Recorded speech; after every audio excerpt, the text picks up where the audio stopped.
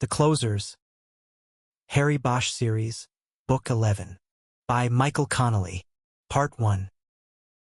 Blue Religion. 1. Within the practice and protocol of the Los Angeles Police Department, a 2-6 call is the one that draws the most immediate response while striking the most fear behind the bulletproof vest. For it is a call that often has a career riding on it.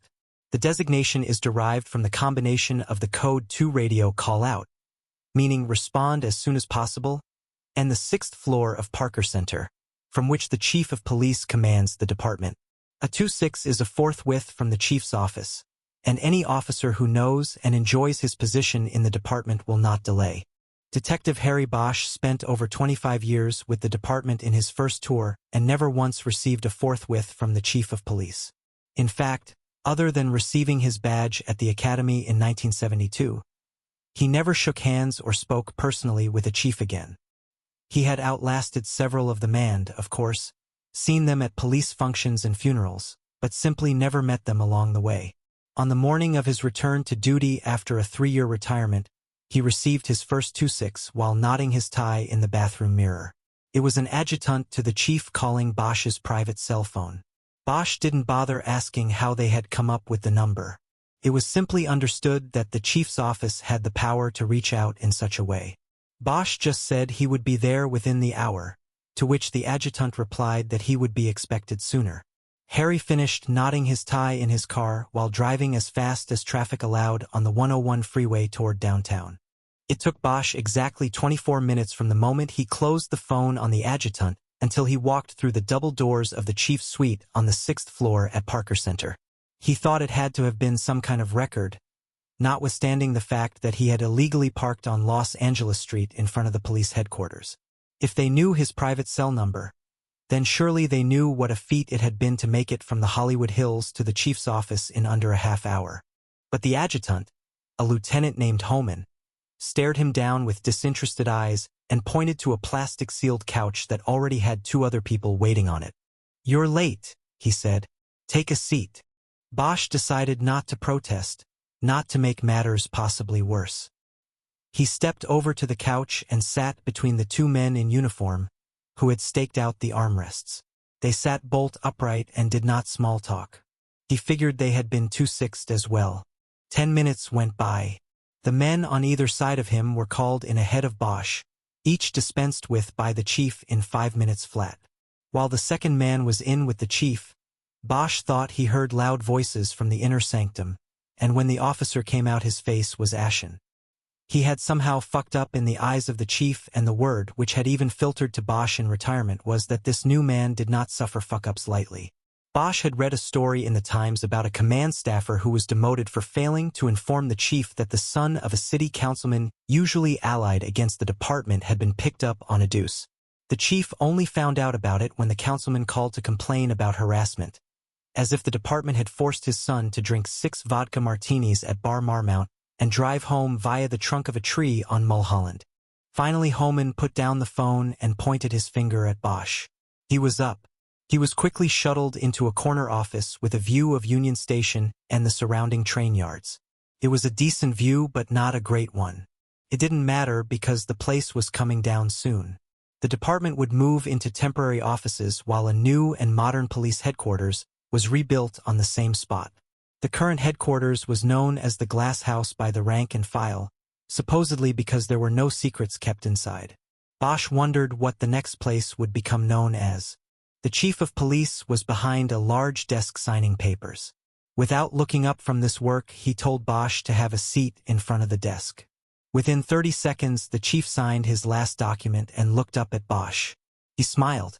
"I wanted to meet you and welcome you back to the department." His voice was marked by an Eastern accent. Department. This was fine with Bosch.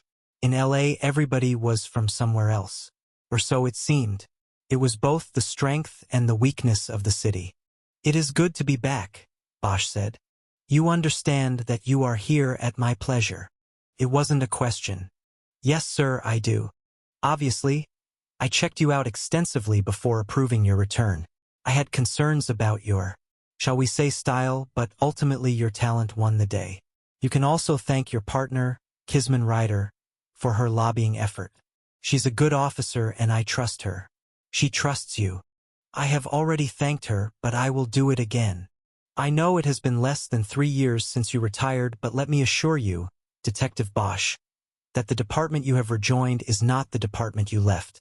I understand that. I hope so. You know about the consent decree? Just after Bosch had left the department, the previous chief had been forced to agree to a series of reforms in order to head off a federal takeover of the LAPD, following an FBI investigation into wholesale corruption, violence, and civil rights violations within the ranks. The current chief had to carry out the agreement or he would end up taking orders from the FBI. From the chief down to the lowliest boot, nobody wanted that. Yes, Bosch said. I've read about it. Good. I'm glad you have kept yourself informed. And I am happy to report that despite what you may read in the Times, we are making great strides and we want to keep that momentum. We are also trying to update the department in terms of technology. We are pushing forward in community policing. We are doing a lot of good things, Detective Bosch, much of which can be undone in the eyes of the community if we resort to old ways. Do you understand what I am telling you? I think so. Your return here is not guaranteed. You are on probation for a year, so consider yourself a rookie again. A boot, the oldest living boot at that. I approved your return. I can also wash you out without so much as a reason anytime in the course of the year. Don't give me a reason. Bosch didn't answer. He didn't think he was supposed to. On Friday we graduate a new class of cadets at the academy. I would like you to be there. Sir, I want you to be there. I want you to see the dedication in our young people's faces. I want to reacquaint you with the traditions of this department. I think it could help you rededicate yourself. If you want me to be there, I will be there. Good. I will see you there. You will sit under the VIP tent as my guest. He made a note about the invite on a pad of paper next to the blotter. He then put the pen down and raised his hand to point a finger at Bosch. His eyes took on a fierceness. Listen to me, Bosch. Don't ever break the law to enforce the law. At all times you do your job constitutionally and compassionately. I will accept it no other way. This city will accept it no other way. Are we okay on that? We are okay. Then we are good to go. Bosch took his cue and stood up. The chief surprised him by also standing and extending his hand. Bosch thought he wanted to shake hands and extended his own. The chief put something in his hand and Bosch looked down to see the gold detective's shield. He had his old number back. It had not been given away. He almost smiled. Wear it well, the police chief said. And proudly. I will. Now they shook hands. But as they did so, the chief didn't smile. The chorus of forgotten voices, he said. Excuse me, chief? That's what I think about when I think of the cases down there in open unsolved. It's a house of horrors. Our greatest shame. All those cases. All those voices. Every one of them is like a stone thrown into a lake. The ripples move out through time and people. Families, friends, neighbors. How can we call ourselves a city when there are so many ripples? When so many voices have been forgotten by this department? Bosch let go of his hand and didn't say anything. There was no answer for the chief's question. I changed the name of the unit when I came into the department. Those aren't cold cases, detective. They never go cold. Not for some people. I understand that. Then go down there and clear cases. That's what your art is. That's why we need you and why you are here. That's why I am taking a chance with you. Show them we do not forget. Show them that in Los Angeles cases don't go cold. I will. Bosch left him there, still standing and maybe a little haunted by the voices. Like himself. Bosch thought that maybe for the first time he had actually connected on some level with the man at the top. In the military it is said that you go into battle and fight and are willing to die for the men who sent you. Bosch never felt that when he was moving through the darkness of the tunnels in Vietnam. He had felt alone and that he was fighting for himself, fighting to stay alive. That had carried with him into the department, and he had at times adopted the view that he was fighting in spite of the men at the top. Now maybe things would be different. In the hallway he punched the elevator button harder than he needed to. He had too much excitement and energy and he understood this. The chorus of forgotten voices. The chief seemed to know the song they were singing. And Bosch certainly did too. Most of his life had been spent listening to that song. 2. Bosch rode the elevator just one flight down to 5. This too was new territory for him. 5 had always been a civilian floor. It primarily housed many of the department's mid- and low-level administrative offices, most of them filled with non-sworn employees, budgeters, analysts, pencil pushers, civilians. Before now, there had been no reason to come to the 5th. There were no placards in the elevator lobby that pointed the way to specific offices. It was the kind of floor where you knew where you were going before you stepped off the elevator. But not Bosch. The hallways on the floor formed the letter H, and he went the wrong way twice before finally finding the door marked 503. There was nothing else on the door. He paused before opening it and thought about what he was doing and what he was starting. He knew it was the right thing. It was almost as if he could hear the voices coming through the door. All 8,000 of them. His rider was sitting on a desk just inside, sipping a cup of steaming coffee. The desk looked like a place for a receptionist, but Bosch knew from his frequent calls in the prior weeks that there was no receptionist in this squad. There was no money for such a luxury. Ryder raised her wrist and shook her head as she checked her watch. "I thought we agreed on 8 o'clock, she said. "Is that how it's going to be, partner? You waltzing in every morning whenever you feel like it?" Bosch looked at his watch. It was 5 minutes after 8. He looked back at her and smiled. Ryder smiled and said, "We're over here." Ryder was a short woman who carried a few extra pounds. Her hair was short and now had some gray in it. She was very dark-complected, which made her smile all the more brilliant. She slipped off the desk, and from behind where she had perched she raised a second cup of coffee to him. "See if I remembered that right." He checked and nodded. "Black, just like I like my partners." "Funny. I'll have to write you up for that." She led the way. The office seemed to be empty.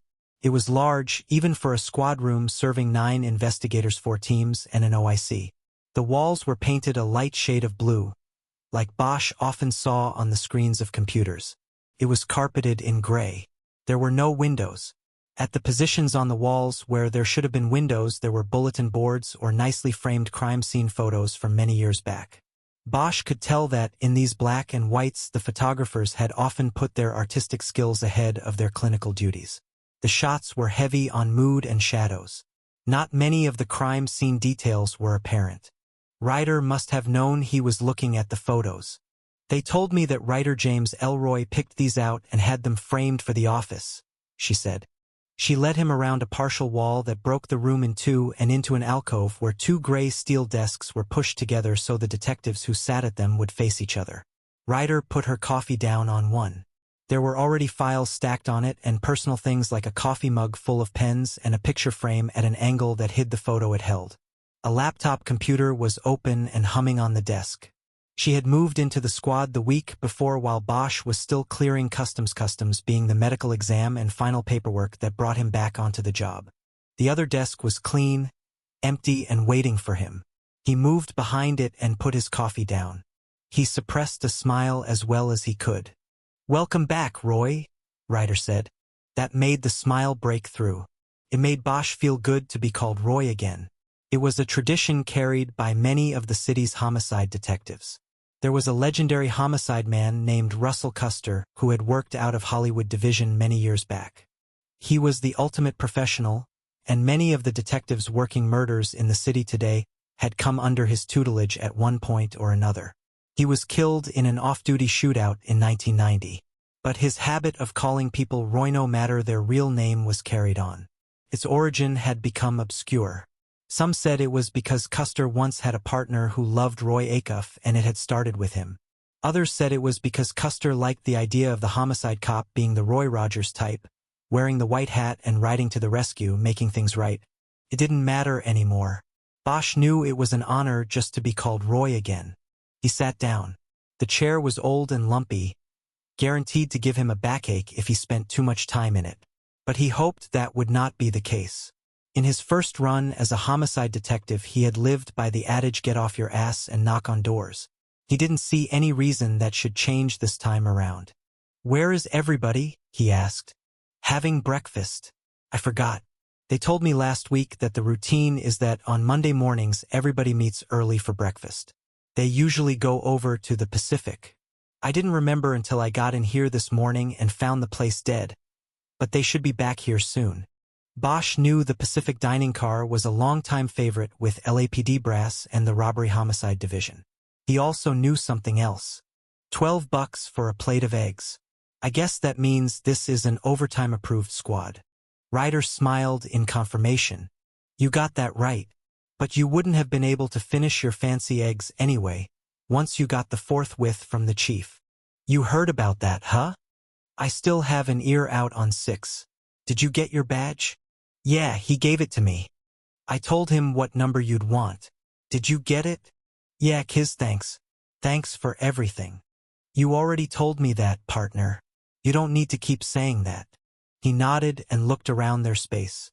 He noticed that on the wall behind Ryder was a photo of 2 detectives huddled beside a body lying in the dry concrete bed of the Los Angeles River. It looked like a shot from the early 50s, judging by the hats the detectives wore. So, where do we start? He asked. The squad breaks the cases up in 3-year increments. Provides some continuity. They say you get to know the era and some of the players in the department. It overlaps. It also helps with identifying serials. In 2 years, they've already come up with 4 serials nobody ever knew about. Bosch nodded.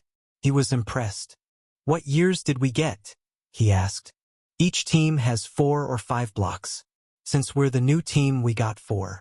She opened the middle drawer of her desk, took out a piece of paper and handed it across to him. Bosch/Ryder case assignments. 1966, 1972, 1987, 1996, 1967, 1973, 1988, 1997, 1968, 1974, 1989, 1998. Bosch studied the listing of years for which they would be responsible. He had been out of the city and in Vietnam for most of the first block. The summer of love, he said. I missed it. Maybe that's what's wrong with me. He said it just to be saying something. He noticed that the second block included 1972, the year he had come onto the force. He remembered a call out to a house off of Vermont on his second day on the job in patrol. A woman back east asked police to check on her mother, who was not answering the phone. Bosch found her drowned in a bathtub, her hands and feet bound with dog leashes. Her dead dog was in the tub with her. Bosch wondered if the old woman's murder was one of the open cases he would now be charged with solving. How was this arrived at? I mean, why did we get these years? They came from the other teams. We lightened their caseload. In fact, they already started the ball rolling on cases from a lot of those years.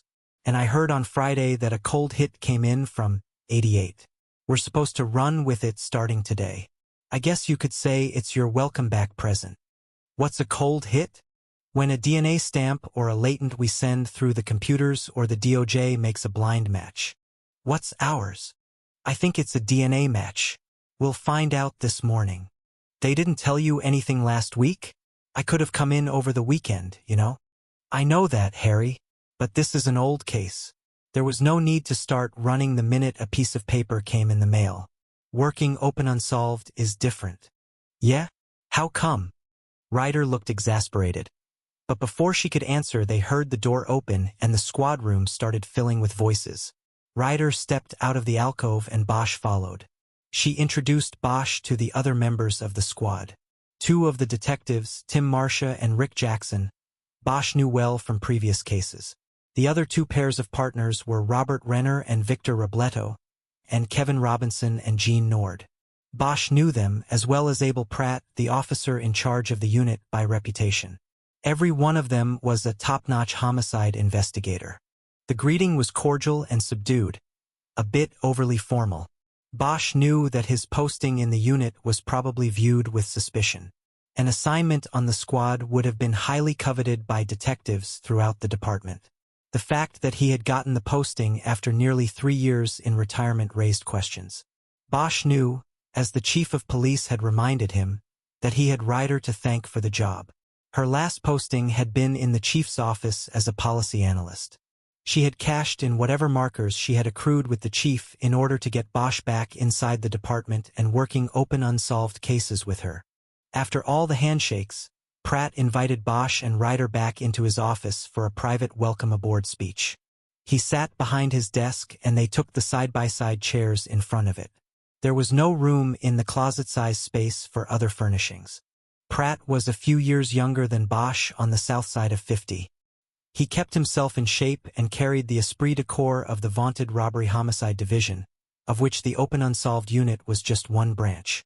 Pratt appeared confident in his skills and his command of the unit. He had to be. The RHD took on the city's most difficult cases. Bosch knew that if you did not believe you were smarter, tougher, and more cunning than the people you were after, then you didn't belong. "What I really should do is split you two up," he began. "Make you work with guys already established here in the unit, because this is different from what you've done in the past. But I got the word from Six and I don't mess with that. Besides, I understand you two have a prior chemistry that worked. So forget what I should do and let me tell you a little bit about working open unsolveds. Kiz, I know you already got this speech last week, but you'll just have to suffer along. Okay?" "Of course," Ryder said. "First of all, forget closure. Closure is bullshit. Closure is a media term, something they put in newspaper articles about cold cases. Closure is a joke. It's a fucking lie. All we do here is provide answers. Answers have to be enough. So don't mislead yourself about what you are doing here. Don't mislead the family members you deal with on these cases, and don't be misled by them." He paused for reaction, got none, and moved on. Bosch noticed that the crime scene photo framed on the wall was of a man collapsed in a bullet-riddled phone booth. It was the kind of phone booth you only saw in old movies and at the farmer's market or over at Phillips. "Without a doubt," Pratt said. "This squad is the most noble place in the building. A city that forgets its murder victims is a city lost. This is where we don't forget. We're like the guys they bring in the bottom of the ninth inning to win or lose the game. The closers. If we can't do it, nobody can. If we blow it, the game is over because we're the last resort. Yes, we're outnumbered. We've got 8,000 open unsolved since 1960. But we are undaunted. Even if this whole unit clears only one case a month, just 12 a year, we are doing something. We're the closers, baby. If you're in homicide, this is the place to be." Bosch was impressed by his fervor. He could see sincerity and even pain in his eyes. He nodded. He immediately knew that he wanted to work for this man, a rarity in his experience in the department. "Just don't forget that closure isn't the same as being a closer," Pratt added. "Got it," Bosch said. "Now, I know you both have long experience working homicides. What you are going to find different here is your relationship with the cases." "Relationship?" Bosch asked. "Yes, relationship. What I mean is that working fresh kills is a completely different animal. You have the body, you have the autopsy, you carry the news to the family. Here you are dealing with victims long dead. There are no autopsies, no physical crime scenes. You deal with the murder books if you can find the man, the records. When you go to the family, and believe me, you don't go until you are good and ready, you find people who have already suffered the shock and found or not found ways to get past it. It wears on you. I hope you are prepared for that." "Thanks for the warning," Bosch said. "With fresh kills it is clinical because things move fast. With old cases it is emotional. You are going to see the toll of violence over time. Be prepared for it." Pratt pulled a thick blue binder from the side of his desk to the center of his calendar blotter. He started to push it across to them, then stopped. "Another thing to be prepared for is the department. Count on files being incomplete or even missing. Count on physical evidence being destroyed or disappeared. Count on starting from scratch with some of these. This unit was put together 2 years ago. We spent the first 8 months just going through the case logs and pulling out open unsolveds. We fed what we could into the forensics pipelines, but even when we've gotten a hit, we have been handicapped by the lack of case integrity. It has been abysmal. It has been frustrating. Even though there is no statute of limitations on murder, we are finding that evidence and even files were routinely disposed of during at least one administration.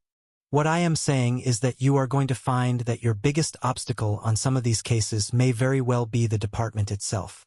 Somebody said we have a cold hit that came out of one of our time blocks, Bosch said. He'd heard enough. He just wanted to get moving on something. Yes, you do, Pratt said. We'll get to that in a second. Let me just finish up with my little speech. After all, I don't get to make it that often. In a nutshell, what we try to do here is apply new technology and techniques to old cases. The technology is essentially threefold. You have DNA, fingerprints, and ballistics. In all three areas, the advancements in comparative analysis have been phenomenal in the last 10 years. The problem with this department is that it never took any of these advances and looked backward at old cases. Consequently, we have an estimated 2,000 cases in which there is DNA evidence that has never been typed and compared.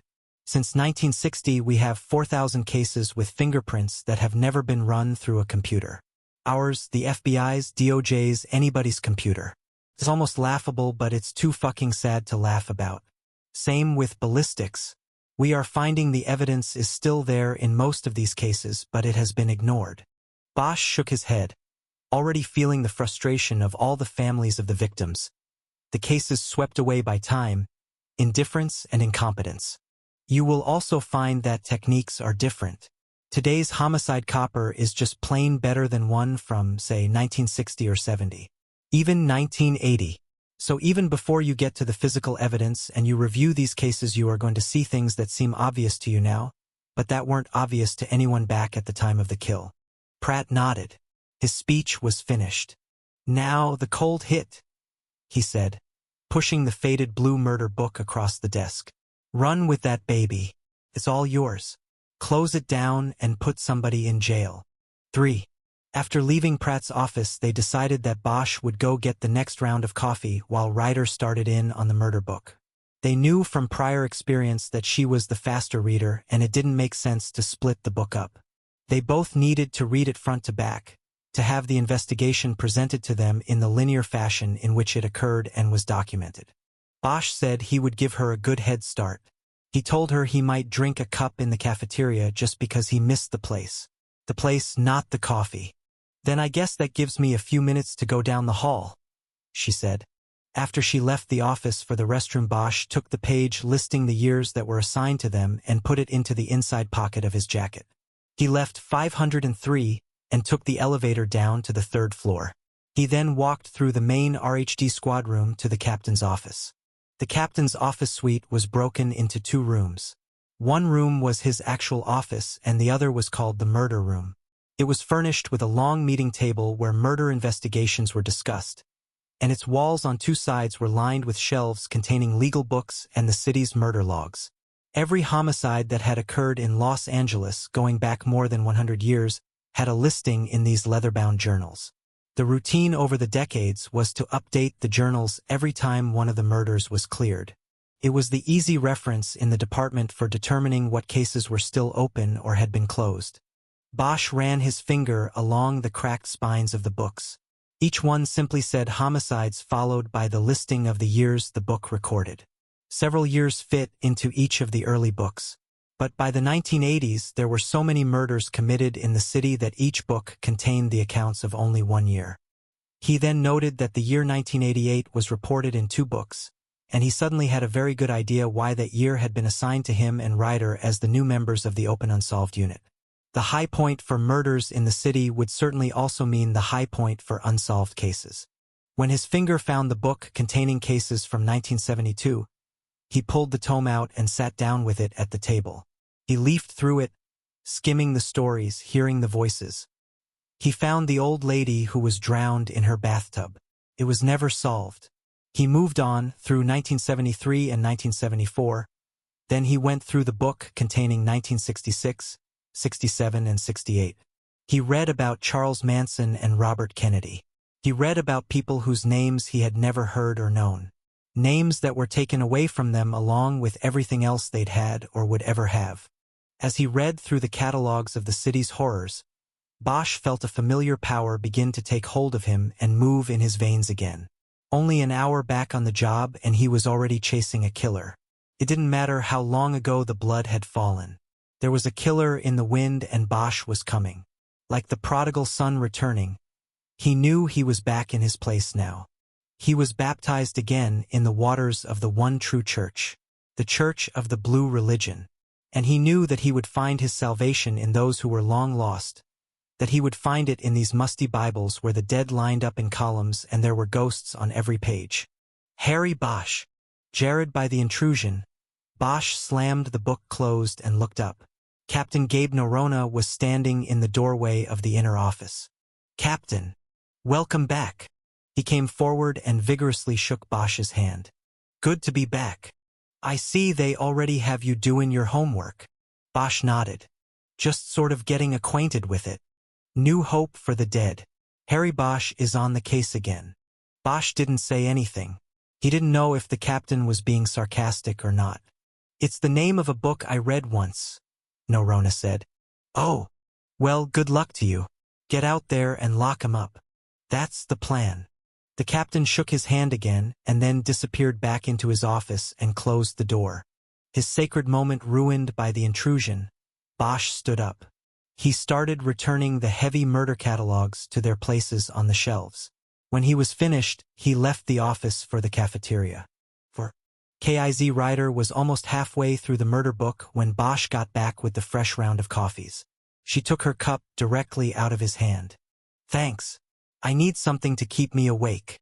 "What? You're going to sit there and tell me that this is boring compared to pushing paper in the chief's office?" "No, it's not that. It's just all the catching up, the reading. We've got to know this book inside and out. We've got to be alert for the possibilities."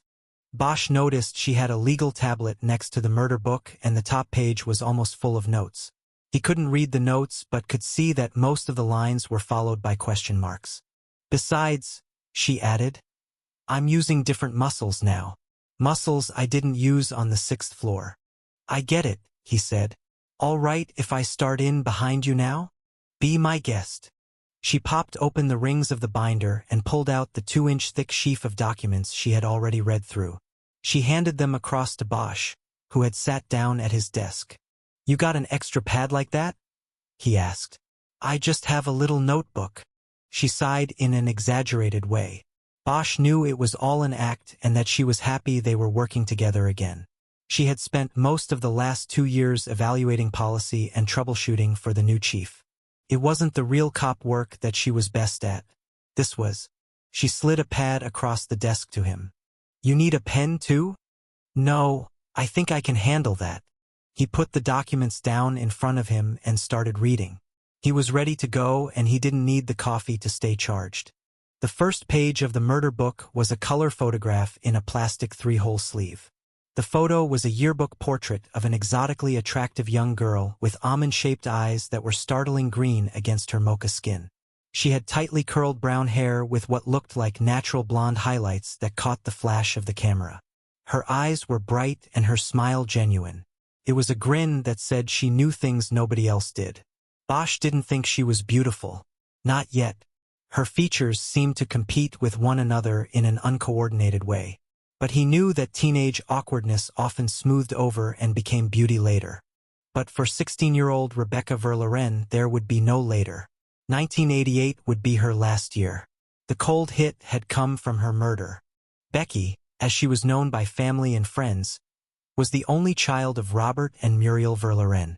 Muriel was a homemaker. Robert was the chef and owner of a popular Malibu restaurant called the Island House Grill. They lived on Red Mesa way off of Santa Susana Pass Road in Chatsworth, at the northwest corner of the sprawl that made up Los Angeles. The backyard of their house was the wooded incline of Oat Mountain, which rose above Chatsworth and served as the northwest border of the city. That summer Becky was between her sophomore and junior years at Hillside Preparatory School. It was a private school in nearby Porter Ranch, where she was on the honor roll and her mother volunteered in the cafeteria and often brought jerk chicken and other specialties from her husband's restaurant for the faculty lunchroom. On the morning of July 6, 1988, the Verlorens discovered their daughter missing from their home. They found the back door unlocked, though they were sure it had been secured the night before. Thinking the girl might have gone for a walk, they waited worriedly for 2 hours, but she did not return. That day she was scheduled to go to the restaurant with her father to work the lunch shift as an assistant hostess, and it was well past the time to leave for Malibu. While her mother called her friends hoping to locate her, Her father went up the hillside behind the house looking for her. When he came back down the hill without finding a sign of her, they decided it was time to call the police. Patrol officers from the Devonshire Division were called to the home. They found no evidence of a break-in at the house. Citing this and the fact that the girl was in an age group with one of the highest runaway rates, the disappearance was viewed as a possible runaway situation and handled as a routine missing persons case. This was against the protests of the missing girl's parents, who did not believe she had run away or left their home of her own volition. The parents were proved horribly correct 2 days later when the decomposing body of Becky Verloren was found hidden beside the fallen trunk of an oak tree about 10 yards off an equestrian trail on Oat Mountain. A woman riding her Appaloosa had gone off the path to investigate a bad smell and came across the body. The rider might have ignored the odor but had earlier seen signs posted on telephone poles about the missing girl from the area. Becky Verloren had died less than a quarter mile from her house. It was likely that her father had passed within yards or even feet of her body when he was hiking the hillside and calling out her name. But on that morning there had been no odor yet to draw his attention. Bosch was the father of a young girl. Though she lived far away from him with her mother, she was never far from his thoughts. He thought now of a father climbing a steep hillside, calling for a daughter who would never come home. He tried to concentrate on the murder book. The victim had been shot once in the chest by a high-powered pistol. The weapon, a .45 caliber Colt semi-automatic, was lying in the leaves by her left ankle. As Bosch studied the crime scene photos, he saw what appeared to be a burn from a contact shot on the fabric of her light blue nightgown. The bullet hole was located directly above the heart, and Bosch knew by the size of the gun and the entry wound that death was likely immediate. Her heart would have been shattered by the round as it blasted through her body. For a long time Bosch studied the photographs of the body as it had been found. The victim's hands were not bound. She was not gagged. Her face was turned in toward the trunk of the fallen tree. There were no indications of defensive wounds of any nature. There was no indication of sexual molestation or any other assault. The police misinterpretation of the girl's disappearance was initially compounded by the misinterpretation of the death scene. The assessment at the scene resulted in the death being viewed as a probable suicide. As such, the case was kept by the local division's homicide squad and the 2 detectives who rolled on the body call, Ron Green and Arturo Garcia. Devonshire Division was at that time and still is the LAPD's quietest station. Representing a large bedroom community with high property values and mostly upper-middle-class residents, Devonshire always had crime tables that were among the lowest in the city. Inside the department, the station was known as Club Dev. It was a highly sought-after posting by officers and detectives who had put in many years and were tired or had simply seen enough action. Devonshire Division also represented the part of the city closest to Simi Valley, a quiet, relatively crime-free community in Ventura County where hundreds of LAPD officers chose to live. A posting at Devonshire made the commute a breeze and the workload the lightest in the department. The Club Dev pedigree played in the back of Bosch's mind as he read the reports. He knew part of his task here was to make a judgment on Green and Garcia's work, to determine if they had been up to the task. He did not know them and had no experience with them. He had no idea what level of skills and dedication they had brought to the case. There was the initial misinterpretation of the death as a suicide, but by the appearance of the records, the 2 investigators seemed to recover quickly and move on with the case. Their reports seemed to be well-written, thorough, and complete. They seemed to have taken the extra step wherever possible. Still, Bosch knew that a murder book could be manipulated to give this impression. The truth would be revealed as he delved deeper and continued his own investigation. He knew there could be a vast difference between what was recorded and what was not. According to the murder book, Green and Garcia quickly reversed investigative directions when suicide was dismissed after the autopsy was completed and the gun found with the body was analyzed. The case was reclassified as a homicide that had been disguised as a suicide. Bosch first came to the autopsy findings in the murder book. He had read 1,000 autopsy protocols and had attended several hundred of the procedures as well. He knew to skip all the weights and measurements and descriptions of the actual procedure and go right to the summary section and the attendant photographs. Unsurprisingly, He found the cause of death listed as a gunshot wound to the chest. The estimated time of death was between midnight and 2 a.m. on July 6. The summary noted that no witness reported hearing the shot, so the time of death estimate was based solely on measuring loss of body temperature. The report concluded that the burns were caused by a stun gun, a handheld device that emits a powerful electric charge and renders its victims unconscious or incapacitated for several minutes or longer, depending on the charge. Normally, a charge from a stun gun would leave two small and almost unnoticeable marks on the skin indicating the location of the twin contacts. But if the contact points of the device were held unevenly against the skin, the electric charge would arc and often burn the skin in the manner seen on Becky Verloren's neck. The autopsy summary also noted that an examination of the victim's bare feet found no soil deposits or cuts or bruises, which would be evident had the girl walked barefoot up the mountainside in the dark. Bosch drummed his pen on the report and thought about this. He knew this was a mistake made by Green and Garcia. The victim's feet should have been examined at the scene, and they should have made the jump right then to the idea that the suicide was a setup. Instead, they missed it, and they lost 2 days waiting for the autopsy on a weekend. Those days plus the 2 days lost when patrol wrote the parents' call-off as a runaway case added up to a bad number in a murder investigation. There was no doubt that the case was slow out of the blocks. Bosch was beginning to see how badly the department had let Rebecca Verloren down. The autopsy report also contained the results of a gunshot residue test conducted on the victim's hands. While GSR was found on Becky Verloren's right hand, there was no indication of it on her left. Even though Verloren was right-handed, Bosch knew that the GSR test was an indicator that she had not actually fired the gun that killed her.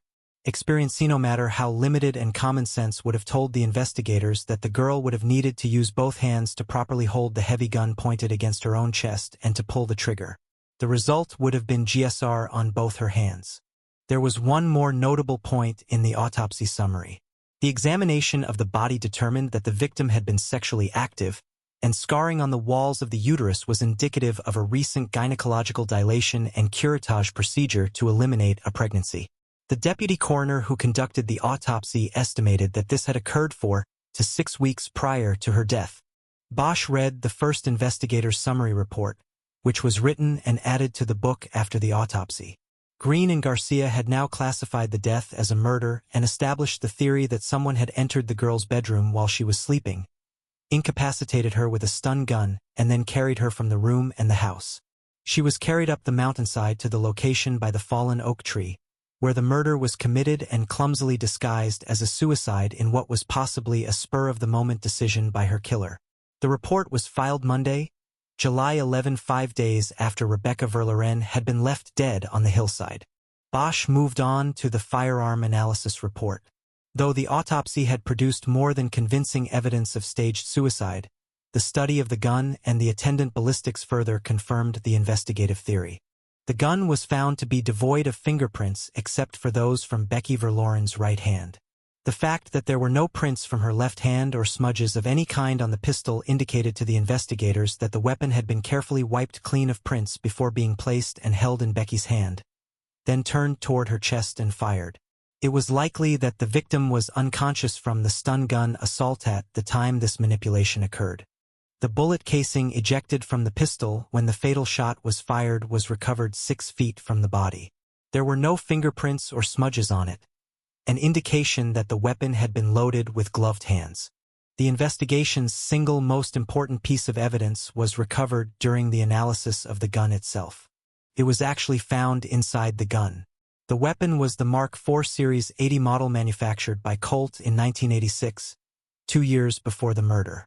It featured a long hammer spur, which was notable because the gun had a reputation for leaving a tattoo injury on the shooter if the weapon was not handled properly while firing.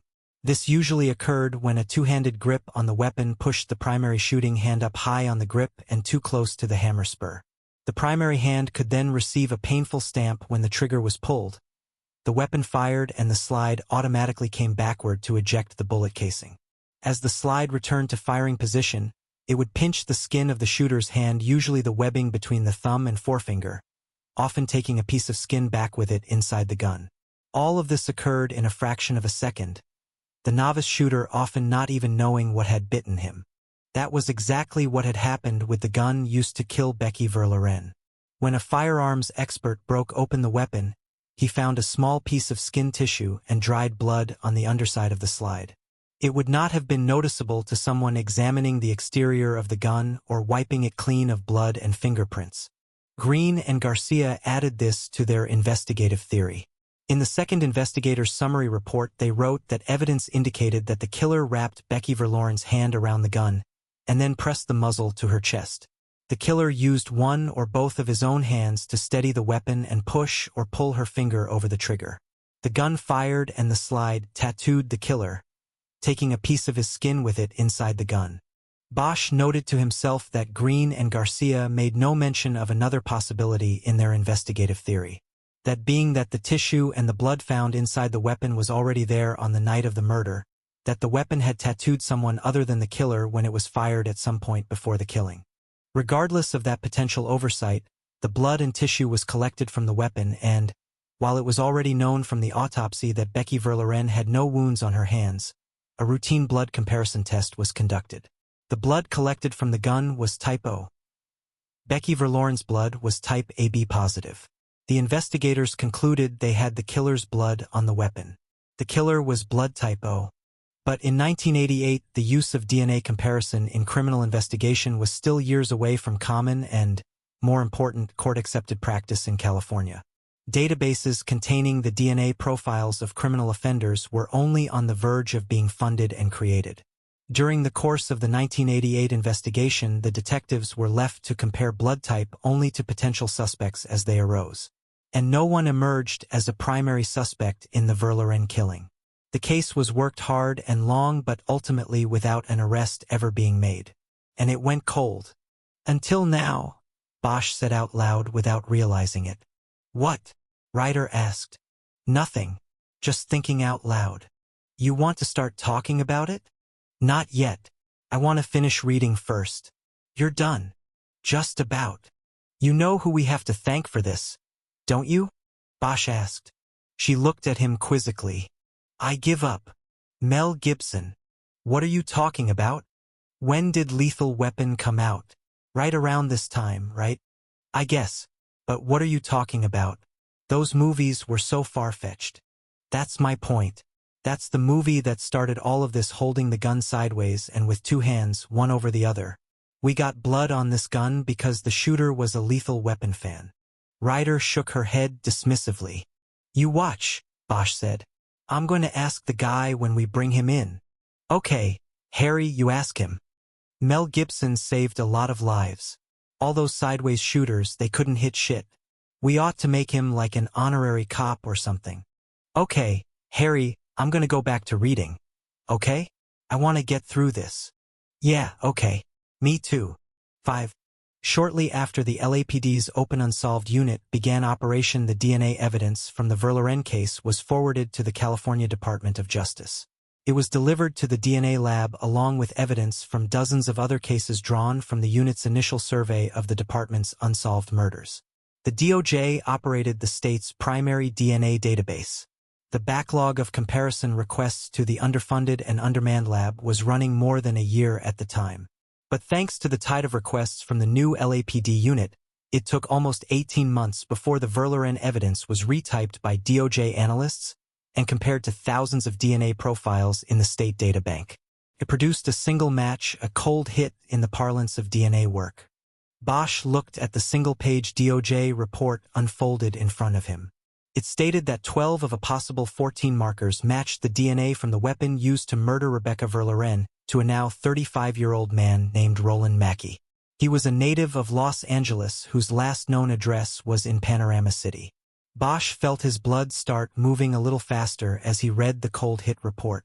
Panorama City was in the San Fernando Valley, not more than 15 minutes from Chatsworth, even in bad traffic. It added a level of credibility to the match. It was not that Bosch didn't believe the science. He did, but he also believed you needed more than the science to convince a jury beyond a doubt. You needed to bolster the scientific fact with connections of circumstantial evidence and common sense. This was one of those connections. Bosch noticed the date on the cover letter of the DOJ report. You said we just got this? he asked Ryder. Yeah, I think it came in Friday. Why? The date on it is from 2 Fridays ago. 10 days. Ryder shrugged. Bureaucracy, she said. I guess it took its time getting down here from Sacramento. I know the case is old, but you'd think they'd move a little faster than that. Ryder didn't respond. Bosch dropped it and read on.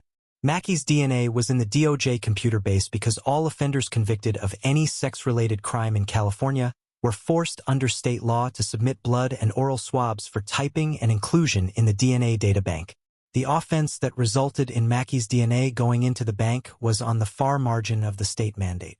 2 years earlier, Mackey was convicted of lewd behavior in Los Angeles. The DOJ report did not offer details of the crime but stated Mackey was placed on 12 months probation, an indication that his was a minor offense. Bosch was about to write a note on his pad when he looked up and saw Ryder closing the murder book on the second half of the documents. Done. Done. Now what? I figured that while you were finishing the book I'd go over to the ESB and pick up the box. Bosch had no trouble remembering the meaning of what she said. He had slipped easily back into the world of acronyms and copspeak. The ESB was the evidence storage building over at the Piper Tech compound. She would go there to pick up the physical evidence that would have been stored from the case. Items like the murder weapon, the victim's clothing, and anything else accumulated while the case was initially worked. It was usually stored in a taped cardboard box and put on a shelf. The exception to this was storage of perishable and biological evidence such as the blood and tissue recovered from the Verloren murder weapon, which was stored in lab vaults in the Scientific Investigation Division. Sounds like a good idea, Bosch said. But first, why don't you run this guy through DMV and NCIC and see if we can get a location? Already did that. She turned her laptop around on her desk so Bosch could see the screen. He recognized the National Crime Index computer template on the screen. He reached across and started scrolling down the screen, his eyes scanning the information. Ryder had run Roland Mackey through NCIC and gotten his criminal record. His conviction 2 years earlier for lewd behavior was only the latest in a string of recorded arrests dating back to when he was 18, the same year as Rebecca Verloren's murder. Anything prior would not be listed because juvenile protection laws shielded that part of his record. Most of the crimes listed were property and drug-related crimes, beginning with car theft and a burglary at 18 and leading to 2 drug possession raps, 2 driving under the influence arrests, another burglary charge, and a receiving stolen property hit. There was also an early solicitation of prostitution arrest. Overall, it was the pedigree of a small-time criminal and drug user. It appeared that Mackey never went to state prison for any of his crimes. He was often given second chances and then, through plea agreements, was sentenced to probation or to short stints in county jail. It appeared that the longest he ever stayed in stir was 6 months served after pleading guilty to receiving stolen property when he was 28 years old. He served his time at the county-run Wayside Honor Rancho. Bosch leaned back after he was finished scrolling through the computer records. He felt uneasy about what he had just read. Mackey had the kind of record that might be seen as a pathway to murder. But in this case, the murder came first when Mackey was only 18 years old and the petty crimes came after. It didn't seem to quite fit. What? Ryder asked, sensing his mood. I don't know. I thought there'd be more, I guess. It's backwards. This guy goes from murder to petty crime? Doesn't seem to hold. Well, this is all he's ever gotten popped for. Doesn't mean it's all he ever did. He nodded. Juvenile? He asked. Maybe. Probably. But we'll never get those records now. They're probably long gone. It was true. The state went out of its way to protect the privacy of juvenile offenders. Crimes rarely tailed offenders into the adult justice system. Nevertheless, Bosch thought that there had to be childhood crimes that would fit better with the seemingly cold-blooded murder of a 16-year-old girl who had been incapacitated with a stun gun and abducted from her home. Bosch began to have an uneasy feeling about the cold hit they were working. He was beginning to sense that Mackey was not the target. He was a means to the target. Did you run him through DMV for an address? He asked. Harry, that's old school. You only have to update your driver's license every 4 years. You want to find somebody, you go to AutoTrack.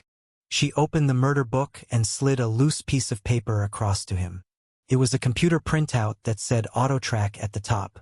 Ryder said it was a private company the police department contracted with.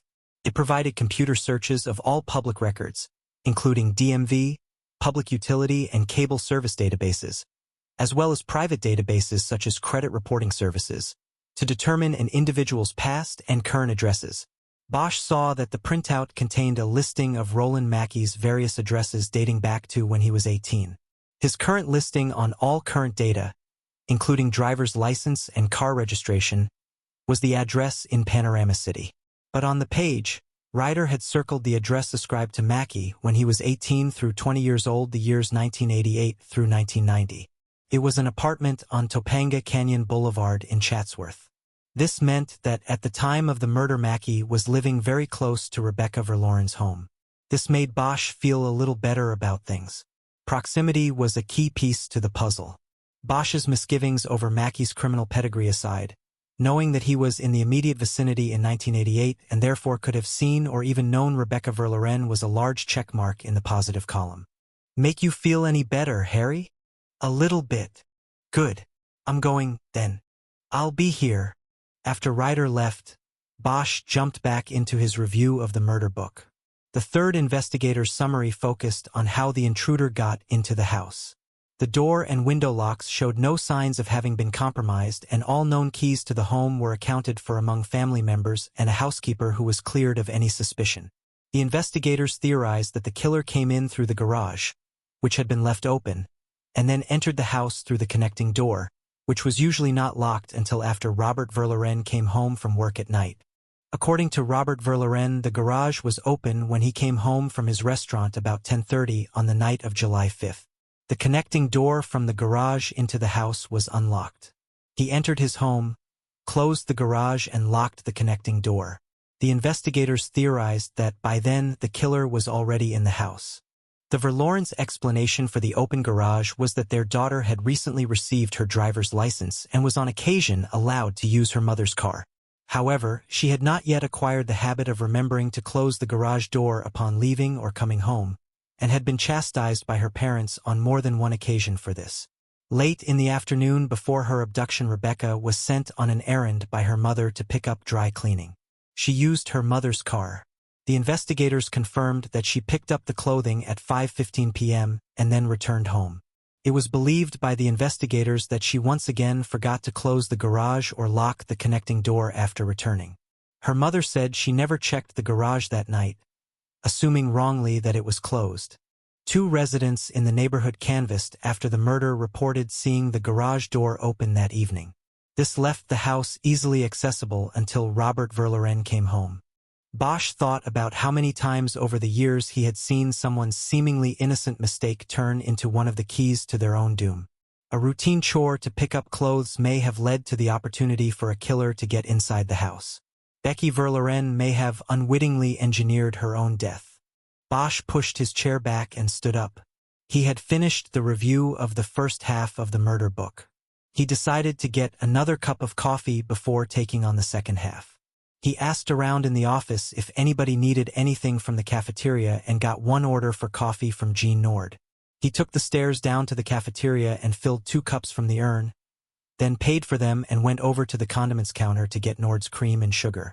While he was pouring a shot of cream into one of the cups, he felt a presence next to him at the counter.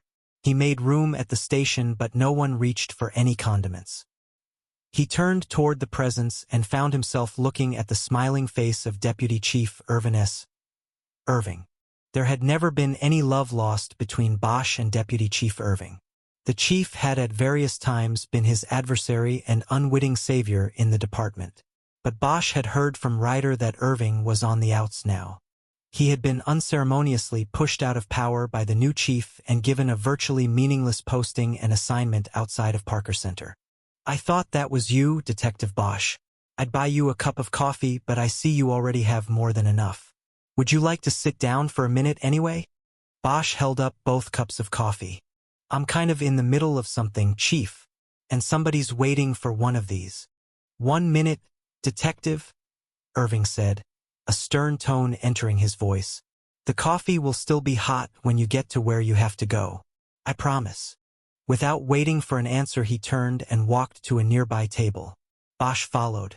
Irving still had a shaved and gleaming skull. His muscular jaw was his most prominent feature. He took a seat and held his posture ramrod straight. He didn't look comfortable. He didn't speak until Bosch sat down. The pleasant tone was back in his voice. "All I wanted to do was welcome you back to the department," he said. He smiled like a shark. Bosch hesitated like a man stepping across a trapdoor before answering. "It's good to be back, Chief. The open unsolved unit. I think that is the appropriate place for someone of your skills." Bosch took a sip from his scalding cup of coffee. He didn't know if Irving had just complimented or insulted him. He wanted to leave. "Well, we'll see," he said. "I hope so. I think I better." Irving held his hands out wide, as if to show he wasn't hiding anything. "That's it," he said. "You can go. I just wanted to say welcome back. And to thank you." Bosch hesitated, but then bit. "Thank me for what, Chief?" "For resurrecting me in this department." Bosch shook his head and smiled as if he didn't understand. "I don't get it, Chief," he said. "How am I supposed to do that? I mean, you're across the street in the City Hall Annex now, right? What is it, the Office of Strategic Planning or something? From what I hear, you get to leave your gun at home." Irving folded his arms on the table and leaned in close to Bosch. All pretense of humor, false or otherwise, evaporated. He spoke strongly but quietly. "Yes, that is where I am. But I guarantee you that it will not be for long. Not with the likes of you being welcomed back into the department."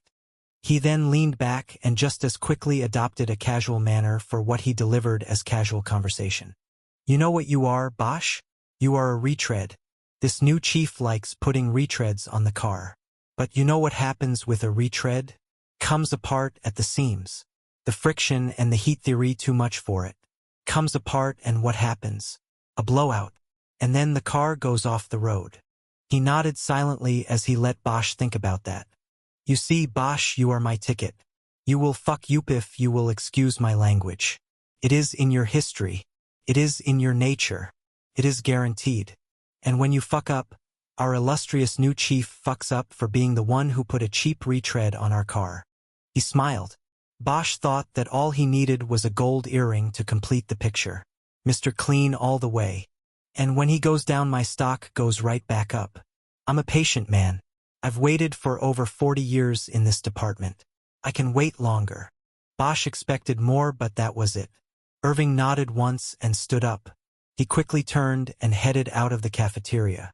Bosch felt the anger rise in his throat. He looked down at the 2 cups of coffee in his hands and felt like an idiot for having sat there like a defenseless errand boy while Irving had verbally punched him out.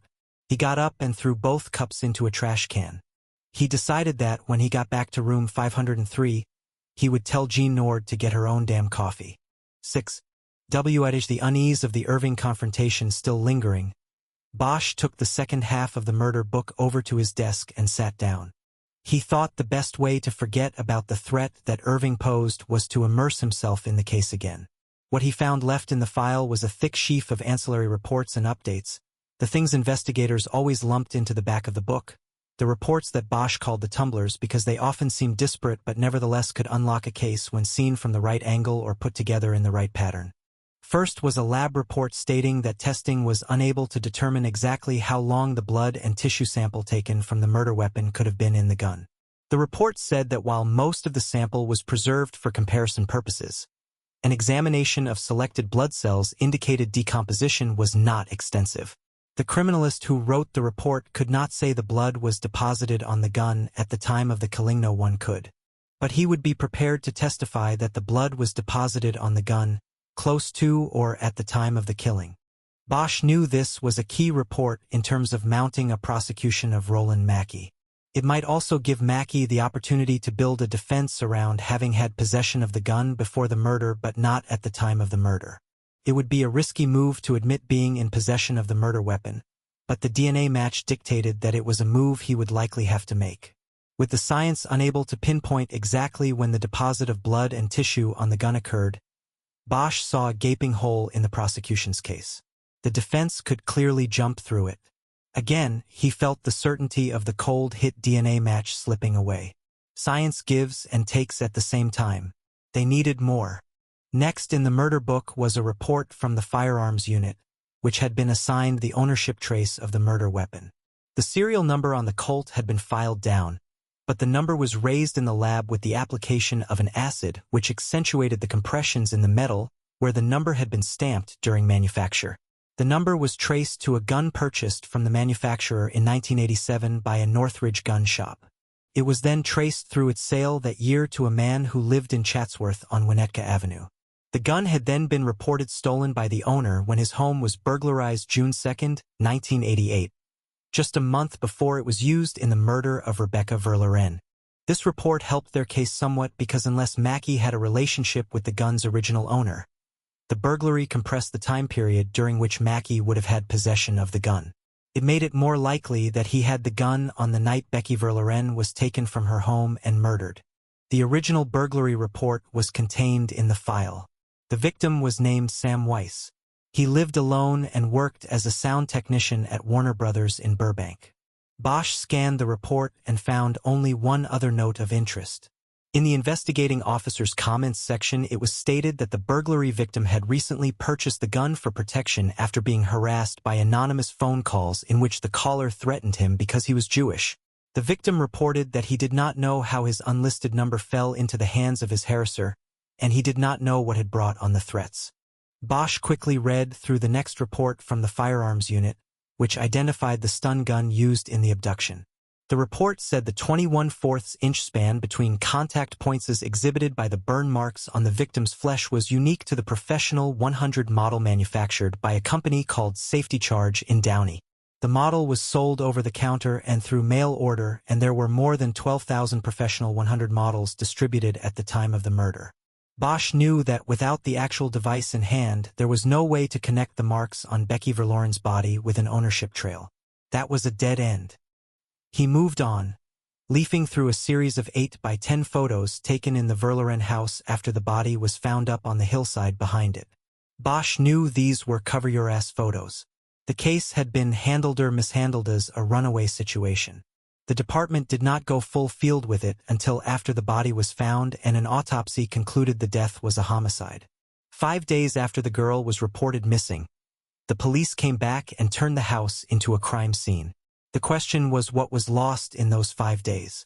The photos included interior and exterior shots of all 3 doors to the house front, back, garage and several close-ups of window locks.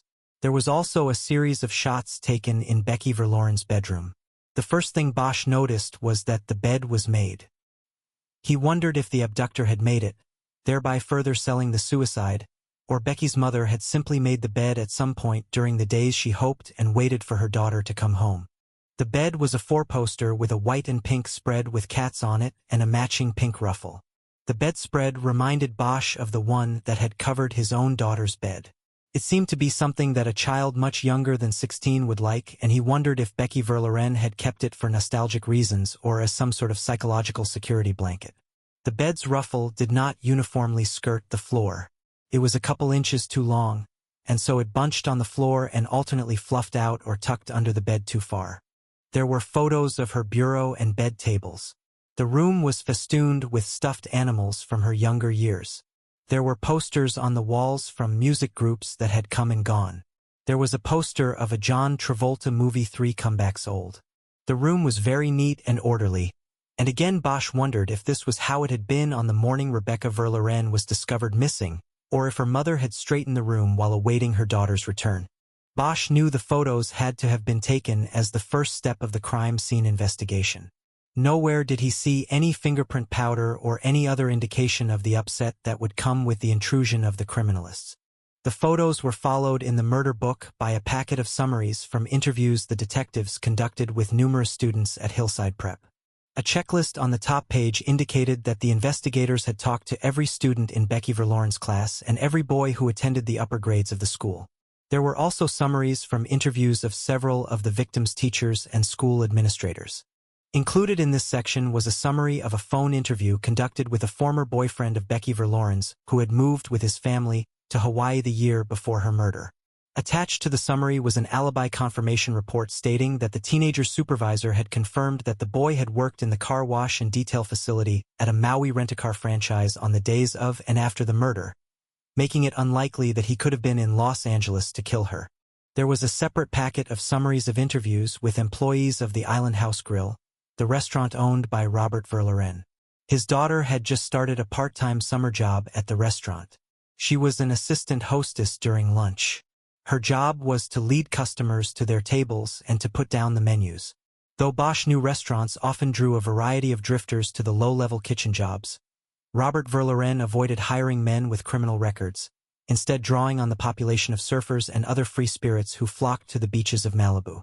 These people would have had limited contact with Rebecca, who worked in the dining room, but they were interviewed just the same and seemingly dismissed by the investigators.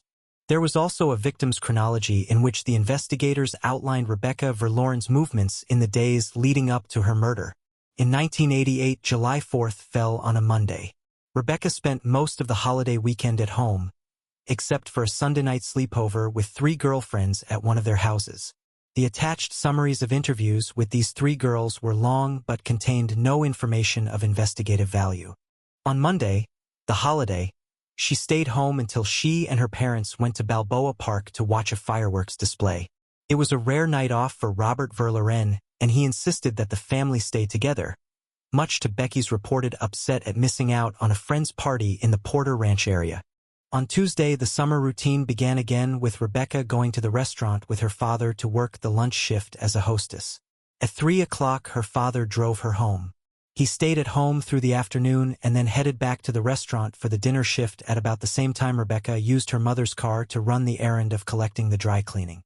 Bosch saw nothing in the schedule that raised suspicions, nothing that was missed by the original investigators.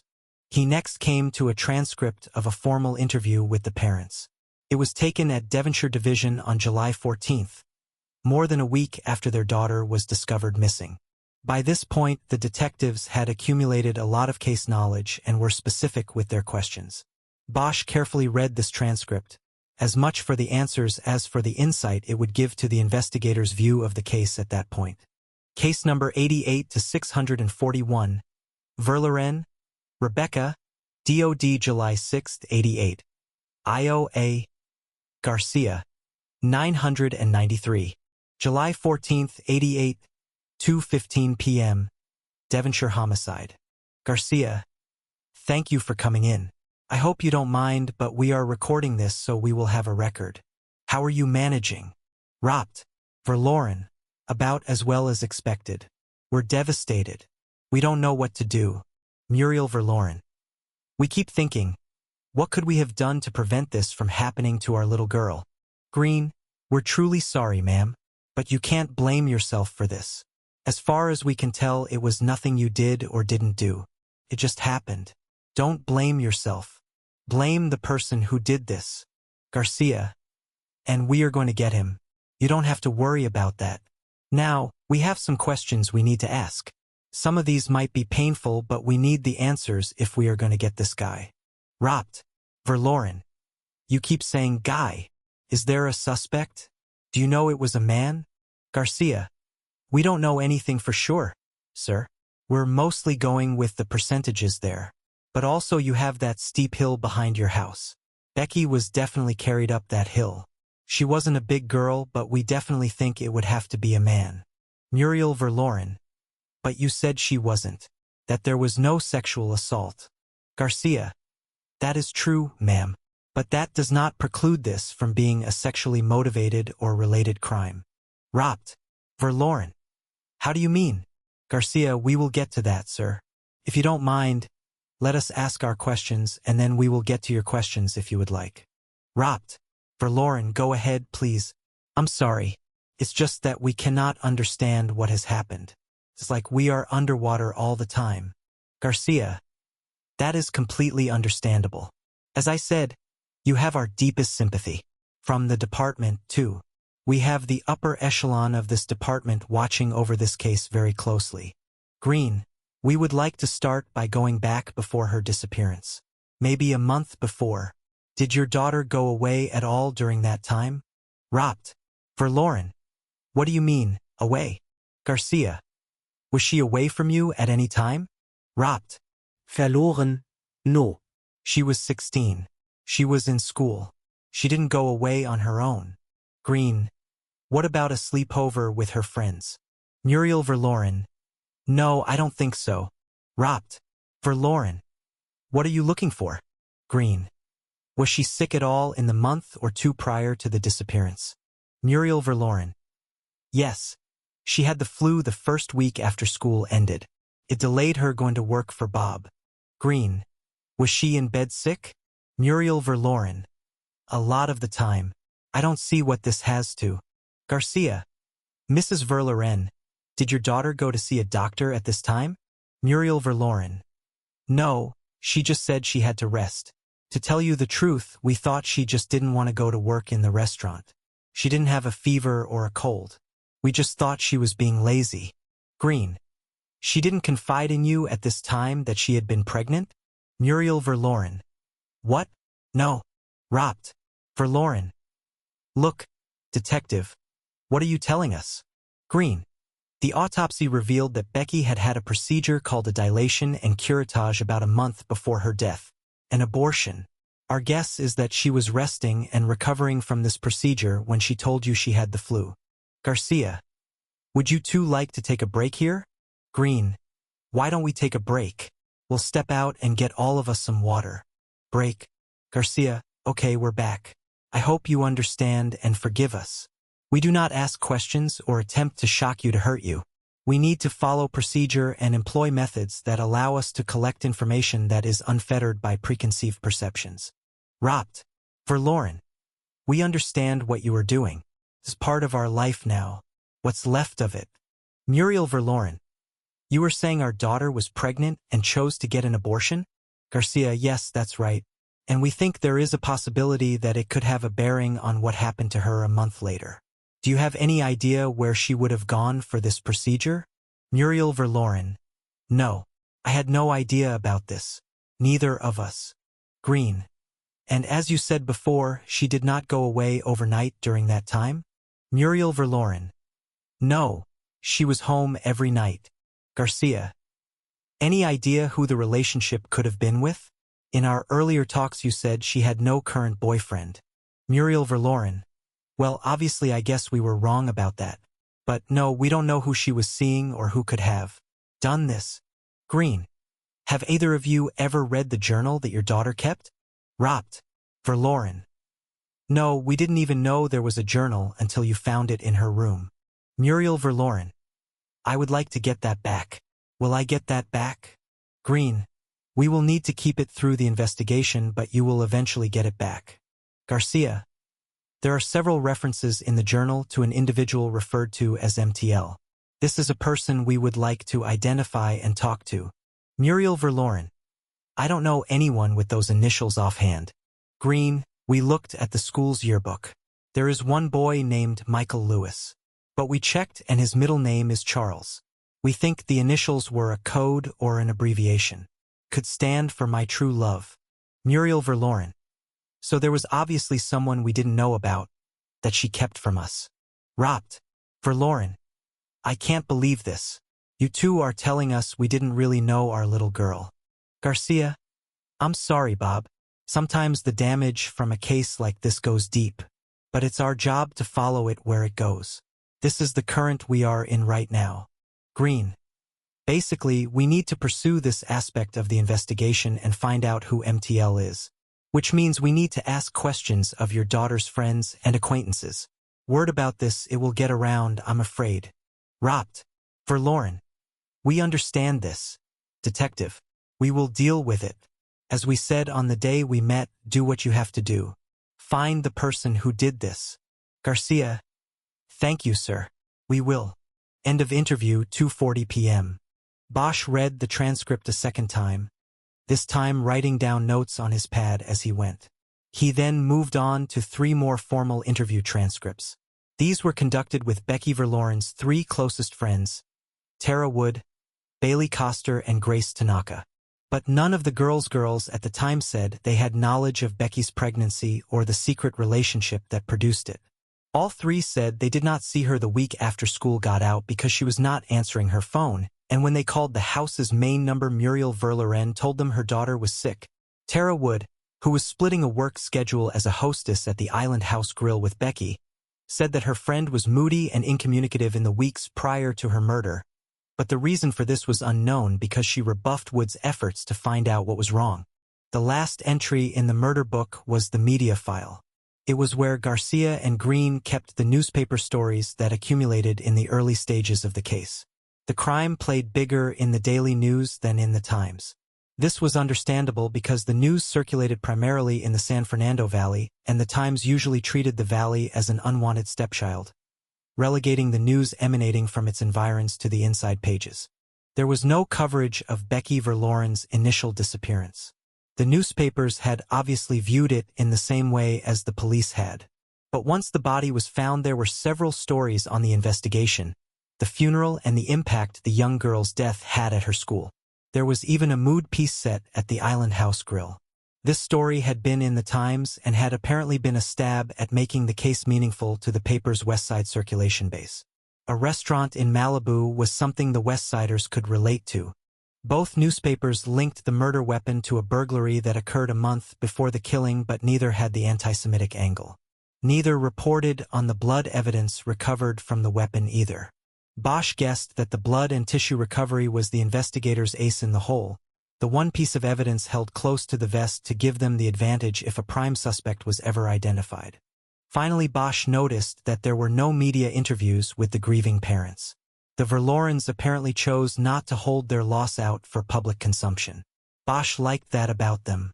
It seemed to him that increasingly the media forced the victims of tragedy to grieve in public, in front of cameras and in newspaper stories. Parents of murdered children became talking heads who appeared on the tube as experts the next time there was another child murdered and another set of parents grieving. It all didn't sit well with Bosch. It seemed to him that the best way to honor the dead was to keep them close to the heart, not to share them with the world across the electronic spectrum. At the back of the murder book, there was a pocket containing a manila envelope with the Times's eagle insignia and address in the corner. Bosch pulled it out and opened it and found a series of 8 by 10 color photos taken at Rebecca Verloren's funeral 1 week after her murder. Apparently there had been a deal cut, the photos traded for access. Bosch remembered making such deals in the past when he was unable because of scheduling or budget to get a police photographer out to a funeral. He would promise the reporter working the story that he or she would be in line for an exclusive if the newspaper photographer wouldn't mind running off a complete set of crowd shots of the people attending the service. You never knew when the killer might show up to get a rise out of the anguish and grief he had caused. Reporters always went for the deal. Los Angeles was one of the most competitive media markets in the world, and reporters lived and died by the access they had. Bosch studied the photos but was handicapped in looking for Roland Mackey because he didn't know what he looked like in 1988. The photos Kis Ryder had pulled up on the computer were from his most recent arrest. They showed a balding man with a goatee and dark eyes. It was hard to trace that visage back to any of the teenaged faces that gathered to put one of their own in the ground. For a while he studied Becky Verloren's parents in one of the photos. They were standing at the graveside, leaning against each other as if holding each other from falling. Tears lined their faces. Robert Verloren was black and Muriel Verloren was white. Bosch now understood where their daughter had gotten her growing beauty. The mix of races in a child often rose above the attendant social difficulties to achieve such grace. Bosch put the photos down and thought for a moment. Nowhere in the murder book had there been mention of the possibility of race playing a part in the murder. But the murder weapons coming from the burglary of a man being threatened because of his religion seemed to give rise to the possibility of at least a tenuous link to the murder of a girl of mixed races. The fact that this was not mentioned in the murder book meant nothing. The aspect of race was always something held close to the vest in the LAPD. To commit something to the paperwork was to make it known within the department. Investigative summaries were reviewed all the way up the line on hot cases. It could then be leaked and turned into something else, something political. So its absence was not seen by Bosch as a taint on the investigation. Not yet, at least. He returned the photos to the envelope and closed the murder book. He guessed that there were more than 300 pages of documents and photos in it, and nowhere on any of those pages had he seen the name Roland Mackey. Was it possible that he had escaped even peripheral notice in the investigation so many years before? If so, was it still possible he was indeed the killer? These questions bothered Bosch. He always tried to keep faith in the murder book, meaning that he believed the answers usually lay within its plastic sides. But this time he was having difficulty believing the cold hit, not the science. He had no doubt about Mackey being matched to the blood and tissue found inside the murder weapon. But he believed something was wrong. Something was missing. He looked down at his pad. He had taken few notes. He had really only composed a list of people he wanted to talk to. Green and Garcia. Mother/father. School/friends/teachers.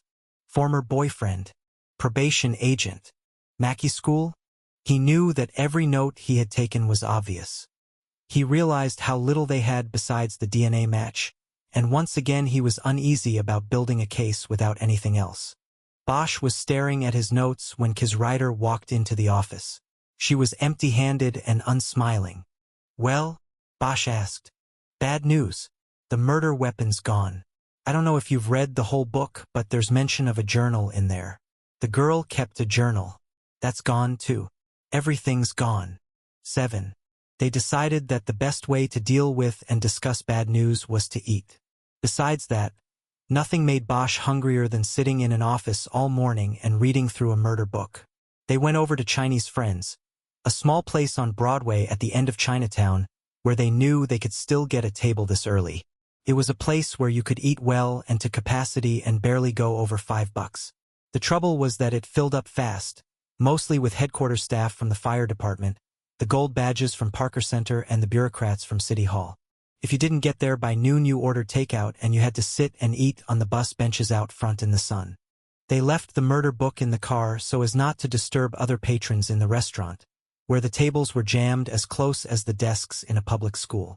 They did bring their notes and discussed the case in an improvised shorthand designed to keep their conversation private.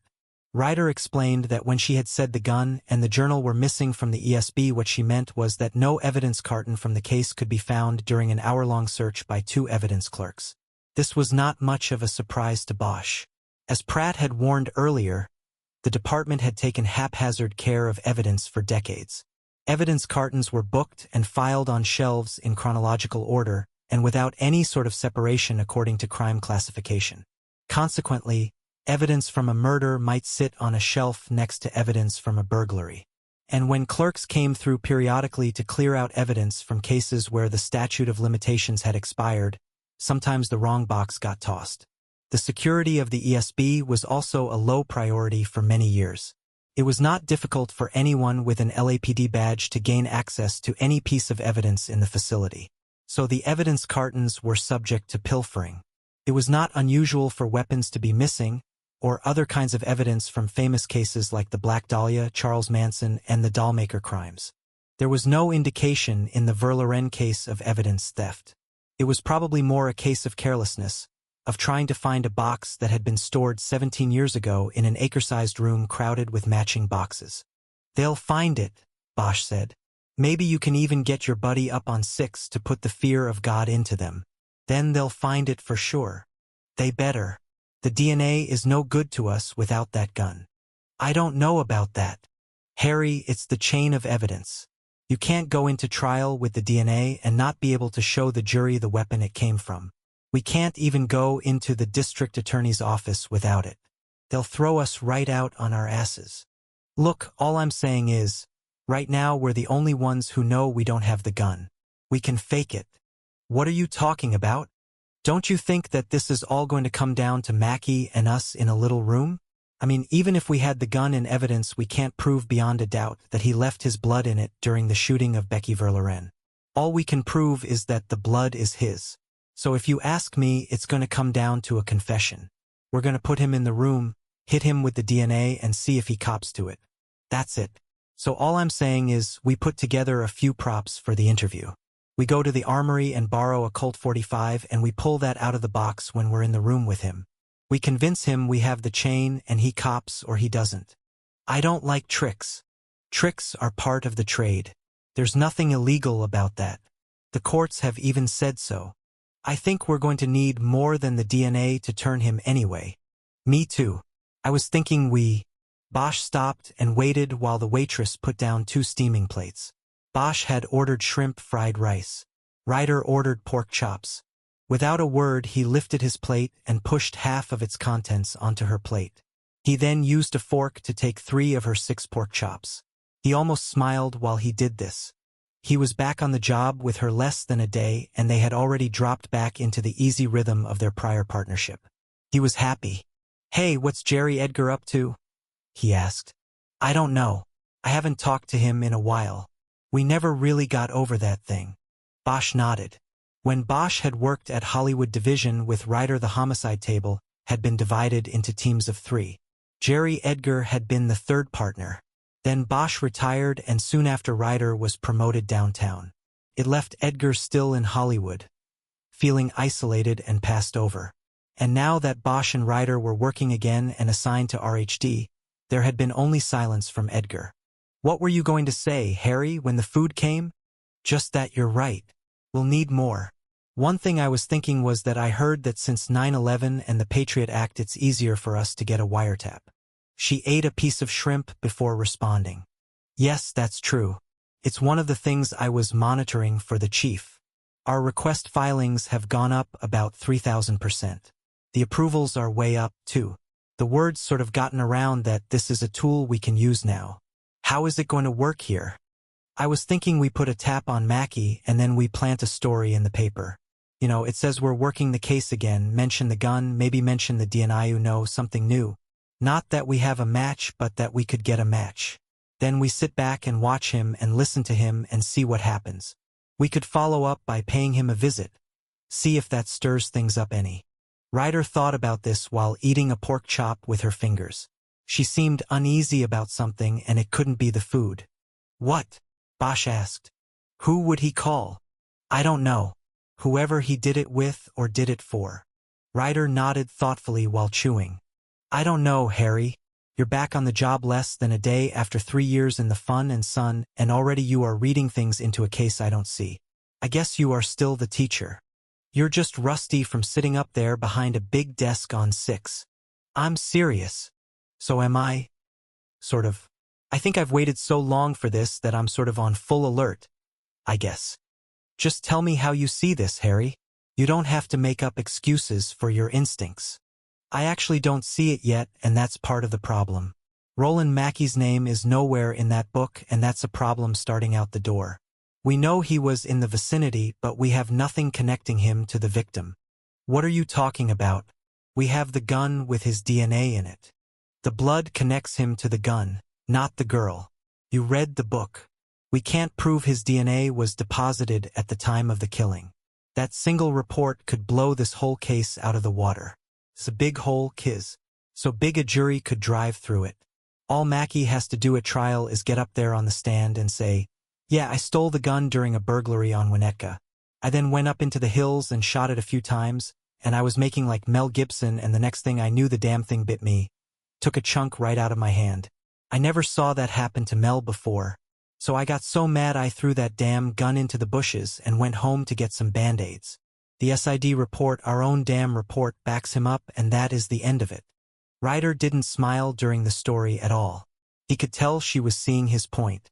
"That's all he has to say, Kiz, and he's got reasonable doubt, and we can't prove otherwise. We've got no prints at the scene, we've got no hair, no fiber, we've got nothing. But added to this we do have his profile. And if you looked at his sheet before we were on this and knew about the DNA, you would have never pegged this guy as a killer. Maybe spur of the moment or heat of passion. But not something like this, something planned, and certainly not at age 18. Ryder shook her head in an almost wistful manner. "A few hours ago this was given to us as a welcome aboard present. It was supposed to be a slam dunk. The DNA made everybody jump to a conclusion. It's what's wrong with the world. People think technology is an easy ride. They're watching too much TV. Is that your weird way of saying you don't think he did this?" "I don't know what I'm thinking yet. So we put a tail on him, tap his phone, spook him somehow, and then see who he calls and how he acts." Bosch nodded. "That's what I'm thinking," he said. We'd need to clear it with Abel first. We follow the rules. Just like the chief told me today. Holy smoke, the new Harry Bosch. You're looking at him. Before we go for the tap, we have to finish the due diligence. We have to make sure Roland Mackey was not known to any of the players. If that turns out to be the case, then I say we go see Pratt about the tap. Sounds right to me. What else did you get on the read? He wanted to see if she picked up on the undercurrent of race before suggesting it. Just what was there, Ryder responded. Was there something I missed? I don't know, nothing obvious. Then what? I was thinking about the girl being biracial. Even in '88 there would have been people that didn't like the idea of that. Then you add in the burglary the gun came from. The Vic was Jewish. He said he was being harassed. That's why he bought the gun. Ryder nodded thoughtfully while she finished a mouthful of rice. It's something to look for, she said. But I don't see enough there to hang a lantern on at the moment. There was nothing in the book. They ate in silence for a few minutes. Bosch always thought Chinese friends had the softest and sweetest shrimp he had ever tasted in fried rice. The pork chops, as thin as the plastic plates they ate off of, were also perfect. And Kiz was right, they were best eaten by hand. What about Green and Garcia? Ryder finally asked. What about them? How would you grade them on this? I don't know. Maybe a C if I was being charitable. They made mistakes, slowed things down. After that, they seemed to cover the bases. You? Same thing. They wrote a good murder book, but it's got CYA written all through it. Like they knew they were never going to break it, but wanted the book to look like they turned over every stone. Bosch nodded and looked down at his pad on the empty chair to the side. He looked at the list of people to interview. We've got to talk to the parents and Garcia and Green. We need to get a photo of Mackey, too, from when he was 18. I think we hold back on the parents until we talk to everybody else. They might be most important, but they should be last. I want to know as much as possible before we hit them with this after 17 years. Fine. Maybe we should start at probation. He only cleared a year ago. He probably was assigned to Van Nuys. Right? We could go there and then walk over to talk to Art Garcia. You found him? He's still around. Didn't have to look. He's commander of Valley Bureau now. Bosch nodded. He was not surprised. Garcia had done well. The rank of commander put him just below deputy chief. It meant he was second in command over the Valley's 5 police divisions, including Devonshire, where years earlier he had worked the Verloren case. Ryder continued. In addition to our regular projects in the chief's office, each of the special assistants was assigned as sort of a liaison to one of the 4 bureaus. My assignment was the Valley, so Commander Garcia and I spoke from time to time. Most often I dealt with his staff or Deputy Chief Vartan, that sort of thing. I know what you're saying. I have a highly connected partner. You were probably telling Vartan and Garcia how to run the Valley. She shook her head in false annoyance. Don't give me shit about all of that. Working on 6 gave me a good view of the department and how it works. Or doesn't. Speaking of which, there's something I should tell you. What is it? I ran into Irving when I went down to get coffee. Right after you left. Ryder immediately looked concerned. What happened? What did he say? Not a lot. He just called me a retread and mentioned that I was going to crash and burn, and that when I did I would take the chief down with me for hiring me back. Then, of course, when the dust settles, Mr. Clean would be there to step up. Jesus, Harry. One day on the job, and you already have Irving biting you on the ass. Bosch spread his hands wide, almost hitting the shoulder of a man sitting at the next table. I went to get coffee. He was there. He approached me, Kiz. I was just minding my own business. I swear. She bent her face down to look at her plate. She continued eating without talking to him. She dropped her last pork chop half-eaten on the plate. I can't eat any more, Harry. Let's get out of here. I'm ready. Bosch left more than enough money on the table, and Ryder said she would get the next one. Outside they got into Bosch's car, a black Mercedes SUV, and drove back through Chinatown to the entrance of the northbound 101. They made it all the way to the freeway before Ryder spoke again about Irving. Harry, don't take him lightly, she said. Be very careful. I am always careful, Kiz, and I have never taken that man lightly. All I'm saying is, he's been passed over twice for the top spot. He may be getting desperate. Yeah, you know what I don't get? Why didn't your guy get rid of him when he came in here? I mean, just clean house. Pushing Irving across the street doesn't put an end to the threat. Anybody knows that. He couldn't push him. Irving's got 40+ years on the job. He has a lot of connections that go outside the department and into City Hall. And he knows where a lot of the bodies are buried. The chief couldn't make a move against him unless he was sure there wouldn't be any blowback from it. More silence followed. The early afternoon traffic out to the valley was light. They had KFWB, the all-news and traffic channel, on the radio, and there were no reports of problems ahead. Bosch checked the gas and saw he had half a tank. That was plenty.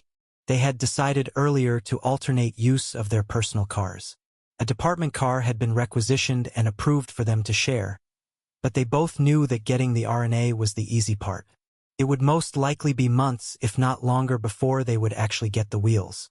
The department had neither the spare car nor the money for a new one. Getting the RNA had simply been a paperwork approval needed before they could charge the department for gas and mileage on their personal cars. Bosch knew that over time he would probably put so many miles on his SUV that the expense payout would likely cost the department more than the approved car.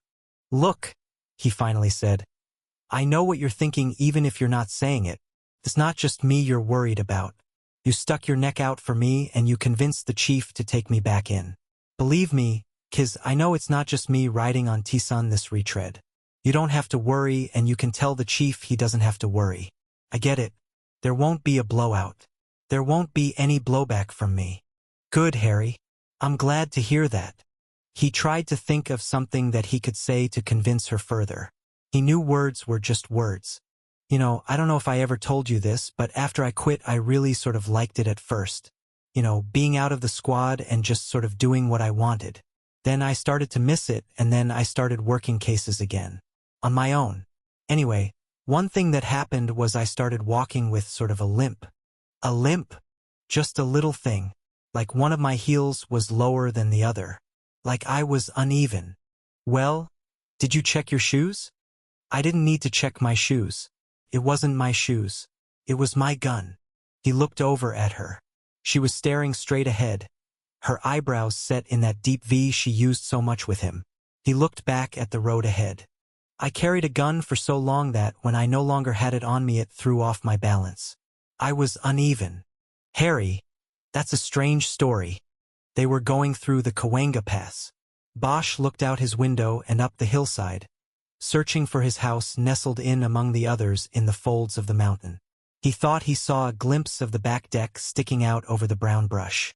You want to call Garcia and see if we can drop in and see him after we go by probation? He asked. Yeah, I will as soon as you get to the point of that story. He thought for a long moment before answering. The point is, I need the gun. I need the badge. Otherwise I'm out of balance. I need all of this. Okay? He looked over at Ryder. She looked back at him but didn't answer. I know what I got with this chance. So fuck Irving and his calling me a retread. I won't fuck up. 20 minutes later they stepped into one of Bosch's least favorite places in the city, the Probation and Parole Office of the state's Department of Corrections in Van Nuys. It was a single-story brick building crowded with people waiting to see probation and parole agents, to give urine samples, to make their court-ordered check-ins, to turn themselves in for incarceration or to plead for one more chance of freedom. It was a place where desperation, humiliation, and rage were palpable in the air. It was a place where Bosch tried not to make eye contact with anyone. Bosch and Ryder had something none of the others had, badges. It helped them cut through the lines and get an immediate audience with the agent Roland Mackey had been assigned to after his arrest 2 years earlier for lewd and lascivious behavior. Thelma Kibble was recessed in a standard government-issue cubicle in a room crowded with many identical cubicles.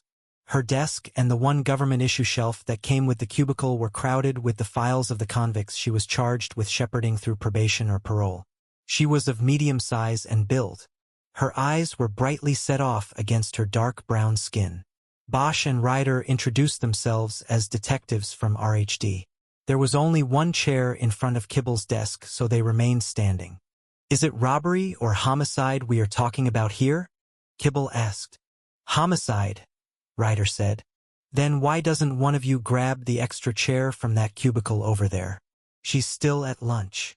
Bosch took the chair she pointed at and brought it back. Ryder and Bosch sat down and told Kibble they wanted a look at the file belonging to Roland Mackey. Bosch could tell that Kibble recognized the name but not the case. It was a lewd and lash probation you caught 2 years ago, he said.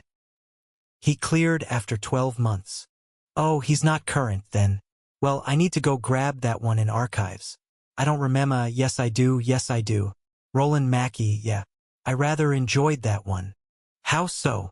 Ryder asked. Kibble smiled. Let's just say he had some difficulty reporting to a woman of color. Tell you what, though, let me go grab the file so we get the details right.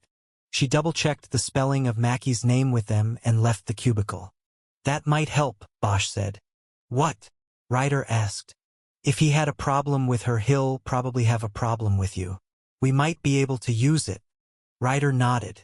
Bosch saw she was looking at a newspaper article that was tacked to the fiberboard wall of the cubicle. It was yellowed with age. Bosch leaned closer to read it, but he was too far away to read anything but the headline. Wounded parole officer gets hero's welcome. What is it? He asked Ryder. I know who this is, Ryder said.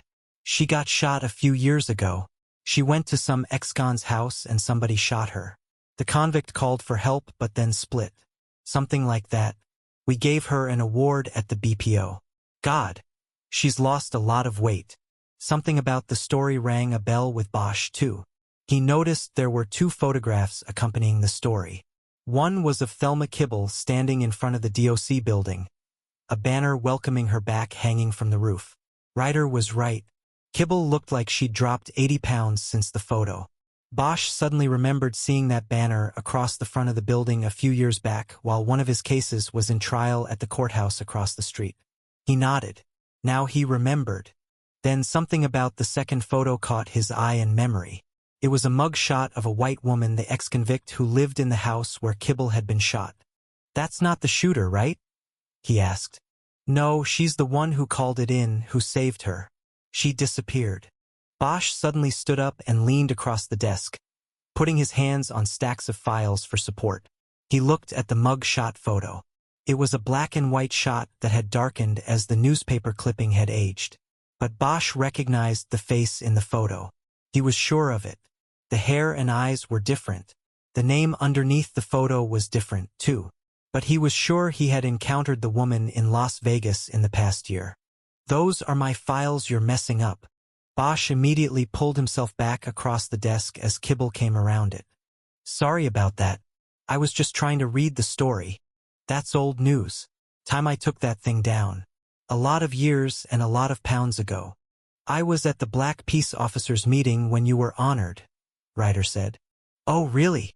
Kibble said, her face breaking into a smile. That was a really nice night for me. Whatever happened to the woman? Bosch asked. Cassie Black? Oh, she's in the wind. Nobody's seen her since. She has charges? The funny thing is, no. I mean, we violated her because she ran. But that's all she's got on her. Hell, she didn't shoot me. All she did was save my life. I wasn't going to have him charge her for it. But the parole violation I couldn't do anything about. She split. Far as I know, the guy who shot me might have got her and buried her out in the desert somewhere. I hope not, though. She did me a good turn. Bosch was suddenly not so sure the woman he had temporarily lived next to in an airport motel while visiting his daughter in Las Vegas the year before had been Cassie Black. He sat down and didn't say anything. So you found the file? Ryder said. Right here, Kibble said. You two can have at it. But if you want to ask me about the boy, then do it now. My afternoon slate starts in 5 minutes. If I start late, then I have a domino effect running through the whole damn day and I get out of here late. Can't do that tonight. I got a date. She was beaming at the prospect of her date. Okay, well, what do you remember about Mackey? Did you look at the file? Yeah, I looked when I was coming back with it. Mackey was just a pissant weenie wagger. Small-time drug user who got racial religion somewhere along the way. He was no big thing. I rather enjoyed having him under my thumb. But that was about it. Ryder had opened the file and Bosch was leaning toward her to look into it. "The lewd and lash was an exposure case?" he asked. "Actually, I think you'll find in there that our boy got himself high on speed and alcohol, a lot of alcohol, and he decided to relieve himself in somebody's front yard. A 13-year-old girl happened to live there and she happened to be out front shooting baskets. Mr. Mackey decided upon seeing the girl that since he already had his little putt out and about in the wind that he might as well go ahead and ask the girl if she wanted to partake of it. Did I mention that the girl's father was LAPD Metro Division and happened to be off-duty and home at the time of this incident?" He stepped outside and put Mr. Mackey on the ground. In fact, Mr. Mackey later complained that coincidentally, or maybe not so coincidentally, he had been put on the ground right on top of the puddle he had just made. He was rather unhappy about that. Kibble smiled at the story. Bosch nodded. Her version was more colorful than the case summary in the file. "And he just pleaded out." "That's right. He got a probation deal and took it. He came to me." "Any problems during his 12 months? "Nothing other than his problem with me. He asked for another agent and it got turned down and he got stuck with me. He kept it in check, but it was there. Underneath, you know? Couldn't ever tell which bugged his ass more. Me being black or me being a woman." She looked at Ryder as she said this last part and Ryder nodded. The file contained details of Mackey's past crimes and life. It had photos taken during earlier arrests. It would become the baseline resource on their target. There was too much in it to go through in front of Kibble. "Can we get this copied?" Bosch asked. "We'd also like to borrow one of these early photos if we could." Kibble's eyes narrowed for a moment. "You two working an old case, huh?" Ryder nodded. "From way back," she said. "Like a cold case, huh?" "We call it open unsolved," Ryder said. Kibble nodded thoughtfully. "Well, nothing surprises me in this place. I've seen people shoplift a frozen pizza and get popped 2 days before the end of a 4-year tale. But from what I remember of this guy Mackey, he didn't seem to me to have the killer instinct. Not if you ask me. He's a follower, not a doer." "That's a good read," Bosch said. "We're not sure he is the one. We just know he was involved." He stood up, ready to go. "What about the photo?" he asked. "A photocopy won't be clear enough to show. You can borrow that one as long as I get it back. I need to keep the file complete. People like Mackey have a tendency to come back to me. Know what I mean?" "Yes, and we'll get it back to you. Also, can I get a copy of your story there? I want to read it." Kibble looked at the newspaper clip tacked to the cubicle's wall. "Just don't look at the picture. That's the old me." After clearing the DOC office, Ryder and Bosch crossed the street to the Van Nuys Civic Center and walked between the two courthouses to get to the plaza in the middle. They sat down on a bench by the library. Their next appointment was with Arturo Garcia in the LAPD's Van Nuys division, which also was one of the buildings in the government center, but they were early and wanted to study the DOC file first. The file contained detailed accounts of all the crimes Roland Mackey had been arrested for since his 18th birthday. It also contained biographical summaries used by probation and parole agents over the years in determining aspects of his supervision. Ryder handed Bosch the arrest reports while she started going through the biographical details. She then immediately proceeded to interrupt his reading of a burglary case by calling out details of Mackey's bio that she thought might be pertinent to the Verloren case. "He got a general education degree at Chatsworth High the summer of '88, she said. "So that puts him right in Chatsworth. If he got a GED, then he dropped out first. Does it say from where?" "Nothing here. Says he grew up in Chatsworth. Dysfunctional family. Poor student. He lived with his father, a welder at the General Motors plant in Van Nuys. Doesn't sound like hillside prep material. We still need to check. Parents always want their kid to do better. If he went there and knew her and then dropped out, it would explain why he was never interviewed back in '88. Ryder just nodded. She was reading on. "This guy never left the valley," she said. "Every address is in the valley. What's the last known? Panorama City. Same as the AutoTrack hit. But if it's in here, then it's probably old." Bosch nodded. Anybody who had been through the system as many times as Mackey would know to move house the day after clearing a probation tail. Don't leave an address with the man. Bosch and Ryder would go to the Panorama City address to check it out, but Bosch knew that Mackie would be gone. Wherever he had moved, he had not used his name on public utility applications, and he had not updated his driver's license or vehicle registration. He was flying below radar. Says he was in the Wayside Widdies, Ryder said as she reviewed a report. No surprise. The Wayside Widdies was the name of a jail gang that had existed for years in the Wayside Honor Rancho in the northern county. Gangs usually formed along racial lines in the county jails as a means of protection rather than out of racial enmity. It was not unusual to find members of the Nazi-leaning Wayside Widdies to secretly be Jewish. Protection was protection. It was a way of belonging to a group and staving off assault from other groups.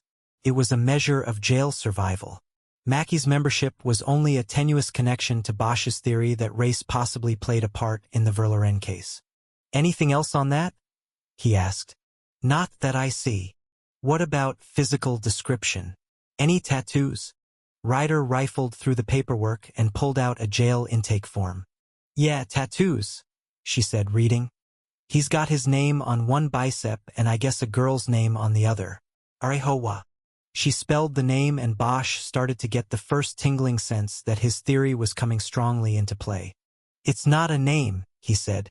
It's code. Means racial holy war. First two letters of each word. The guy's one of the believers. I think Garcia and Green missed this and it was right there. He could feel the adrenaline picking up. Look at this, Ryder said urgently. He also has the number 88 tattooed on his back. The guy's got a reminder of what he did in 88. Sort of, Bosch replied. It's more code.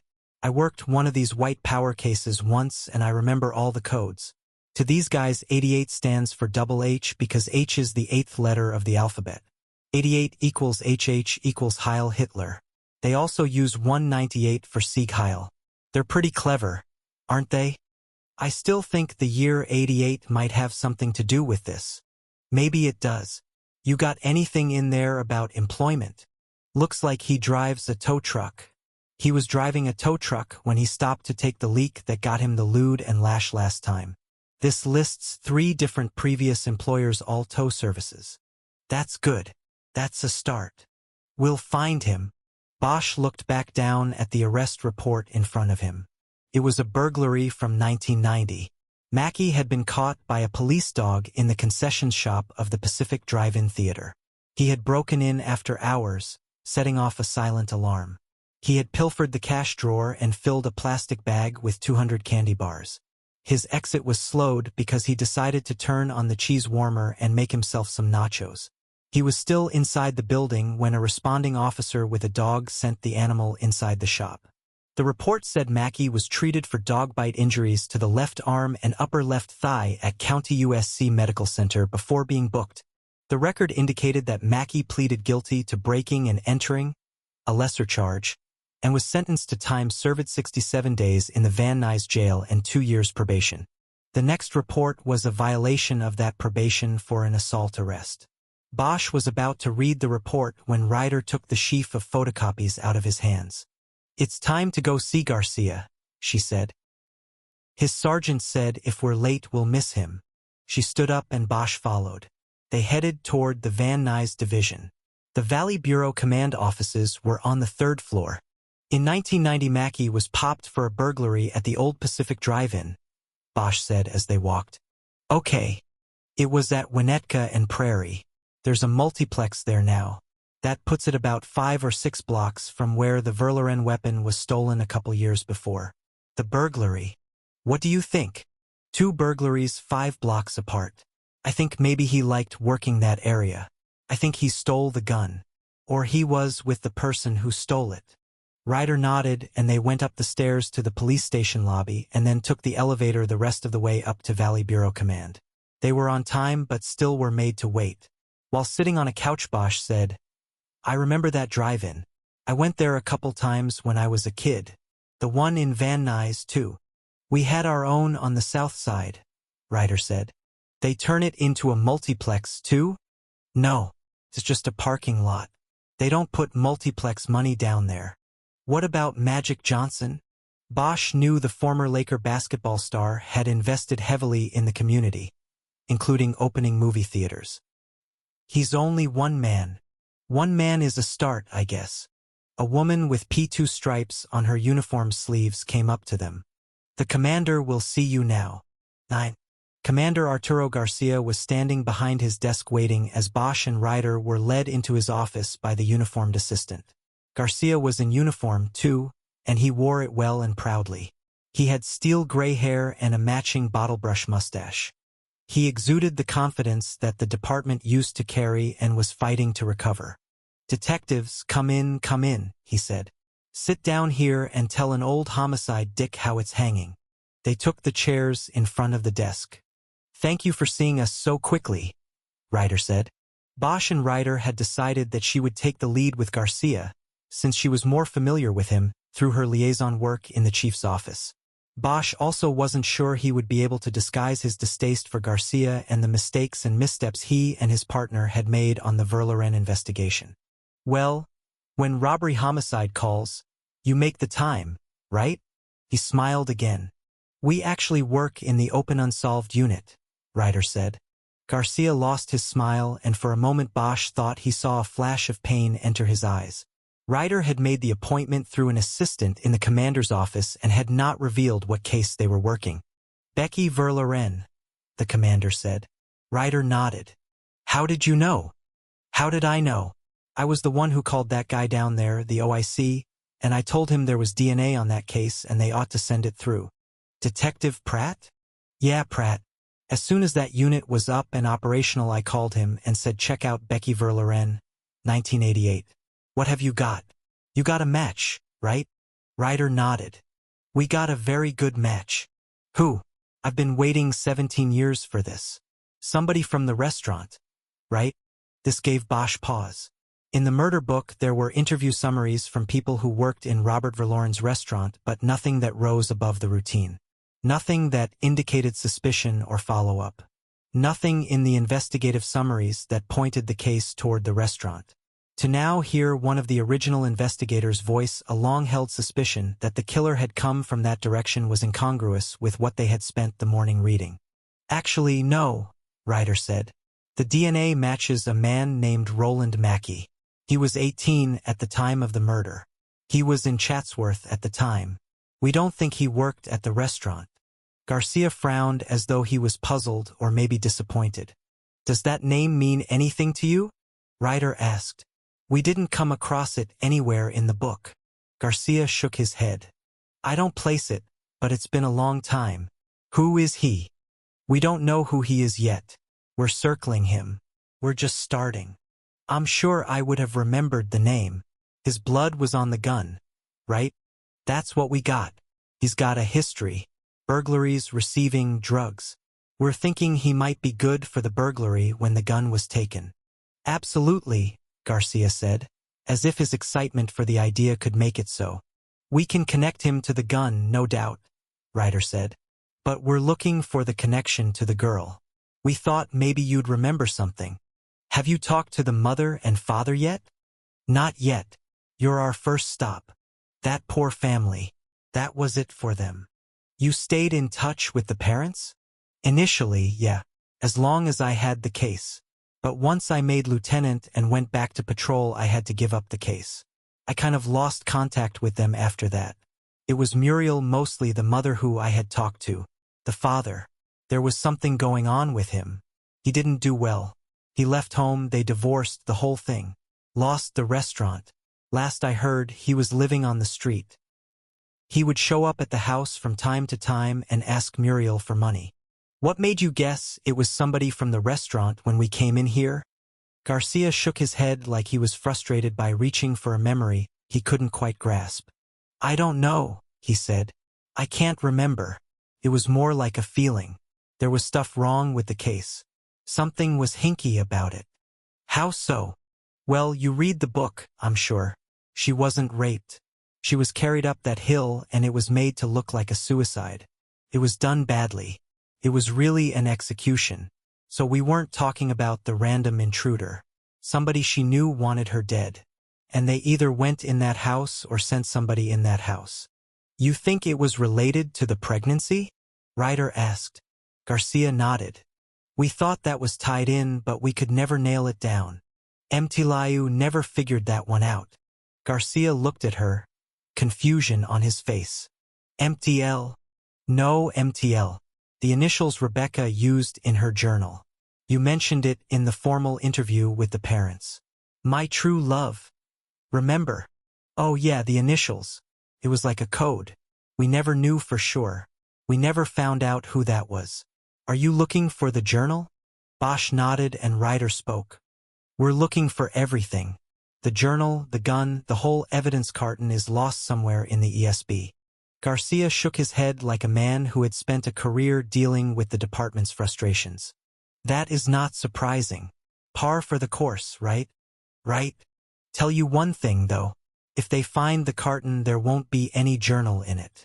Why? Because I gave it back. To the parents? That poor woman. It was like time stood still for her on that day in July. She became frozen.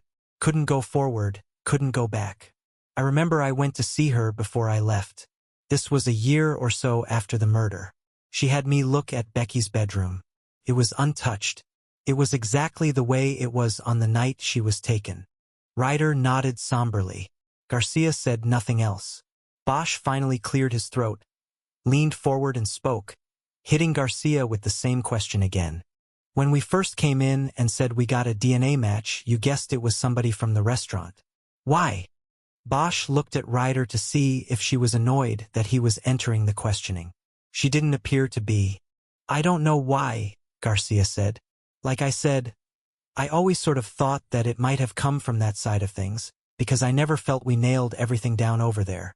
You're talking about the father? Garcia nodded. The father was hinky. I don't know if you even say that anymore, but back then the word was hinky. How so? Ryder asked. How was the father hinky? Before Garcia could answer the question, one of the uniformed adjutants came into the office. Commander? They're all in the conference room and ready to start. Okay, Sergeant. I'll be there shortly. After the sergeant left, Garcia looked back at Ryder as if he had forgotten the question. There is nothing in the murder book that casts any suspicion on the father, Ryder said. Why did you think he was hinky? Oh, I don't really know. Sort of a gut feeling. He never really acted like you would think a father would act, you know? He was too quiet. He never got mad, never yelled. I mean, somebody took his little girl.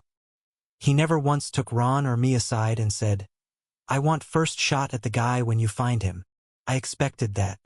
As far as Bosch was concerned, everybody was still a suspect, even with the cold hit tying Mackie to the murder weapon. This certainly included Robert Verloren. But he immediately dismissed Garcia's gut instinct based on the father's emotional responses to his daughter's murder. He knew from working hundreds of murders that there was absolutely no way to judge such responses or to build suspicion on them. Bosch had seen every permutation of it, and it all meant nothing. One of the biggest criers and screamers he had ever encountered on a case ended up being the killer. In dismissing Garcia's instinct and suspicion, Bosch was also dismissing Garcia. He and Green had made early mistakes but recovered to conduct a by-the-numbers investigation of the murder. The murder book bore this out. But Bosch now guessed that whatever was done well was probably done by Green. He knew he should have suspected as much when he heard that Garcia had given up homicide for management. How long did you work homicide? Bosch asked. 3 years. All in Devonshire Division? That's right. Bosch quickly did the math. Devonshire would have had a light caseload. He figured that Garcia had worked no more than a couple dozen murders at the most.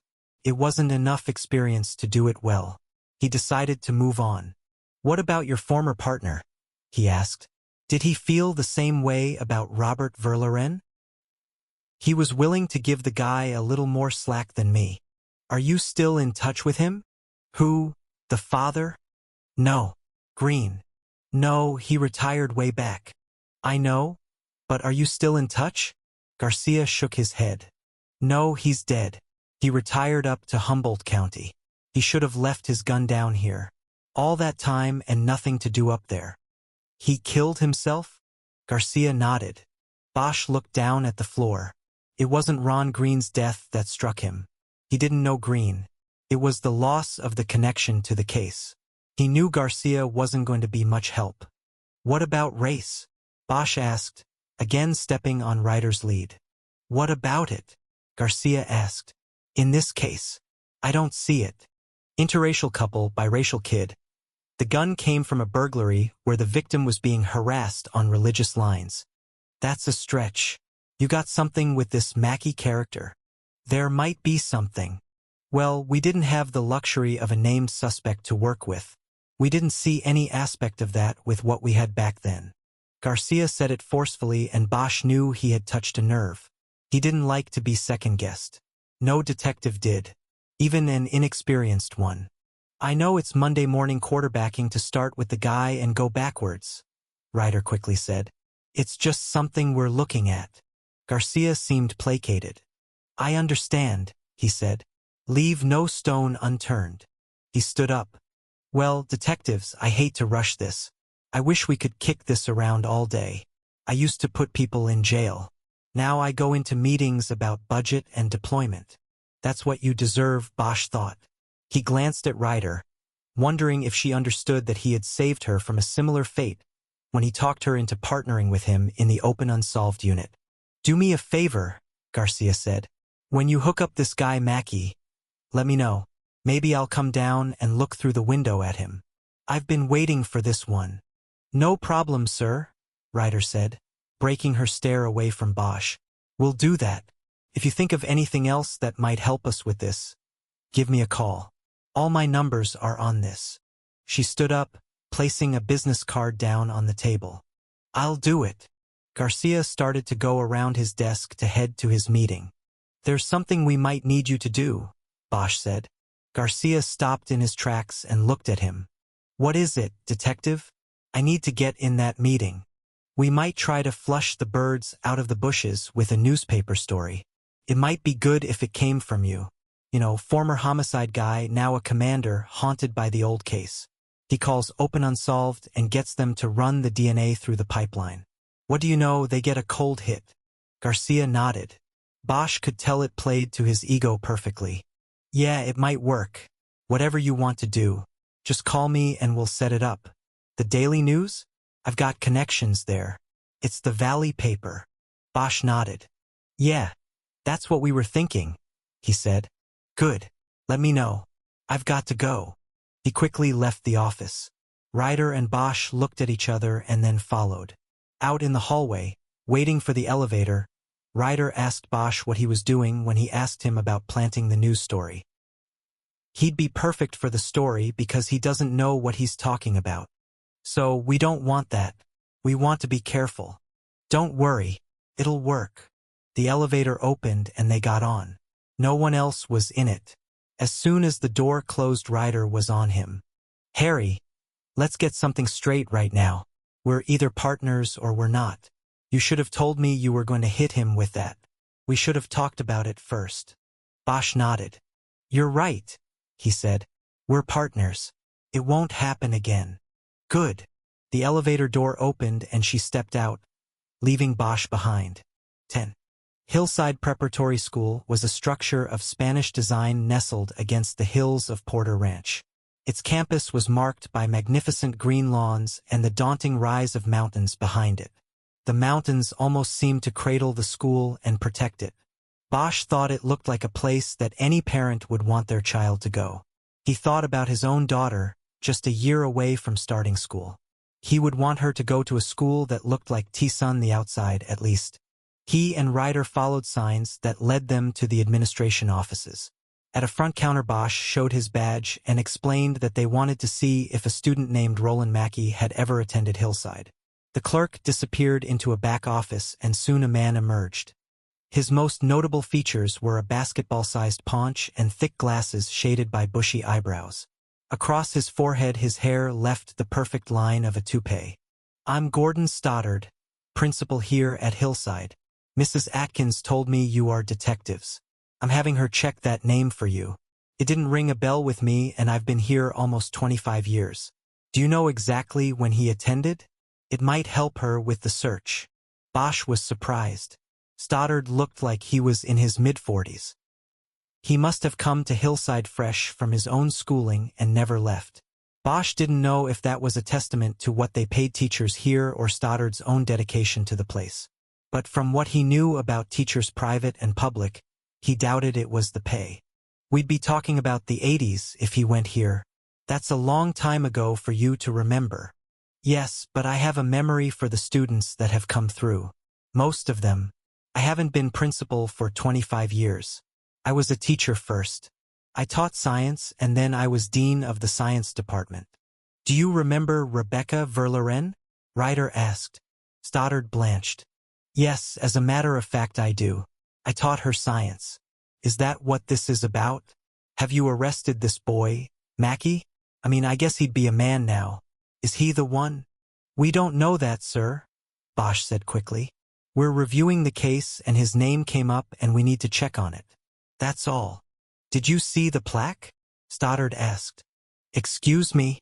Outside on the wall in the main hallway, there is a plaque dedicated to Rebecca. The students in her class collected the funds for it and had it made. It is quite nice, but of course it is also quite sad. But it does serve its purpose. People around here remember Rebecca Verloren. We missed it. We'll look at it on our way out. A lot of people still remember her. This school might not pay that well, and most of the faculty might have to work 2 jobs to make ends meet, but it has a very loyal faculty nonetheless. There are several teachers still here who taught Rebecca. We have one, Mrs. Sable, who was actually a student with her and then returned here to teach. In fact, Bailey was one of her good friends, I believe. Bosch glanced at Ryder, who raised her eyebrows. They had a plan for approaching Becky Verloren's friends, but here was an opportunity presenting itself. Bosch had recognized the name Bailey. One of the 3 friends Becky Verloren had spent the evening with 2 nights before her disappearance was named Bailey Coster. Bosch knew that it was more than an opportunity to question a witness in the case. If they didn't get to Sable now, she would likely hear about Roland Mackey from Stoddard. Bosch didn't want that. He wanted to control the flow of information on the case to the players involved in it. Is she here today? Bosch asked. Could we talk to her? Stoddard looked up at the clock on the wall next to the counter. Well, she is in class now, but school lets out for the day in about 20 minutes. If you don't mind waiting, I am sure you could talk to her then. That's no problem.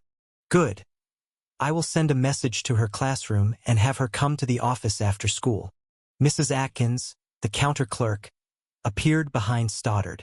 Actually, if you don't mind, Ryder said. We'd rather go to her classroom to talk to her. We don't want to make her uncomfortable. Bosch nodded. Ryder was on the same frequency. They didn't want a message of any kind going to Mrs. Sable. They didn't want her thinking about Becky Verloren until they were right there watching and listening.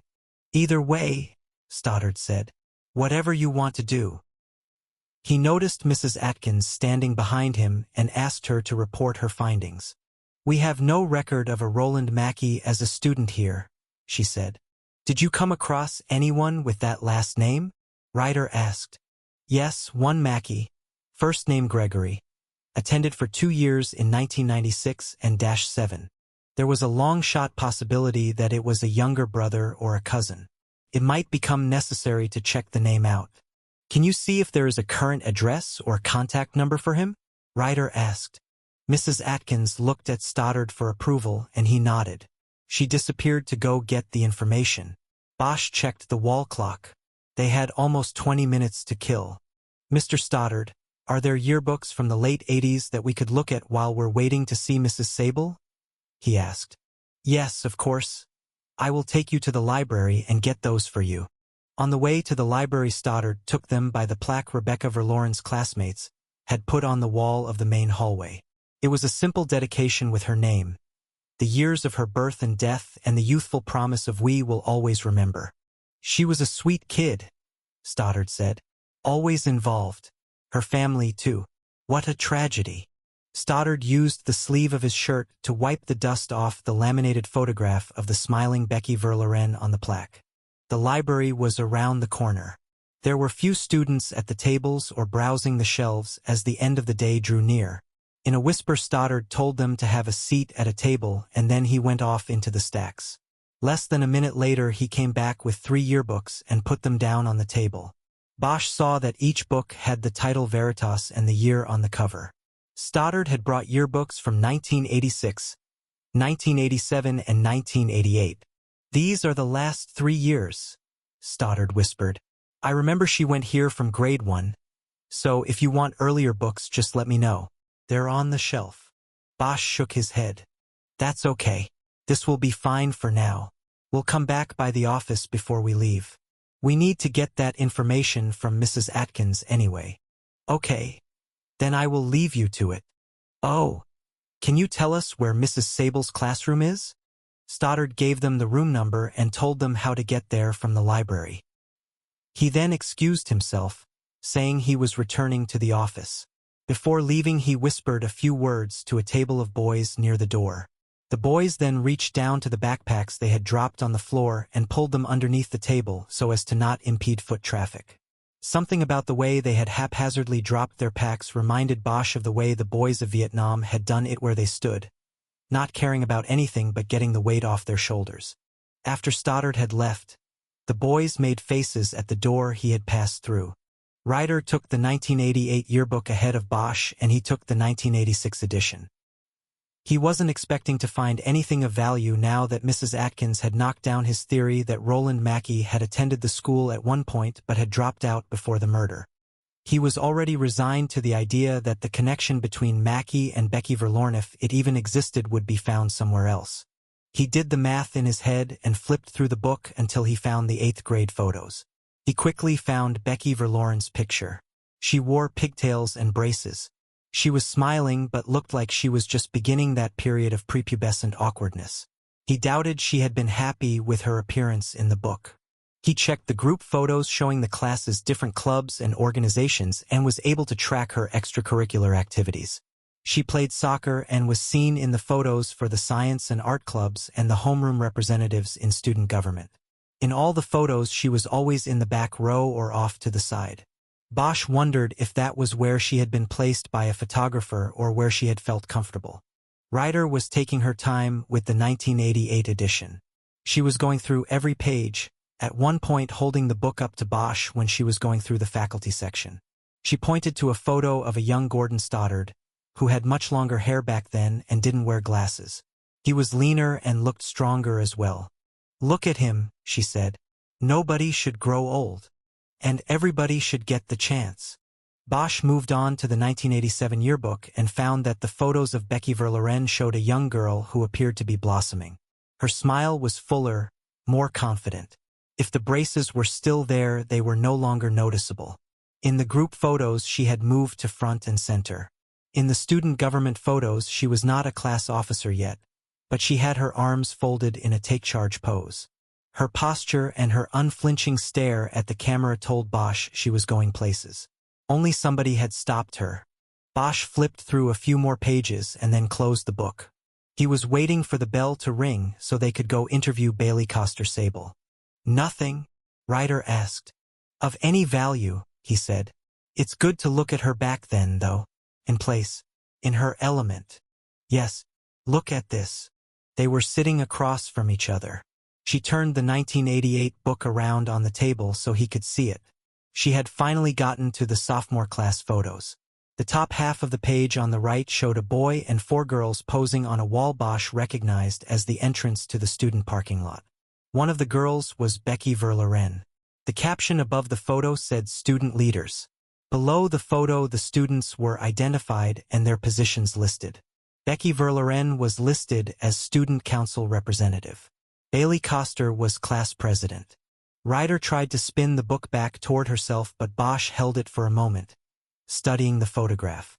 He could tell by her pose and her style that Becky Verlorn had left her teen awkwardness behind. He would not describe the student in the photograph as a girl.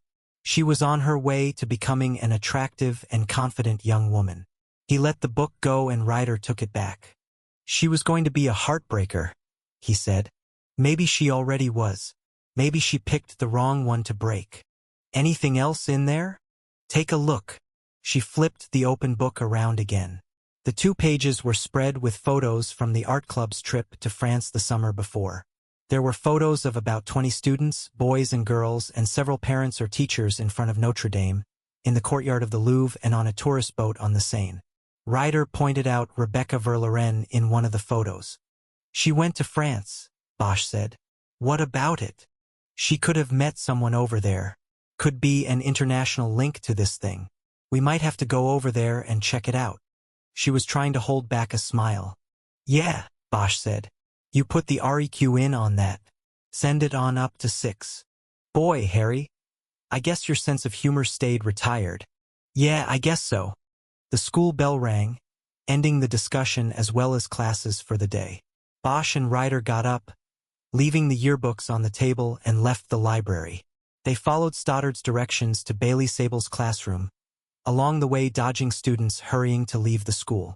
The girls wore plaid skirts and white blouses, the boys khakis and white polo shirts. They looked into the open door of room B6 and saw a woman sitting at a desk at the front center of the classroom. She did not look up from the papers she was apparently grading. Bailey Sable bore almost no resemblance to the sophomore class president whose photo Bosch and Ryder had just studied in the yearbook. The hair was darker and shorter now, the body wider and heavier. Like Stoddard, she wore glasses. Bosch knew she was only 32 or 33, but she looked older. There was one last student in the room. She was a pretty blonde girl who was shoving books into a backpack. When she was finished, she zipped the pack closed and headed to the door. See you tomorrow, Mrs. Sable. Goodbye, Caitlin. The student gave Bosch and Ryder a curious look as she went by them. The detectives stepped into the classroom and Bosch pulled the door closed. That made Bailey Sable look up from her papers. Can I help you? She asked. Bosch took the lead. You might be able to, he said. Mr. Stoddard said it would be all right if we came to your classroom. He approached the desk. The teacher looked up at him warily. Are you parents? No, we're detectives, Mrs. Sable. My name is Harry Bosch and this is Kisman Ryder. We wanted to ask you a few questions about Becky Verloren. She reacted as if she had just been punched in the gut. All these years and it was still that close to the surface. Oh my God, she said. We're sorry to hit you with this out of the blue, Bosch said. Is something happening? Did you find who? She didn't finish. Well, we're working on it again, Bosch said. And you might be able to help us. How? Bosch reached into his pocket and pulled out the mugshot taken from Roland Mackey's DOC probation file. It was a portrait of Mackey as an 18-year-old car thief. Bosch put it down on top of the paper she had been grading. She looked down at it. Do you recognize the person in that photo? Bosch asked. It was taken 17 years ago, Ryder added. About the time of Becky's death. The teacher looked down at Mackey's defiant glare into the police camera. She didn't say anything for a long time. Bosch looked at Ryder and nodded, a signal that maybe she should take over. Does it look like anyone you or Becky or any of your friends may have encountered back then? Ryder asked. Did he go to school here? Sable asked. No, we don't think so. But we know he lived in this area. Is he the killer? We don't know. We're just trying to see if there is a connection between Becky and him. What is his name? Ryder looked at Bosch and he nodded again. His name is Roland Mackey. Does he look familiar? Not really. It is hard for me to remember back then. Remember the faces of strangers, I mean. So he definitely is not someone you knew, right? Definitely. Do you think Becky could have known him without you being aware of it? She thought for a long moment before answering. Well, it's possible. You know, it came out that she'd gotten pregnant. I didn't know about that, so I guess I might not have known about him. Was he the father? We don't know. Unbidden. She had jumped the interview forward to Bosch's next line of questioning. Mrs. Sable, you know, it's been a lot of years since then, he said. If you were sort of sticking up for a friend back then, we understand that. But if there is more you know, you can tell us now. This is probably the last shot that anybody is going to take at solving this thing. You mean about her being pregnant? I really didn't know about it. I'm sorry. I was just as shocked as everybody else when the police started asking about that. If Becky were going to confide in someone about that, Would it have been you? Again, she didn't answer right away. She gave it some thought. I don't know, she said. We were very close, but she was that way with a few other girls, too. There were 4 of us who had been together since first grade here. In first grade, we called ourselves the Kitty Cat Club because we all had pet cats. At different times and different years, one of us would be closer to one of the others. It changed all the time. But as a group, we always stuck together. Bosch nodded. That summer when Becky was taken, who would you say was closest to her? It was probably Tara. She took it the hardest. Bosch looked at Ryder, trying to remember the names of the girls Becky had been with 2 nights before her death. Tara Wood? Ryder asked. Yes, that's Tara. They hung out together a lot that summer because Becky's dad owned a restaurant in Malibu and they were both working there. They were splitting a schedule there. It seemed that summer that all they did was talk about it. What would they say about it?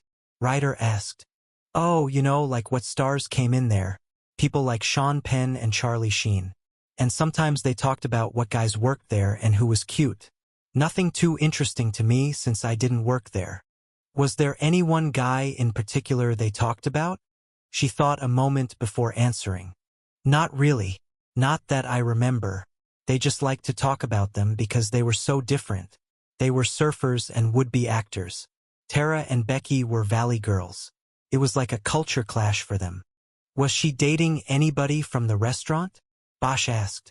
Not that I knew of. But it's like I said, I didn't know about the pregnancy, so there was obviously somebody in her life I didn't know about. She kept it a secret. Were you jealous of them because they worked there? Ryder asked. Not at all.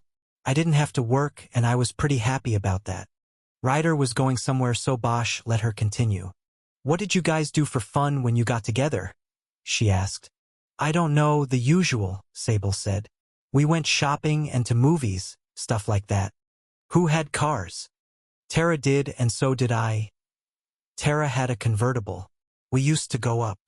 She cut it off when she came to a memory. What? Ryder asked. I just remember driving up into Limekill Canyon a lot after school. Tara had a cooler in the trunk, and her dad never noticed if she'd taken some of his beers out of the refrigerator. One time we got pulled over up there by a police car. We hid the beers under our uniform skirts. They worked perfect for that. The policeman didn't notice. She smiled at the memory. Of course, now that I teach here, I'm on the watch for that sort of thing. We still have the same uniforms. What about before she started working at the restaurant? Bosch said, drawing the interview back to Rebecca Verloren. She was sick for a week, right after school let out. Did you visit her or talk to her then? I'm sure I did. That is when they said she probably, ended the pregnancy. So she wasn't really sick. She was just recovering. But I didn't know. I must have just thought she was sick. That's all. I can't really remember if we talked that week or not. Did the detectives back then ask you all of these questions? Yes, I'm pretty sure they did. Where would a girl from Hillside Prep go if she got pregnant? Ryder asked. Back then, you mean like a clinic or a doctor? Yes. Bailey Sable's neck flushed. She was embarrassed by the question. She shook her head. I don't know. That was as shocking really as Becky being, killed. It made us all think we didn't really know our friend. It was really sad because I realized she hadn't trusted me enough to tell me these things. I still think about that when I remember things back then. Did she have any boyfriends that you did know about? Bosch asked. Not then. At the time. She had a boyfriend freshman year, but he had moved away to Hawaii with his family. That was like the summer before. Then the whole school year I thought she was alone. She didn't go to any of the dances or the games with anybody. But I was wrong, I guess. Because of the pregnancy, Ryder said. Well, yeah. That's sort of obvious. Isn't it? Who was the father? Bosch asked, hoping the direct question might elicit a response with something to pursue. But Sable shrugged. I have no idea, and don't think I've ever stopped wondering. Bosch nodded. He had gotten nothing. The breakup with the boy who moved to Hawaii, how was that with her? He asked. Well, I thought it broke her heart. She took it really hard. It was like Romeo and Juliet. How so? They were broken up by the parents. You mean they didn't want them going together? No, his dad took a job or something in Hawaii. They had to move and it broke them up. Bosch nodded again. He didn't know if any of the information they were getting was useful, but he knew it was important to cast as wide a net as possible. Do you know where Tara Wood is these days? He asked. Sable shook her head. We had a 10-year reunion and she didn't come. I lost touch with her. I still talk to Grace Tanaka from time to time, but she lives up in the Bay Area, so I don't see her too much. Can you give us her number? Sure. I have it here. She reached down and opened a desk drawer and pulled out her purse. While she was getting out an address book, Bosch took the photo of Mackie off the desk and put it back into his pocket. When Sable read off a phone number, Ryder wrote it down in a small notebook. 510, Ryder said. What is that, Oakland? She lives in Hayward. She wants to live in San Francisco, but it costs too much for what she makes. What does she do? She's a metal sculptor. Her last name is still Tanaka? Yes, she never married. What? She turned out to be gay. Turned out? Well, what I mean is, we never knew. She never told us. She moved up there, and once about 8 years ago I went up to visit, and then I knew. It was obvious? Obvious. Did she come to the 10-year high school reunion? Yes, she was there. We had fun, but it was sort of sad, too, because people talked about Becky and how it was never solved. I think that's probably why Tara didn't come. She didn't want to be reminded of what happened to Becky.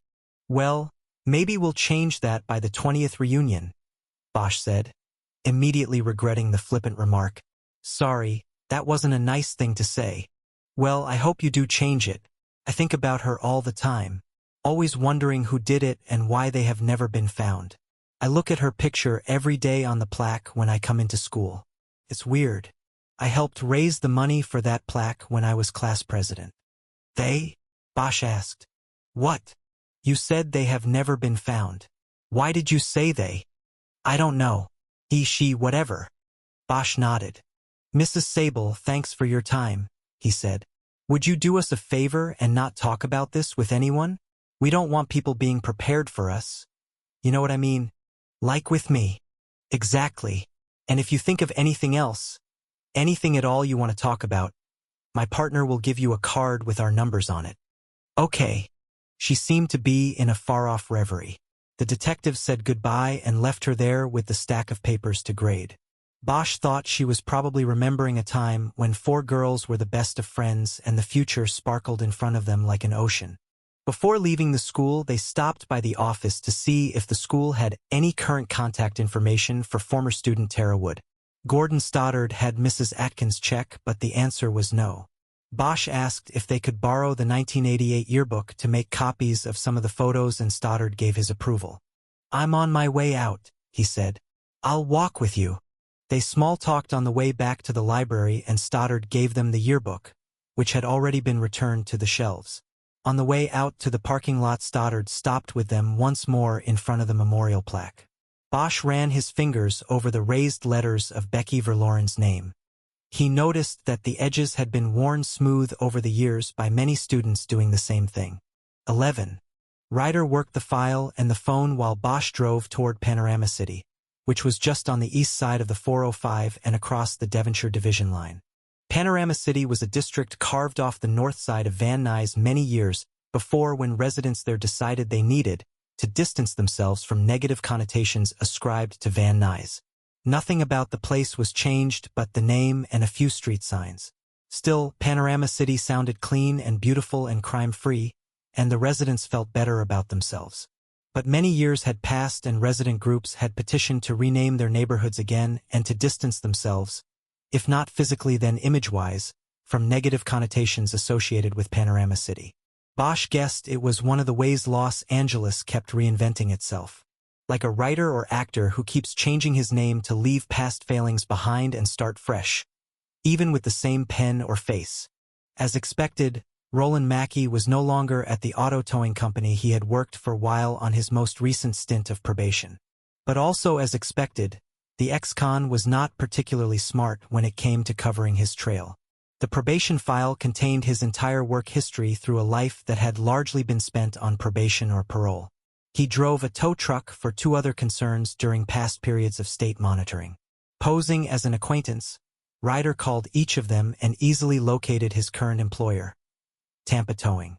She then called the tow service and asked if Mackie was working today. After a moment she closed the phone and looked at Bosch. Tampa Towing. He comes on at 4. Bosch checked his watch. Mackie reported for work in 10 minutes. Let's go by and get a look at him. We'll check his address after. Tampa and what? Tampa and Roscoe. Must be across from the hospital. The hospital is Roscoe and Reseda. I wonder why they didn't call it Roscoe Towing. Funny. Then what do we do after we get a look at him? Well, we go up to him and ask him if he killed Becky Verloren 17 years ago, and then he says yes and we take him downtown. Come on, Bosch. I don't know. What do you want to do next? We check his address like you said, and then I think we're ready for the parents.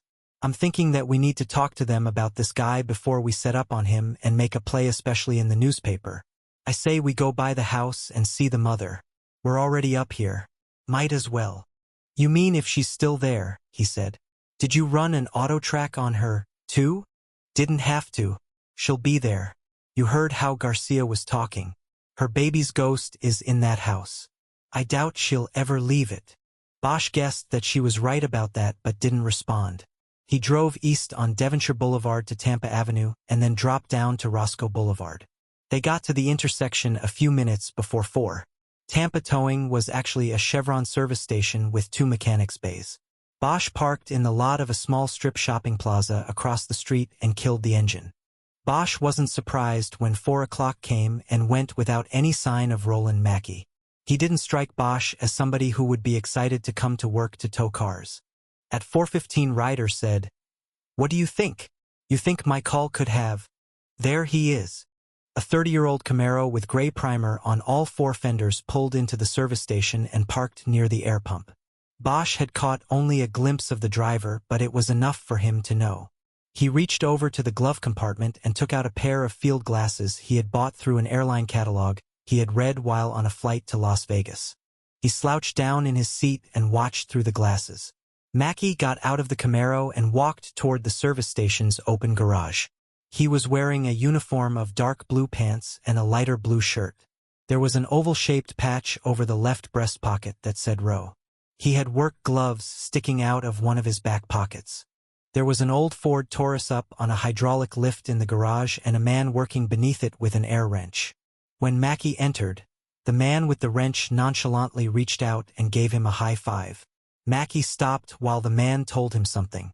"I think he's telling him about the phone call," Bosch said. Mackie doesn't look too concerned about it. He just pulled a cell out of his pocket. He's calling the person he probably thinks called him. Reading Mackie's lips, Bosch said, "Hey, did you call me?" Mackie quickly ended the conversation. "I guess not," Bosch said. Mackie put his phone back into his pocket. "He tried one person," Ryder said. "Must not have much of a social life. The name on the patch on his shirt is Rowe," Bosch said. "If his buddy told him that the caller asked for Roland, then he may have narrowed it down to the one person who calls him that. Maybe it was dear old Dad, the welder. So what's he doing? Can't see him. He went into the back. Maybe we should get out of here before he starts looking around. Come on. One call, and you think he's going to think somebody's onto him after 17 years. No, not for Becky. I'm worried about whatever else he's into now. We might be stumbling right into the middle of something and not even know it." Bosch put down the binoculars. She was right about that. He started the car. "Okay, we got our look," he said. "Let's get out of here. Let's go see Muriel Verloren. What about Panorama City? PC can wait. We both know he doesn't live at that address anymore. Checking it is just a formality." He started backing out of the space. "Do you think we should call Muriel first?" Ryder asked. "No. Let's just go knock on the door. We're good at that." 12. In 10 minutes they were in front of the Verloren house. The neighborhood where Becky Verloren had lived still seemed pleasant and safe. Red Mesa Way was wide, with sidewalks on both sides and no shortage of shade trees. Most of the homes were ranch houses that sprawled across the extra-large lots. In the 60s, the larger properties were what drew people to settle the northwest corner of the city. 40 years later, the trees were mature and the neighborhood had a cohesive feel to it. The Verloren's house was one of the few that had a second floor. It was still the classic ranch-style home, but the roof popped up over the double-slot garage. Bosch knew from the murder book that Becky's bedroom had been upstairs over the garage and in the back. The garage door was closed. There was no apparent sign that anyone was home. They parked in the driveway and went to the front door. When Bosch pushed a doorbell button, he could hear a chime echo inside, a single tone that seemed very distant and lonely to him. The door was answered by a woman who wore a shapeless blue pullover dress that helped hide her own shapeless body. She wore flat sandals. Her hair was dyed a color red that had too much orange in it. It looked like a home job that didn't go as planned, but she either didn't notice or didn't care. As soon as she opened the door, a gray cat shot out of the opening and into the front yard. "Smoke! Don't get hit!" she yelled first. Then she said, "Can I help you, Mrs. Verloren?" Ryder asked. "Yes, what is it?" "We're with the police. We'd like to talk to you about your daughter." As soon as Ryder said the word police, and before she got to daughter, Muriel Verloren brought both hands up to her mouth and reacted as though it was the moment she had learned her daughter was dead. "Oh my God! Oh my God! Tell me you caught him. Tell me you caught the bastard who took my baby away from me." Ryder reached a comforting hand to the woman's shoulder. "It's not quite that simple, ma'am," Ryder said. "Can we come in and talk?" She stepped back and let them in. She seemed to be whispering something, and Bosch thought it might be a prayer. Once they were in, she closed the door after yelling a warning one more time into the front yard to the escaped cat. The home smelled as though the cat had not escaped often enough. The living room to which they were led was neatly kept, but with furniture that was old and worn. There was the distinct odor of cat urine in the place. Bosch suddenly wished they had invited Muriel Verloren down to Parker Center for the interview, but knew that would have been a mistake. They needed to see this place.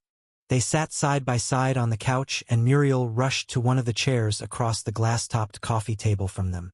Bosch noticed paw prints on the glass. "What is it?" she asked desperately. "Is there news?" "Well, I guess the news is that we are looking into the case again," Ryder said. "I am Detective Ryder, and this is Detective Bosch. We work for the Open Unsolved Unit out of Parker Center."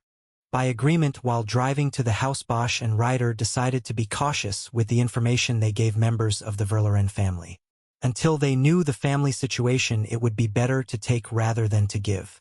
"Is there anything new?" Muriel asked urgently. "Well, we are just starting out," Ryder replied. "We're covering a lot of the old ground right now, trying to get up to speed. We just wanted to come by and tell you we were working the case again." She seemed a bit crestfallen. She had apparently thought that, for the police to show up after so many years, there would have to be something new. Bosch felt a twinge of guilt over withholding the fact that they had a rock-solid DNA lead called hit to work with, but at the moment he felt that it was for the best. "There are a couple things," he said, speaking for the first time. "First, in looking through the files on the case, we came across this photo."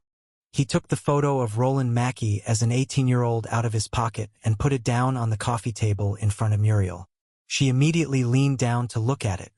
"We're not sure what the connection is," he continued. "We thought maybe you might recognize this man and tell us if you knew him back then." She continued to look without responding. "This is a photo from 1988, Bosch said as a means of prompting her. "Who is he?" she finally asked. "We're not sure. His name is Roland Mackey. He's got a small-time record for crimes committed after your daughter's death. We're not sure why his photo was in the file. Do you recognize him? Did you ask Art or Ron about it?" Bosch started to ask who Art and Ron were when he realized. Actually, Detective Green retired and passed away a long time ago. Detective Garcia is Commander Garcia now. We talked to him, but he wasn't able to help us with Mackey. How about you? Could he have been one of your daughter's acquaintances? Do you recognize him? He could have been. There is something about him that I recognize. Bosch nodded. Do you know how you recognize him or from where? No, I don't remember. Why don't you tell me, and maybe that will help jog my memory? Bosch made a quick side glance at Ryder. This was not totally unexpected, but it always complicated things when the parent of a victim was so eager to help that he or she simply asked what it was the police wanted them to say. Muriel Verlaine had waited 17 years for her daughter's killer to be brought forward into the light of the justice system. It was very clear that she was going to carefully choose answers that would in no way hinder the possibility of that happening. At this point, it might not even matter if it was a false light. The past years had been cruel to her and the memory of her daughter. Someone still needed to pay. We can't tell you that because we don't know Mrs. Verlaine, Bosch said. Think about it and let us know if you remember him. She nodded sadly, as if she thought it was yet another missed opportunity. Mrs. Verlaine, what do you do for a living? Ryder asked. It seemed to bring the woman in front of them back from her memories and desires. I sell things, she said matter-of-factly. Online. They waited for further explanation and didn't get any. Really? Ryder asked. What things do you sell? Whatever I can find. I go to yard sales. I find things. Books, toys, clothes. People will buy anything. And they'll pay anything. This morning I sold 2 napkin rings for $50. They were very old. We want to ask your husband about the photo, Bosch said then. Do you know where we could find him? She shook her head. Somewhere down there in Toyland. I haven't heard from him in a long, long time. A somber moment of silence passed by. Most of the homeless missions in downtown Los Angeles were clustered at the edge of the toy district, several blocks of toy manufacturers and wholesalers, even a few retailers. It wasn't unusual to find homeless people sleeping in the doorways of toy stores. What Muriel Verlaine was telling them was that her husband was lost in the world of floating human debris. He had descended from restaurateur to the stars to a homeless existence on the streets. But there was a contradiction there. He still had a home here. He just couldn't stay because of what had happened. Yet his wife would never leave. When were you divorced? Ryder asked. We never did get a divorce. I guess I always thought Robert would wake up and realize that no matter how far you run, you can't get away from what happened to us. I thought he would realize that and come home. It hasn't happened yet. Do you think you knew all of your daughter's friends? Bosch asked. Muriel thought about this one for a long moment. Until the morning she disappeared, I did. But then we learned things. She kept secrets. I think that is one of the things that bothers me most. Not that she kept secrets from us, but that she thought she had to. I think that maybe if she had come to us, things would have been different. You mean the pregnancy? Muriel nodded. What makes you think that played into what happened to her? Just a mother's instinct. I have no proof. I just think it started with that. Bosch nodded. But he couldn't blame the daughter for her secrets. By the time he had been her age, Bosch had been on his own, without real parents. He had no idea what that relationship would have been like. We spoke to Commander Garcia, Ryder said. He told us that several years ago he returned your daughter's journal to you. Do you still have that? Muriel looked alarmed. I read part of it every night. You're not going to take that away from me, are you? It's my Bible. We need to borrow it and make a copy of it. Commander Garcia should have made a copy back then, but he didn't. I don't want to lose it. You won't, Mrs. Verlaine. Promise. We'll copy it and get it right back to you. Do you want it now? It's by my bed. Yes, if you could get it. Muriel Verlaine left them and disappeared down a hallway that led toward the left side of the house. Bosch looked at Ryder and raised his eyebrows in a what-do-you-think sort of way. Ryder shrugged, meaning that they would talk about it later. Once my daughter wanted to get another cat, Bosch whispered. My ex said no, one was enough. Now I know why. Ryder was smiling inappropriately when Muriel came back in, carrying a small book with a flowery cover and the words "My Journal" embossed in gold on it. The gold was flaking off. The book had been handled a lot. She gave it to Ryder, who went out of her way to handle it reverently. If you don't mind, Mrs. Verlaine, we'd like to look around, Bosch said, to sort of connect what we've seen and read in the book with the actual layout of the house. What book? Oh, I'm sorry. That's cop speak. All the investigative records from the case are kept in a large binder. We call it a book. A murder book? Yes, that's right. Is it all right if we look around? I would like to look at the back door and look around out back, too. She signaled with a raised arm which way they should go. Bosch and Ryder got up. It's changed, Muriel said. It used to be there were no houses up there. You'd go out our door and walk straight up the mountain. But they terraced it. Now there are houses. Millions of dollars. They built a mansion on the spot where my baby was found. I hate it. There was nothing to say to that. Bosch just nodded and followed her down a short hallway and into the kitchen. There was a door with a glass window in it. It led to the backyard. Muriel unlocked the door and they all stepped out. The yard was on a steep incline that led to a grove of eucalyptus trees. Through the trees Bosch could see the Spanish-tiled roofline of a large house. It used to be all open up there, Muriel said. Just trees. Now there are houses. It's got a gate. They don't let me walk up there like I used to. They think I'm a bag lady or something because I like to go up there sometimes and have a picnic at Becky's spot. Bosch nodded and thought for a moment about a mother having a picnic at the spot where her daughter was murdered. He tried to drop the idea and instead study the terrain of the hillside. The autopsy had said Becky Verloren weighed 96 pounds. Even as light as that, it would have been a struggle taking her up that incline. He wondered about the possibility that there had been more than one killer. He thought of Bailey Sable saying they. He looked at Muriel Verloren, who was standing still and silent, her eyes closed. She had canted her head so that the late afternoon sun warmed her face.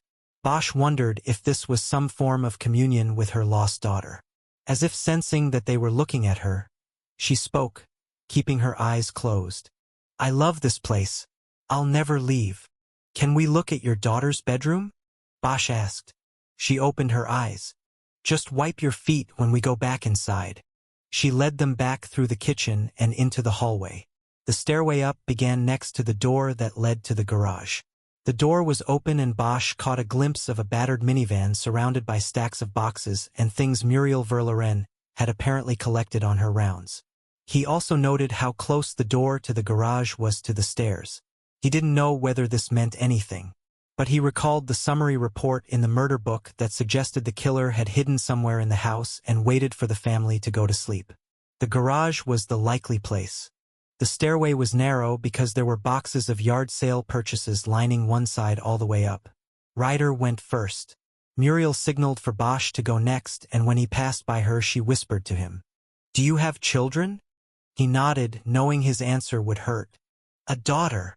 She nodded back. "Never let her out of your sight." Bosch didn't tell her that she lived with her mother far out of his sight. He just nodded and started up the stairs. On the second floor there was a landing and 2 bedrooms with a bathroom in between them. Becky Verloren's bedroom was to the rear, with windows that looked up the hillside. The door was closed and Muriel opened it. When they stepped inside they stepped into a time warp. The room was unchanged from the 17-year-old photos Bosch had studied in the murder book. The rest of the house was crowded with junk and the detritus from a disintegrated life. But the room where Becky Verloren had slept and talked on the phone and written in her secret journal was unchanged. It had now been preserved longer than the girl had actually lived. Bosch stepped further into the room and looked around silently. Even the cat didn't intrude here. The air smelled clean and fresh. "This is just how it was on the morning she was gone," Muriel said. "Except I made the bed." Bosch looked at the quilt with the cats on it. It flowed over the edges and draped down to the bed skirt, which flowed neatly to the floor. "You and your husband were sleeping on the other side of the house, right?" Bosch asked. "Yes. Rebecca was at that age where she wanted her privacy. There are 2 bedrooms downstairs, on the other side of the house. Her first bedroom was down there, but when she was 14 she moved up here." Bosch nodded and looked around before asking anything else. "How often do you come up here, Mrs. Verloren?" Ryder asked. "Every single day. Sometimes when I can't sleep, which is a lot of the time, I come in here and lie down. I don't get under the covers, though. I want it to be her bed." Bosch realized he was nodding again, as if what she had said made some sort of sense to him. He stepped over to the vanity. There were photos slid into the frame of the mirror. Bosch recognized a young Bailey Sable in one of them. There was also a photo of Becky by herself in front of the Eiffel Tower. She was wearing a black beret. None of the other kids from the art club trip were present. Also on the mirror was a photo of a boy with Becky. It looked like they were on a ride at Disneyland, or maybe just down at the Santa Monica Pier. "Who is this?" he asked. Muriel came over and looked. "The boy? That's Danny Kochoff, her first boyfriend." Bosch nodded. "The boy who had moved to Hawaii. When he moved away, it just broke her heart," Muriel added. "When exactly was that?" "The summer before, in June. Right after her freshman year and his sophomore. He was a year older." "Why did the family move, do you know?" "Danny's dad worked for a rent-a-car company, and he got transferred to a new franchise in Maui. It was a promotion." Bosch glanced at Ryder to see if she picked up on the significance of the information Muriel had just given them. Ryder subtly shook her head once. She didn't get it, but Bosch wanted to pursue it. "Did Danny go to Hillside Prep?" he asked. "Yes, that's where they met," Muriel said. Bosch looked down at the vanity and noticed a cheap souvenir snow globe with the Eiffel Tower in it. Some of the water had evaporated, leaving a bubble in the top of the globe and the tip of the tower poking from the water into the air pocket. "Was Danny in the art club?" he asked. "Did he make the trip to Paris with her?" "No, they moved away before," Muriel said. "He left in June and the club went to Paris the last week of August." "Did she ever see or hear from Danny again?" he asked. "Oh yes, they sent letters back and forth and there were phone calls. At first they phoned back and forth, but it got too expensive. And then Danny did all the calling. Every night before bedtime. That lasted almost right up until she was gone." Bosch reached up and removed the photo from the mirror's border. He looked closely at Danny Kochoff. "What happened when your daughter was taken? How did Danny find out? How did he react?" "Well, we called there and told his father so that he could sit Danny down and tell him the bad news. We were told he did not take it well." "Who would?" "The father told Danny." "Did either you or your husband talk directly to Danny?" "No, but Danny wrote me a long letter about Becky and how much she meant to him. It was very sad and very sweet. Everything was." "I'm sure it was. Did he come to the funeral?" No, he didn't. His parents thought it best for him if he stayed there in the islands. The trauma, you know? Mr. Kochoff called and said he wouldn't be coming." Bosch nodded. He turned from the mirror, sliding the photo into his pocket. Muriel didn't notice. "What about after?" he asked. "After the letter, I mean. Did he ever contact you? Maybe call and talk to you?" "No, I don't think we ever heard from him. Not since the letter." "Do you still have that letter?" Ryder asked. "Of course. I kept everything. I have a drawer full of letters we got about Rebecca. She was a well-loved girl." "We need to borrow that letter from you, Mrs. Verloren," Bosch said. "We also might need to look through the whole drawer at some point." "Why?" "Because you never know," Bosch said. "Because we want to leave no stone unturned," Ryder added. "We know this is disruptive, but please remember what we are doing. We want to find the person who did this to your daughter. It has been a long time, but that doesn't mean anybody should get away with it." Muriel Verloren nodded. She had absent-mindedly picked up a small decorative pillow off the bed and was clutching it with both hands in front of her chest. It looked like it might have been made by her daughter many years ago. It was a small blue square with a red felt heart sewn across its middle. Holding it made Muriel Verloren look like a target. 13. While Bosch drove, Ryder read the letter Danny Kochoff had sent to the Verlorens after Becky's murder. It was a single page, filled mostly with his fond memories of their lost daughter. "All I can tell you is that I am so sorry this had to happen. I will miss her always. Love, Danny." And that's it. "What's the postmark on it?" She flipped over the envelope and looked at it. "Maui, July 29th, 1988. Sure took his time writing it. Maybe it was hard for him. Why are you keying on him, Harry?" "I'm not. It's just that Garcia and Green relied on a phone call to clear him. You remember what it said in the book?" It said the kid's supervisor said he was washing cars at the rent-a-car agency the day of and the day after. No time to fly to LA, kill Becky, and get back home in time for work. Yeah, so? Well, now we find out from Muriel that his old man ran a rent-a-car. There was nothing about that in the murder book. Did Garcia and Green know that? How much you want to bet that Dad was running the place where the son washed cars? How much you want to bet that the supervisor who alibied the son was working for the father? Man, I was kidding about going to Paris. Sounds like you're jonesing for a trip to Maui. I just don't like sloppy work. It leaves loose ends. We have to talk to Danny Kochoff and clear him ourselves. If that's even possible after so many years. Auto-track, baby. That might find him for us. It won't clear him. Even if we knock down his alibi, what are you saying? That this 16-year-old kid snuck over here from Hawaii, knocked off his old girlfriend and then went back without anybody seeing him? Maybe it wasn't planned like that. And he was 17. Muriel said he was a year older. Oh, 17, she said sarcastically, as if that made all the difference in the world. When I was 18, I got a leave from Vietnam to Hawaii. You were not allowed to go stateside from there. Once I got there, I changed clothes, bought a civilian-looking suitcase, and walked right by the MPs to get on a plane to LA. I think a 17-year-old could have done it. Okay, Harry. Look, all I'm saying is that it was sloppy work. According to the murder book, Green and Garcia cleared this guy with a phone call. There's nothing in there about checking airlines, and now it's too late. It bugs me. I understand. But just remember, we have a logic triangle we have to complete. We can connect Danny to Becky easy enough, and the gun connects Becky to Mackie. But what connects Danny to Mackie? Bosch nodded.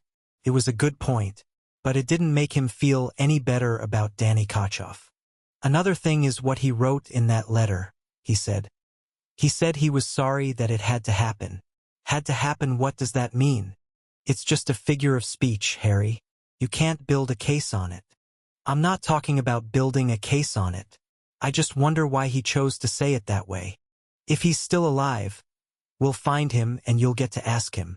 They had crossed under the 405 and were in Panorama City. Bosch dropped the discussion of Danny Kochoff and Ryder brought up Muriel Verloren. She's frozen solid, Ryder said. Yeah. It's pitiful. There was no reason for them to take the daughter up the hill. They might as well have killed everybody in the house. They did anyway. Bosch thought that was a harsh way of looking at it but didn't say anything. Them? He asked instead. What? You said there was no reason for them to take the daughter up the hill. You sound like Bailey Sable. I don't know. Looking at that hill, it would have been tough for one person. It's steep back there. Yeah, I was thinking the same thing. 2 people. Your idea about spooking Mackie is getting better. If he was there, he could lead us to the other, whether it's Kochoff or somebody else. Bosch turned south on Van Nuys Boulevard and stopped in front of an aging apartment complex that covered half the block. It was called the Panorama View Suites. There was a sign that said rental office to the left of the glass doors of the lobby. It also announced that units were available on a monthly and weekly basis. Bosch put the transmission into park. Besides Kochoff, what else were you thinking, Harry? I was thinking that I want to track down and talk to the other 2 friends. Maybe you can take the lesbian. But the father is my priority if we can find him. Okay, you take the father and I'll take the lesbian. Maybe I'll get to go up to San Francisco. It's Hayward. And if you need help, I know an inspector up there who will track her down and save LA the cost of the trip. You are really no fun, Harry. I'd like to hang out with the Northern Sisters. Did the chief know about you? Not at first. When he found out, he didn't care. Bosch nodded. He liked the chief for that. What else? Ryder asked. Sam Weiss. Who is that? The burglary victim. The one whose gun was used to kill the girl. Why him? They didn't have Roland Mackey back then. Might be worth running the name by him. Check. After that, I think we'll be ready to make the play with Mackey. See how he reacts. Then let's get this over with and then go talk to Pratt. They cracked the doors at the same time and got out. As Bosch came around the SUV, he could feel her looking at him, studying him. What? He asked. There's something else. What do you mean? With you. When you get that little crease on your left eyebrow, I know something's going on. My ex-wife always told me I'd make a bad poker player. Too many tells. Well, what is it? I don't know yet. Something about that room. Back at the house? Her bedroom? You mean like it was creepy her keeping it like that? No, actually, her keeping it was okay with me. I think I get that. Something else. Something wrong, something different. I'll grind it out and let you know when I know. Okay, Harry, that's what you're good at. They went through the glass doors into the panorama view suites. In 10 minutes they confirmed what they knew going in, that Mackie had moved out soon after he had completed his probation. As expected, he'd left no forwarding address. 14. Abel Pratt was behind his desk eating a concoction of yogurt and cornflakes out of a plastic tub. He made both a sucking and crackling sound as he ate, and it was getting on Bosch's nerves. They had been sitting with him for 20 minutes, updating him on the day's progress on the cold hit. Shit, I'm still hungry, he said after finishing the last spoonful. What is that, the South Beach diet? Ryder asked. No, just my own thing. What I need, though, is the South Bureau diet. Really? And what is the South Bureau diet? Bosch could feel Ryder tense. The South Bureau encompassed the majority of the city's black community. She had to wonder if what Pratt had just said was some sort of backhanded racial comment. Bosch had often seen in the department the elevation of the us versus them ethic to the point that white cops would make racially tinged comments in front of black or Latino cops simply because they believed that within the rank and file the color blue superseded skin color. Ryder was about to find out if Pratt was one of these cops. Put down your antenna, Pratt said. All I'm saying is that I worked in South for 10 years and I never had to worry about my weight. You're always on the run down there. Then I got to RHD and gained 15 pounds in 2 years. It's sad. Ryder relaxed and so did Bosch. Get off your ass and knock on doors, Bosch said. That was the rule in Hollywood. Good rule, Pratt said. Except it's hard when they put you in charge. I have to sit in here and hear about how you guys get to knock on doors. But you get the big bucks, Ryder said. Oh yeah. This was a joke because as a supervisor Pratt could not pull overtime. But those on his squad could, thereby setting up the possibility that some of his detectives would make more than him, even though he was the unit boss. Pratt turned in his chair and opened a cooler on the floor beside him. He took out another tub of yogurt. Fuck it, he said as he straightened up and opened it. He didn't add cornflakes this time. Bosch only had to put up with the slurping as he started spooning the white gunk into his mouth. Okay, back to this, Pratt said, his mouth full of it. What you are telling me is that at the end of the day you can tie the gun to this mope Mackie. He fired this weapon. But you've got nobody who ties him to the victim yet, and therefore you cannot tie him to the fatal shot. That and other things, Ryder said. So if I was a defense lawyer, Pratt continued, I would have Mackie cop to the burglary because the statute of limitations has long expired. He would say the gun bit him when he tried it out, so he got rid of the damn thing long before any murder. He'd say, no sir, I didn't kill that little girl with it and you can't prove I did.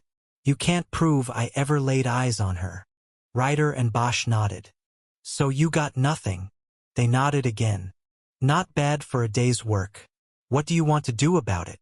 We want a wiretap, Bosch said. 2, maybe 3 locations. 1 on his cell, 1 on the phone at the gas station. And then 1 on his home once we find it and if he's got a line there. We plant a story in the paper that says we're working the case again and make sure he sees it. Then we see if he talks about it with anybody. And what makes you think he would talk to someone else about a murder he may or may not have committed 17 years ago? Because, like we said, so far we can't connect this guy to the girl in any way. So we're thinking there is somebody in the middle in this thing. Mackie either did this for somebody or he got the gun for that somebody to do it himself. There is a third possibility, Ryder added, that he helped. That girl was carried up a steep hillside. It was either somebody big or somebody with help. Pratt took 2 spoonfuls of yogurt, frowning as he looked down into the tub, before responding. Okay, what about the newspaper? You going to be able to make a plant? We think so, Ryder said.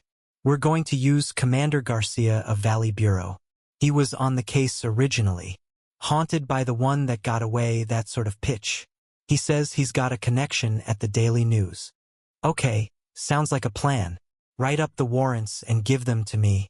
The captain has to approve them, and then they go to the DA's office for approval before going to the judge. It's going to take some time.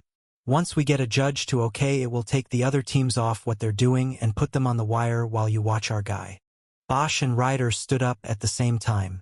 Bosch felt a little charge of adrenaline drop into his blood. There's no chance this guy Mackey is into something right now, is there? Pratt asked. What do you mean? Bosch asked. It's just that if we could make a case that he was about to commit a crime, we could probably expedite the warrants. Bosch thought about this. We don't have that now, he said. But we could work on it. Good. That would help. 15. Ryder was the writer. She had an ease with the computer as well as the language of law. Bosch had seen her put these skills to use on several previous investigations. So their decision was unspoken.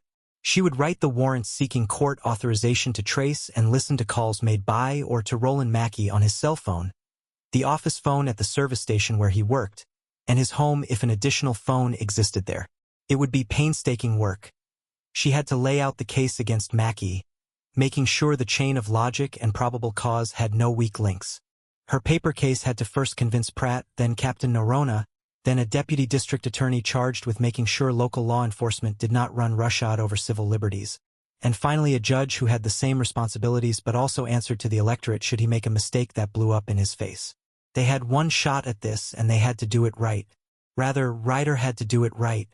But all of that came after the initial hurdle of getting Mackey's various phone numbers without tipping the suspect to the investigation taking form around him.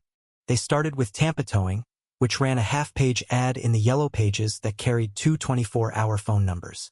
Next, a call to directory assistance established that Mackey had no hardwired phone listing private or otherwise in his name. It meant he either had no phone at his home or he was living in a place where the phone was registered to someone else. That could be dealt with later once they established Mackey's residence. Last and most difficult was Mackey's cell phone number. Directory assistance did not carry cell listings. To check every cellular service provider for a listing could take days if not weeks, because most required a court-ordered search warrant before revealing a customer's private number. Instead, law enforcement investigators routinely planned ruses in order to get the numbers they needed. This often entailed leaving innocuous messages at workplaces so that the cell phone number could be captured upon callback. The most popular of these was the standard callback for your prize message, promising a television or DVD player to the first 100 people who returned the call.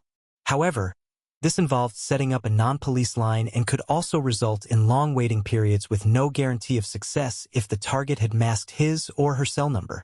Ryder and Bosch did not feel they had the luxury of time. They had put Mackey's name out into the public.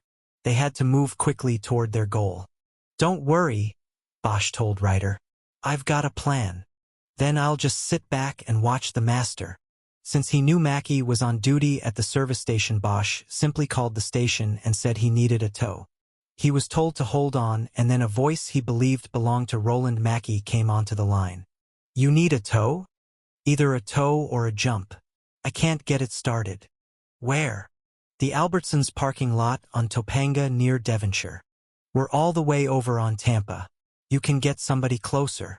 I know, but I live by you guys. Right off Roscoe and behind the hospital. Okay then, what are you driving?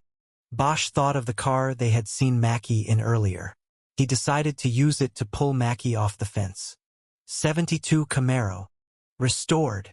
I'm working on it. It should be about 15 minutes before I'm there. Okay, great. What's your name? Row. Row? Like row a boat. Like in Roland, man. I'm on my way. He hung up. Bosch and Ryder waited 5 minutes, during which Bosch told her the rest of the plan and what part she would play in it. Her goal was to get two things: Mackey's cell number and his service provider, so that a search warrant authorizing the wiretap could be delivered to the proper company. Following Bosch's instructions, Ryder called the Chevron station and started making a service appointment. going into great detail in describing the screeching her car's brakes made. While she was in the middle of it, Bosch called the station on the second line listed in the phone book. As expected, Ryder was put on hold. Bosch's call was answered and he said, "Do you have a number I can reach Rowan? He's coming here to give me a jump and I got it started already." Mackey's harried coworker said, "Try him on his cell." He gave Bosch the number and Bosch flashed the thumbs up across the desk to Ryder. She finished her call without breaking the act and hung up. "One down, one to go," Bosch said. "You got the easy one," Ryder said. With Mackey's number in hand, Ryder took over while Bosch listened on an extension. "Bullshit," Mackey said, interrupting her in the middle of her spiel. "Excuse me, sir?" Ryder replied. "I said bullshit. This is some sort of scam to make me switch." "I don't understand, sir. I have you listed as an AT&T wireless customer. Is that not the case?" "Yeah, that's not the fucking case. I'm with Sprint and I like it and I don't even have or want long-distance service. So fuck off. Can you hear me now?" He hung up and Ryder started laughing. "This is an angry guy we're dealing with," she said. "Well, he just drove all the way across Chatsworth for nothing," Bosch said. "I'd be angry too." "He's with Sprint," she said. "I'm ready to rock and roll on the paper. But maybe you should call him, so he won't be suspicious about you not calling when the guy in the shop tells him he gave out his number." Bosch nodded and called Mackey's number. Thankfully it went to a message. Mackey was probably on the phone angrily telling the guy in the shop he could not find the car he was supposed to tow. Bosch left a message saying he was sorry but he was able to get his car started and was trying to get it home. He closed his phone and looked at Ryder. They talked some more about scheduling and decided that she would work exclusively on the warrant that night and the next day and then babysit it through the approval stages. She said she wanted Bosch with her when it got to the final approval. Having both members of the team in the judge's chambers would help cement the deal. Until then, Bosch would continue to work the field, tracking the remaining names on their list of people to be interviewed and putting the newspaper story in motion. Timing was going to be the issue. They didn't want a story about the case in the newspaper until they had taps in place on the phones Mackey used. Finessing all of this would be the key maneuver. "I'm going home, Harry," Ryder said. "I can get this started on my laptop." "Have a good one. What will you do?" "I've got a few things I want to get done tonight. Maybe go down to the toy district, I think." "By yourself. They're only homeless people." "Yeah, and 80% of them are homeless because they've got faulty wiring, faulty plumbing, the whole bit. You be careful. Maybe you ought to call Central Division and see if they'll send a car with you. Maybe they can spare the U-boat tonight." The U-boat was a single-officer car primarily used as a gopher for the watch commander. But Bosch didn't think he needed a chaperone. He told Ryder he would be all right and that she could go as soon as she showed him how to use the AutoTrack computer. "Well, Harry, first you have to have a computer. I did it right from my laptop." He came around to her side and watched as she went to the AutoTrack website, entered password information, and arrived at a template for a name search. "Who do you want to start with?" she asked. "How about Robert Verloren?" She typed in the name and set parameters for the search. "How fast does this work?" Bosch asked. "Fast." In a few minutes she had located an address trail for Rebecca Verloren's father. But it stopped short at the house in Chatsworth. Robert Verloren had not updated his driver's license, bought property, registered to vote, applied for a credit card, or had a utilities account in over 10 years. He was a blank. He had disappeared at least from the electronic grid. "He must still be on the street," Ryder said. "If he's even still alive." Ryder put the names Tara Wood and Daniel Kochoff through the AutoTrack moves and came up with multiple name hits for both of them. But by using their approximate ages and focusing on Hawaii and California, they narrowed the searches to 2 address trails they believed belonged to the correct Tara Wood and Daniel Kochoff. Wood may not have gone to her high school reunion, but it wasn't because she had moved far away. She had only moved from the valley over the hills to Santa Monica. Meanwhile, it appeared that Daniel Kochoff had returned from Hawaii many years earlier, lived in Venice for a few years, and then returned to Maui, where his current address was located. The last name Bosch gave Ryder to run through the computer was Sam Weiss, the burglary victim whose gun was used to murder Rebecca Verloren. Though there were hundreds of hits on the name, it was easy to find the right Sam Weiss. He had never left the home where the burglary had taken place. He even had the same phone number. He had stood his ground. Ryder printed everything out for Bosch and also gave him the number for Grace Tanaka, which they had gotten earlier from Bailey Sable. She then gathered what she would need to work on the search warrant at home. "If you need me, give me a page," she said as she put her computer into a padded case. After she was gone, Bosch checked the clock over Pratt's door and saw it was just past 6. He decided he would spend an hour or so chasing names before heading down to the toy district to look for Robert Verloren. He knew he was just procrastinating over a search through the human throwaway zone that would be certain to leave him depressed. So he checked the clock again and promised himself he would spend no more than an hour working the phone. He decided to go with the locals first but quickly struck out. Calls to both Tara Wood and Sam Weiss went unanswered and connected him with automated message systems. He left a message for Wood identifying himself, giving his cell phone number and mentioning that the call was in regard to Becky Verloren. He hoped that mentioning her friend's name would be enough to intrigue and draw a response from her. With Weiss, he only left his name and number, not wanting to forewarn him that the call was about what might be a source of guilt for the man who had indirectly provided the weapon that killed a 16-year-old girl. Next, he called Grace Tanaka's number in Hayward and she answered after 6 rings. From the start, she seemed put out by the call, as if it had interrupted something important. But her gruff manner and voice softened as soon as Bosch said he was calling about Rebecca Verloren. "Oh my God, is something happening?" she asked. "The department has taken an avid interest in reinvestigating the case," Bosch said. "A name has come up. This is an individual who may have been involved in the case in 1988, and we are trying to figure out if he fit in with Becky or her friends in any way." "What's his name?" she asked quickly. "Roland Mackey. He was a couple years older than Becky. Didn't go to Hillside, but he lived right there in Chatsworth. Does the name mean anything to you?" "Not really. I don't remember it." "How was he connected? Was he the father?" "The father? The police said she was pregnant. I mean, that she had been pregnant. No, we don't know if he was connected that way or not. So you don't recognize the name?" "No. He goes by Roe for short." "Still don't. And you're saying you didn't know about the pregnancy, is that right?" "I didn't. None of us did. I mean, her friends."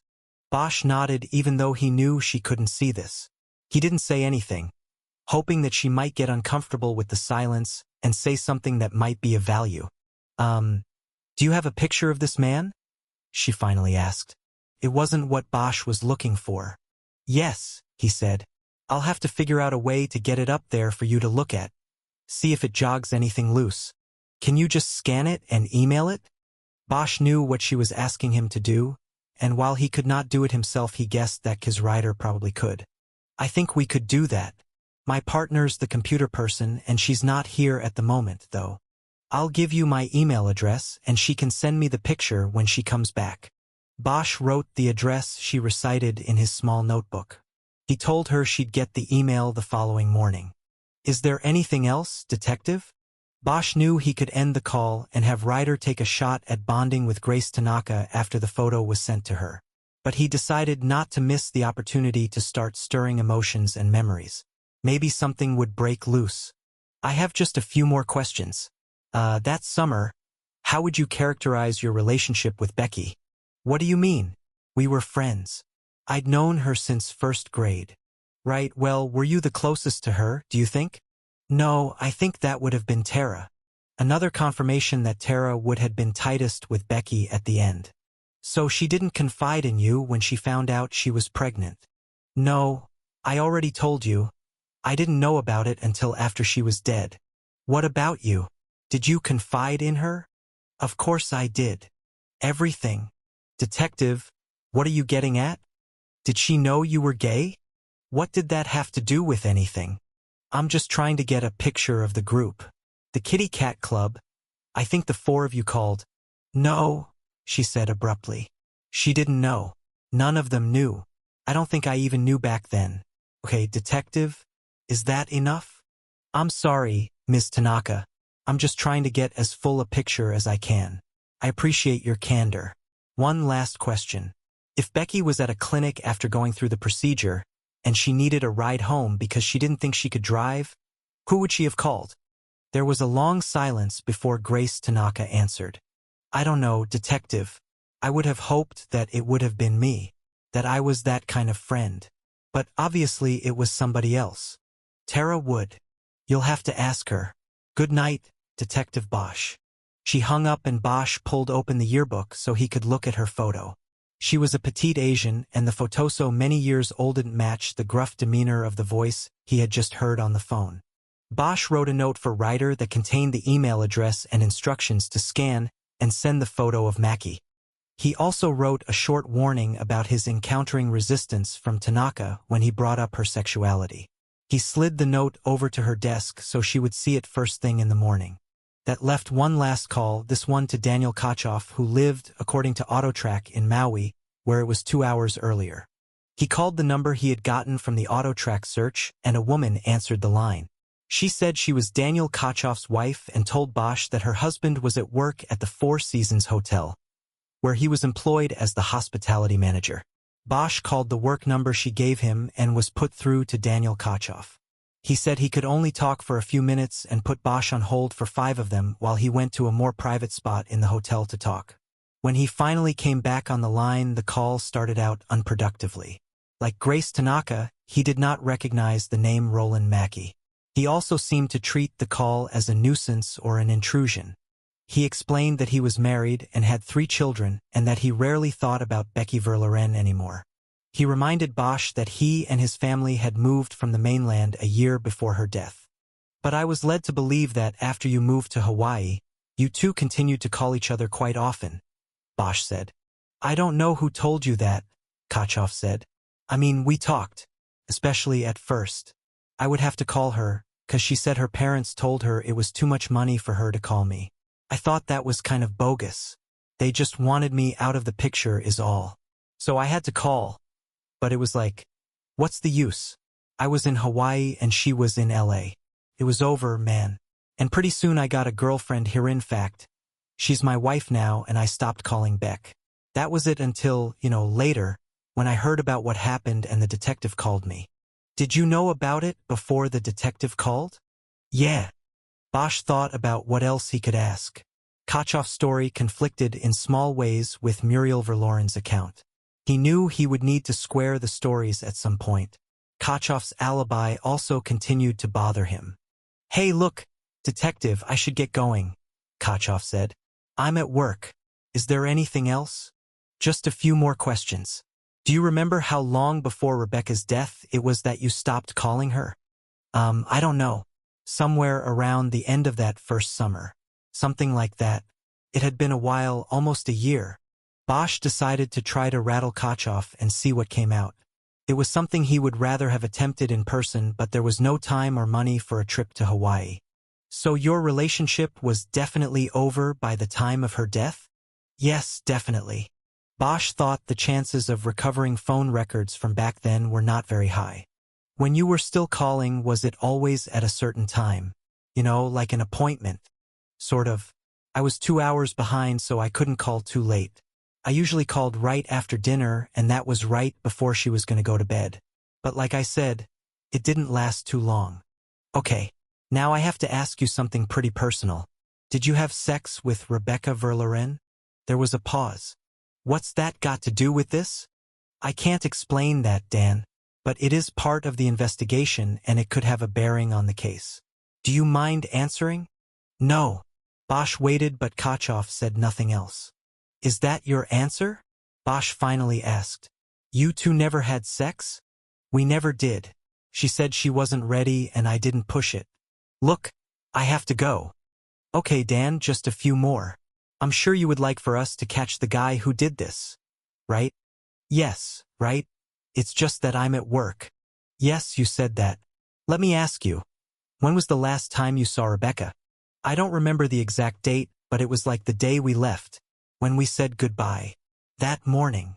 So you never came back from Hawaii once your family moved? No, not at first. I mean, I've been back since.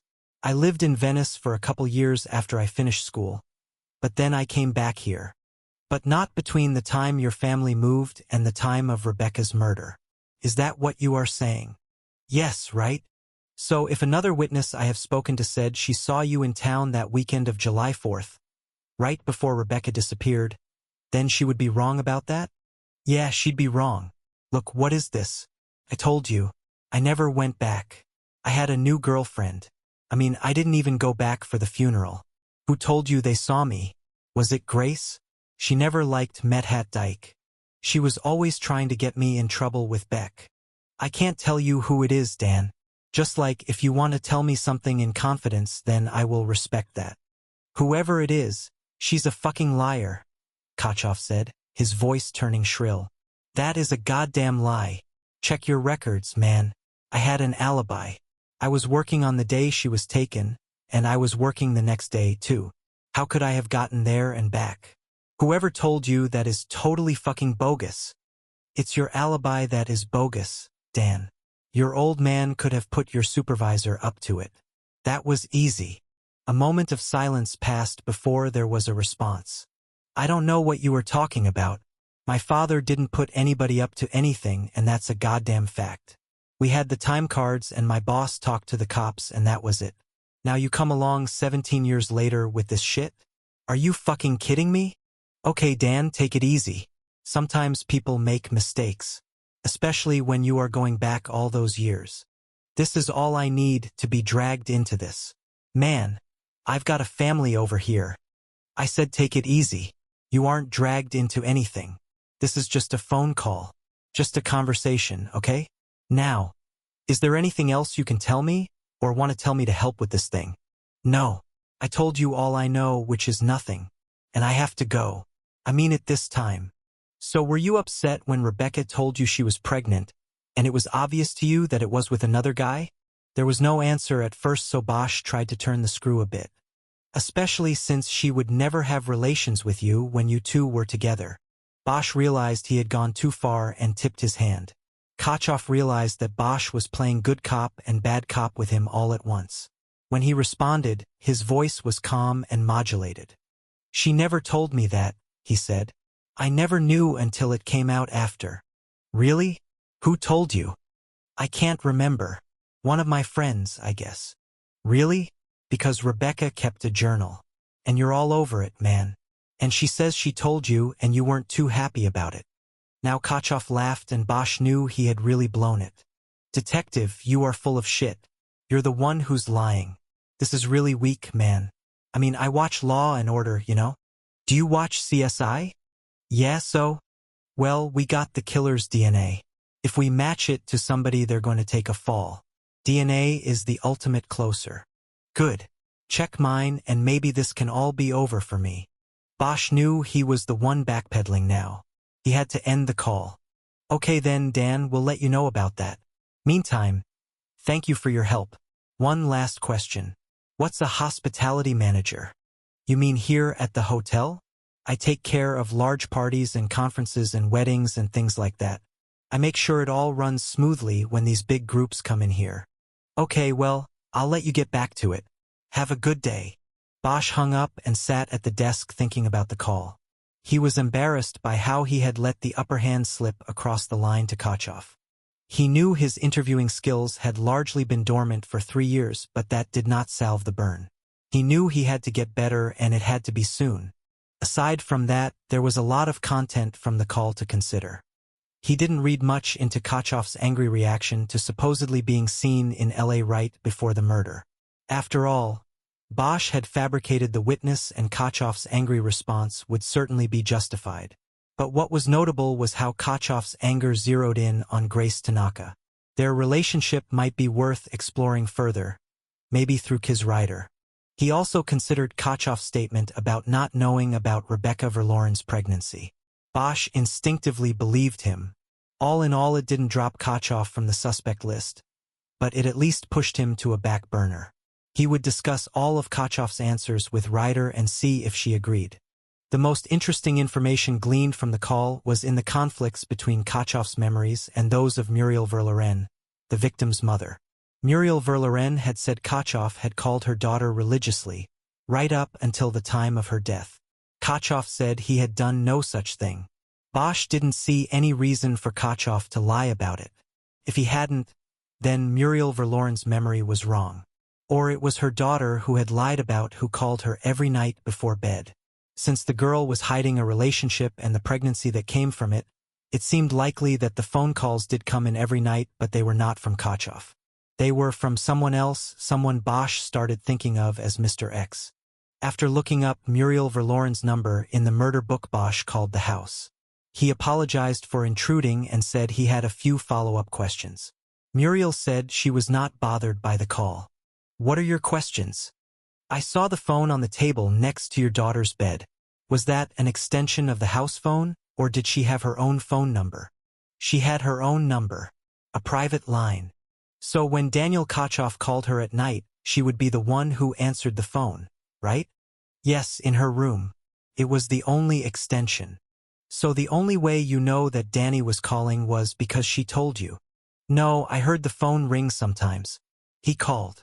"What I mean, Mrs. Verloren, is that you never answered those calls and you never talked to Danny Kochoff, right?" "That's right. It was her private line. So when that phone rang and she talked to somebody, the only way you would know who it was on the line was if she told you. Is that correct?" Yes, I guess that is right. Are you saying it wasn't Danny who called all of those times?" "I'm not sure yet, but I talked to Danny in Hawaii and he said he stopped calling your daughter long before she was taken. He had a new girlfriend, you see, in Hawaii." This information was treated with a long pause. Finally, Bosch spoke into the void. "Do you have any idea who it could have been that she was talking to, Mrs. Verloren?" After another pause, Muriel Verloren weakly offered an answer. "Maybe one of her girlfriends." "It's possible," Bosch said. "Anybody else you can think of?" "I don't like this," she responded quickly. "It's like I'm learning things all over again." "I'm sorry, Mrs. Verloren. I will try not to hit you with these sorts of things unless it is necessary. But I am afraid this is necessary. Did you and your husband ever come to any conclusion about the pregnancy?" "What do you mean?" "We didn't know about it until after." "I understand that. What I mean is, did you think it came out of a hidden relationship, or was it simply a mistake she made one day with, someone she was not really in a relationship with?" "You mean like a one-night stand? Is that what you are saying about my daughter?" "No, ma'am. I am not saying anything about your daughter. I am simply asking questions. I do not want to upset you, but I want to find the person who killed Rebecca. And I need to know all there is to know." "We could never explain it, Detective," she responded coldly. "She was gone, and we decided not to delve into it. We left everything to the police, and we just tried to remember the daughter we knew and loved." "You said you have a daughter. I hope you understand." "I think I do. Thank you for your answers. One last question, and there is no pressure on this, but would you be willing to talk to a newspaper reporter about your daughter and the case?" "Why would I do that? I didn't before. I don't believe in putting it out there for the public." "I admire that. But this time I want you to do it because it might help us flush out the bird." "You mean it might make the person who did this come out from cover?" "Exactly. Then I'd do it in a heartbeat." "Thank you, Mrs. Verloren. I will let you know." 16. Abel Pratt came out of his office with his suit jacket on. He noticed Bosch sitting at his desk in the alcove, using 2 fingers to type up a report on his telephone conversation with Muriel Verloren. The finished reports on the phone interviews with Grace Tanaka and Daniel Kochoff were on the desk. "Where's Kiz?" Pratt asked. "She's working on the warrant at home. She can think better there." "I can't think when I get home. I can only react. I have twin boys." "Good luck." "Yeah, I need it. I'm going that way now. I'll see you tomorrow, Harry." "Okay." But Pratt didn't walk away. Bosch looked up from the typewriter at him. He thought maybe something was wrong. Maybe it was the typewriter. "I found this on a desk on the other side," Bosch said. "It didn't look like it was being used by anybody." "It wasn't. Most people use their computers now. You are definitely an old-school kind of guy, Harry." "I guess. Kiz usually does the reports, but I have some time to kill." "Working late. I've got to go over to the Nickel. 5th Street? What do you want over there?" "Looking for our victim's father." Pratt shook his head somberly. Another one of those. We've seen it before. Bosch nodded. Ripples, he said. Yeah, Ripples, Pratt agreed. Bosch was thinking about offering to walk out with Pratt, maybe have a conversation and get to know him better, but his cell phone started to chirp. He pulled it off his belt and saw the name Sam Weiss in the caller ID screen. I better take this. All right, Harry. Be careful over there. Thanks, boss. He flipped open the phone. Detective Bosch, he said. Detective. Bosch remembered he had left no information on his message to Weiss. Mr. Weiss, my name is Harry Bosch. I am a detective with the LAPD. I'd like to ask you a few questions about an investigation I am conducting. I have all the time you need, detective. Is this about my gun? The question caught Bosch off guard. Why would you ask that, sir? Well, because I know it was used in a murder that was never solved. And that's the only thing I can think of that the LAPD would want to ask me about. Well, yes, sir, it's about the gun. Can I talk to you about it? If it means you are trying to find who killed that girl, then you can ask me anything you want. Thank you. I guess the first thing I'd like is for you to tell me how and when you knew or were told that the weapon stolen from you was used in a homicide. It was in the papers, the murder was, and I put two and two together.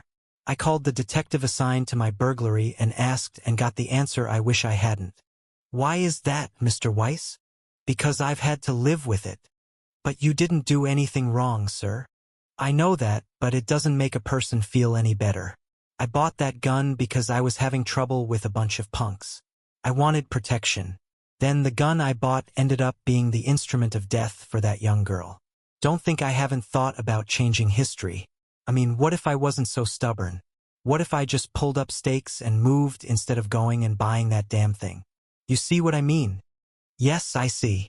Now, that said, what else can I tell you, detective? I have just a few questions. Calling you was sort of a shot in the dark. I thought it might be easier than trying to find my way back through 17 years of paperwork and department history.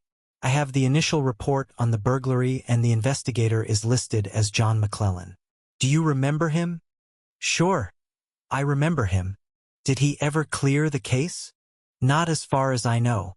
At first John thought it might have been connected to the punks who had threatened me. And was it? John told me no, but I was never sure. The burglars really tore the place apart. It wasn't like they were really looking for stuff to steal. They were just destroying things, me belongings. I walked in this place and, man, I could feel a lot of anger. Why do you say burglars? Did the police think it was more than one? John figured it had to be at least 2 or 3. I was only gone an hour, went to the store. One guy couldn't have done all that damage in that time. The report lists the gun, a coin collection and some cash that was taken. Anything else come up missing after? No, that was it. That was enough. At least I got the coins back, and that was the most valuable thing. It was my father's collection from when he was a boy. How did you get it back? John McClellan. He brought them back to me a couple weeks later. Did he say where he recovered them from? He said a pawn shop in West Hollywood. And then, of course, we know what became of the gun. But that was not given back to me. I wouldn't have taken it anyway. I understand, sir. Did Detective McClellan ever tell you who he thought burglarized your home? Did he have any theories? He thought it was just another set of punks, you know. Not the Chatsworth Eights. The mention of the Chatsworth Eights stirred something in Bosch, but he couldn't place it. Mr. Weiss, act like I don't know anything. Who were the Chatsworth Eights? It was a gang out here in the valley. They were all white kids, skinheads, and back in 1988 they committed a number of crimes out here. They were hate crimes. That's what they called them in the papers. Back then it was the new term for crimes motivated by race or religion. And you were the target of this gang? Yeah, I started getting calls. The typical kill the Jew stuff. But then the police told you the Eights did not commit the burglary. That's right. Strange, isn't it? They didn't see any connection. That's what I thought at the time, but he was the detective, not me. What made the Eights target you, Mr. Weiss? I know you are Jewish, but what made them pick you out? Simple. One of the little shits was a kid who lived in my neighborhood. Billy Burkhart was 4 houses away. I put a menorah in my window during Hanukkah, and that's when it all started. What happened to Burkhart? He went to jail. Not for what he did to me, but to others. They got him and the others on other crimes. They burned a cross a few blocks from me, in the front lawn of a black family. And they did other things. Mean things, vandalism. They tried to burn a temple, too. But not the burglary at your house. That's right. That's what the police told me.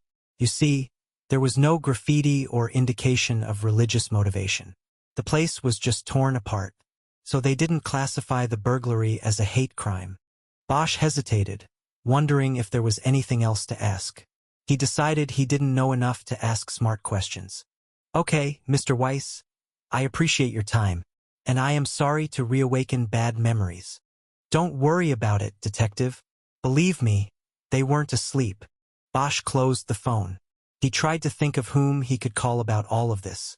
He didn't know John McClellan, and the chances of his still being in Devonshire Division 17 years later were slim. Then it hit him, Jerry Edgar. His old partner at Hollywood Division had previously been assigned to Devonshire detectives. He would have been there in 1988. Bosch called the Hollywood homicide table but got the machine. Everybody had cut out early. He called the main detective bureau number and asked if Edgar was around. Bosch knew that there was a sign-out chart at the front counter. The clerk who answered the phone said Edgar had signed out for the day. The third call was to Edgar's cell phone. His old partner answered it promptly. "You guys go home early in Hollywood," Bosch said. "Who the hell is Harry? That you?" "That me. How's it hanging, Jerry? I was wondering when I'd hear from you. You start again today. The world's oldest boot. And I already got a hot shot. Kiz and I are working a breaking case." Edgar didn't respond, and Bosch knew mentioning Ryder had been a mistake. The gulf between them not only still existed but was apparently frozen over. "Anyway, I need to tap into that big brain of yours. This is going back to Club Dev days." "Yeah, which day?" 1988. The Chatsworth Eights. "You remember them?" There was silence while Edgar thought for a moment. "Yeah, I remember the Eights. They were a bunch of peckerwoods that thought shaved heads and tattoos made them men. They did a lot of shit, then they got stepped on. They didn't last long. You remember a guy named Roland Mackey? Would have been about 18 back then." After a pause, Edgar said he didn't remember the name. "Who was working the Eights?" Bosch asked. "Not Club Dev, man. Everything with them went straight down the rabbit hole. PDU. You got it. The Public Disorder Unit. A shadowy downtown squad that gathered data and intelligence on conspiracies but made few cases. Back in 1988, the PDU would have been under the aegis of then Commander Irvin Irving. The unit was not in existence anymore. When Irving rose to the level of deputy chief, he promptly disbanded the PDU, with many in the department believing it was a measure taken to cover up and distance himself from its activities. "That's not going to help," Bosch said. "Sorry about that. What are you working?" "The murder of a girl up on Oat Mountain. The one taken out of her house?" "Yeah. I remember that one, too. I didn't work ITI, had just gotten to the homicide table. But I remember that one. You're saying the Eights were in on that one?" "No. Just that a name came up that might have a connection to the Eights." "Might? So does Eights mean what I think?" "Yeah, man. 8 for H. 88 for HH. And HH for Heil. Hitler." "Yeah, I thought so." Then it struck Bosch that Kiz Ryder had been right when she thought the year of the crime might be significant. The murder and the rest of the crimes committed by the Chatsworth Eights had occurred in 1988. It was all part of a confluence of seemingly small things coming together. And now Irvin Irving and the PDU were mixed into the soup as well. A cold-hit match of DNA to a loser who drove a tow truck for a living was blossoming into something bigger. "Jerry, you remember a guy who worked at Devonshire named John McClellan?" "John McClellan? No, I don't remember. What did he work?" "I got his name here on a burglary report." "No, definitely not the burglary table. I worked burglary before going over to homicide. There was no John McClellan on burglary." "Who is he?" "Like I said, just a name on a report. I'll figure it out." Bosch knew that this meant McClellan was likely in the PDU at the time, and the investigation of the burglary of Sam Weiss's home was folded into the investigation of the Chatsworth Eights. He didn't care to discuss all of this with Edgar. Jerry, so you were new on the homicide table back then? That's right. Did you know Green and Garcia very well? Not really. I just got to the table and they weren't there that long after. Green pulled the pin, and about a year after that Garcia made lieutenant. From what you saw, what was your take on them? How so? As homicide men. Well, Harry, I was pretty fresh back then. I mean, what did I know? I was still learning. But the take on them was that Green was the power. Garcia was just the housekeeper. What some people said about Garcia was that he couldn't find shit in his own mustache with a mirror and comb. Bosch didn't respond. By labeling Garcia a housekeeper, Edgar was saying that Garcia rode his partner's coattails. Green was the real homicide cop and Garcia was the guy who backed him up and kept the murder books tidy and up to date. A lot of partnerships got sanded down into such relationships. An alpha dog and his assistant. I guess he didn't need to, Edgar said. Didn't need to what? Find shit in his mustache. He was going places, man. He made lieutenant and was out of there. You know he's currently second in command in the valley, right? Yeah, I know. In fact, if you see him you might not want to mention that mustache bit. Yeah, probably not. Bosch thought some more about what this might have meant to the Verloren investigation. A small crack was moving under the surface of things. That it, Harry? I heard Green ate his gun not too long after pulling the pin. Yeah, I heard that. I don't remember being surprised. He always looked like a guy carrying a full load of something. You gonna take a run at PDU, Harry? You know that was Irving's squad, don't you? Yeah, Jerry, I know. I doubt I'm going that way. Be careful if you do, my man. Bosch wanted to change the subject before hanging up. Edgar had always been a department gossip.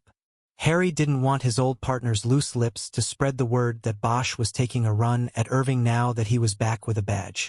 So how's things in Hollywood? He asked. We just got back into the bureau after the earthquake retrofit. You missed all of that. We were stuck upstairs in roll call for like a year. How is it? It's like an insurance office now. We have pods and sound filters between the desks. All done up in government gray. Nice but not the same. I know what you mean. Then they gave the D3s double wides desks with two sides of drawers. The rest of us get one side. Bosch smiled. Little slights like that got magnified in the department, and the administrators who made such decisions never learned. Like when most of internal affairs moved out of Parker Center and into the old Bradbury building, and the word spread through the ranks that the captain over there had a fireplace in his office. So what are you gonna do, Jerry? Same old, same old. That's what I'm gonna do. Get off my ass and knock on doors. I hear you, man. Watch your six, Harry. Always. After hanging up, Bosch sat motionless at his desk for a few moments as he thought through the conversation and the new meanings it brought to the case. If there was a connection between the case and PDU, then they had a whole new ball game. He looked down at the murder book, still open to the burglary report, and stared at the scrawled signature of John McClellan. He picked up the phone and called the Department of Operations in Parker Center and asked the duty officer for an assignment location for a detective named John McClellan. He read McClellan's badge number off the burglary report. He was put on hold and expected that he would be told that McClellan was long retired. It had been 17 years. But when the duty officer came back on the line, he reported that an officer named John McClellan with the badge number Bosch provided was now a lieutenant assigned to the Office of Strategic Planning. The synapse connections in Bosch's brain started tripping. 17 years ago, McClellan worked for Irving in the PDU. Now the assignment and rank were different, but he was still working for him. And Irving just happened to run into Bosch in the Parker Center cafeteria on the day Bosch caught a case with ties to the PDU. Hi, Jingo, Bosch whispered to himself as he hung up. Like a battleship going into a turn, the case was slowly, surely, and unstoppably moving in a new direction. Bosch could feel something building inside his chest. He thought about the coincidence of Irving crossing his path. If it was a coincidence. Bosch wondered if the deputy chief already knew at that moment what case they had pulled the cold hit on and where it was going to lead. The department buried secrets every day. It was a given. But who would have thought 17 years ago that a chemical test run one day in a DOJ lab in Sacramento might put a shovel into the greasy dirt and turn over the past, bringing the secret to light? 17. Driving home, Bosch thought about the many different tendrils of the investigation that were wrapping around the body of Rebecca Verloren. He knew he had to keep his eyes on the prize. The evidence was the key. The elements of departmental politics and possible corruption and cover-up all amounted to what was known as high jingo. It could be threatening and distracting from the intended goal. He had to avoid this at the same time that he had to be wary of it. Eventually, he was able to push thoughts of Irving's shadow over the investigation aside and concentrate on the case. His thoughts somehow led him to Rebecca's bedroom and how her mother had left it unchanged by time.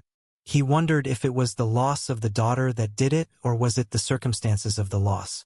What if you lost a child by natural causes or accident or circumstances like divorce? Bosch had a daughter he rarely saw. It weighed on him. He knew that near or far his daughter left him completely vulnerable, that he could end up like the mother who preserved a daughter's bedroom like a museum, or the father who was long lost to the world. More so than this question, something about the bedroom bothered him. He couldn't quite reach what it was, but he knew it was there and it nagged at him. He looked from the elevated freeway out across Hollywood to his left. There was still some light in the sky, but the evening was starting. Darkness had waited long enough. Searchlights that he knew could be traced down to the corner of Hollywood and Vine were crisscrossing the horizon. To him it looked nice. To him it looked like home. When he got to his house on the hill, he checked the mail and the phone for messages and then changed out of the suit he had bought for his return to the job. He carefully hung it in the closet, thinking he could wear it at least once more before having to take it in to the cleaners.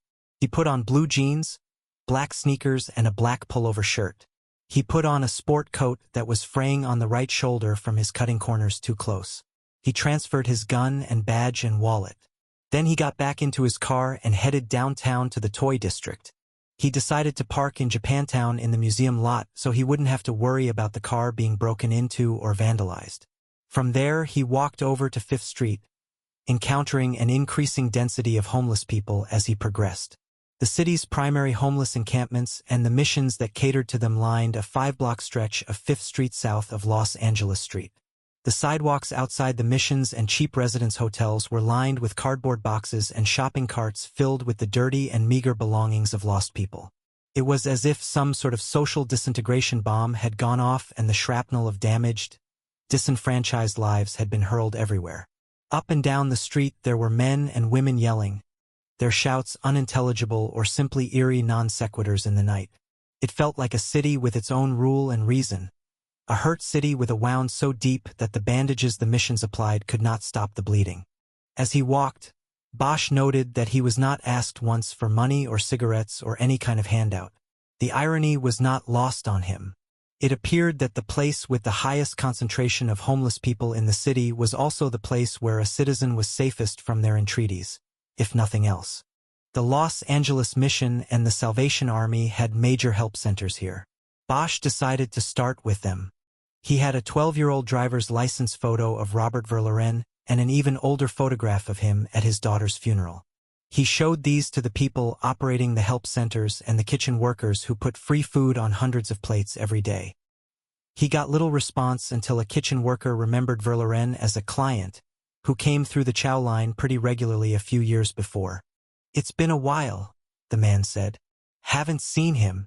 After spending an hour in each center, Bosch started working his way down the street, stepping into the smaller missions and flop hotels and showing the photos. He got a few recognitions of Verloren, but nothing fresh, nothing to lead him to the man who had completely dropped off the human radar screen so many years before.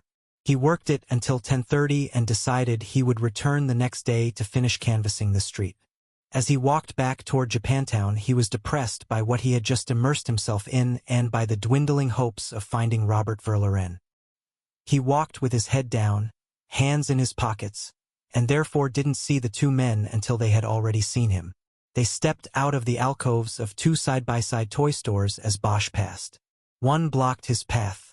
The other stepped out behind him. Bosch stopped. "Hey, missionary man," said the one in front of him. In the dim glow from a streetlight half a block away, Bosch saw the glint of a blade down at the man's side. He turned slightly to check the man behind him. He was smaller. Bosch wasn't sure, but it looked like he was simply holding a chunk of concrete in his hand. A piece of broken curb. Both men were dressed in layers, a common sight in this part of the city. One was black and one was white. "The kitchens are all closed up and we're still hungry," said the one with the knife. "You got a few bucks for us? You know, like we could borrow." Bosch shook his head. "No, not really." "Not really? You sure about that, boy? You look like you got a nice fat wallet on you now. Don't be holding back on us." A black rage grew in Bosch. In a moment of sharp focus he knew what he could and would do. He would draw his weapon and put bullets into both of these men. In that same instant he knew he would walk away from it after a cursory departmental investigation. The glint of the blade was Bosch's ticket and he knew it. The men on either side of him didn't know what they had just walked into. It was like being in the tunnels so many years before. Everything closed down to a tight space. Nothing but kill or be killed. There was something absolutely pure about it. No gray areas and no room for anything else. Then suddenly the moment changed. Bosch saw the one with the knife staring intently at him, reading something in his eyes, one predator taking the measure of another. The knife man seemed to grow smaller by an almost imperceptible measure. He backed off without physically backing off. Bosch knew there were people considered to be mind readers. The truth was they were face readers. Their skill was interpreting the myriad muscle constructions of the eyes, the mouth, the eyebrows. From this they decoded intent. Bosch had a level of skill in this. His ex-wife made a living playing poker because she had an even higher skill. The man with the knife had a measure of this skill as well. It had surely saved his life this time. "Nah, never mind," said the man. He took a step back toward the store's alcove. "Have a good night, missionary man," he said as he retreated into the darkness. Bosch fully turned and looked at the other man. Without a word, he too stepped back into his crack to hide and wait for the next victim. Bosch looked up and down the street. It seemed deserted now. He turned and headed on toward his ride. As he walked, he took out his cell phone and called the Central Division Patrol Office. He told the watch sergeant about the two men he encountered and asked him to send a patrol car. "That kind of stuff happens on every block down there in that hellhole," the sergeant said. "What do you want me to do about it?" "I want you to send a car and roust them. They'll think twice about doing anything to anybody." "Well, why didn't you do anything about it yourself?" "Because I'm working a case, Sergeant, and I can't get off it to do your job or your paperwork." "Look, buddy, don't be telling me how to do my job. You suits are all the same. You think." "Look, Sergeant, I'm going to check the crime reports in the morning. If I read that somebody got hurt down here and the suspects were a black and white team, then you're going to have more suits around you than at the men's warehouse. I guarantee it." Bosch closed his phone, cutting off a last protest from the watch sergeant. He picked up his pace, got to his car and started back over to the 101 freeway. He then headed back up to the valley. Finding cover with a visual line on Tampa Towing was difficult. Both strip shopping plazas located on the other corners were closed and their parking lots empty. Bosch would be obvious if he parked in either one. The competing service station on the third corner was still open and thus unusable for surveillance. After considering the situation, Bosch parked on Roscoe a block away and walked back to the intersection. Borrowing an idea from the would-be robbers of less than an hour before, he found a darkened alcove in one of the strip plazas from which he could watch the service station. He knew the problem with his choice of surveillance was getting back to his car fast enough to avoid losing Mackie when he went off shift. The ad he had checked earlier in the phone book said Tampa Towing offered 24-hour service. But it was coming up on midnight and Bosch was betting that Mackie, who had come on duty at 4 p.m., would be getting off soon. He would either be replaced by a midnight man or would be on call through the night. It was at times like this that Bosch thought about smoking again. It always seemed to make the time go faster and it took the edge off the anxiety that always built through a surveillance. But it had been more than 4 years now and he didn't want to break stride. Learning 2 years earlier that he was a father had helped him get past the occasional weaknesses. He thought that, if not for his daughter, he'd probably be smoking again. At best, he had controlled the addiction. By no means had he broken it. He took out his cell phone and angled the light from its screen away from view of the service station while he punched in Kiz Ryder's home number. She didn't answer. He tried her cell and got no answer again.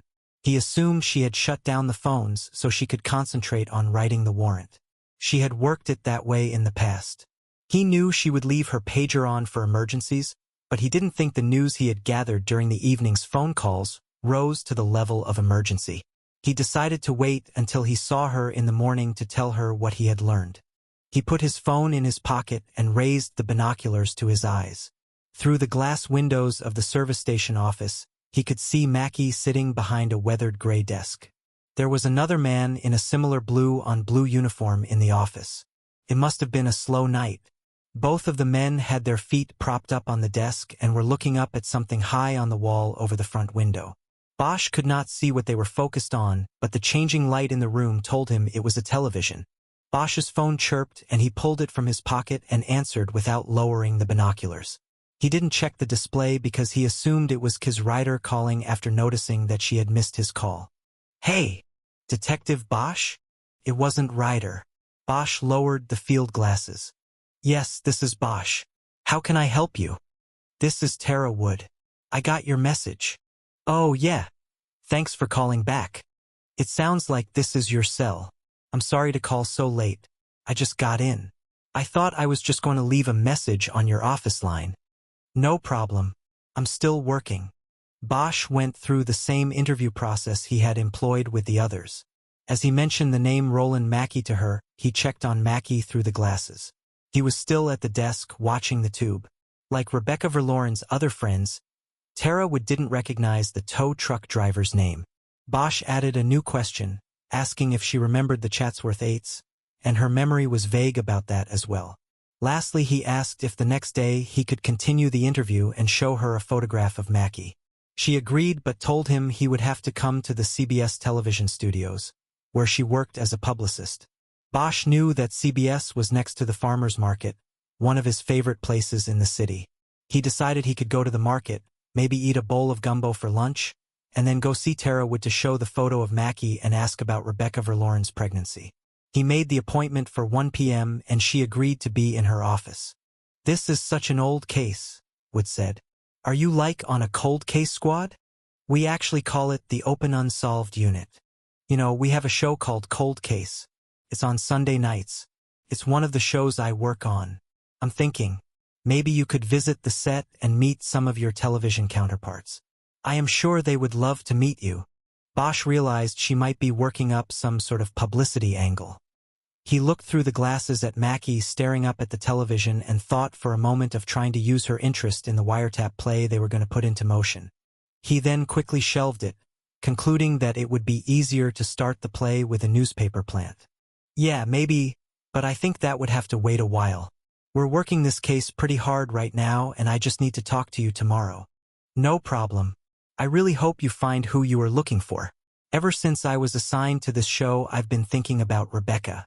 You know, wondering if there was anything happening. Then out of the blue you called. It's weird, but in a good way. I'll see you tomorrow, Detective." Bosch said good night and hung up. A few minutes later, at midnight, the lights at the service station went out. Bosch knew that offering 24-hour tow service didn't necessarily translate into being open 24 hours a day. Mackey or another driver was probably on call through the night. Bosch slipped from his hiding spot and hustled down Roscoe to the SUV. Just as he got to it, he heard the deep thrumming sound of Mackey's Camaro coming to life. He started his engine, pulled away from the curb, and headed back toward the intersection. As he got there and was stopping for the red light, he saw the Camaro with the gray-painted fenders cross the intersection, heading south on Tampa. Bosch waited a few moments, checked all lanes of the intersection for other cars, and blew through the red light to follow. Mackey's first stop was a bar called the Side Pocket. It was on Sepulveda Boulevard in Van Nuys near the railroad tracks. It was a small place with a blue neon sign and the barred windows painted black. Bosch had an idea what it would be like inside and what kind of men would be in there. Before leaving his car, he took off his sport coat, wrapped his gun, handcuffs and extra clip in it, and put it on the floor in front of the passenger seat. He got out and locked the door and headed toward the bar, pulling his shirt out of his jeans as he went. The inside of the bar was as he expected.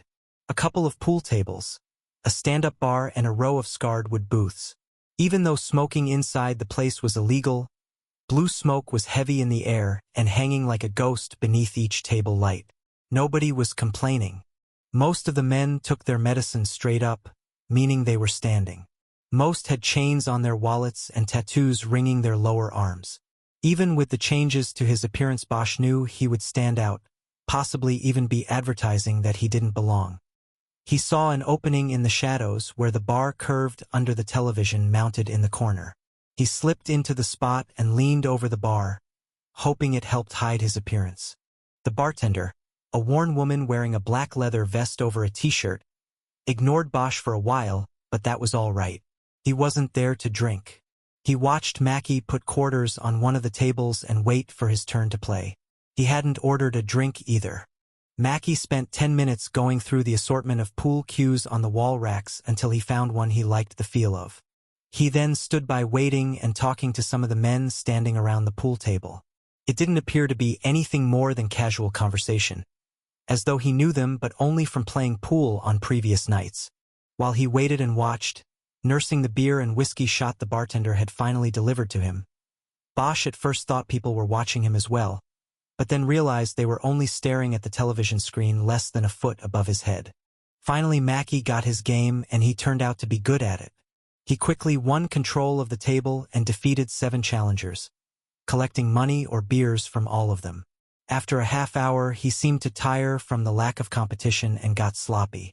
The 8th challenger beat him after Mackie missed a clean shot at the 8-ball. Mackie took the loss well and slapped a $5 bill down on the green felt before stepping away. By Bosch's count, he was at least $25 and 3 beers ahead for the night. Mackie took his rolling rock to a space at the bar, and that was Bosch's cue to withdraw. He put a 10 under his empty shot glass and turned away, never giving Mackie his face. He left the bar and went back to his car. The first thing he did was put the gun back on his right hip, grip forward. He started the engine and drove out onto Sepulveda and then a block south.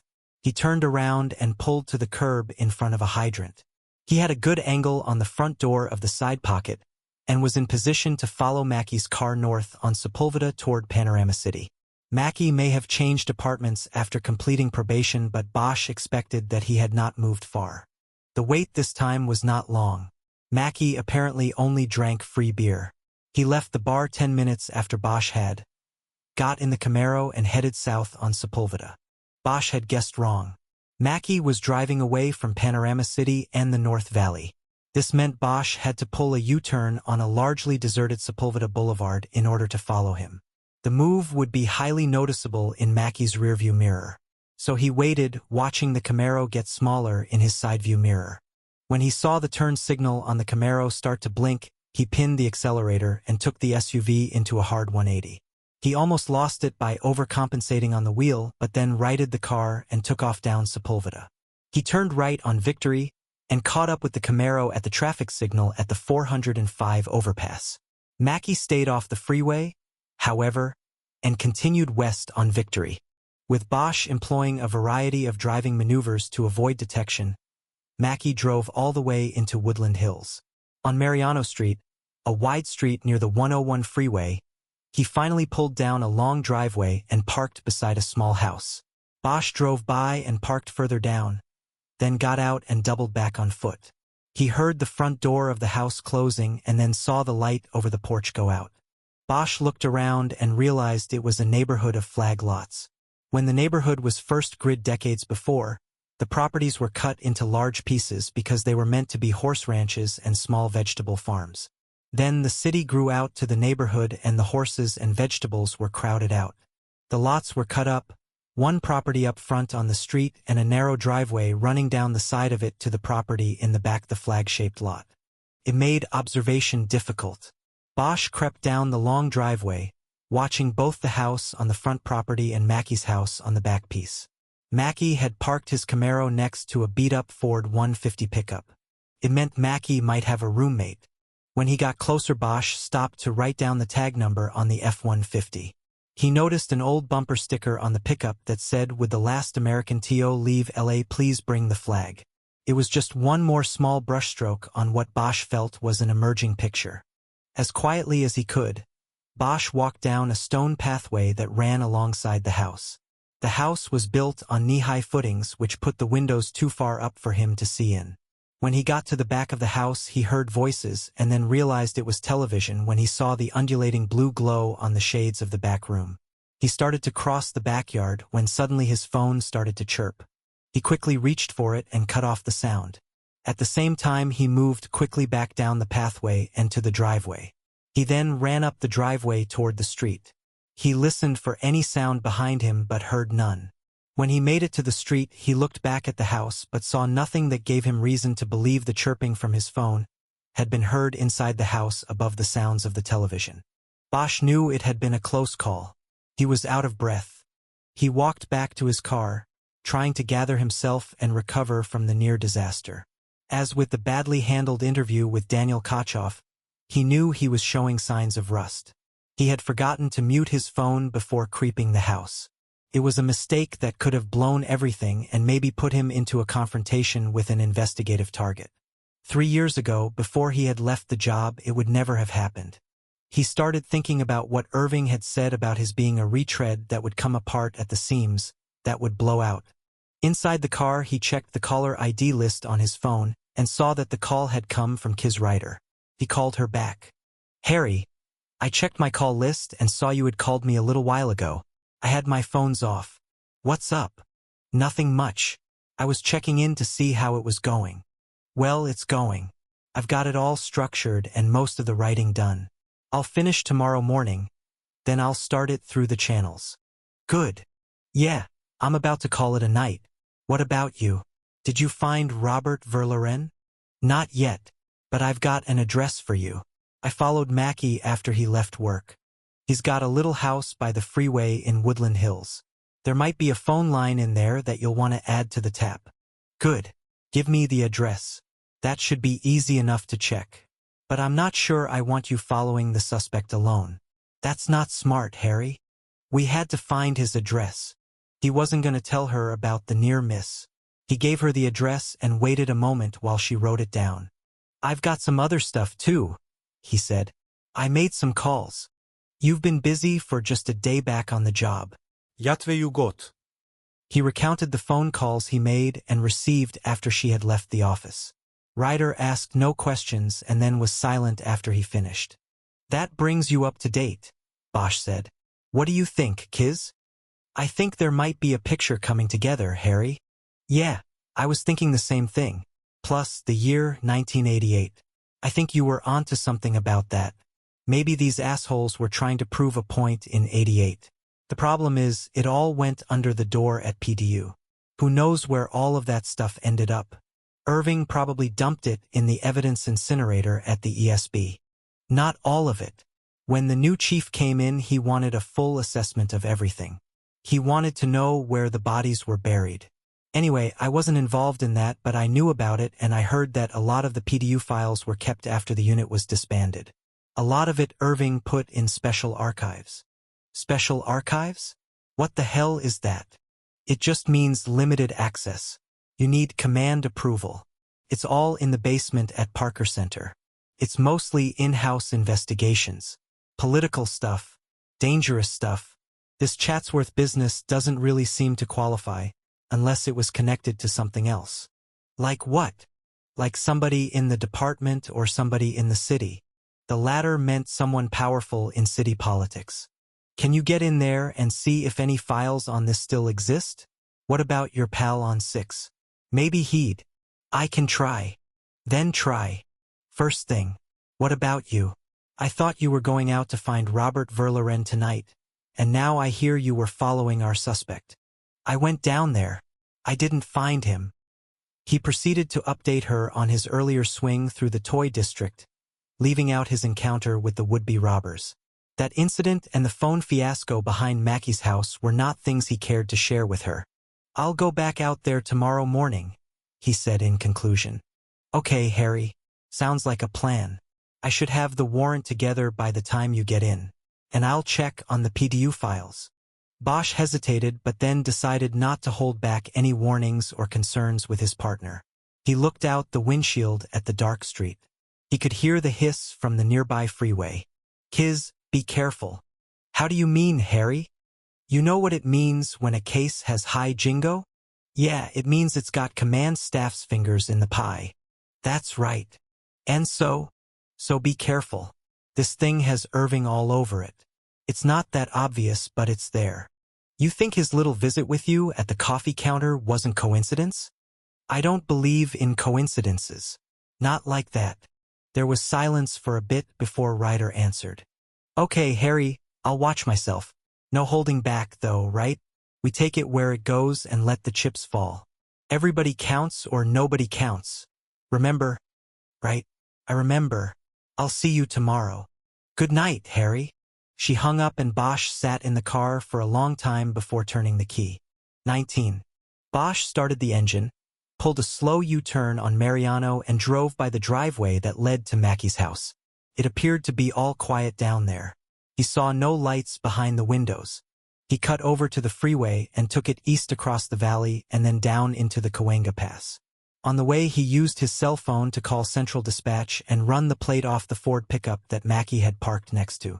It came back registered to a William Burkhart, who was 37 years old and had a criminal record dating back to the late 1980s, but nothing else in 15 years. The dispatcher gave Bosch the California penal code numbers for his arrests because that's how they were listed on the computer. Bosch immediately recognized aggravated assault and receiving stolen property charges. But there was one charge in 1988 with a code that he didn't recognize. "Anybody there with a code book who can tell me what that is?" he asked, hoping things were quiet enough that the dispatcher would just do it herself. He knew that copies of the penal code were always in the dispatch center because officers often called in to get the proper citations when they were in the field. "Hold on." He waited. Meantime, he exited on Barham and took Woodrow Wilson up into the hills toward his home. "Detective. Still here. That was a hate crime violation." "Okay. Thanks for looking it up." "No problem." Bosch pulled into his carport and killed the engine. Mackie's roommate or landlord was charged with a hate crime in 1988, the same year as the murder of Rebecca Verloren. William Burkhart was likely the same Billy Burkhart whom Sam Weiss had identified as a neighbor and one of his tormentors. Bosch didn't know how all of this fit together, but he knew it was part of the same picture. He now wished he had taken home the Department of Corrections file on Mackie. He was feeling too tired to go all the way back downtown to get it. He decided he would leave it be for the night and read it cover to cover when he got back to the office the next day. He would also get the file on William Burkhart's hate crime arrest. The house was quiet when he got inside. He grabbed the phone and a beer out of the box and headed out onto the deck to check on the city. On the way, he turned on the CD player. There was already a disc in the machine, and he soon heard the voice of Boz Scaggs on the outside speakers. He was singing For All We Know. The song competed with the muted sound of the freeway down below. Bosch looked out and saw there were no searchlights cutting across the sky from Universal Studios. It was too late for that. Still, the view was captivating in the way it could only be at night. The city shimmered out there like a million dreams. Not all of them good. Bosch thought about calling Kiz Ryder back and telling her about the William Burkhart connection, but decided to let it wait until the morning. He looked out at the city and felt satisfied with the day's moves and accomplishments, but he was also out of sorts. Hi Jingo did that to you. The man with the knife had not been too far off in calling him a missionary man. He almost had it right. Bosch knew he had a mission in life, and now, after 3 years, he was back on the beat. But he could not bring himself to believe it was all good. He felt that there was something out there beyond the shimmering lights and dreams, something he could not see. It was waiting for him. He clicked on the phone and listened to an uninterrupted dial tone. It meant he had no messages. He called the retrieval number anyway and replayed a message he had saved from the week before. It was his daughter's tiny voice, left the night she and her mother went traveling far away from him. "Hello, Daddy," she said. "Good night, Daddy." That was all she had said, but that was enough. Bosch saved the message for the next time he needed it and then killed the line. Part 2. Hi Jingo. 20. At 7:50 a.m., the next day Bosch was back on the nickel. He was watching the food line at the metro shelter, and he had his eye on Robert Verloren back in the kitchen behind the steam tables. Bosch had gotten lucky. In the early morning, it was almost as if there had been a shift change among the homeless. The people who patrolled the street in darkness were sleeping off the night's failures. They were replaced by the first shift of homeless, the people who were smart enough to hide from the street at night. Bosch's intention had been to start at the big centers again and go from there. But as he had made his way into the homeless zone after parking again in Japantown, he started showing the photo of Verloren to the most lucid of the street people he encountered and almost immediately started getting responses. The day people recognized Verloren. Some said they had seen the man in the photo around but that he was much older now. Eventually Bosch came across one man who matter-of-factly said, "Yeah, that's Chef." And he pointed Bosch toward the metro shelter. The metro was one of the smaller satellite shelters that were clustered around the Salvation Army and the Los Angeles Mission and designed to handle the overflow of street people, particularly in the winter months when warmer weather in LA drew a migration from colder points north. These smaller centers didn't have the means to provide 3 squares a day and by agreement specialized in one service. At the metro shelter, the service was a breakfast that started at 7 a.m. daily. By the time Bosch got there, the line of wobbling, disheveled men and women was extending out the door of the Chow Center, and the long rows of picnic-style tables inside were maxed out. The word on the street was that the metro had the best breakfast on the nickel. Bosch had badged his way through the door and very quickly spotted Verloren in the kitchen beyond the serving tables. It didn't appear that Verloren was doing one particular job. Instead, he seemed to be checking on the preparation of several things. It appeared that he was in charge. He was neatly dressed in a white, double-breasted kitchen shirt over dark pants, a spotless white apron that went down past his knees, and a tall white chef's hat. The breakfast consisted of scrambled eggs with red and green peppers, hash browns, grits, and disc sausages. It looked and smelled good to Bosch, who had left home without eating anything because he wanted to get moving. To the right of the serving line was a coffee station with 2 large serve-yourself urns. There were racks containing cups made of thick porcelain that had chipped and yellowed over time. Bosch took a cup and filled it with scalding black coffee, and he sipped it and waited. When Verloren strode to the serving table, using the skirt of his apron to hold a hot and heavy replacement pan of eggs, Bosch made his move. "Hey, chef!" he called above the clatter of serving spoons and voices. Verloren looked over and Bosch saw him, immediately determined that Bosch was not a client. As with the night before, Bosch was dressed informally, but he thought Verloren might have even been able to guess he was a cop. He stepped away from the serving table and approached. But he didn't come all the way. There seemed to be an invisible line on the floor that was the demarcation between kitchen and eating space. Verloren didn't cross it. He stood there using his apron to hold the near-empty serving pan he had taken from the steam table. "Can I help you?" he asked. "Yes. Do you have a minute? I would like to talk to you." "No, I don't have a minute. I'm in the middle of breakfast." "It's about your daughter." Bosch saw the slight waver in Verloren's eyes. They dropped for a second and then came back up. "You're the police?" Bosch nodded. "Can I just get through this rush? We're putting out the last trays now." "No problem. You want to eat? You look like you're hungry." Bosch looked around the room at the crowded tables. He didn't know where he would sit. He knew that these sorts of chow halls had the same unspoken protocols as prisons. Add in the high degree of mental illness in the homeless population and you could be crossing some sort of line just by the seat you chose. "Come back with me," Verloren said. "We have a table in the back." Bosch turned back to Verloren, but the breakfast chef was already heading back to the kitchen. Bosch followed and was led through the cooking and prep areas to a rear room where there was an empty stainless steel table with a full ashtray on it. "Have a seat." Verloren removed the ashtray and held it behind his back. It was not like he was hiding it. It was like he was a waiter or a maitre d', and he wanted his table perfect for the customer. Bosch thanked him and sat down. "I'll be right back." It seemed that in less than a minute Verloren brought a plate back loaded with all the things Bosch had seen on the serving table. When he put down the silverware, Bosch saw the shake in his hand. "Thank you, but I was just thinking, will there be enough?" for the people coming through. We're not turning anybody away today, not as long as they're on time. How's your coffee? It's fine, thanks. It wasn't like I didn't want to sit out there with them. I just didn't know where to sit. I understand. You don't have to explain. Let me get those trays out and then we can talk. Is there an arrest? Bosch looked at him. There was a hopeful, maybe even pleading look in Verloren's eyes. Not yet, Bosch said. But we're getting close to something. I'll be back as soon as I can. I call that Malibu scrambled. Bosch looked down at his plate.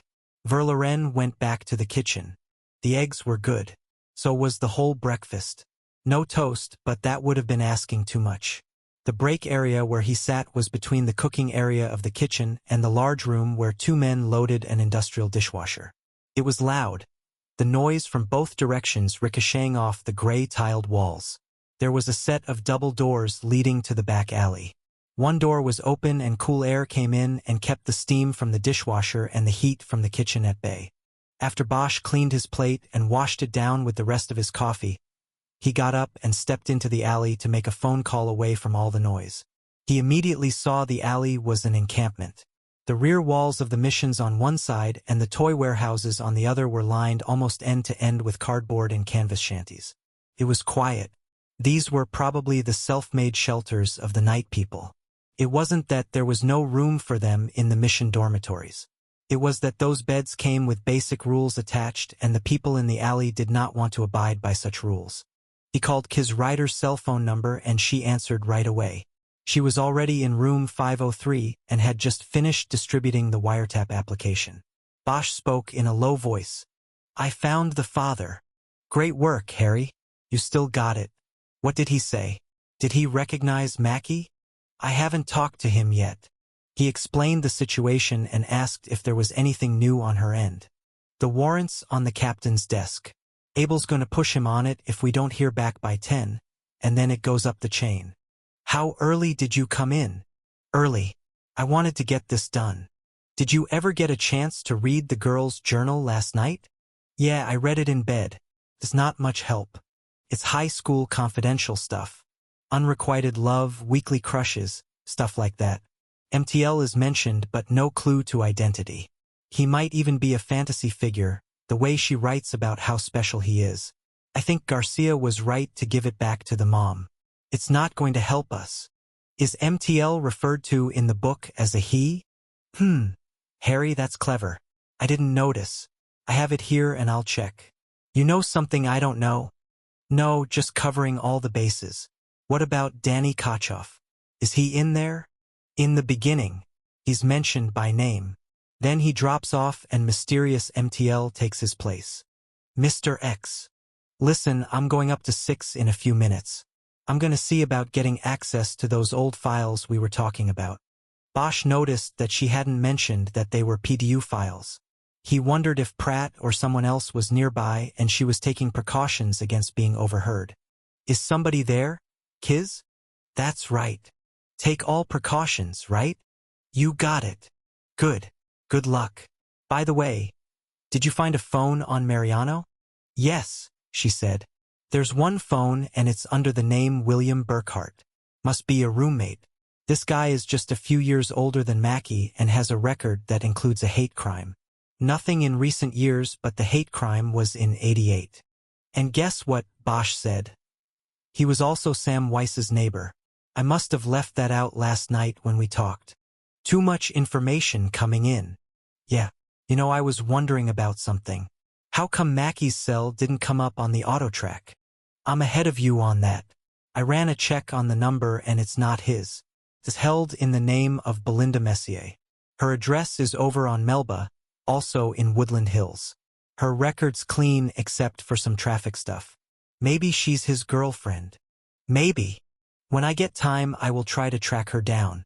I'm sensing something here, Harry. It's all coming together. All of this '88 stuff. I tried to pull the file on the hate crime, but public disorder? Exactly. And that's why I'm going up to 6. Okay. Anything else? I checked with the ESB first thing. They still haven't found the evidence box. We still don't have the gun. I'm now wondering if it got misplaced or if it was taken.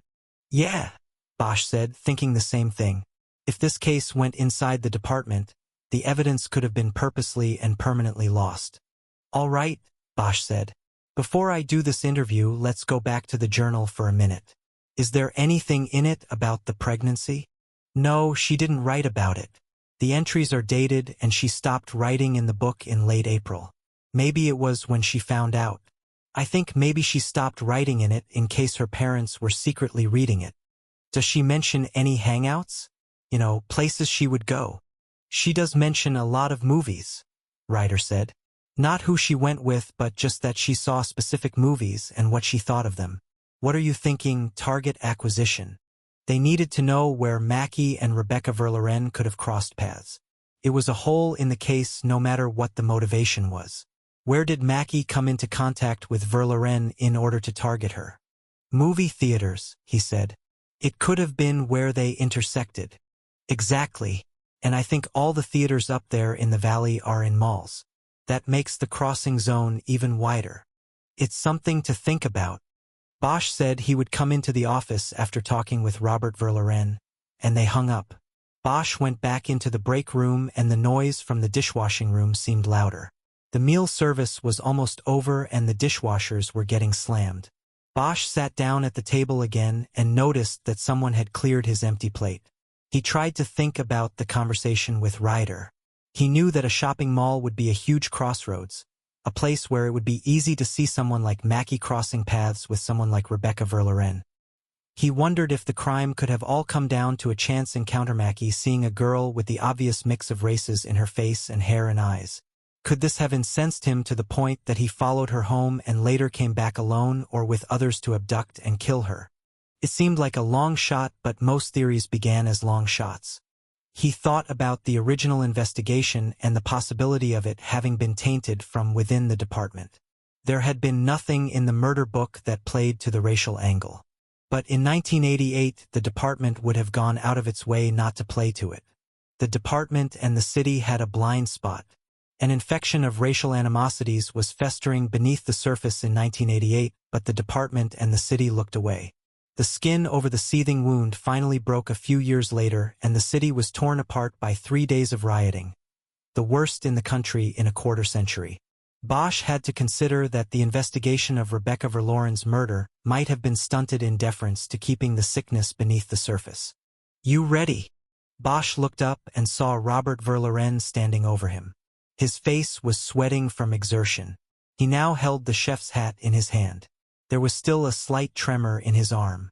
Yeah, sure. Do you want to sit down? Verloren took the seat across from Bosch. Is it always like this? Bosch asked. This crowded. Every morning. Today we served 162 plates. A lot of people count on us. No, wait, make that 163 plates. I forgot about you. How was it? It was damn good. Thank you, I needed the fuel. My specialty. A little different than cooking for Johnny Carson and the Malibu set. Huh? Yeah, but I don't miss that. Not at all. Just a stop-off on the road to finding the place where I belong. But I'm here now, thanks to the Lord Jesus. And this is where I want to be. Bosch nodded.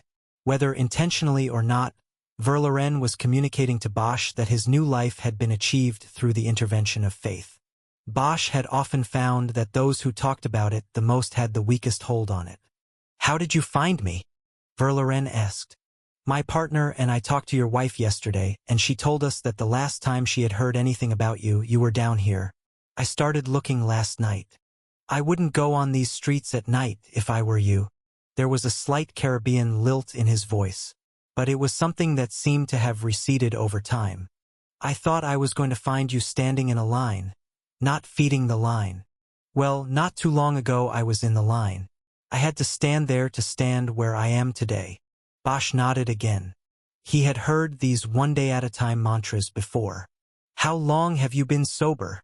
Verloren smiled. This time? A little over 3 years. Look, I don't want to force you to relive the trauma of 17 years ago, but we've reopened the case. It's okay, detective. I reopen the case every night when I shut my eyes and every morning when I say my prayers to Jesus. Bosch nodded again. Do you want to do this here or take a walk? Or go over to Parker Center where we can sit in a quiet room? Here is good. I am comfortable here. Okay. Then let me tell you a little bit about what is going on. I work for the Open Unsolved Unit. We are currently looking into your daughter's murder again because we have some new information. What information? Bosch decided to take a different approach with him. Where he had held information back from the mother, he decided to give it all to the father. We have a match between blood found on the weapon used in the crime and an individual who we are pretty sure was living up there in Chatsworth at the time of the killing. It's a DNA match. Do you know what that is? Verloren nodded. I know. Like in OJ. This one's solid. It doesn't mean he is the one who killed Rebecca, but it means he was close to the crime, and that makes us closer. Who is it? I'll get to that in a minute. But first, Mr. Verloren, I want to ask you some questions relating to yourself and the case. What about me? Bosch felt the tension rise. The skin around Verloren's eyes grew tighter. He realized that he could have been careless with this man, mistaking his position in the kitchen as a sign of health and forgetting the warning Ryder had issued about the homeless population. Well, he said, I'd like to know a little bit about what has happened to you in the years since Rebecca was taken. What's that got to do with anything? Maybe nothing, but I want to know. What happened to me is that I tripped and fell into a black hole. Took me a long time to see the light and my way out. You got kids. One. A girl. Then you know what I mean. You lose a kid the way I lost my girl and that's it, my friend. It's all over. You are like an empty bottle tossed out the window. The car keeps going but you are on the side of the road. Broken. Bosch nodded. He did know this. He lived a life of screaming vulnerability, knowing that what might happen in a city far away could cause him to live or die, or fall into the same black hole as Verloren.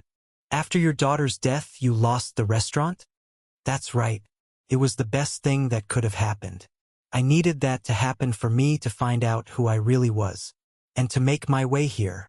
Bosch knew that such emotional defenses were fragile. Following Verloren's logic, it could be said that his daughter's death was the best thing that could have happened because it led to the loss of the restaurant, which triggered all the wonderful personal discoveries he had made. It was bullshit and both men at the table knew it. One just couldn't admit it. Mr. Verloren, talk to me, Bosch said. Leave all the self-help lessons for your meetings and the ragged people in line. Tell me how you tripped. Tell me how you fell into that black hole. I just did. Not everybody who loses a child falls so far into the hole. You're not the only one this has happened to, Mr. Verloren. Some people end up on TV, some run for Congress. What happened to you? Why are you different? And don't tell me it is because you loved your kid more. We all love our kids. Verloren was quiet a moment. He pressed his lips tightly together as he composed.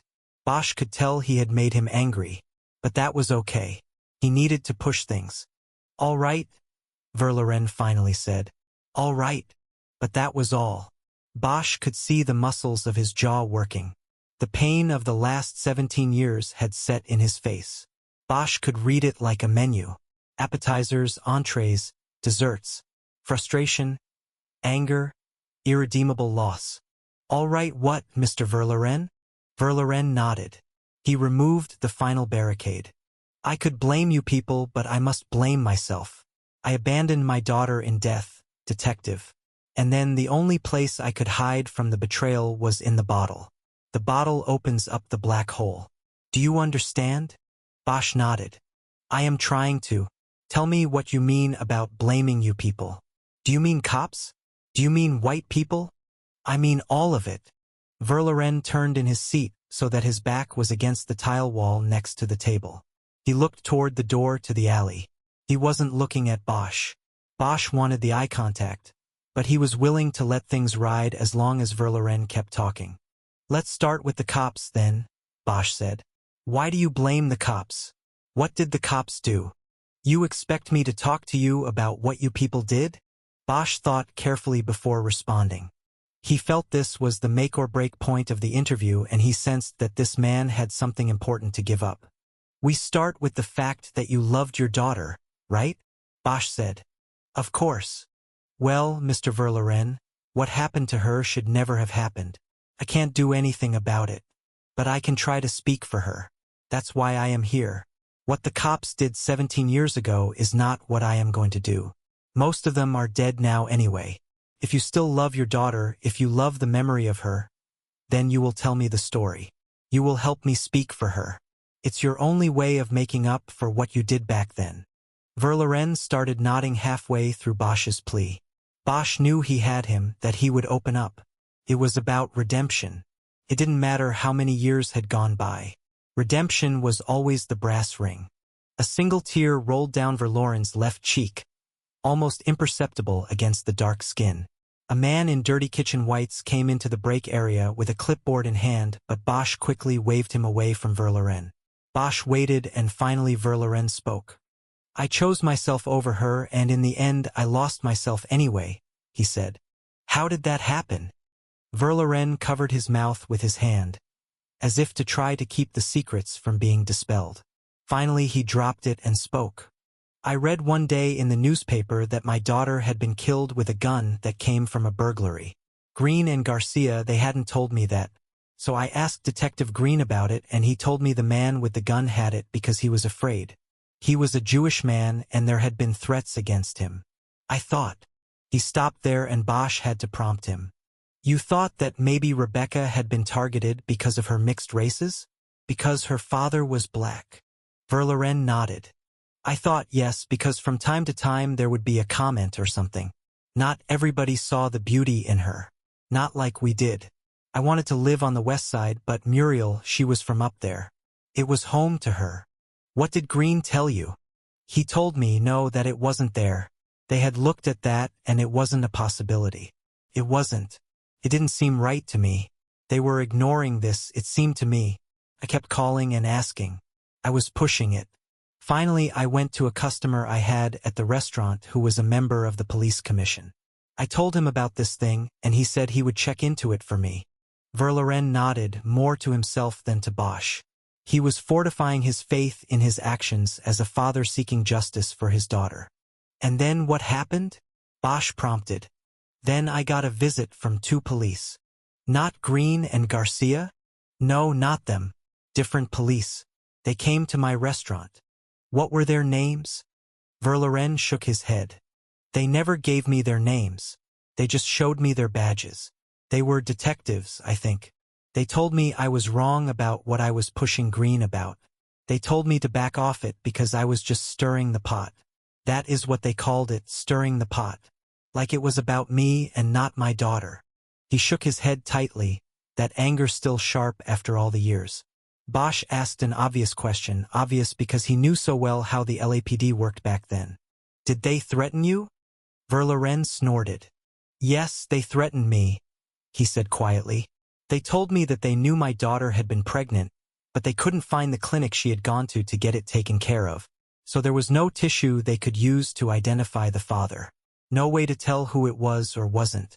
They said that all it would take was for them to ask a few questions about me and her, like with my customer on the police commission, and the rumors would start to run. They said just a few questions in the right places, and pretty soon people would think it was me. Bosch didn't interrupt. He felt his own anger tightening his throat. They said it would be hard for me to keep my business if everybody thought I had. I had done that to my daughter. Now more tears came down his dark face. He did nothing to stop their flow. And so I did what they wanted. I backed off and dropped it. Stopped stirring the pot. I told myself it didn't matter. It wouldn't bring Becky back to us. So I never called Detective Green again. And they never solved the case. After a while I started drinking to forget what I had lost and what I had done.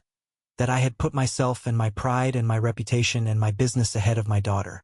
And pretty soon, before you knew it, I came to that black hole I was telling you about. I fell in and I'm still climbing out. After a moment he turned and looked at Bosch. How's that for a story, detective? I'm sorry, Mr. Verloren. I'm sorry that happened. All of it. Is that the story you wanted to hear, detective? I just wanted to know the truth. Believe it or not, it is going to help me. It will help me speak for her.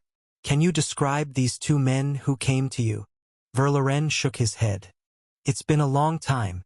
I probably wouldn't recognize them if they stood in front of me. I just remember they were both white men. One of them I always thought of as Mr. Clean because his head was shaved and he stood with his arms folded like the guy on the bottle. Bosch nodded and he felt his anger working into the muscles of his shoulders. He knew who Mr. Clean was. How much of all this did your wife know? He asked in a calm tone. Verloren shook his head. Muriel didn't know anything about this. I kept it from her.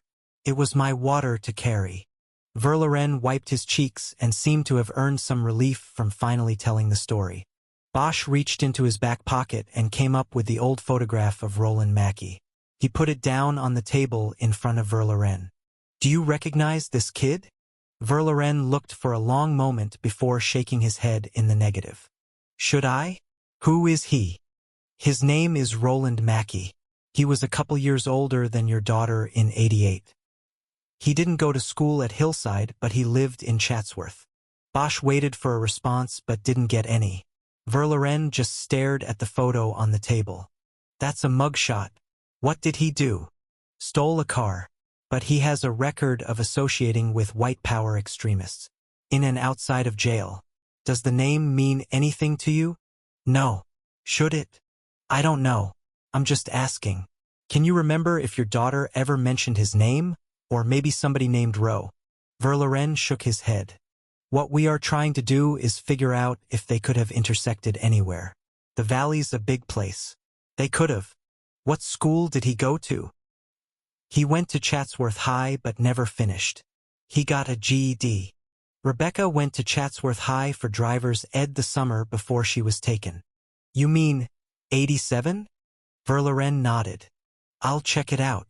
But Bosch didn't think it was a good lead. Mackey had dropped out before the summer of 1987 and didn't come back for his general education degree until 1988. Still, it was worth a thorough look. What about the movies? Did she like to go to movies and the mall? Verloren shrugged. She was a 16-year-old girl. Of course she liked movies. Most of her friends had cars. Once they hit 16 and got mobile, they were all over the place. My wife called it the three Ms. movies, malls and Madonna. Which malls? Which theaters? They went to the Northridge Mall because it was close, you know. They also liked to go to the drive-in over on Winnetka. That way they could sit in the car and talk during the movie. One of the girls had a convertible and they liked going in that. Bosch zeroed in on the drive-in. He had forgotten about it when he had spoken about movie theaters with Ryder earlier. But Roland Mackey had once been arrested burglarizing the same drive-in on Winnetka. That made it a key possibility as the point of intersection. How often did Rebecca and her friends go to the drive-in? I think they liked to go on Friday nights, when the new movies were just out. Did they meet boys there? I would assume so. You see, this is all just second-guessing. There was nothing wrong or unnatural about our daughter going to the movies with her friends and meeting up with boys and whatnot. It is only after the worst-case scenario happens that people ask, "Why don't you know who she was with?" We thought everything was fine. We sent her to the best school we could find. Her friends were from nice families. We couldn't watch her every minute of the day. Friday night shell, most nights I worked late at the restaurant. I understand. I am not judging you as a parent, Mr. Verloren. I see nothing wrong with that, okay? I am just dragging a net. I'm collecting as much information as I can, because you never know what might become important. Yeah, well, that net got snagged and ripped on the rocks a long time ago. Maybe not. You think this Mackey fellow is the one? Then? He's connected somehow, that's all we know for sure. We'll know more soon enough. I promise you that. Verloren turned and looked directly into Bosch's eyes for the first time during the interview. When you get to that point, you will speak for her, won't you, detective? Bosch nodded slowly. He thought he knew what Verloren was asking. Yes, sir, I will. 21. Kiz Ryder sat at her desk with her arms folded, as if she had been waiting for Bosch all morning. She had a somber look on her face and Bosch knew something was up. You get the PDU file? He asked. I got to look at it. I wasn't allowed to take it. Bosch nodded. He slid into his seat across from her. Good stuff? He asked. Depends on how you look at it. Well, I got some stuff too. He looked around. Abel Pratt's door was open and Bosch could see him in there, bending over to the little cooler he kept next to his desk. Pratt was in earshot. It wasn't that Bosch didn't trust Pratt. He did, but he didn't want to put him in a position of hearing something he didn't want to or was not ready to hear. Same as Ryder when they had spoken on the phone earlier. He looked back at his partner. You want to take a walk? Yes, I do. They got up and headed out. When Bosch went past the OIC's door, he leaned in. Pratt was now on the phone. Bosch caught his attention and pantomimed drinking from a cup and then pointed to Pratt. Shaking his head no to the offer of coffee, Pratt held up a tub of yogurt as if to say he had what he needed. Bosch saw little chunks of green in the gunk. He tried to think of a green fruit and only came up with kiwi. He walked away thinking that the only possible way to make yogurt taste worse was to put kiwi into it. They took the elevator down to the lobby and walked out front to where the memorial fountain was. So where do you want to go? Kiz asked.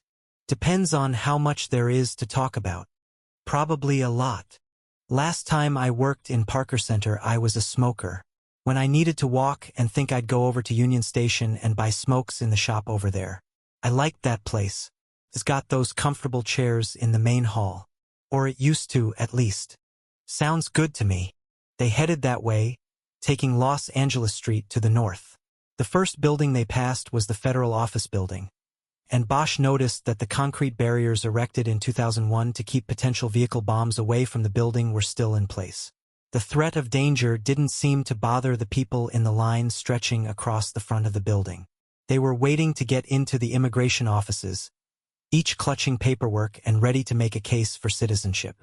They waited beneath the tile mosaics on the front facade that depicted people dressed like angels, their eyes skyward, waiting on heaven. Why don't you start, Harry? Ryder said. Tell me about Robert Verloren. Bosch walked a little further before beginning.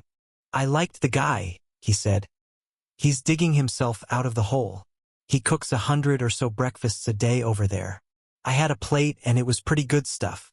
And I'm sure it beats the hell out of the prices at Pacific Dining Car. What did he give you that's made you so angry? What are you talking about? You read me, I read you. I know he told you something that's got you going. Bosch nodded. It sure didn't seem like 3 years since they had worked together. Irving. Or at least I think he gave me Irving. Tell it. Bosch took her through the story Verloren had told him less than an hour before. He finished with Verloren's description, limited as it was, of the 2 men with badges who came to his restaurant and threatened him in order to make him back off the racial angle. Sounds like Irving to me, too, Ryder said. And one of his poodles. Maybe it was McClellan. Maybe. So you think Verloren was straight? He's been on the nickel a long time. I think so. He claims to have been sober for 3 years this time. But, grinding over something for 17 years, pretty soon perceptions become facts. Still, everything he said just seems to fit into the underpinnings of this. I think they pushed this case, Kiz. It was going in one direction and they pushed it the other way. Maybe they knew what was coming, that the city was going to burn. Rodney King wasn't the gasoline. He was only the match. Things had been building and maybe the powers that be looked at this case and said, for the public good, we have to go the other way. They sacrificed justice for Rebecca Verloren. They were crossing over the 101 freeway on the Los Angeles Street overpass. 8 lanes of crawling traffic smoked beneath them. The sun was bright, reflecting off windshields and buildings and concrete. Bosch put on his Ray-Bans. The traffic was loud, too, and Ryder had to raise her voice. That's not like you, Harry.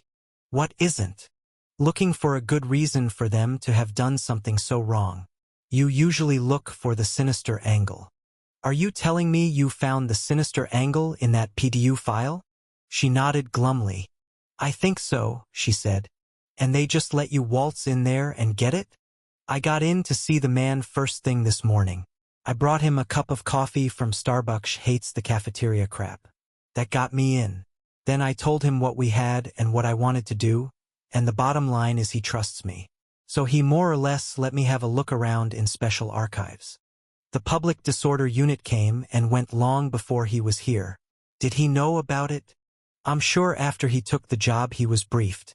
Maybe even before he took it. Did you tell him specifically about Mackey and the Chatsworth Eights? Not specifically. I just told him the case we caught was connected to an old PDU investigation and I needed to get into special archives to look for a file. He sent Lieutenant Homan with me. We went in, found the file, and I had to look through it while Homan sat across a table from me. You know what, Harry?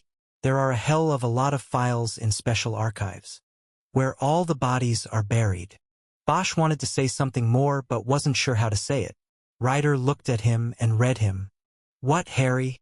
He didn't say anything at first, but she waited him out. Kiz, you said the man on 6 trusts you. Do you trust him? She looked him in the eye when she answered. Like I trust you, Harry. Okay? Bosch looked at her. That's good enough for me. Ryder made a move to turn down Arcadia, but Bosch pointed toward the old Pueblo, the place where the City of Angels was founded. He wanted to take the long way and walk through. I haven't been down here in a while. Let's check this out. They cut through the circular courtyard where the Padres blessed the animals every Easter and then past the Instituto Cultural Mexicano. They followed the curving arcade of cheap souvenir booths and churro stands. Recorded mariachi music came from unseen speakers, but in counterpoint was the sound of a live guitar. They found the musician sitting on a bench in front of the Avila adobe. They stopped and listened as the old man played a Mexican ballad Bosch thought he had heard before but could not identify. Bosch studied the mud-walled structure behind the musician and wondered if Don Francisco Avila had any idea what he was helping to set in motion when he staked his claim to the spot in 1818. A city would grow tall and wide from this place. A city as great as any other, and just as mean. A destination city. A city of invention and reinvention. A place where the dream seemed as easy to reach as the sign they put up on the hill, but a place where the reality was always something different. The road to that sign on the hill had a locked gate across it. It was a city full of haves and have-nots, movie stars and extras, drivers and the driven, predators and prey, the fat and the hungry and little room in between. A city that despite all of that still had them lining up and waiting every day behind the bomb barriers to get in and stay in. Bosch pulled the fold of money from his pocket and dropped a 5 in the old musician's basket. He and Ryder then cut through the old Cucamonga winery, its cask rooms converted into galleries and artist stalls, and out to Alameda.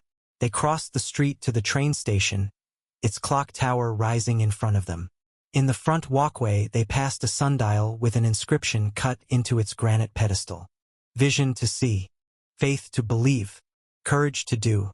Union Station was designed to mirror the city it served and the way in which it was supposed to work.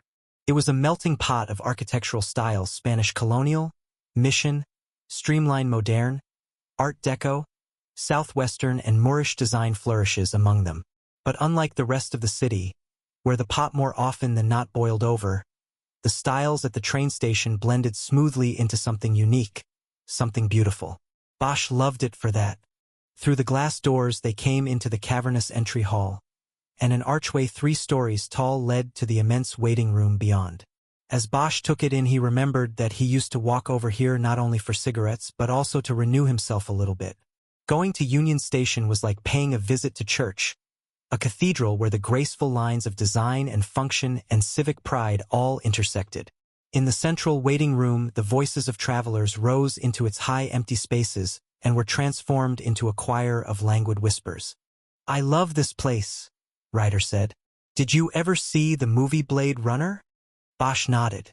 He had seen it. This was the police station, right? He asked. Yeah. Did you ever see True Confessions? He asked. No, was it good? Yeah, you should see it. Another take on the Black Dahlia and LAPD conspiracy. She groaned. Thanks, but I don't think that's what I need right now. They got cups of coffee at Union Bagel and then walked into the waiting room, where rows of brown leather seats were lined up like luxurious pews. Bosch looked up as he was always drawn to do.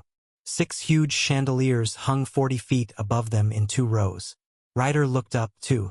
Bosch then pointed to 2 side-by-side seats open near the newsstand. They sat down on the soft padded leather and put their cups on the wide wooden armrests. "You ready to talk about this now?" Ryder asked. "If you are," he answered. "What was in the file you saw in Special Archives? What was so sinister? For one thing, Mackie is in there. As a suspect in Verloren? No, the file has nothing to do with Verloren. Verloren was not even a blip on the screen as far as the file goes. It's all about an investigation that went down and was buttoned up before Rebecca Verloren was even pregnant, let alone snatched from her bed in the night." "All right, then what's it got to do with us?" "Maybe nothing and maybe everything. You know the guy Mackie lives with, William Burkhart?" "Yeah. He's in there too. Only back then he was better known as Billy Blitzkrieg. That was his moniker in this gang, the Eights." "Okay." In March of '88, Billy Blitzkrieg went away for a year for vandalizing a synagogue in North Hollywood. Property damage, graffiti, defecation, the whole thing. The hate crime. He was the only one they bagged. She nodded. They got a latent office spray can they found in a gutter trap about a block from the synagogue. So he went down for it. Took a plea or they would have made an example of him, and he knew it. Bosch nodded. He didn't want to say anything that would interrupt her flow. In the reports and in the press, Burkhart Blitzkrieg, or whatever you want to call him, was portrayed as the leader of the Eights. They said he called for 1988 to be a year of racial and ethnic upheaval to honor their beloved Adolf Hitler. You know the crap. Arihowa, revenge of the white trash and all that. They all ran around in Minnesota Vikings jerseys. The Vikings apparently were a pure race. They all wore number 88. I'm getting the picture. Anyway, they had a lot on Burkhart. They had him cold on the synagogue, and they had the feds chomping at the bit to do a civil rights dance on his pointy little head. There were a lot of crimes, beginning right at the start of the year, when they toasted New Year's by burning a cross on a black family's lawn in Chatsworth. After that, there were more cross burnings, threatening phone calls, bomb scares, the synagogue break-in. They even trashed a Jewish daycare center in Encino. This was all in early January. They also started going to street corners, picking up Mexican laborers and taking them out into the desert, where they assaulted or abandoned them or both, usually both. To use their terminology, they were fomenting disharmony, which they believed would help lead to a separation of the races. "Yeah, I've heard the song." "Okay, well, like I said, they were ready to make Burkhart the poster boy for all of this, and if they went with it to justice, he could have ended up going away for a 10-year minimum in a federal pen. So it was a no-brainer. He took a deal." Ryder nodded. "He took a year in Wayside and a 5-year tail, and the rest of it went away. And the Eights went away with it. They were broken up, and that was the end of the threat. All of this went down by the end of March, long before Verloren." As he thought about all of this, Bosch watched a woman in a hurry as she pulled a young girl by the hand toward the gateway to the Metroline tracks. The woman was also lugging a heavy suitcase, and her focus was only on the gate ahead. The child was pulled along with her face turned upward as she looked at the ceiling. She was smiling at something. Bosch looked up and saw a child's balloon trapped in one of the ceiling's vaulted squares. One child's disaster was another's secret smile. The balloon was orange and white and shaped like a fish, and Bosch knew because of his daughter that it was an animated character named Nemo. He had a flash of his daughter, but just as quickly pushed it away so he could concentrate. He looked at Ryder. "So where was Mackie in all of this?" he asked. "He was sort of the runt of the litter," Ryder answered. "One of the minions. He was thought to be the perfect recruit. High school dropout with no life and no prospects. He was on probation for burglary, and his juvie jacket was full of pops for car theft, burglary, and drugs. So he was just the kind of guy they were looking for. A loser they could mold into a white warrior. But once they jumped him in, they found out he was to use a quote from Burkhart dumber than a nigger off the boat. He apparently was so stupid that they had to take him off the graffiti runs because he couldn't even spell their basic racist vocabulary. In fact, his homie name in the group became Way. Not like you wedge your way into a door. Way like Jew spelled backwards, because that was how he sprayed it once on a synagogue wall. Dyslexic, I'd say. Bosch shook his head. Even with the giveaways in the Verloren scene, I'm not seeing this guy. I agree. I think he had a part but not the main part. He doesn't have it between the ears. Bosch decided to drop Mackie and double back to the beginning of her report. So if they had all of this intel on these guys, how come only Burkhart went down? I'm getting to that. This is where the high jingo comes in? You got it. You see, Burkhart was a leader of the Eights, but he wasn't the leader. Ah! The leader was identified as a guy named Richard Ross. He was older than the others. A true believer. He was 21 and was the smooth talker who recruited Burkhart and then most of the other Eights and got the whole thing going. Bosch nodded. Richard Ross was a common name, but he thought he knew where this was going. This Richard Ross, was that as in Richard Ross Jr.? Exactly. The good Captain Ross's prodigy. Captain Richard Ross had been the longtime head of Internal Affairs Division during the early part of Bosch's career in the department. He was now retired. For Bosch, the rest of the story tumbled into place. So they kept Junior out of it and saved Senior and the department all the embarrassment, he said. They laid it all on Burkhart, Ross's second in command. He went away to Wayside and the group was broken up. Chalk it all up to youthful misadventure.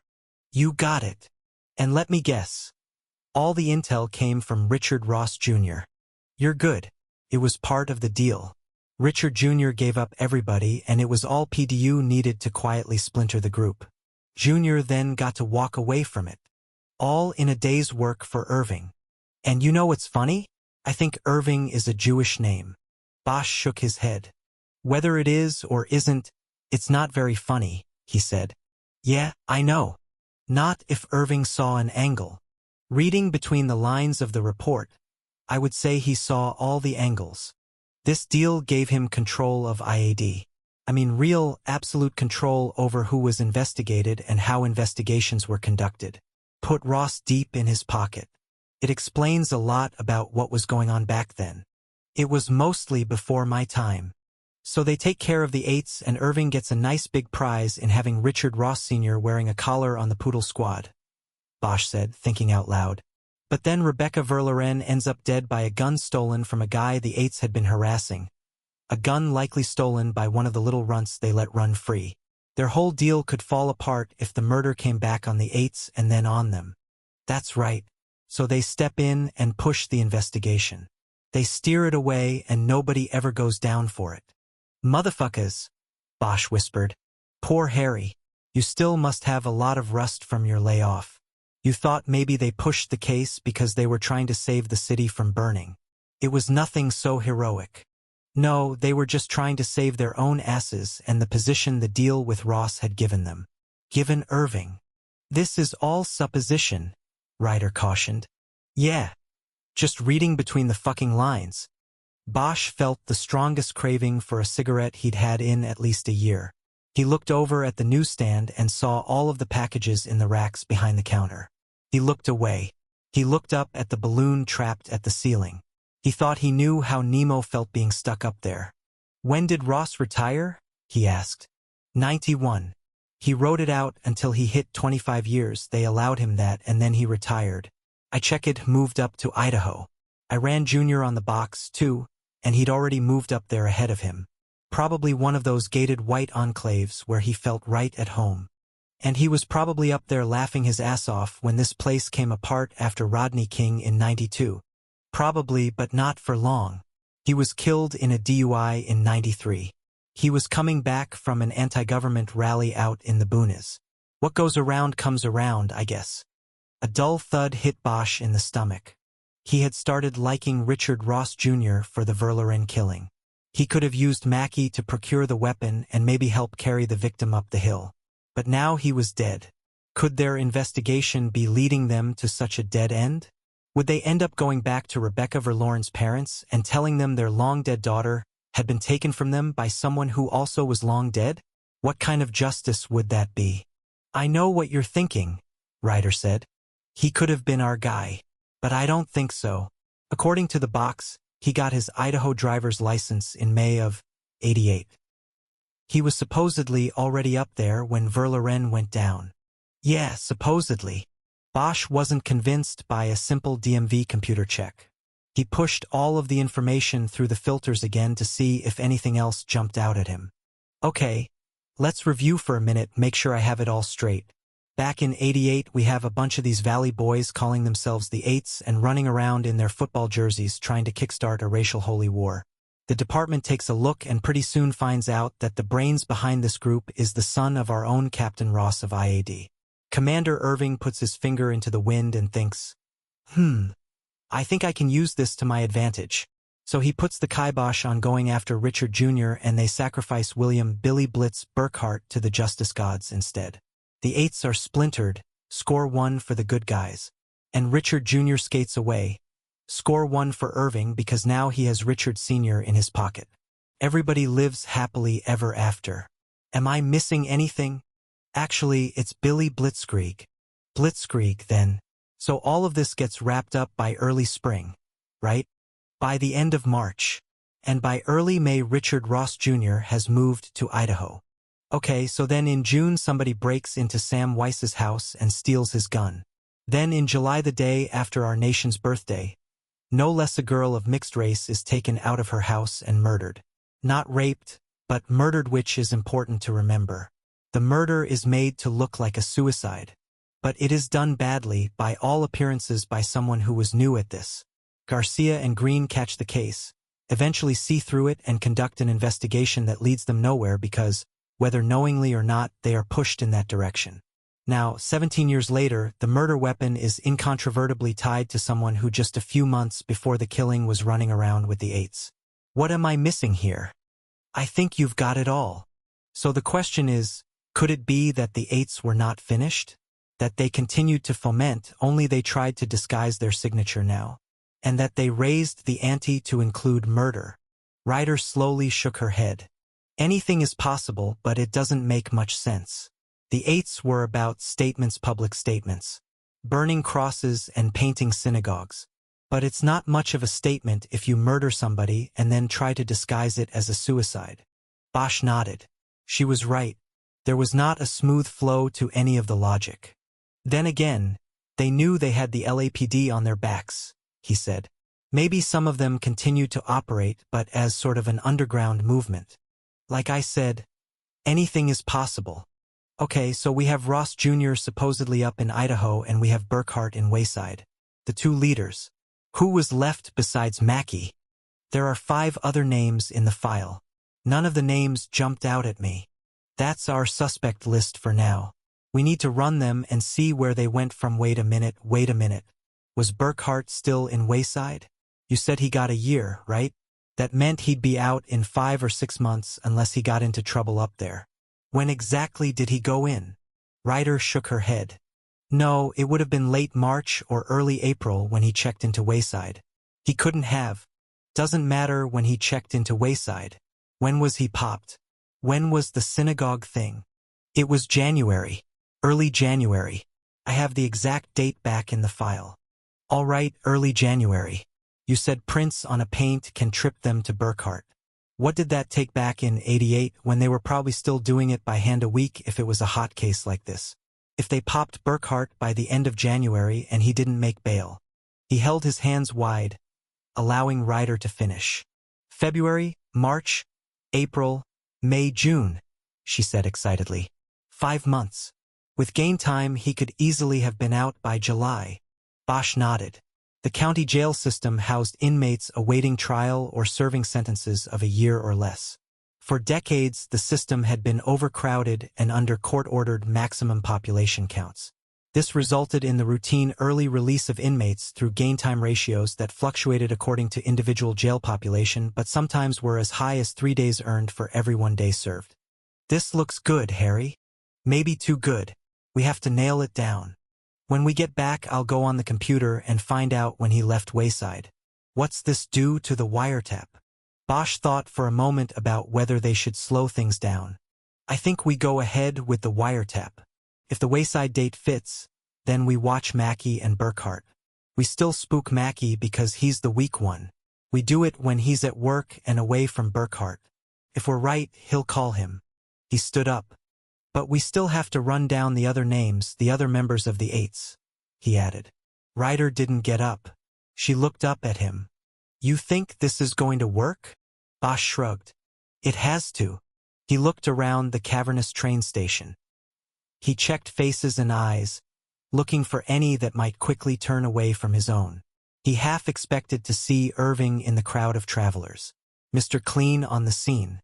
That's what Bosch used to think when Irving would show up at a crime scene. Riders stood up.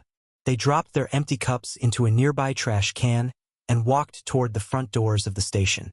When he got there, Bosch looked behind them, again searching for a follower. He knew they now had to consider such possibilities. The place that had been so warm and inviting to him 20 minutes before was now suspicious and forbidding. The voices inside were no longer graceful whispers. There was a sharp edge to them. They sounded angry. When they got outside, he noticed that the sun had moved behind the clouds. He wouldn't need his sunglasses for the walk back. "I'm sorry, Harry," Ryder said. "For what?" "I just thought that it would be different, you coming back.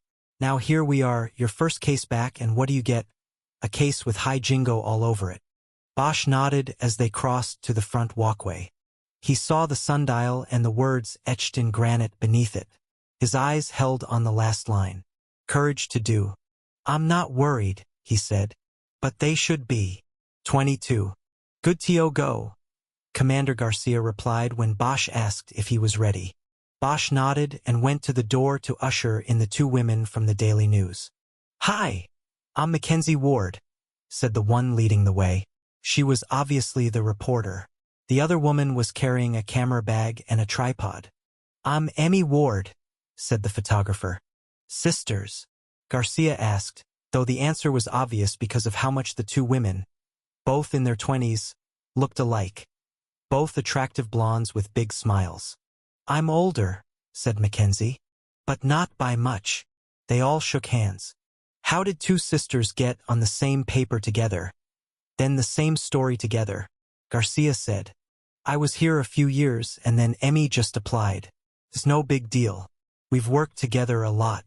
It's just a blind draw on who gets the photo assignments. Today we work together. Tomorrow maybe not." "Do you mind if we take some photos first?" Emmy asked. "I have another assignment I need to get to right after this." "Of course," Garcia said, ever accommodating. "Where do you want me?" Emmy Ward set up a shot with Garcia seated at the meeting table with the murder book open in front of him. Bosch had brought it with him to use as a prop. As the photo session proceeded, Bosch and Mackenzie Ward stood off to the side and talked casually. Earlier, they had spoken at length on the phone. She had agreed to the deal. If she got the story into the paper the following day, she would be first in line for the exclusive when they took down the killer. She had not agreed easily. Garcia had initially been clumsy in his approach to her before turning the negotiation over to Bosch. Bosch was wise enough to know that no reporter would allow the police department to dictate when a story would be published and how it would be written. So Bosch concentrated on the when, not the how. He went with the assumption that Mackenzie Ward would and could write a story that would serve his purposes. He just needed it in the paper sooner rather than later. His writer had an appointment with a judge that afternoon. If the wiretap application was approved, they would be in business by the next morning. "Did you talk to Muriel Verloren?" the reporter asked Bosch. "Yeah. She's there all afternoon and she's ready to talk. I pulled the clips and read everything from back then, like I was 8 years old at the time, and there were several mentions of the father and his restaurant. Will he be there too?" "I don't think so. He's gone. It's more of a mother's story anyway. She's the one who has kept her daughter's bedroom untouched for 17 years. She said you could photograph in there too if you want." "Really? Really?"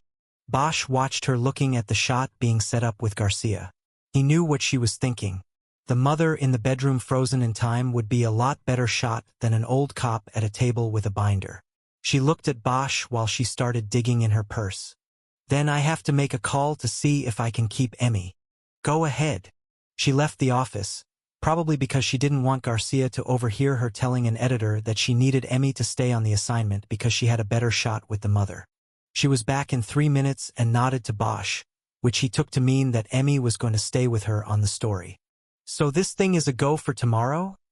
he asked, just to make sure once again. "It's slotted for the window depending on the art." My editor wanted to hold it for Sunday, make a nice long feature, but I told him we were competitive on it. Anytime we can beat the Times on a story we do.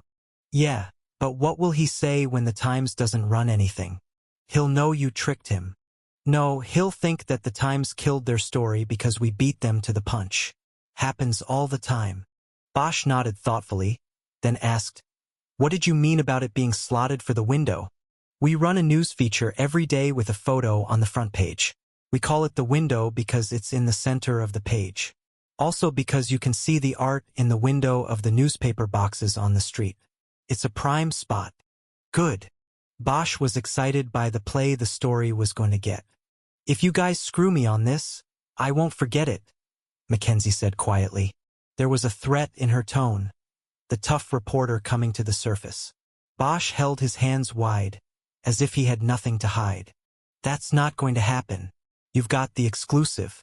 As soon as we wrap somebody up, I'm calling you and you only." "Thank you. Now, just to go over the rules again, I can quote you by name in the story, but you don't want to be in any photos, right? Right? I may have to do some undercover work on this. I don't want my face in the paper." "Got it. What undercover?" "You never know. I just want to keep the option open. Besides, the commander is better for the photo. He's lived with the case longer than I have." "Well, I think I already have most of what I need from the clips and our call earlier, but I still want to sit down with you two for a few minutes." "Whatever you need." "Done," Emmy said. A few minutes later, she started breaking down her equipment. "Call the photo desk," her sister said. "I think there's been a change and you are staying with me." "Oh," Emmy said, not seeming to mind. "Why don't you make the call outside while we get going with the interview?" Mackenzie said. "I want to get back to writing this as soon as we can." The reporter and Bosch took seats at the table with Garcia while the photographer went out to check on her new assignment. Mackenzie started by asking Garcia what stuck with him about the case for so long and what made him push it forward through the open unsolved unit. While Garcia gave a rambling response about the ones that haunt you, Bosch felt the waters of contempt rise in him. He knew what the reporter didn't know, that Garcia had knowingly or unknowingly allowed the investigation to be shunted aside 17 years earlier. The fact that it appeared Garcia did not know that his investigation had been tampered with somehow seemed like the lesser sin to Bosch. Still, if it didn't show personal corruption or a giving way to pressure from the upper reaches of the department, at the very least it showed incompetence. After a few more questions of Garcia, the reporter turned her attention to Bosch and asked what was new in the case 17 years later. "The main thing is we have the DNA of the shooter," he said. "Tissue and blood from the murder weapon was preserved by our Scientific Investigation Division. We are hoping that analysis of it will allow us either to match it to a suspect whose DNA is already in the Department of Justice databank, or to use it in comparisons to eliminate or identify suspects. We are in the process of going back to everybody in the case. Anybody who looks like a suspect will have their DNA checked against what we've got. That is something Commander Garcia couldn't do in '88. We're hoping it will change things this time." Bosch further explained how the weapon extracted a DNA sample from the person who shot it. The reporter seemed very interested in the happenstance of this and took detailed notes. Bosch was pleased. The gun and DNA story was what he wanted to get into the paper. He wanted Mackie to read the story and know that his DNA was in the pipeline. It was being analyzed and compared. He would know that a sample from him was already in the DOJ database. The hope was that this would make him panic. Maybe he would try to run, maybe he would make a mistake and make a call in which he discussed the crime. One mistake would be all it would take. "How long before you get results from the DOJ?" Mackenzie asked. Bosch fidgeted. He was trying not to lie directly to the reporter. That's hard to say," he answered. "The DOJ prioritizes comparison requests and there is always a backup. We should have something any day now." Bosch was pleased with his response, but then the reporter threw another grenade into his foxhole. "What about race?" she said. "I read all the clips and it seemed like nothing was ever brought up one way or the other about this girl being biracial. Do you think that played at all into the motivation of this murder?" Bosch flicked a look at Garcia and hoped he would answer first. The case was fully explored in that regard in 1988, Garcia said. We found nothing to support the racial angle. That's probably why it wasn't in the clips. The reporter turned her focus to Bosch, wanting the present take on the question as well.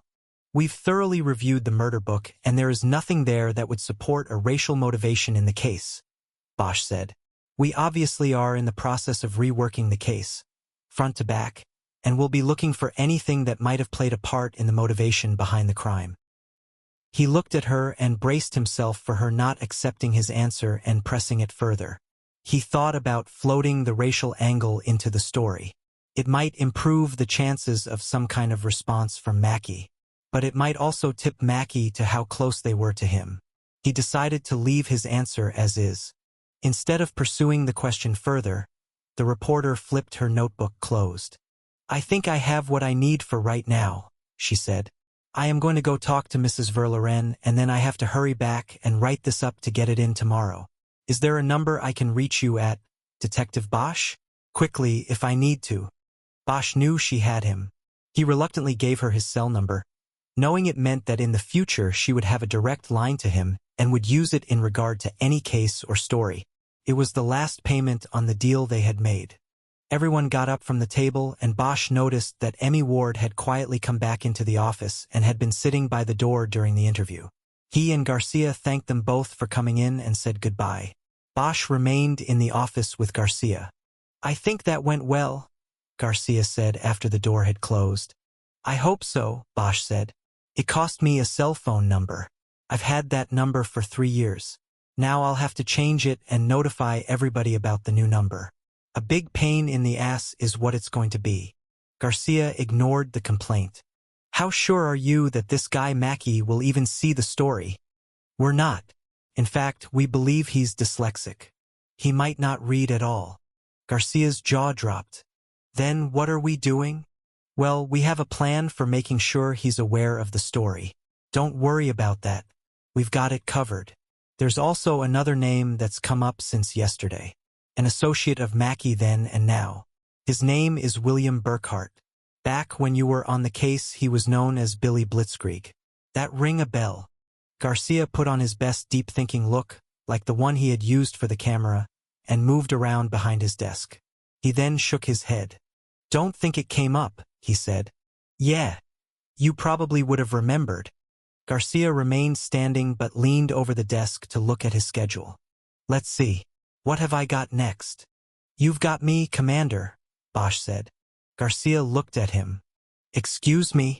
I need a few more minutes to clear up some of this stuff that's come up. What stuff? You mean this new guy, Blitzkrieg?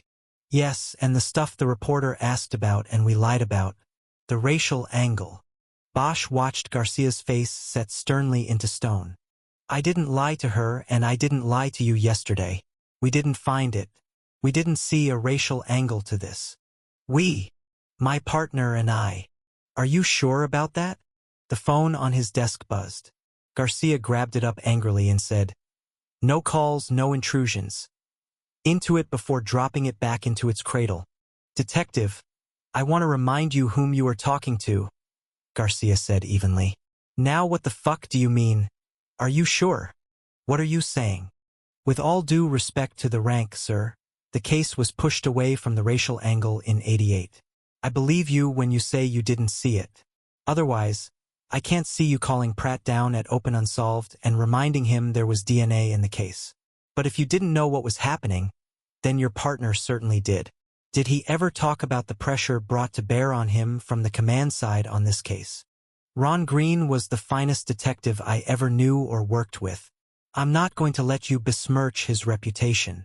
They stood just a few feet apart, the desk between them, their eyes locked in battle. I'm not interested in reputations. I'm interested in the truth.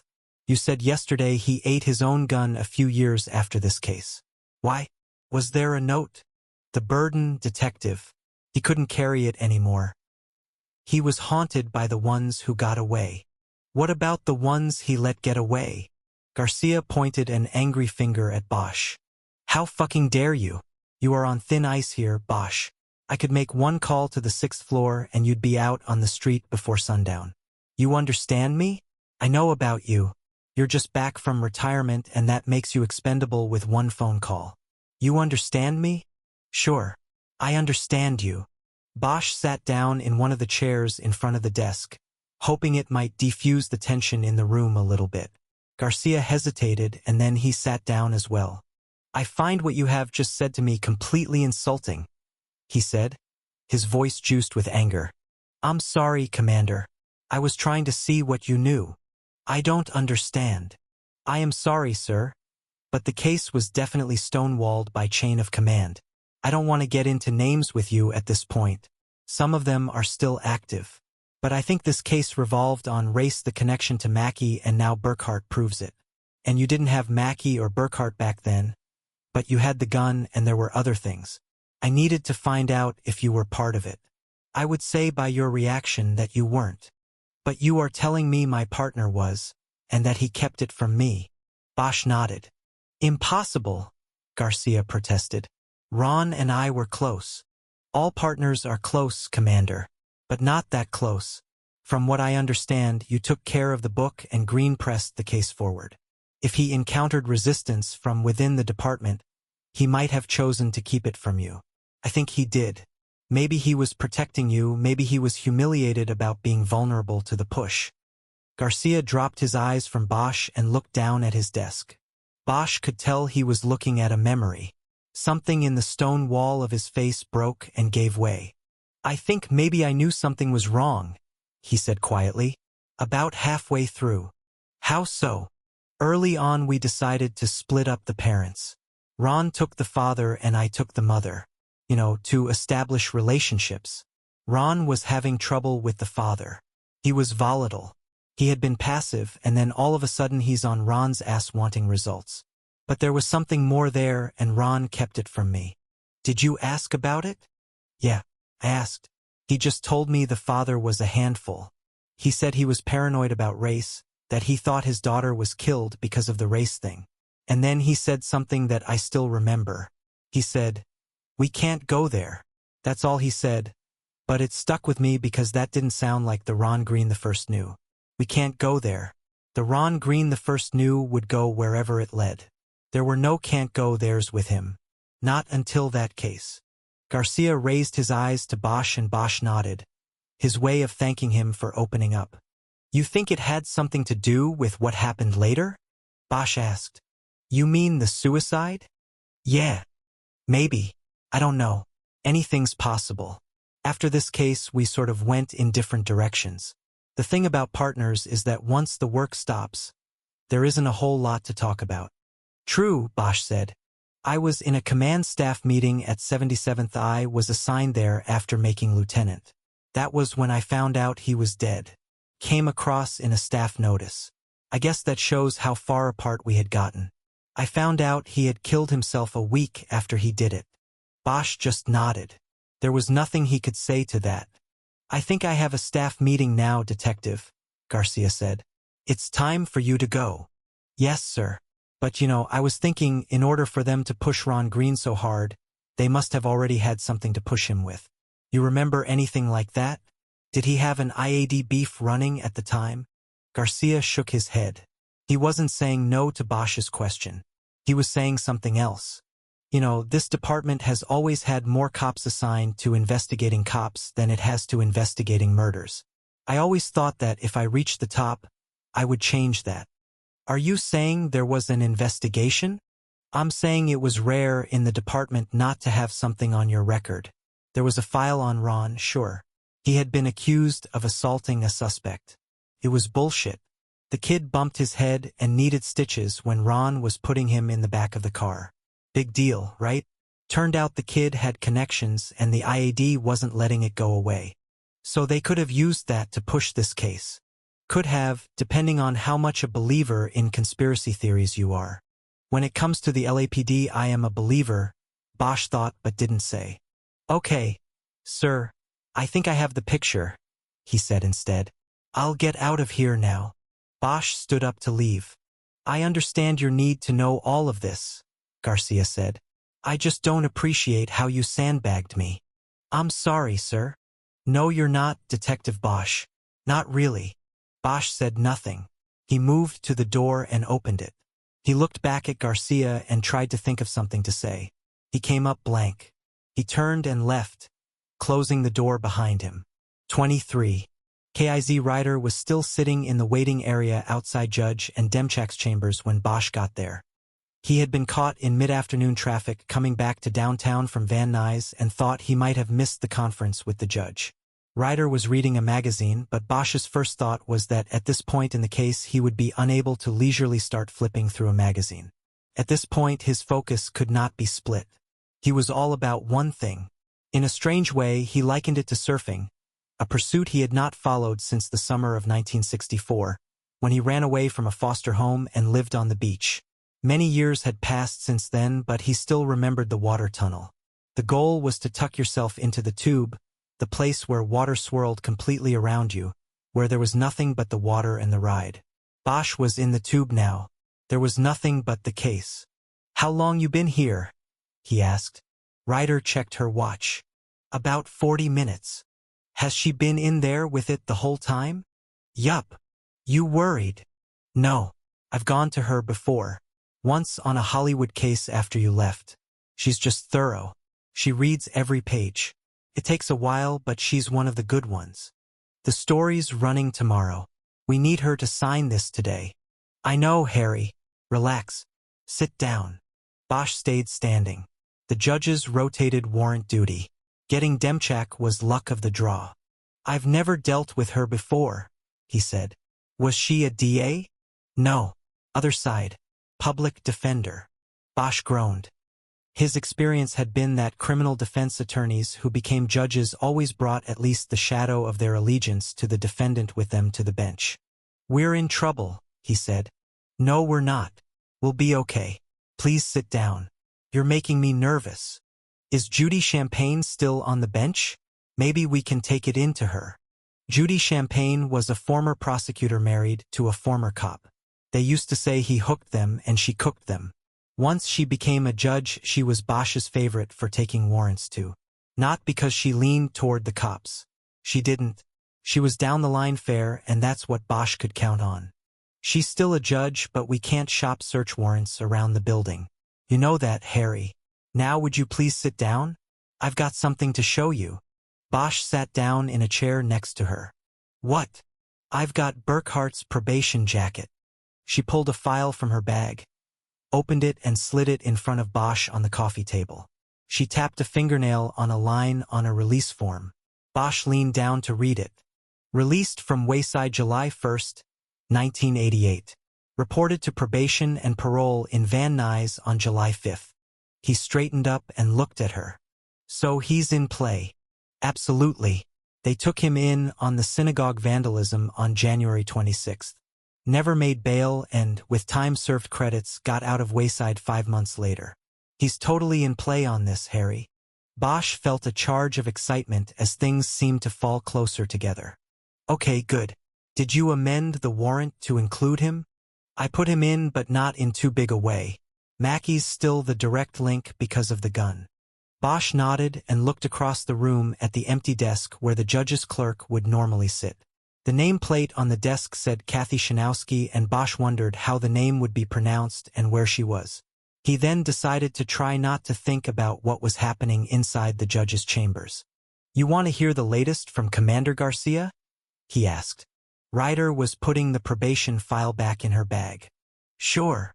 Bosch spent the next 10 minutes recounting his visit to Garcia's office, the newspaper interview, and the commander's revelations at the end. "You think he told you everything?" she asked. "You mean about how much he knew of what happened back then?" "No, but he told me as much as he was willing to. I think he had to have been part of the deal. I can't see one partner making a deal the other one doesn't know about. Not a deal like that. Then if he was in on it, why would he call up Pratt and tell him to send the DNA through the DOJ? Wouldn't he have just sat on it like he had been doing for 17 years? Not necessarily. A guilty conscience works in strange ways, Harry. Maybe this has been working on Garcia all these years and he decided to call Pratt to make himself feel better about it. Plus, say he was in on the deal back then with Irving. He might have felt safe to make that call once Irving was pushed to the side by the new chief.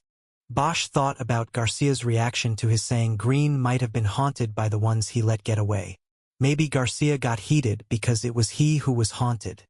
I don't know, Bosch said. Maybe. Bosch's cell phone chirped.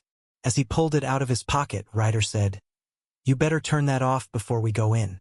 That's one thing Judge Demchak doesn't like going off in chambers. I heard about a DA whose phone she confiscated. Bosch nodded and opened his phone and said hello. Detective Bosch? Yes. It's Tara Wood. I thought we had an appointment. It struck Bosch before she finished the sentence that he had forgotten the meeting at CBS and the bowl of gumbo he was planning for lunch beforehand. He hadn't even had time for lunch. Tara, I am really sorry. Something came up and we had to sort of run with it.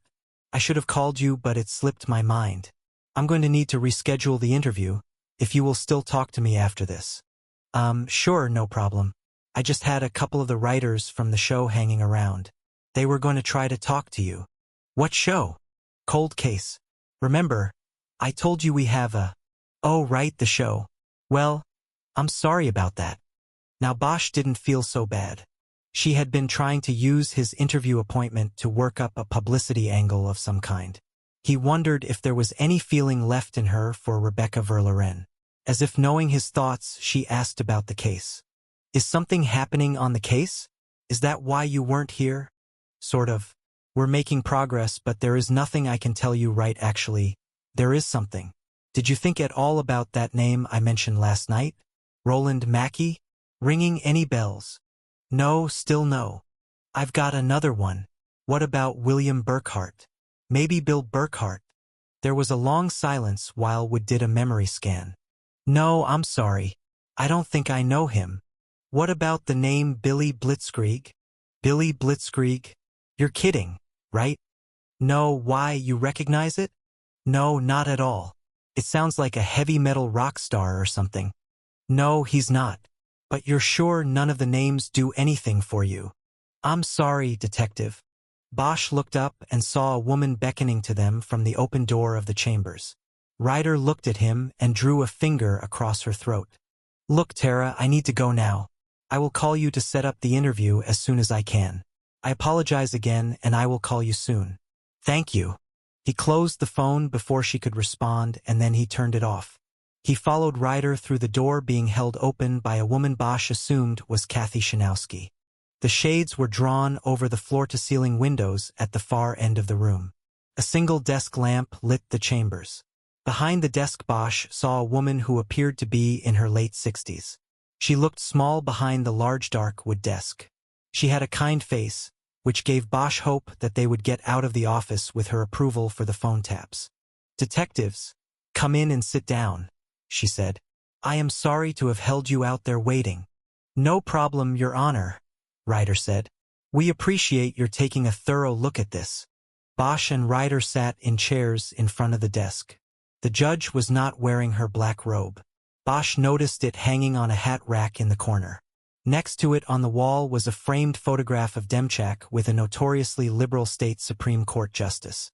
Bosch felt his stomach tighten. Then on the desk he saw two framed photographs.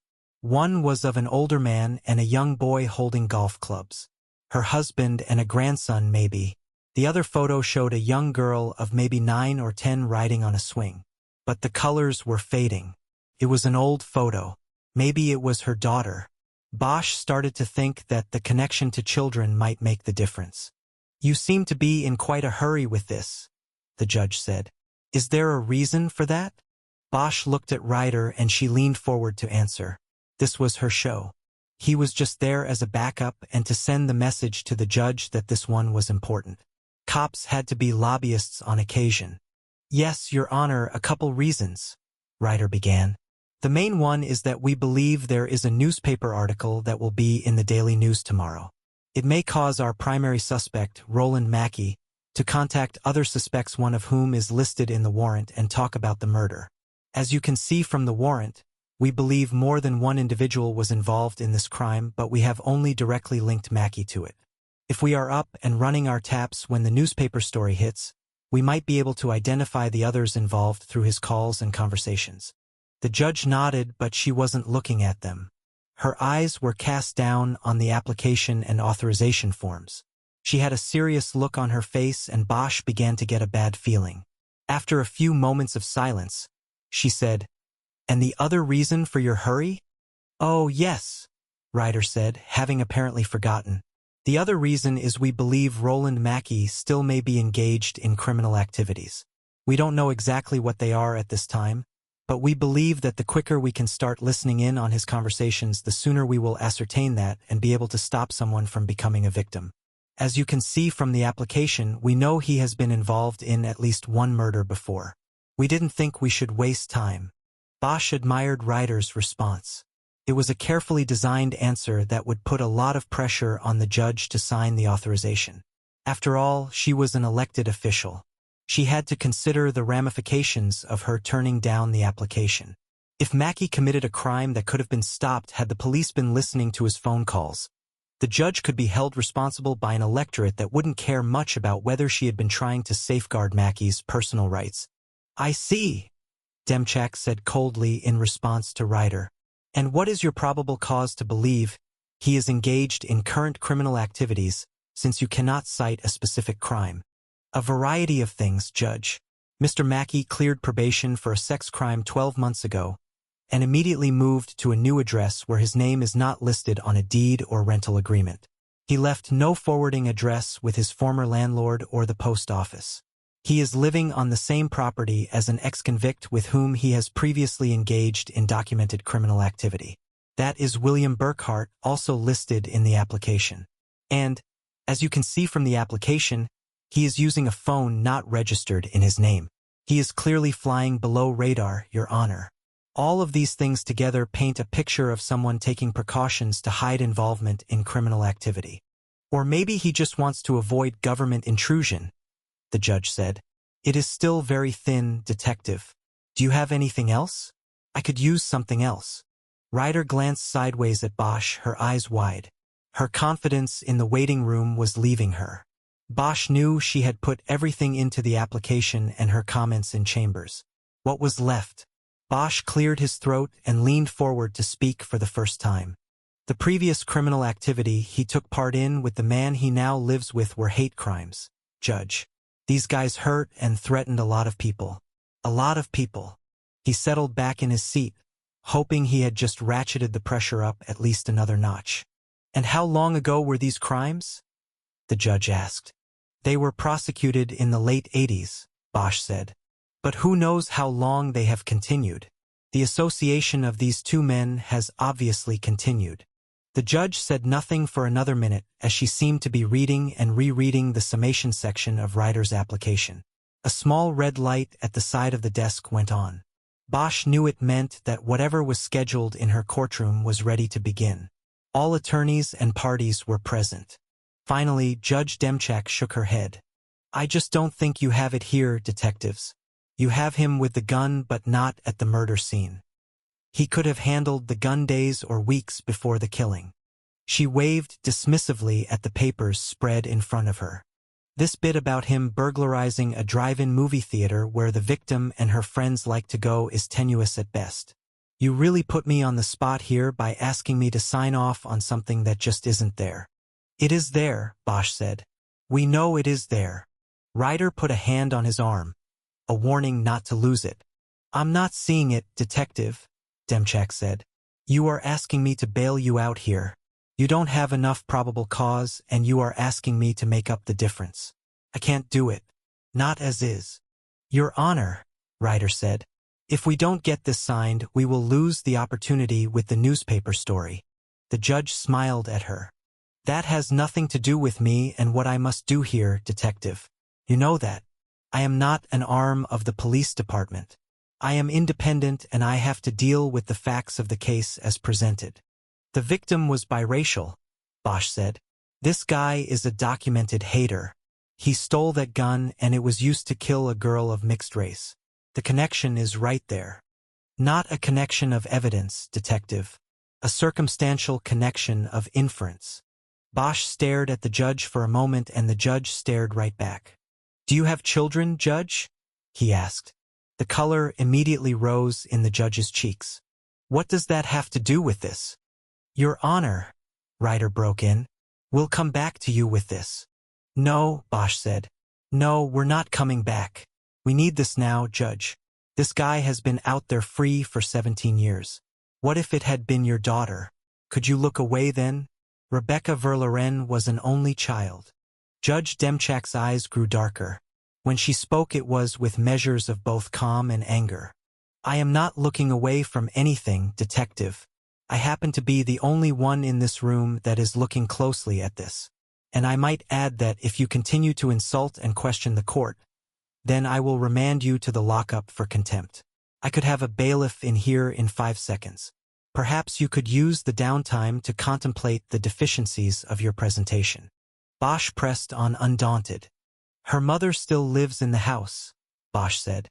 The bedroom she was taken from is still the same as the day she was killed. Same bedspread, same pillows, same everything. The room and the mother are frozen in time. But those facts are not germane to this. Her father became a drunk. He lost his business, then his wife and home. I visited with him on 5th Street this morning. That's where he lives now. I know that's not germane either, but I thought you might want to know. I guess we don't have enough facts for you, but we have a lot of the ripples, Your Honor. The judge held his eyes and Bosch knew he was either about to go to jail or walk out with a signed warrant. No in between. After a moment he saw the glimmer of pain in her eyes. Anybody who spends time in the trenches of the criminal justice system either side gets that look after a while. Very well, Detective, she finally said. She looked down and scribbled a signature at the bottom of the last page and started to fill in the spaces that dictated the length of the wiretaps. But I am still not convinced, she said sternly. So I am giving you 72 hours. Your Honor, Bosch said. But Ryder put her hand on Bosch's arm again, trying to stop him from turning a yes into a no. Then she spoke. Your Honor, 72 hours is a very short time period for this. We were hoping that we would have at least a week. You said the newspaper article is coming out tomorrow, the judge responded. Yes, Judge, it is supposed to, but you will know something pretty quick then. If you feel you need to extend it, then come back and see me on Friday and try to convince me. 72 hours, and I want daily summaries delivered each morning. If I don't get them, I am going to hold you both in contempt. I am not going to allow you to go fishing. If what is on the summaries is not on point, then I will shut you down early. Is all of that clear? Yes, Your Honor, Bosch and Ryder said in unison. Good. Now, I have a status conference in my courtroom. It is time for you to go and for me to go back to work. Ryder collected the paperwork and they said their thanks. As they headed to the door, Judge Demchak called out to their backs. Detective Bosch? Bosch turned around and looked at her. Yes, Judge. You saw the picture, didn't you? She said. Of my daughter. You guessed I have only one child. Bosch looked at her for a moment and then nodded. I only have one myself, he said. I know what it's like. She held his eyes for a moment before speaking. You can go now, she said. Bosch nodded and followed Ryder through the door. 24. They didn't speak to each other as they left the courthouse. It was as if they wanted to get out of there without putting the jinx on it, as if their saying one word about what had happened might echo back through the building and make the judge change her mind and recall them. Now that they had the judge's signature on the authorization forms, all they cared about was getting out. Once on the sidewalk in front of the monolithic courthouse, Bosch looked at Ryder and smiled. That was close, he said. She smiled and nodded her approval. Ripples, huh? You took it right up to the red line with her. I thought I was going to have to go downstairs and post a bond for you. They started walking toward Parker Center. Bosch pulled his phone out and turned it back on. Yeah, it was close, he said. But we got it. You want to tell Abel to set up the meeting with the others? Yeah, I'll tell him. I was just going to wait until we got over there. Bosch checked his phone and saw he had missed a call and had a message. He didn't recognize the number, but it had an 818 area code, the Valley. He checked the message and heard a voice he didn't want to hear. Detective Bosch, it's Mackenzie Ward at the news. I need to talk to you about Roland Mackey as soon as possible. I need to hear from you or I may have to hold the story. Call me. Shit, Bosch said as he deleted the message. What? Ryder asked. It's the reporter. I told Muriel Verloren not to mention Mackie to her. But it sounds like she let it slip. Either that or the reporter is talking to somebody else. Shit. That's what I said. They walked a little further without speaking. Bosch was thinking of a way to deal with the reporter. They had to keep Mackie out of the story or else he'd probably just cut and run without bothering to call anyone else. What are you going to do? Ryder finally asked. I don't know. Try to talk her out of it. Lie to her if I have to. She can't put his name in the story. But she has to run the story, Harry. We only have 72 hours. I know. Let me think. He opened his phone and called Muriel Verloren. She answered and he asked her how the interview went. She said it was fine and she was glad it was over. Did they take photos? Yes, they wanted pictures of the bedroom. I didn't feel good opening it up like that to them. But I did. I understand. Thank you for doing that. Just remember, the story is going to help us. We're getting close, Muriel, and the newspaper story will push things. We appreciate your doing it. If it helps, then I am glad to do it. Good. Let me ask you something else. Did you mention the name Roland Mackie to the reporter? No, you told me not to, so I didn't. Are you sure? I'm more than sure. She asked me what you people were telling me, but I didn't say anything about him. Why? No reason. I just wanted to make sure, that's all. Thank you, Muriel. I'll call you as soon as I have some news. He closed the phone. He didn't think Muriel Verloren would lie to him. The reporter had to have another source. What? Ryder asked. She didn't tell her. Then who did? Good question. The phone started to vibrate and chirp while he was still holding it. He looked at the screen and recognized the number. It's her, the reporter. I have to take this. He answered the call. Detective Bosch, it's Mackenzie Ward. I'm on deadline and we need to talk. Right? I just got your message. My phone was off because I was in court. Why didn't you tell me about Roland Mackie? What are you talking about? Roland Mackie. I was told you already have a suspect named Roland Mackie. Who told you that? That doesn't matter. What matters is that you withheld a key piece of information from me. Is Roland Mackie your prime suspect? Let me guess. You are playing both sides and giving that to the Times. Bosch had to think quickly. The reporter was sounding pressed and upset. A reporter who goes off angry could be a problem. He had to calm the situation and at the same time take Mackie out of the mix. The one thing he had going for him was that she had not mentioned a DNA link between Mackie and the gun. This made Bosch think that her source of information was outside the department. Someone with limited information. First of all, I'm not talking to the Times on this. As long as it runs tomorrow, you are the only one with this story. Secondly, it does matter where you got that name from because your information is wrong. I am trying to help you here, Mackenzie. You would be making a big mistake if you put that name in the article. You might even get sued. Then who is he? Who is your source? You know I can't give you that. Why not? Bosch was stalling for time while he thought it out. While the reporter rattled off a standard response about shield laws and protecting sources, Bosch was ticking off the names of people outside the department whom he and Ryder had talked to about Mackie. They included Rebecca Verloren's 3 friends, Tara Wood, Bailey Sable, and Grace Tanaka. There was also Robert Verloren, Danny Kochoff, Thelma Kibble, the parole agent, and Gordon Stoddard, the school principal, as well as Mrs. Atkins, the secretary who looked for Mackie's name in the school's rolls. There was also Judge Demchak, but Bosch dismissed that as a long shot. Ward's message had been left on his line while he and Ryder were with the judge. The idea that the judge would have picked up the phone and called the reporter while she had been alone in chambers studying the search warrant application seemed out of the question. She hadn't even known of the pending newspaper story, let alone the reporter assigned to it.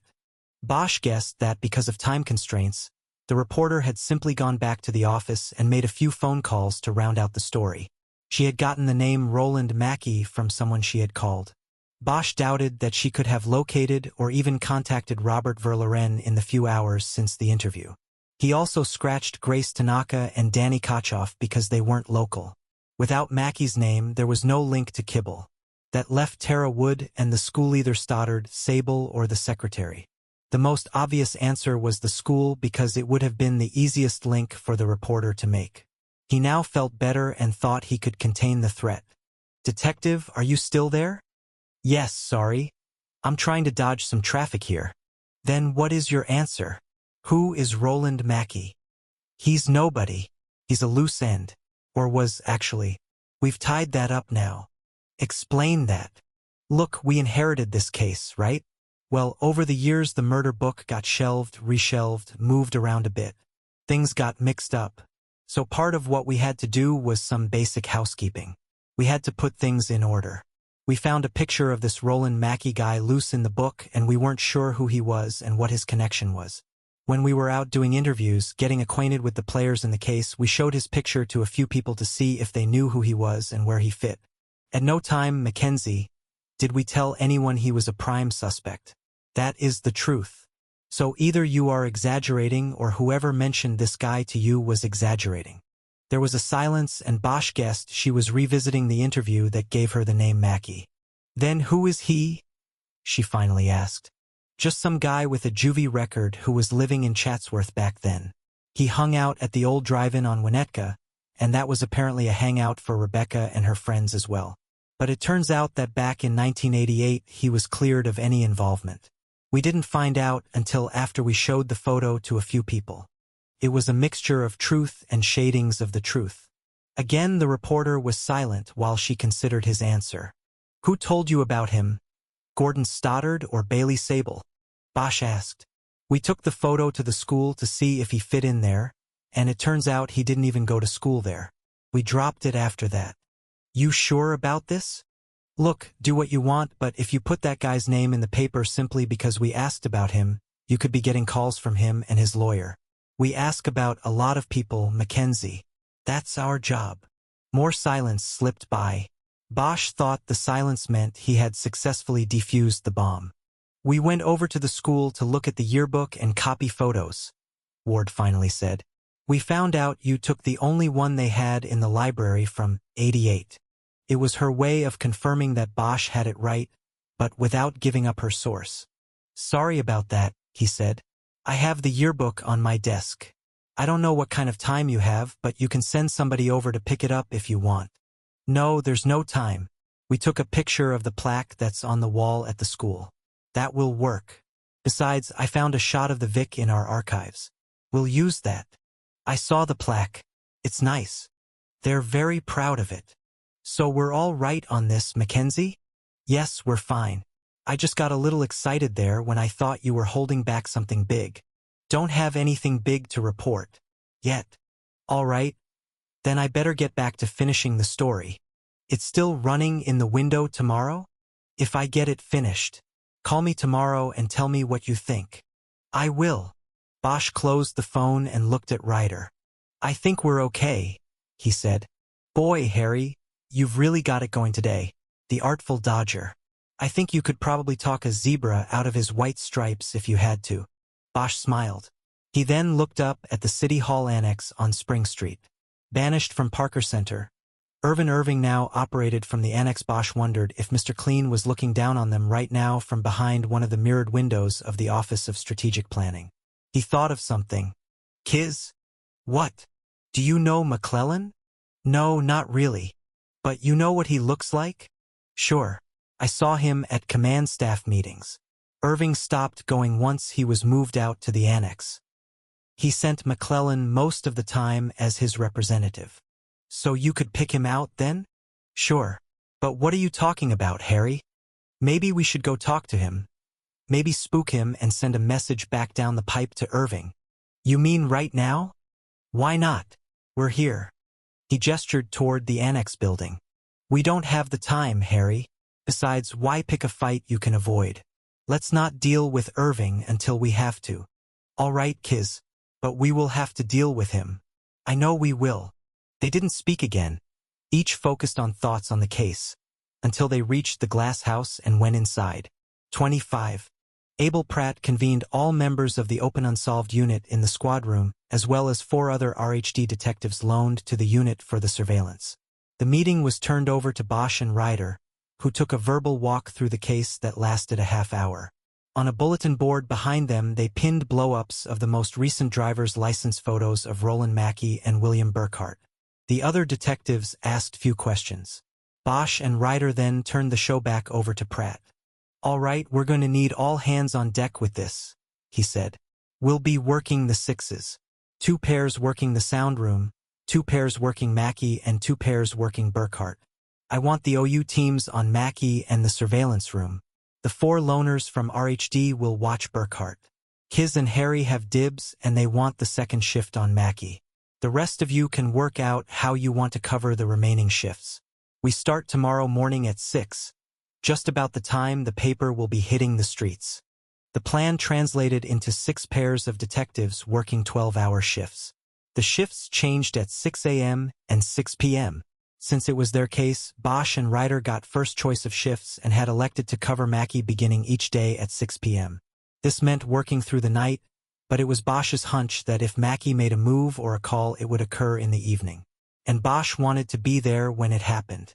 They would alternate with one of the other teams. The remaining 2 OU teams would alternate their time in the City of Industry, where a private contractor called ListenTech had what amounted to a wiretap center which was used by all law enforcement agencies in Los Angeles County. Sitting in a van next to the telephone pole carrying the line you were listening to was a thing of the past. ListenTech provided a quiet, air-conditioned center where electronic consoles were set up for monitoring and recording conversations placed or received on any phone numbers in the county, including cell phones. There was even a cafeteria with fresh coffee and vending machines. Pizza could be delivered if needed. ListenTech could service as many as 90 taps at a time. Ryder had told Bosch that the company was spawned in 2001 when law enforcement agencies began taking increasing advantage of the widening laws governing wiretaps. A private company that saw the growing need stepped in with regional wiretap centers, also known as sound rooms. They made the work easier, but there were still rules to follow. "We're going to hit a bit of a snag in the sound room," Pratt said. "The law still requires that each line be monitored by a single individualno listening to 2 lines at once. But we need to monitor 3 lines with 2 cops because that's all we got. So how do we do this and still stay within the law? We alternate. 1 line is Roland Mackey's cell. We monitor that full time. But the other 2 lines are secondary. That's where we alternate. They come from the property where he lives and the place where he works. So what we do is we stay with the first line when he is home, and then from 4 to midnight when he is at work, we switch to the work line. No matter what lines we are actually listening to, we will still get 24-hour pen registers on all 3. Can't we get 1 more loner from RHD to cover the 3rd line?" Ryder asked. Pratt shook his head. "Captain Norona gave us 4 bodies and that's it," Pratt said. "We won't miss much. Like I said, we have the pen registers." Pen registers were part of the telephone monitoring process. While the investigators were allowed to listen in on phone calls on the monitored lines, the equipment also registered all incoming and outgoing calls on all the lines listed in the warrant, even if they were not being monitored. This would provide the investigators with a listing by time and length of call, as well as the numbers dialed on outgoing calls and the originating numbers for incoming calls. "Any questions?" Pratt asked. Bosch didn't think there would be any questions. The plan was simple enough. But then an OU detective named Renner raised his hand and Pratt nodded at him. "Is this thing OT authorized?" "Yes, it is," Pratt replied. "But as was said before, as of now we only have 72 hours on the warrant." "Well, let's hope it goes the whole 72, Renner said. "I gotta pay for my kids' summer camp in Malibu." The others laughed. Tim Marcia and Rick Jackson volunteered to be the other street team working with Bosch and Ryder.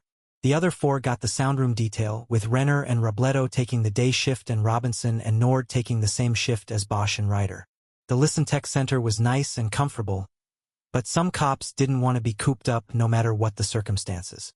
Some would always choose the street and, like Marcia and Jackson, Bosch knew he was one of them. Pratt ended the meeting by handing out copies of a piece of paper with everyone's cell phone number on it, as well as the radio channel they would use during the surveillance. "For you teams in the field, I've got rovers on hold down in the equipment shed," Pratt said. "Make sure you have the radio on. Harry, Kiz, did I miss anything?" I think you got it covered, Ryder said. Since our time is short on this one, Bosch said. Kiz and I are working something up to sort of push the action if we don't see any signs by tomorrow night. We have the newspaper article and we have to make sure he sees it. How's he going to read it if he's dyslexic? Renner asked. He got a GED, Bosch said. He should be able to read it. We just have to make sure it somehow gets in front of him. Everybody nodded their agreement and then Pratt wrapped things up. Okay, gang, that's it, Pratt said. I will be checking with everybody through the days and nights. Stay loose and be careful with these guys. We don't want anything turning back on us. You people taking the first shift might want to head home now and get a good night. Just remember the clock's ticking on the warrant. We have till Friday night and then it's pumpkins. So let's get out there and get what's to be got. We're the closers. So let's close this one out. Bosch and Ryder stood and small-talked about the case with the others for a few minutes, and then Bosch made his way back to their alcove. He pulled the copy of the probation file out of the stack of accumulated case files.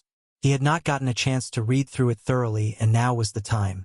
The file was an add-on file, meaning that as Mackey repeatedly was arrested and continued a lifelong trek through the criminal justice system, the reports and court transcripts were merely added to the front of the file. Therefore, the reports ran in reverse chronological order. Bosch was most interested in Mackey's earlier years. He went to the back of the file with the idea of moving forward in time. Mackey's first arrest as an adult came only a month after he turned 18. In August 1987, he was picked up for car theft in what the follow-up reports classified as a joyriding incident. Mackey had been living at home at the time and stole a neighbor's Corvette. He had jumped in the car and taken off after the neighbor had left it running in the driveway and gone back inside his house for a forgotten pair of sunglasses. Mackey pleaded guilty, and the pre-sentencing report contained in the file cited his juvenile record but made no mention of the Chatsworth Eights. In September 1987, the young car thief was placed on 1-year probation by a Superior Court judge who tried to talk Mackey out of a life of crime. The transcript of the sentencing hearing was in the file. Bosch read the judge's 2-page lecture, in which he told Mackey he had seen young men like him 100 times before. He told Mackey he was standing at the same precipice as the others. One simple crime could be a life lesson, or it could be the first step down a spiral. He urged Mackey not to go down the wrong path. He told him to think hard and make the right decision on which way to go. The words of warning had obviously fallen on deaf ears. 6 weeks later, Mackey was arrested for burglarizing a neighborhood home while the husband and wife who lived there were at work. Mackey had cut an alarm, but the break-in current had registered with the alarm company and a patrol car was dispatched. When Mackey came out the back door carrying a video camera and assorted other electronics and jewelry, 2 officers were waiting with guns drawn. Because Mackey had been on probation for the car theft, he was held in the county jail while awaiting disposition of the case. After 36 days in stir, he stood before the same judge again and, according to the transcript, begged forgiveness and for one more chance. This time, the pre-sentencing report noted that drug testing indicated that Mackey was a marijuana user and that he had begun hanging around an unsavory group of young men from the Chatsworth area. Bosch knew that these men were likely the Chatsworth Eights. It was early December and their plan of terror and symbolic homage to Adolf Hitler was just a few weeks away. But none of this was in the PSR. The report simply stated that Mackey was hanging with the wrong crowd. As he sentenced Mackey, the judge would not have known how wrong that crowd was. Mackey was sentenced to 3 years of prison reduced to time served. He was also placed on 2 years probation. The judge, knowing that prison would be just a finishing school for a young criminal like Mackey, was giving him a break and attempting to break him at the same time. Mackey walked out of court free, but the judge had placed a series of heavy restrictions on his probation. They included weekly drug tests, maintaining gainful employment, and a requirement that the high school dropout get his general education degree within 9 months. The judge told Mackey that if he failed in any part of the probation order, he would be sent to a state prison to complete his 3-year sentence. "You may consider this harsh, Mr. Mackey," the judge said in the transcript, "but I consider it quite kind. I am giving you a last chance here. If you fail me on this, you will without a doubt be going to prison. Society will be through with trying to help you at that point. It will simply throw you away. Do you understand this? Yes, Your Honor, Mackie said. The file came with copies of the court-requested completion reports from Chatsworth High. Mackie got his GED in August 1988, a little more than a month after Rebecca Verloren was taken from her bed and murdered. Despite the judge's admirable efforts to steer Mackie from a life of crime, Bosch had to wonder if those efforts had cost Rebecca Verloren her life. Whether Mackie was the actual triggerman or not, he'd had possession of the gun that killed her. Was it reasonable to think that the chain of events leading to the murder would have been broken if Mackie had been behind bars? Bosch wasn't sure. It was possible that Mackie simply filled a role as weapon delivery man. If it wasn't him, it could have been someone else. Bosch knew there was no sense in breaking down the chain into what could or could not have happened. Anything? Bosch looked up from his thoughts. Ryder was standing at her desk. He flipped the file closed. Nah, not really. I was reading the probation file. The early stuff. A judge took an interest at first but then sort of let him go. The best he could do was make him get the GED. And that served him so well, didn't it? Yeah. Bosch said nothing else. He only had a GED himself. He'd also stood before a judge once as a car thief. The car he had gone joyriding in had also been a Corvette. Except it had not been a neighbor's. It had been his foster father's. Bosch had taken it as a way to say fuck you. But it was the foster father who sent the ultimate fuck you. Bosch was sent back to the youth hall to fend for himself. My mother died when I was 11, Bosch suddenly said. Ryder looked at him, doing her eyebrow thing. I know. Why'd you bring that up? I don't know. I spent a lot of time in the youth hall after that. I mean, I had some stays with foster families, but it never lasted long. I always went back. Ryder waited, but Bosch didn't continue. And? She prompted. Well, we didn't have gangs in the hall, he said. But there was sort of a natural segregation. You know, the whites stuck together. The blacks. The Hispanics. There weren't any Asians back then. What are you saying? That you feel sorry for this asshole Mackie? No. He killed a girl, or at least helped kill her, Harry. I know that, Kiz. That's not my point. What is your point? I don't know. I'm just sort of wondering, what makes people go down different paths. How come this guy became a hater? How come I didn't? Harry, you're overthinking. Go home tonight and get a good night's sleep. You'll need it because there won't be any tomorrow night. Bosch nodded but didn't move. You going to take off? Ryder asked. Yeah, in a few. You heading out? Yeah. Unless you want me to go with you over to Hollywood Vice. Nah, I'll be all right. Let's talk in the morning after we get the paper. Yeah. I'm not sure where I can get the Daily News in the South End. I might have to call you up and let you read it to me. The Daily News was circulated widely in the valley but sometimes hard to locate elsewhere in the city. Ryder lived down near Inglewood, in the same neighborhood where she had grown up. That's cool. Give me a call and I'll have it. There's a box down at the bottom of the hill from my place. Ryder opened one of her desk drawers and pulled out her purse. She looked at Bosch and did her eyebrow thing once again. You sure about doing this? Marking yourself like that? She was talking about their plan for pushing Mackie the next day. Bosch nodded. I have to be able to sell it, he said. Besides, I can wear long sleeves for a while. It isn't summer yet. But what if it's not necessary? What if he sees the story in the paper and gets on the phone and starts talking a blue streak?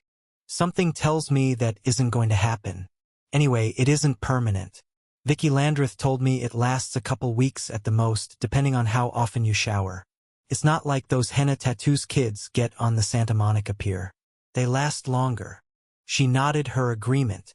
Okay, Harry. I'll catch you in the AM. Then. See ya, Kiz. Have a good one. She started walking out of the alcove. Hey, Kiz. Bosch called after her. What? She said, stopping and looking back at him. What do you think? You happy to be back on it? She knew what he was talking about. Being back in homicide. Oh yeah, Harry, I'm happy. I'll be downright giddy once we take this pale rider down and solve the mystery. Yeah, Bosch said. After she left, Bosch thought for a few moments about what she meant by calling Mackie a pale rider. He thought it might be some sort of biblical reference, but he couldn't place it.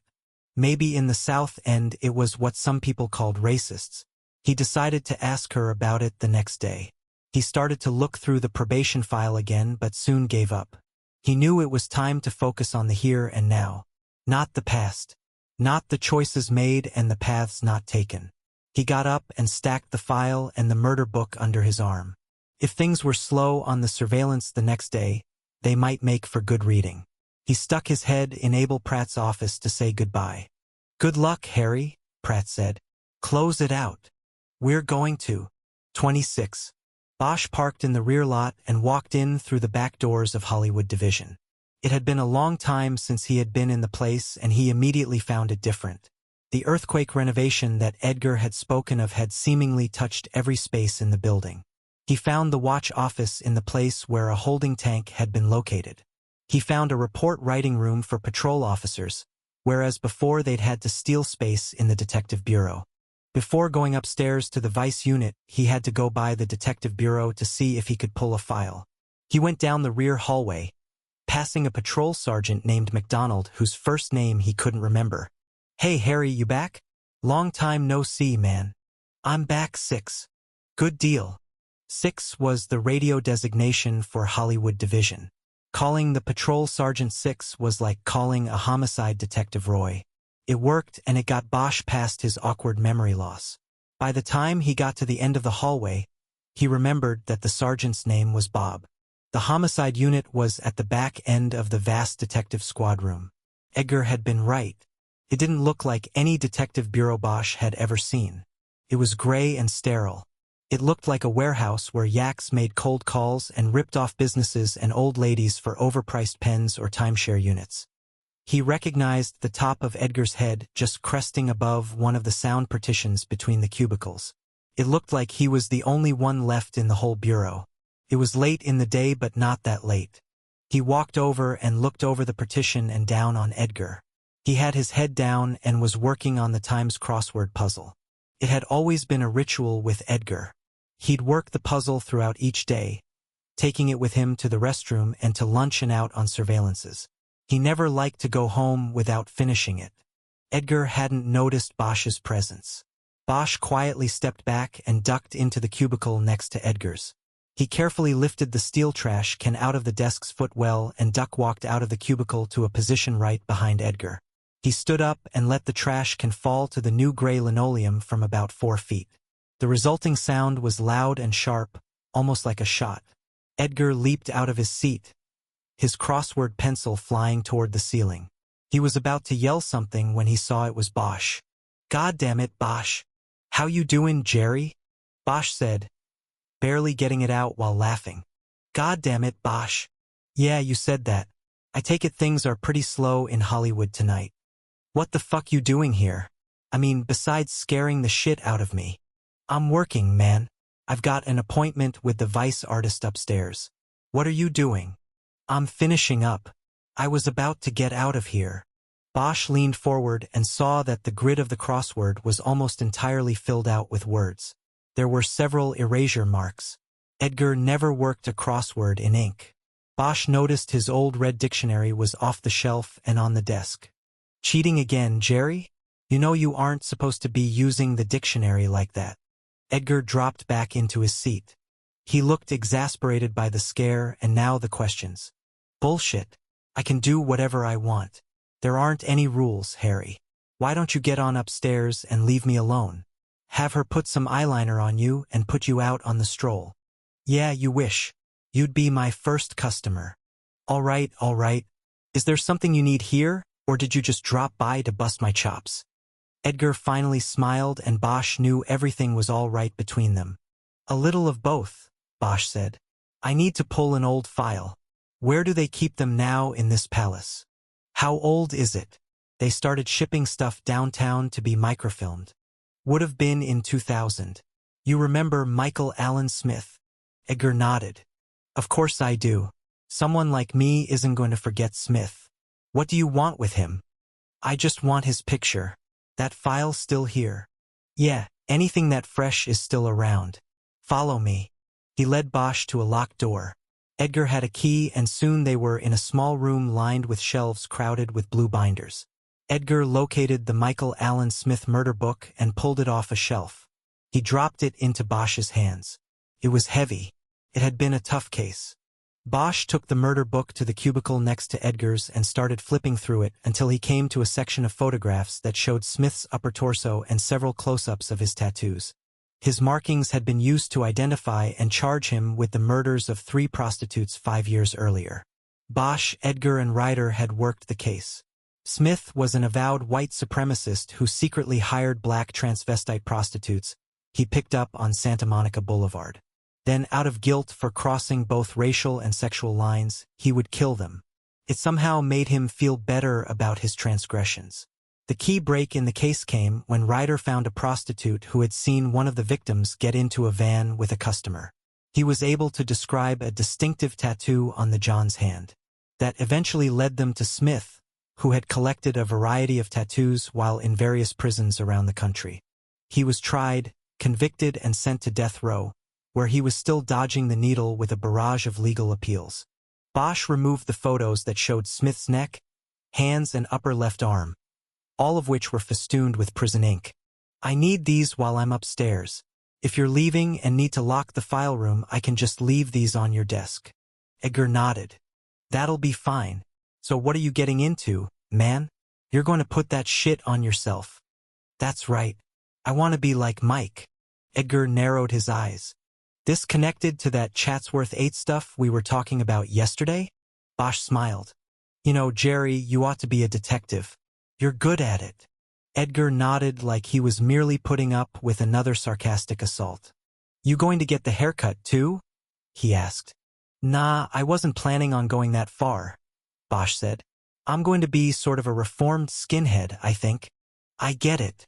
So, listen, are you busy tonight? This shouldn't take too long up there. If you want to wait and finish your puzzle, we could go grab a steak over at Musso's." Just saying it made Bosch hungry for it. That and a vodka martini. "Nah, Harry, I gotta go over the hill to the Sportsman's Lodge for Sherry Riley's retirement gig. That's why I was killing time here. I was just waiting out the traffic." Sherry Riley was a sex crimes investigator. Bosch had worked with her on occasion, but they had never been close.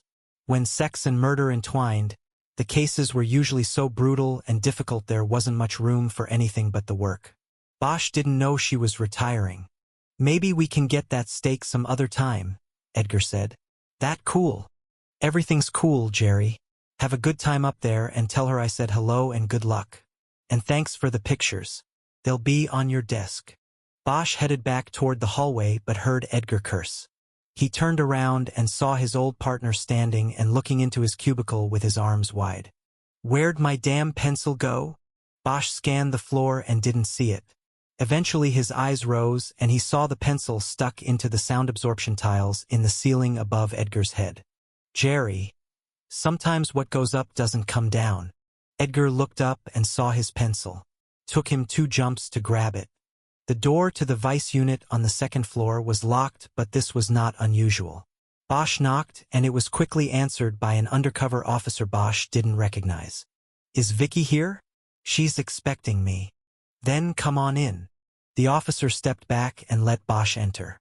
He saw that this room had not been changed dramatically during the retrofitting. It was a long room with work counters running down both sides. Above each vice officer's space was a framed movie poster. In Hollywood Division, only posters from movies actually filmed in the division were allowed to grace the walls. He found Vicky Landreth at a workspace under a poster from Blue Neon Night, a film Bosch had not seen. She and the other officer were the only ones in the office. Bosch guessed everybody else was already out on the streets for the night shift. "Hey Bosch," Landreth said. "Hey Vic. You still have time to do this?" "For you, honey. I will always make time." Landreth was a former Hollywood makeup artist. One day 20 years earlier, she was talked into taking a ride-along with one of the off-duty officers working security on the set. The guy was just trying to make time with her, hoping maybe she'd catch a thrill on the ride-along and it would lead to something else. What it led to was Landreth's enrollment in the police academy and her becoming a reserve officer, working 2 shifts a month on patrol, filling in where needed. Then someone in Vice found out about her daytime job and asked her to work her 2 shifts in Vice, where she could be used to make undercover officers look more like prostitutes and pimps and drug users and street people. Soon Vicky found the cop work more interesting than the movie work. She quit the industry and became a full-time cop. Her makeup skills were highly coveted and her niche in Hollywood division was secure. Bosch showed her the photos of Michael Allen Smith's tattoos, and she studied them for a few moments. "Nice guy, huh?" she finally said. "One of the best. And you want all of this done tonight?" "No. I was thinking about the lightning bolts on the neck. And maybe the bicep, if you could do it. It's all jailhouse. No real art to it. One color. I can do it. Sit down over here and take off your shirt." She led him to a makeup station, where he sat on a stool next to a rack of various body paints and powders. On an upper shelf there were mannequin heads with wigs and beards on them. Below these someone had taped the names of various supervisors in the division. Bosch took off his shirt and tie. He was wearing a t-shirt underneath. "I want these to be seen, but I don't want to be too obvious about it," he said. "I was thinking that you could work it so if I had on a t-shirt like this you would sort of see parts of the tats sticking out. Enough to know what they are and what they mean." "Not a problem. Hold still." She used a piece of chalk to mark the lines on his skin where the shirt sleeve and neck reached. "These will be the visibility lines," she explained. "You just tell me how much you want to go above and below them." "Got it. Now take it all off, Harry." She said it with undisguised sensuality in her voice. Bosch pulled his shirt over his head and tossed it over a chair with his other shirt and the tie. He turned back to her and Landreth was studying his chest and shoulders. She reached over and touched the scar on his left shoulder. "That's new," she said. "That's old." "Well, it has been a long time since I saw you naked, Harry." "Yeah, I guess so. Back when you were a boy in blue and could talk me into anything, even joining the cops. I talked you into my car, not the department. Blame yourself for that." Bosch felt embarrassed and felt his skin blush. Their liaison 20 years earlier had flickered out for no reason other than that neither was looking for any sort of commitment to or from anybody. They went their separate ways but always remained easy friends, especially when Bosch was transferred to the Hollywood Division Homicide Squad and they were working out of the same building. "Look at you blushing," Landreth said. "After all these years." "Well, you know." He said nothing further. Landreth rolled her stool closer to Bosch.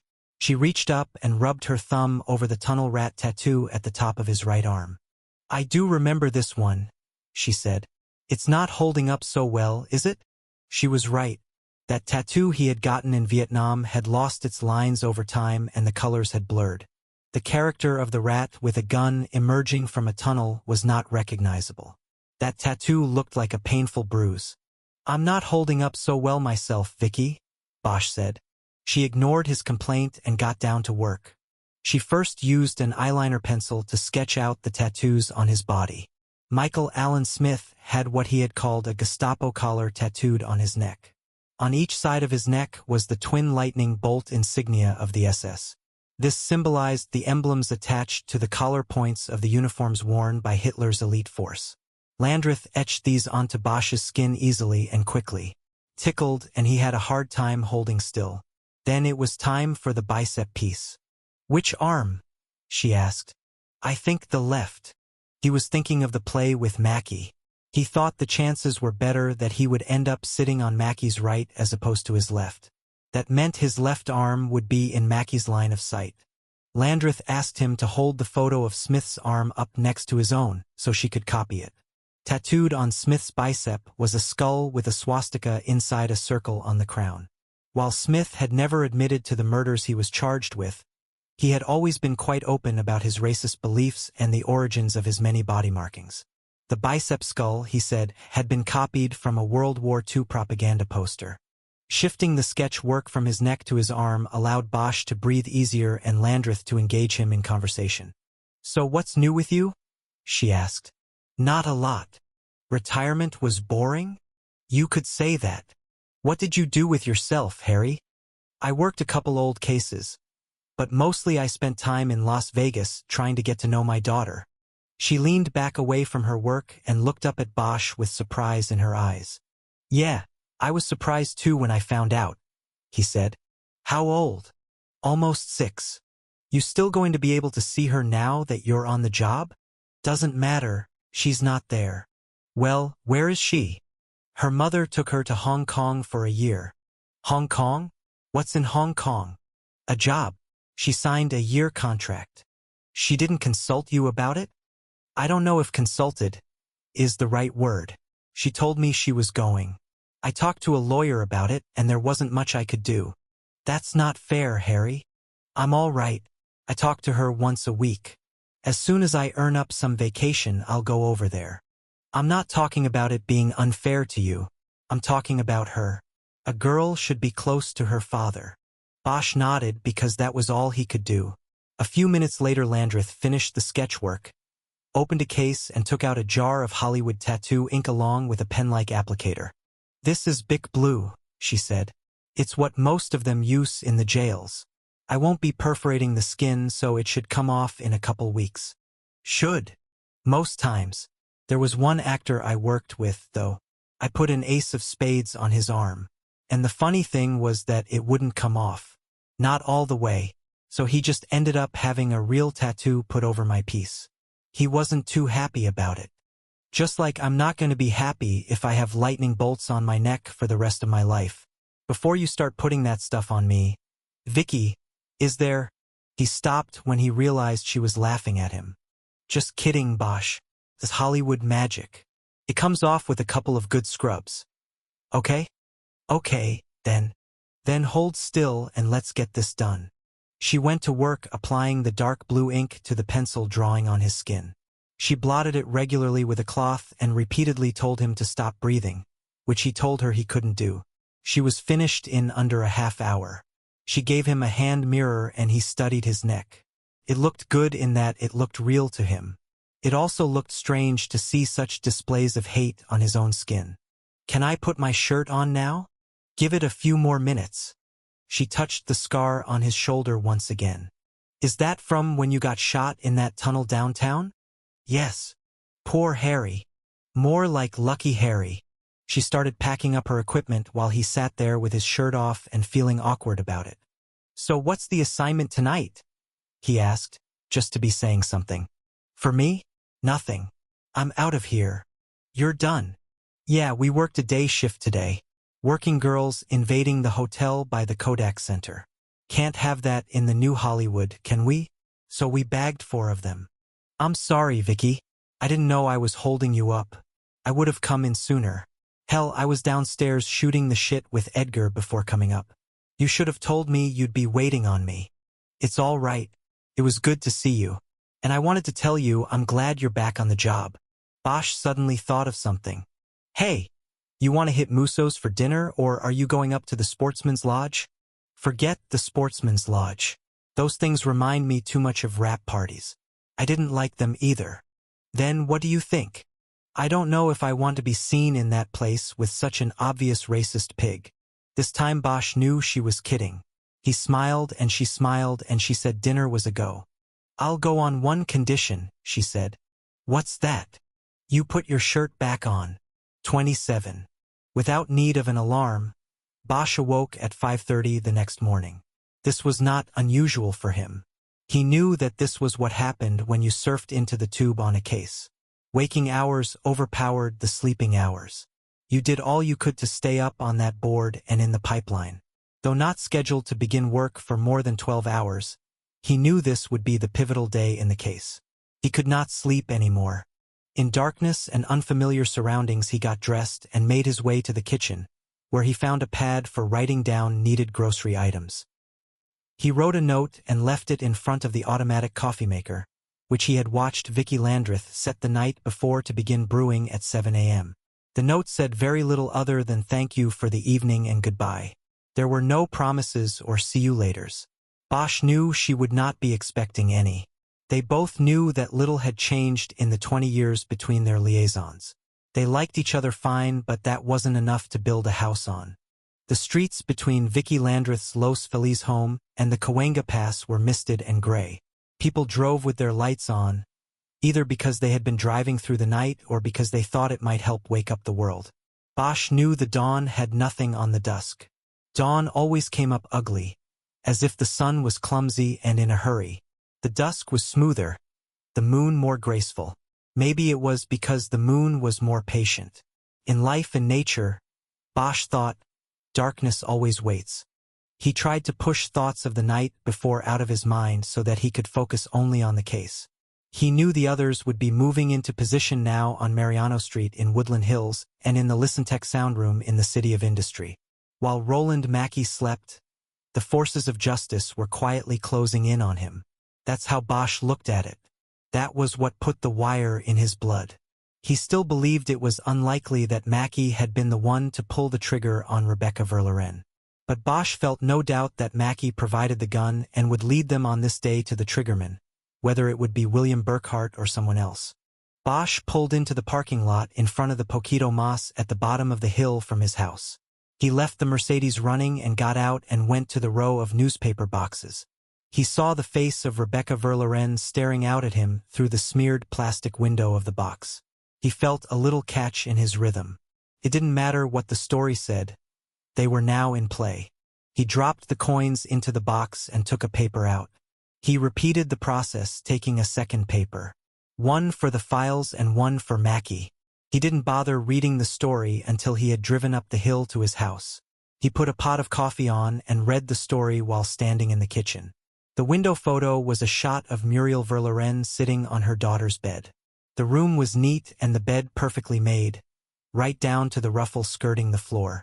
There was an inset photograph of Rebecca in the top corner. It turned out that the Daily News archives had held the same shot as the yearbook. A headline above the photo said "A Mother's Long Vigil." The bedroom photograph was credited to Emerson Ward, the photographer apparently using her given name. Below it was a caption that read, "Muriel Verloren sits in her daughter's bedroom. The room, like Mrs. Verloren's grief, has been untouched by time." Beneath the photo and above the body of the story was what a reporter had once told Bosch was a decade fuller description of the story. It read, "Haunted. Muriel Verloren has waited 17 years to learn who took her daughter's life. In a renewed effort, the LAPD may be close to finding out." Bosch thought the deck was perfect. If and when Mackey saw it, he would feel the cold finger of fear poke him in the chest. Bosch anxiously read the story. By Mackenzie Ward, staff writer.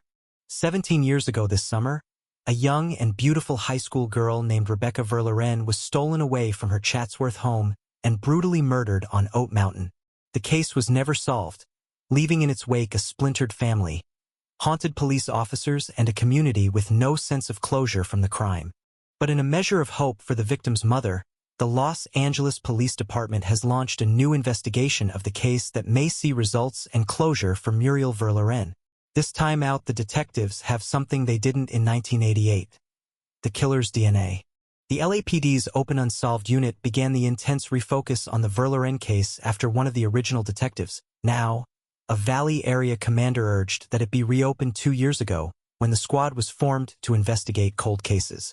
"As soon as I heard we were going to start looking at cold cases, I was on the phone to them," Commander Arturo Garcia said yesterday from his office in the Valley Bureau Command Center.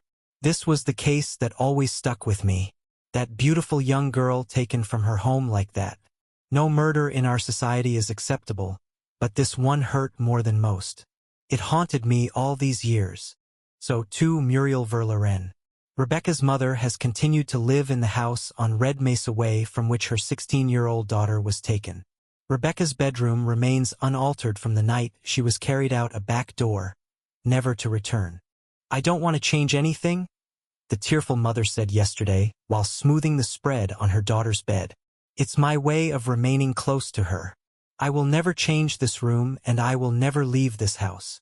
Detective Harry Bosch, who was assigned to the renewed investigation, told the news that there are several promising leads in the case now. The greatest aid in the case has been the technological advances made since 1988. Blood that did not belong to Rebecca Verloren was actually found inside the murder weapon. Bosch explained that the pistol's hammer bit the shooter on the hand, taking a sample of blood and tissue. In 1988, it could only be analyzed, typed, and preserved. Now it can be directly matched to a suspect. The challenge is finding that suspect. The case was thoroughly investigated previously, Bosch said. Hundreds of people were questioned and hundreds of leads were followed. We are backtracking on all of that, but our real hope lies in the DNA. It will be the case breaker, I think. The detective explained that while the victim was not sexually assaulted, there were elements to the crime of a psychosexual nature. 10 years ago, the State Department of Justice started a database containing DNA samples from every person convicted of a sexually related crime. The DNA from the Verloren case is in the process of being compared to those samples. Bosch believes it is likely that Rebecca Verloren's killing was not an isolated crime. I think it is unlikely that this killer only committed this one crime and then led a law-abiding existence.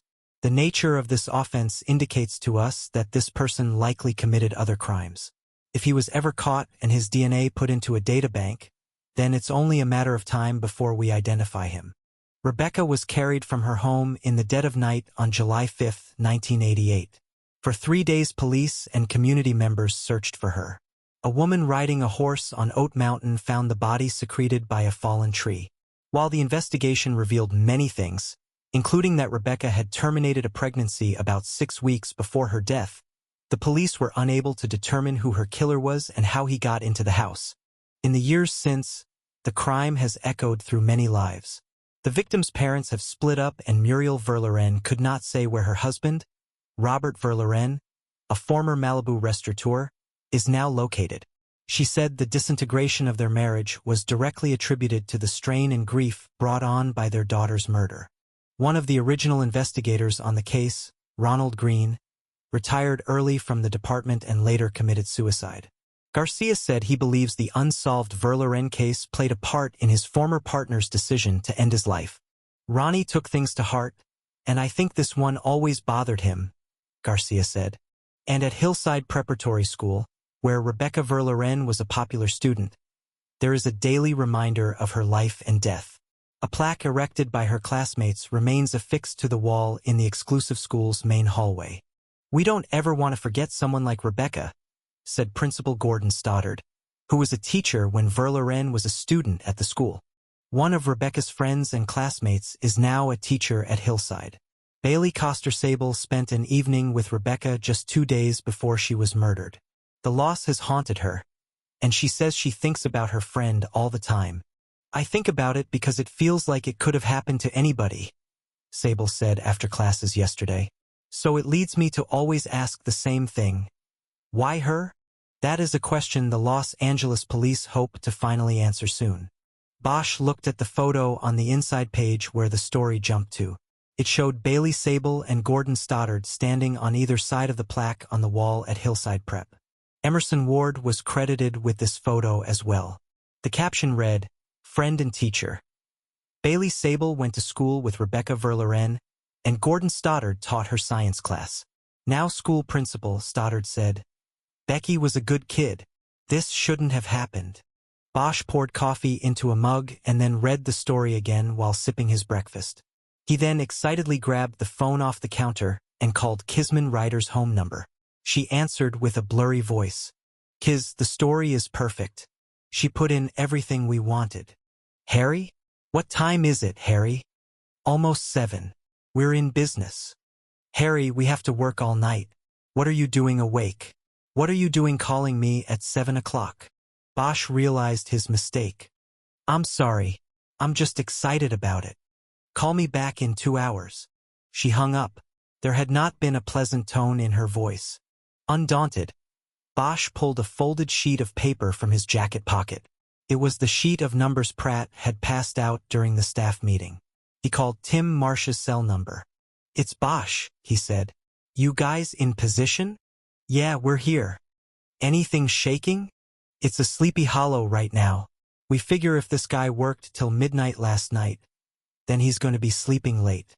"His car is there? The Camaro?" "Yes, Harry, it's here." "Okay. Did you read the story in the paper?" "Not yet, but we've got 2 teams sitting on this house for Mackey and Burkhart. We're about to break off to get coffee and pick up the paper. It's good. It's going to work.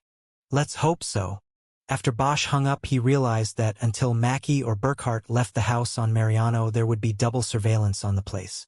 It was a waste of time and money, but he didn't see any way around it. There was no telling when one of the surveillance subjects might take off from the house. They knew very little about Burkhart. They didn't even know if he had a job. He next called Renner in the sound room at Listentech. He was the oldest detective on the squad and had used seniority to get him and his partner the day shift in the sound room. "Anything yet?" Bosch asked him. "Not yet, but you'll be the first to know." Bosch thanked him and hung up. He checked his watch. It wasn't even 7:30, and he knew it was going to be a long day waiting for his surveillance shift to begin. He refilled his coffee mug and looked at the paper again. The photo of the dead girl's bedroom bothered him in a way he could not pinpoint. There was something there, but he could not pull it out. He closed his eyes for a 5 count and then brought them open, hoping the trick would jar something loose. But the photo did not reveal the secret. A sense of frustration started to rise in him, but then the phone rang. It was Ryder. "Great, now I can't go back to sleep. You better be bright-eyed tonight, Harry, because I won't be." "Sorry, Kiz. I will. Read me the story." He did, and when he was finished, she seemed to have caught some of his excitement. They both knew that the story would play perfectly into provoking a response from Mackey. The key would be to make sure that he saw it and read it, and they thought they had that covered. "Okay, Harry, I'm going to get going.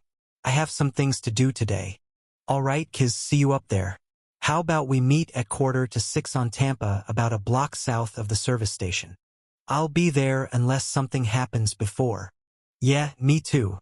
After hanging up, Bosch went into his bedroom and changed into fresh clothes that would be comfortable during an all-night surveillance and useful as well for the play he intended for Mackey. He chose a white t-shirt that had been washed many times and had shrunk so that its sleeves were tight and short on his biceps. Before putting on a shirt over it, he checked his look in the mirror. A full half of the skull was exposed and the SS bolts pointed up above the cotton on his neck. The tattoos looked more authentic than they had the night before. He had taken a shower at Vicky Landreth's, and she told him that the water would slightly blur the ink on his skin, as was the case with most prison-applied tattoos. She warned him that the ink would start to wash away after 2 or 3 showers and, if needed, she could maintain his look with further applications.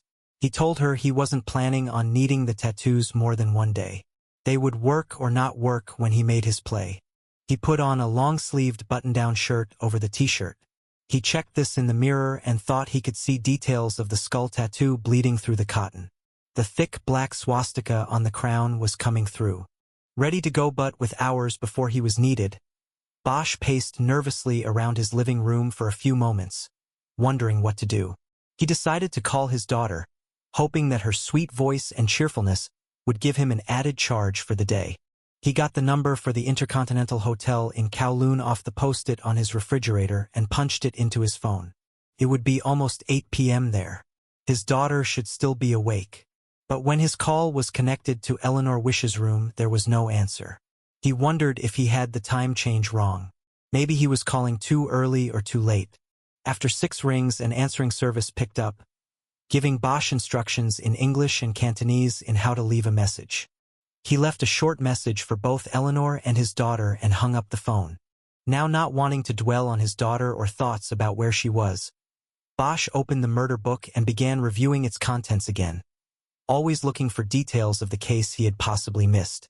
Despite everything he had learned about the case and how it was pushed off track by the powers that be, he still believed in the book. He believed the answers to the mysteries were always found in the details.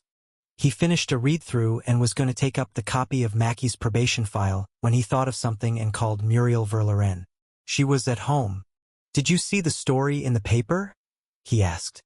"Yes. It makes me feel so sad to see that." "Why is that?" "Because it makes it all real to me. I had pushed it away. I'm sorry, but it is going to help us. Promise. I'm glad you did it. Thank you. Whatever will help, I want to do." "Thank you, Muriel. Listen, I wanted to tell you that I located your husband. I spoke to him yesterday morning." There was a long silence before she spoke. "Really? Where is he?" "Down on 5th Street. He runs a soup kitchen for the homeless. He serves breakfast to them." It's called the Metro Shelter. I thought you might want to know. Again a silence. Bosch guessed she wanted to ask him questions and he was willing to wait. You mean he works there? Yes. He's sober now. He said it's been 3 years. I guess he first went there for a meal and he's sort of worked his way up. He runs the kitchen now. And it's good food. I ate there yesterday. I see. I have a number that he gave me. It's not a direct line. He doesn't have a phone in his room.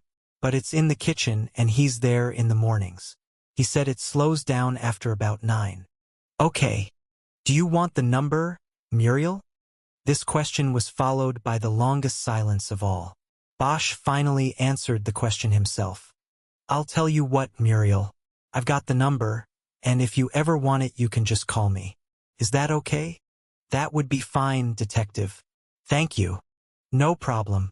I'm going to go now. We're hoping something breaks on the case today. Please call me.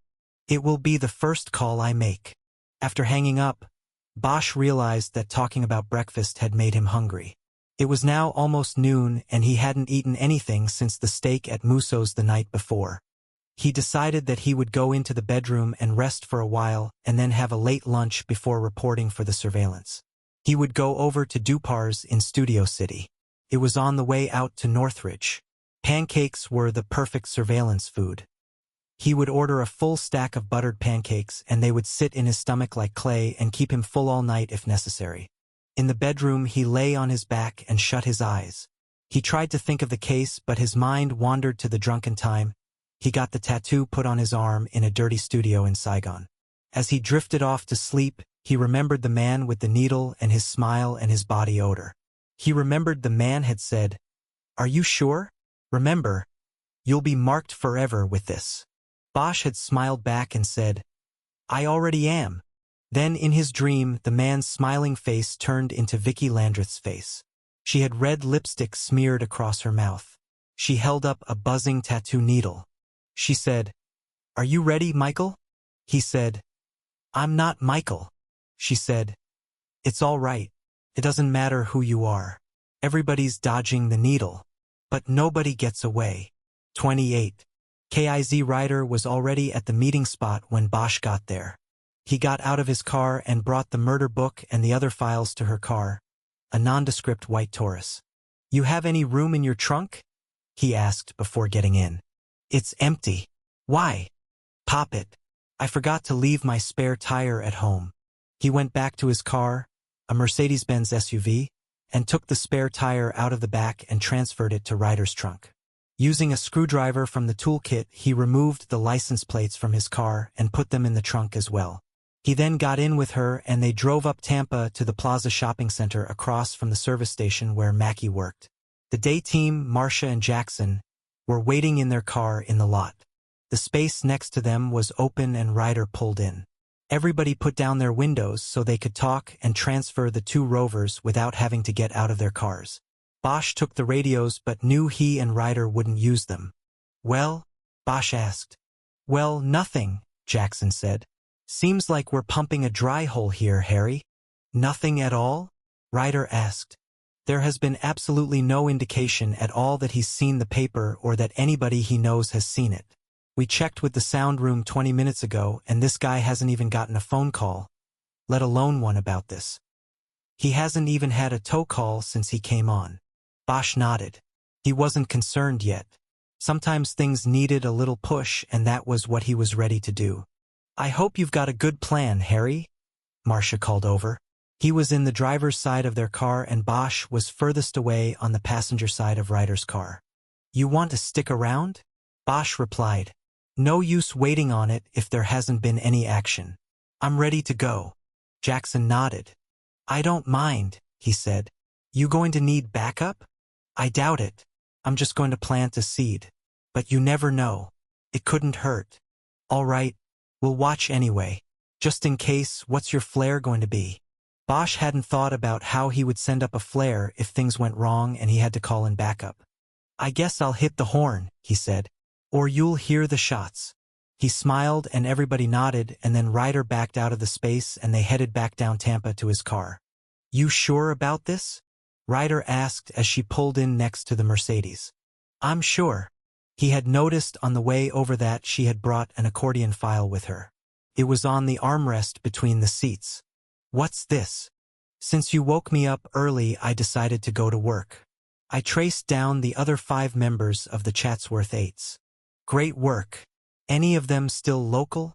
2 of them are still around, but it looks like they have grown out of their so-called youthful indiscretions. No records. They've got pretty decent jobs. What about the others? The only one that still seems like he's a believer in the cause is a guy named Frank Simmons. Moved down here from Oregon when he was in high school. A couple years later, he joins the Eights. He now lives in Fresno. But he did a 2-year bit in Obispo for selling machine guns. I might be able to use that. When was he there? Hold on a second. She opened her file and dug through it until she came up with a slim manila folder with the name Frank Simmons on it. She opened it and showed Bosch a prison mugshot of Simmons. 6 years ago, she said. He got out 6 years ago. Bosch studied the photo, committing the details of Simmons's look to memory. He had dark short hair and dark eyes. His skin was very pale and his face was tracked with acne scars. He tried to cover these with a goatee that would also make him look tougher. Where was the case, here? He asked. No, actually, it was from Fresno. He apparently moved up there after the troubles down here. Who was he selling the machine guns to? I called the FBI office up there, talked to the agent. He didn't want to cooperate with me until he checked me out. I'm still waiting for the callback. Great. I got the feeling that Mr. Simmons is still of active interest to the bureau up there, and the agent wasn't into sharing. Bosch nodded. Where was Simmons living at the time of the Verloren thing? Can't tell. He was one of the younger ones, so he was probably living with his parents. AutoTrack doesn't trace him back further than 90. By then, he was in Fresno. So unless his parents moved out after this thing, he was probably right there in the valley. It's possible. Okay, this is good, Kiz. I might be able to use some of this. Follow me over to the top of Balboa Park by Woodley. I think that's a good spot. There's a golf course there with a parking lot. There will be a lot of cars. You guys will be able to park there and it will be good cover. Okay? Okay. Tell the other guys. He took out his badge wallet, his cuffs, and his service pistol and put them all down on the floor of the car. Harry, you got a backup? I've got you, right? I mean it. Yes, Kiz. I've got a little popper on my ankle. I'll be all right. He got out and got into his own car. On the drive over to the park, he rehearsed the play in his mind. He got ready and got excited. 10 minutes later, he pulled over onto the shoulder of the park road, killed the engine and got out. He went to the right front side of the car and let the air out of the tire through the valve. Because he knew some tow trucks come equipped with compressed air. He opened his pocket knife and slashed open the stem of the tire's valve. The tire would have to be repaired, not refilled. Ready to go, he opened his cell phone and called the service station where Mackie worked. He said he needed a tow and was put on hold. A whole minute went by before another voice came on the line. Roland Mackie. What do you need? I need a tow. I got a flat and the valve looks like it's fucked up. What kind of car is it? Black Mercedes SUV. What about the spare? It got stolen by some night was stolen when I was in South Central last week. That's too bad. Shouldn't go down there. I had no choice. Can you tow me or not? Okay. Where are you? Bosch told him. It was close enough that this time Mackie didn't try to talk him into calling someone else. All right, 10 minutes, Mackie said. Be there with your car when I get there. I've got nowhere else to go. Bosch closed the phone and opened the back of the SUV. He pulled his outer shirt out of his pants and then took it off. He put it in the back. His new tattoos were now partially displayed. He sat down on the tailgate and waited. 2 minutes later, his cell phone chirped. It was Ryder. Harry, they were able to pipe the call over to me from ListenTech. You sounded legit. Good. I just talked to the guys. Mackie's moving. They're with him. Okay, I'm ready. I kind of wish now we had gotten you a body wire. You never know what this guy is going to say to you. Too risky in just a t-shirt. Besides, the chances of the guy telling a stranger, He was the one who killed the girl in the newspaper story are probably longer than me winning the lotto without buying a ticket. I guess. I gotta go, Kiz. Good luck, Harry. Be careful. All the time. He closed the phone. 29. The tow truck slowed as it approached the Mercedes. Bosch looked up from the rear hatch, where he was sitting below the shade of the overhead door and reading the daily news. He waved the paper at the tow truck driver and stood up. The truck drove by and then onto the shoulder in front of the Mercedes. It then backed up to within 5 feet of it. His driver got out. It was Roland Mackey. Mackey was wearing leather gloves that were grease-stained dark in the palms. Rather than acknowledge Bosch, he walked around the front of the Mercedes and looked down at the flattened tire. As Bosch came around, still holding the paper, Mackey squatted down and looked at the tire's valve. He reached out and bent it back and forth, exposing the slice that had been cut into it. Almost looks like it was cut, Mackey said. Maybe glass in the road or something, Bosch offered. And no spare. Ain't that a bitch? He looked up at Bosch, squinting in the light from the sun that was beginning to go down behind Bosch. You're telling me, Bosch replied. Well, I can tow it in and then have my guy put a new valve on the tire. Take about 15 minutes once we get it into the garage. Fine. Do it. This going to be on AAA or insurance? No cash. Mackey told him it would be $85 for the tow plus $3 for every mile his car was towed. The charge for the valve replacement would be another $25 plus the cost of the valve. Fine, do it, Bosch said again. Mackey stood up and looked at Bosch. He appeared to glance directly at Bosch's neck and then away. He said nothing about the tattoos. You should close the back, he said instead. Unless you want to dump everything out on the way. He smiled. A little tow truck humor. I'll grab my shirt out of there and close it, Bosch said. All right if I ride with you? Unless you want to call a cab and ride in style. I'd rather ride with somebody who speaks English. Mackey laughed loudly while Bosch went to the back of his car. Bosch then stood off to the side while Mackey went through the procedures for hooking the vehicle to the truck. It took him no more than 10 minutes before he was standing at the side of his truck, holding down a lever that raised the front end of the SUV into the air. After it was high enough for Mackey, he checked all the chains and harnesses and said he was ready to go. When Bosch got into the tow truck, he had his shirt over his arm and the folded newspaper in his hand.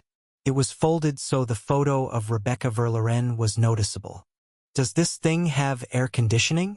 Bosch said as he pulled the door closed. I was sweating my ass off out there. You and me both. You should have stayed in the vehicle with your own AC blowing while you waited. This piece of shit doesn't have air in the summer or heat in the winter. Kind of like my ex-wife.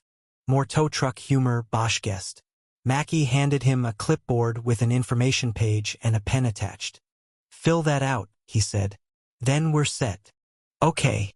Bosch started to fill the form in with the false name and address he had come up with earlier. Mackey pulled a microphone off the dashboard and spoke into it. Hey, Kenny? A few moments later there was a response.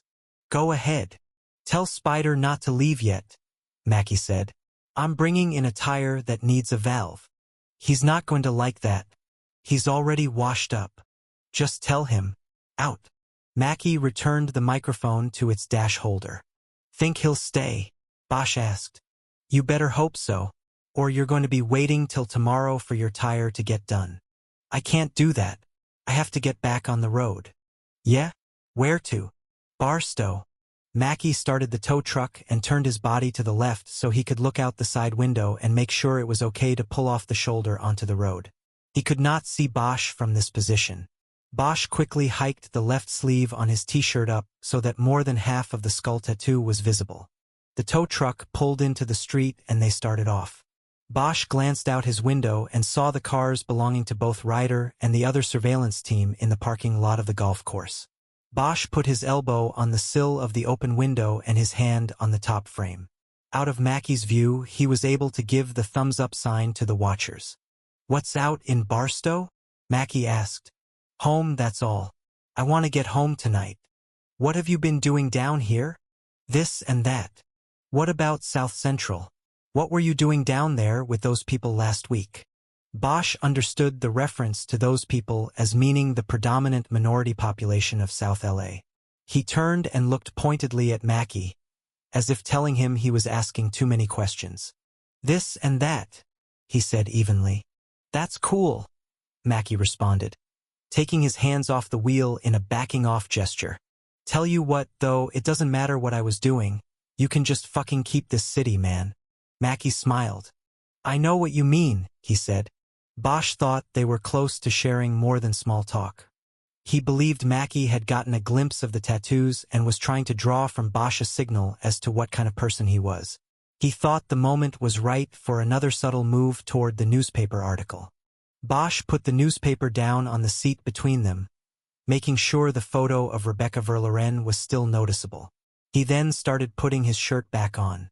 He leaned forward and extended his arms to do it.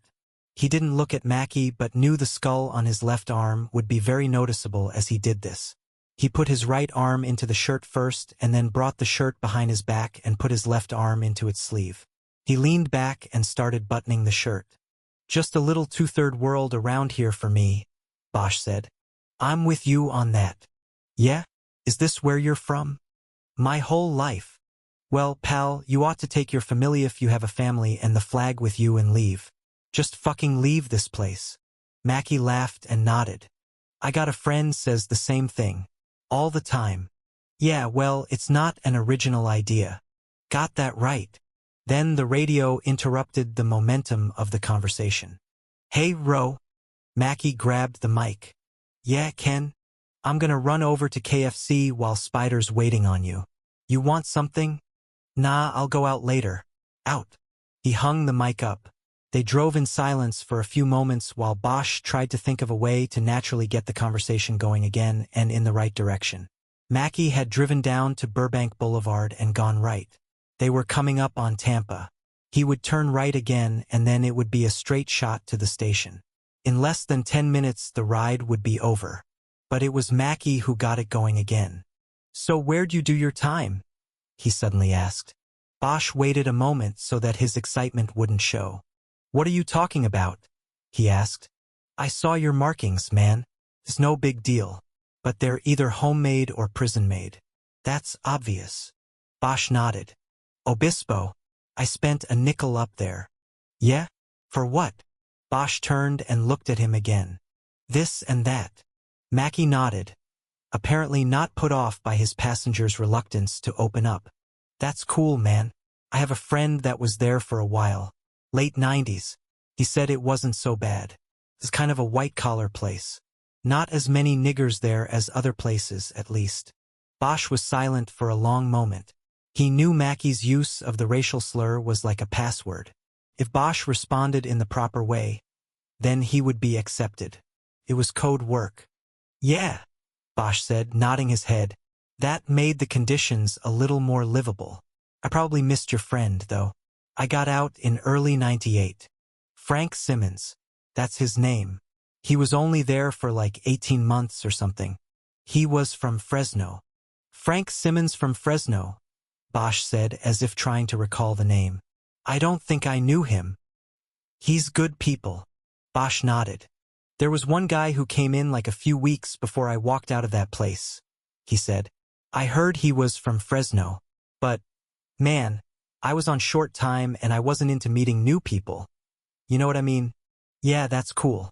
I was just wondering, you know? Did your guy have dark hair and his face had a lot of scars like from zits and stuff?" Mackie started smiling and nodding. "That's him. That's Frank.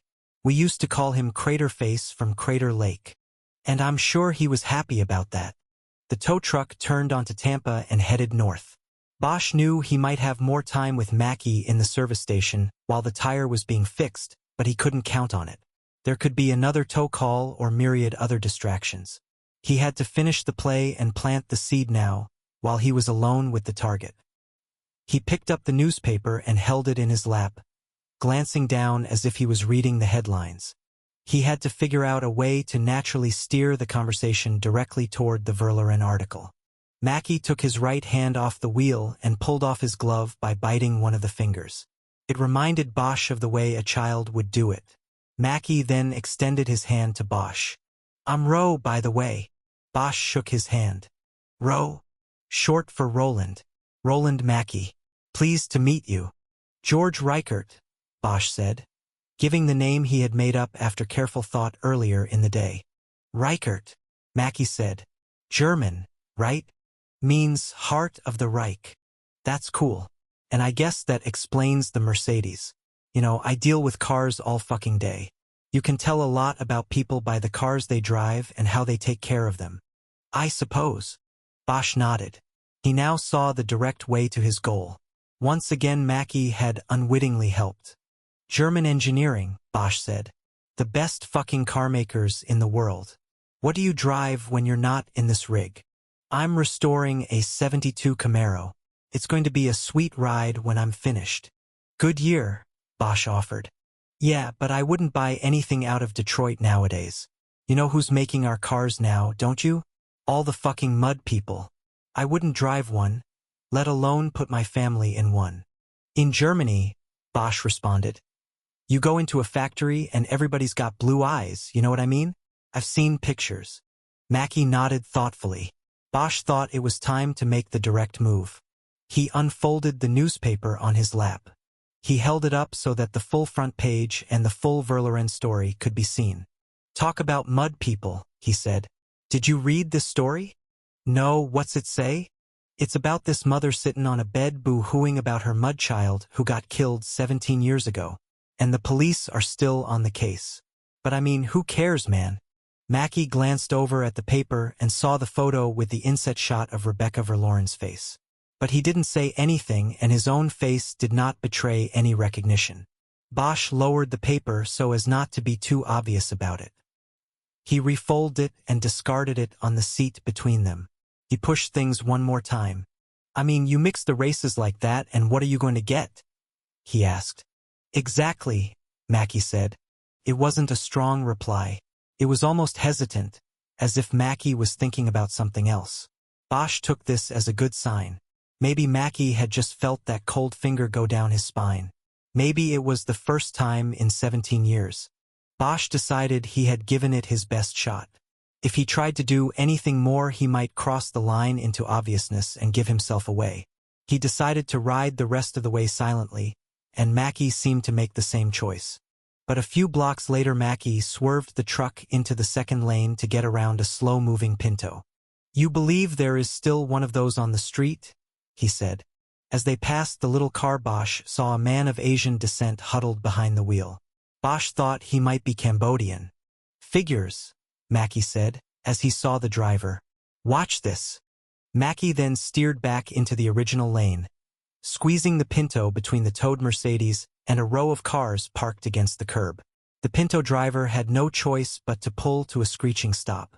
Mackey's laughter drowned out the weak horn blast from the Pinto. Fuck you, Mackey yelled. Get back on your fucking boat. He looked to Bosch for affirmation and Bosch smiled. The hardest thing he'd had to do in a long while. Hey man, that was my car you almost hit that guy with, he said in mock protest. Hey, were you in Vietnam? Mackey asked. Why? Because, man, you were there, weren't you? So, man, I had a friend who was there. He said they dusted mooks like that guy back there like it was nothing. A dozen for breakfast and another dozen for lunch. I wish I'd been there, is all I'm saying. Bosch looked away from him and out the side window. Mackey's statement had left an opening for him to ask about guns and killing people. But Bosch couldn't bring himself to go there. All at once he just wanted to get away from Mackey. But Mackey kept talking. I tried to sign up for the Gulf, the first one, but they wouldn't take me. Bosch recovered some and got back into it. Why not? He asked. I don't know. They needed the slot for a nigger, I guess. Or maybe you had a criminal record. Bosch had turned to look at him as he said this. He immediately thought he had sounded too accusatory about it. Mackey turned and held his stare for as long as he could before having to return his eyes to the road. I've got a record, man, big fucking deal. They still could have used me over there. The conversation died there, and in a few blocks they were pulling into the service station. I don't think we'll need to put it in the garage, Mackey said. Spider can just take the wheel off while I have it on the hook. We'll do it quick. Whatever you want to do, Bosch said. You're sure he didn't leave yet? No, that's him right there. As the tow truck went by the double bays of the garage, a man emerged from the shadows and headed toward the back of the truck. He was holding a pneumatic drill with one hand and pulling the airline with the other. Bosch saw the webwork tattooed on his neck. Prison Blue. Something about the man's face immediately struck Bosch as familiar. In a rushed moment of dread, he thought he knew the man because he'd had dealings with him as a cop. He had arrested him or questioned him before, maybe even sent him to the prison where he had gotten the webwork done. Bosch suddenly knew he had to stay clear of the man called Spider. He pulled his phone off his belt. "All right if I sit here and make a call?" he asked Mackie, who was getting out of the truck. "Yeah, go ahead. This won't take long." Mackie closed the door, leaving Bosch alone. As he heard the drill start taking the lugs off the wheel of his SUV, Bosch rolled the window up and called Ryder's cell phone. "How's it going?" she said by way of a greeting. "It was going good till we got back to the station," Bosch said in a low voice. "I think I know the mechanic. If he knows me, this could be a problem." "You mean he might know you're a cop?" "Exactly." "Shit. Exactly. What do you want us to do?" "Tim and Rick are still floating around. Call them and tell them what's happening. Tell them to stay loose until I get clear. I'm gonna stay in the truck as long as I can. If I hold the phone up like I am talking, I can keep him from seeing my face." "Okay. I just hope Mackie doesn't want to introduce me. I think I made an impression on him. He might want to show me off." "Okay. Harry, just stay cool and we'll move in if we have." "I'm not worried about me. I'm worried about the play with." "Hey, he's coming over." Just as she said the warning, there was a sharp rap on the window. Bosch lowered the phone and turned to see Mackie staring at him. He rolled the window down. "It's done," he said. "Already?" "Yup. You can come into the office and pay while he puts the wheel back on. You'll make it home in a couple hours." "Great." Holding the phone up to his right ear, Bosch got out of the truck and walked to the office, never allowing Spider a decent look at his face. He spoke to Ryder while he walked. "It looks like I'm getting out of here," he said. "Good," she said. "The man in question is putting on your wheel. Watch yourself when you leave." "Will do." Once he was in the little office, Bosch closed the phone. Mackie had gone behind a greasy, cluttered desk. He took several seconds to use a calculator to do the simple arithmetic of the tow and repair charges. "Comes to $125 even," he said. "For miles towing, and the valve was $3. Bosch sat down in a chair in front of the desk and pulled out his fold of money. "Can I get a receipt for it?" As he counted out 6 20s and a 5, he heard the drill outside. The tire was being put back on. He held the money out, but Mackie was preoccupied by looking at a post-it note he had found on the desk. He held it at an angle that allowed Bosch to read it. "Ro FYI. Visa called to confirm employment on your app." Bosch read it in a few seconds, but Mackie looked at it for a long time before finally dropping the note back on the desk and taking the money from Bosch. Mackie put the money in a cash drawer and then started fishing around on the desk for a receipt pad. He was taking a long time. "Kenny usually writes up the receipts," he said. "And he went to get some chicken." Bosch was about to say never mind about the receipt when he heard the scrape of a step behind him and knew that someone had entered the office. He didn't turn in case it was Spider. "All right, Ro, it's done. You just need to let her down." Bosch knew this was the tight moment. Mackie would either introduce him or not. "All right, Spider," Mackie said. "Then I'm outta here." "Okay, man, thanks for sticking. Catch you tomorrow." Spider left the office without Bosch ever turning around. Mackie found what he was looking for in the center drawer and scribbled something on it. He gave it to Bosch. It was a blank receipt. He had written $125 in a childlike scrawl at the bottom. "You can just fill that out," Mackie said as he got up. "I'll go drop your machine and you can get out of here." Bosch followed him out, realizing he had left the newspaper on the seat of the truck. He wondered if he should leave it there or come up with an excuse to go back into the truck so he could get it and maybe leave it in the office where he knew Mackie watched television during the slow parts of his shift. He decided to leave it where it was. He had planted the seed as best he could. It was time now to just step back and see what grew from it. The Mercedes was off the truck now. Bosch walked around to the driver's side. Mackie was stowing the harness in the back of the tow truck. "Thanks, Roland," Bosch said. "Just row, man," Mackie responded. "You take care, man. And do yourself a favor and stay out of South Central." "Don't worry about me," Bosch said. "I will." Mackie smiled and winked as he pulled off his glove again and offered Bosch his hand. Bosch shook it and smiled back. He then looked down at their hands and saw a tiny white scar in the fleshy part between Mackie's right thumb and finger. The tattoo from a Colt .45. "I'll catch you later," he said. 30. Bosch drove to the spot where he had met Ryder at the start of the surveillance shift, and she was there waiting. He parked and got into her Taurus. "That was close," she said. "Turns out you probably did know that guy. Jerry Townsend. Ring a bell? We ran the plate on his pickup when he left work and got the ID." "Jerry Townsend? No, not the name. I just recognized his face. He has a manslaughter conviction in '96. Served 5 years. Sounds like it was a domestic abuse case, but that's all they could pull off the computer. I bet if we pulled the file your name would be on it. That's how you recognized him. You think he could be connected to this thing we're working? I doubt it. What's probably going on is that whoever owns that station doesn't mind hiring ex-cons. They come cheap, you know? And if he's scamming on repairs, then who's going to complain? Well, let's get back and see what happens." She put the car into gear and pulled out on Tampa to head back up to the intersection where the service station was. "How did it go with him?" Ryder asked. "Pretty good. I did all but read the story to him. He didn't show anything, no recognition, but the seed is definitely planted." "Did he see the tattoos?" "Yeah, they worked good. He started asking questions right after he saw them. Your file on Simmons paid off too. He came up in the conversation. And for what it's worth, he had a scar on the webbing by his right thumb. From the bite. Harry, man, you covered everything. I guess all we do now is sit back and see what happens." "Did the other guys take off?" "As soon as we get back on post, they're leaving." When they got to the intersection of Tampa and Roscoe, they saw Mackie's tow truck waiting to pull onto Roscoe to head west. "He's on the move," Bosch said. "Why didn't anybody tell us?" Just as he said it, Ryder's cell phone buzzed. She handed it to Bosch so she could concentrate on driving. She cut into the left turn lane so she would be able to follow Mackie onto Roscoe. Bosch opened her phone. It was Tim Marcia. He explained that Mackie went on the move without a call coming into the station for a tow. Jackson had checked with the sound room. There had been no call on the lines they were listening to. "All right," Bosch said. "He said something when I was in the truck about gonna grab dinner.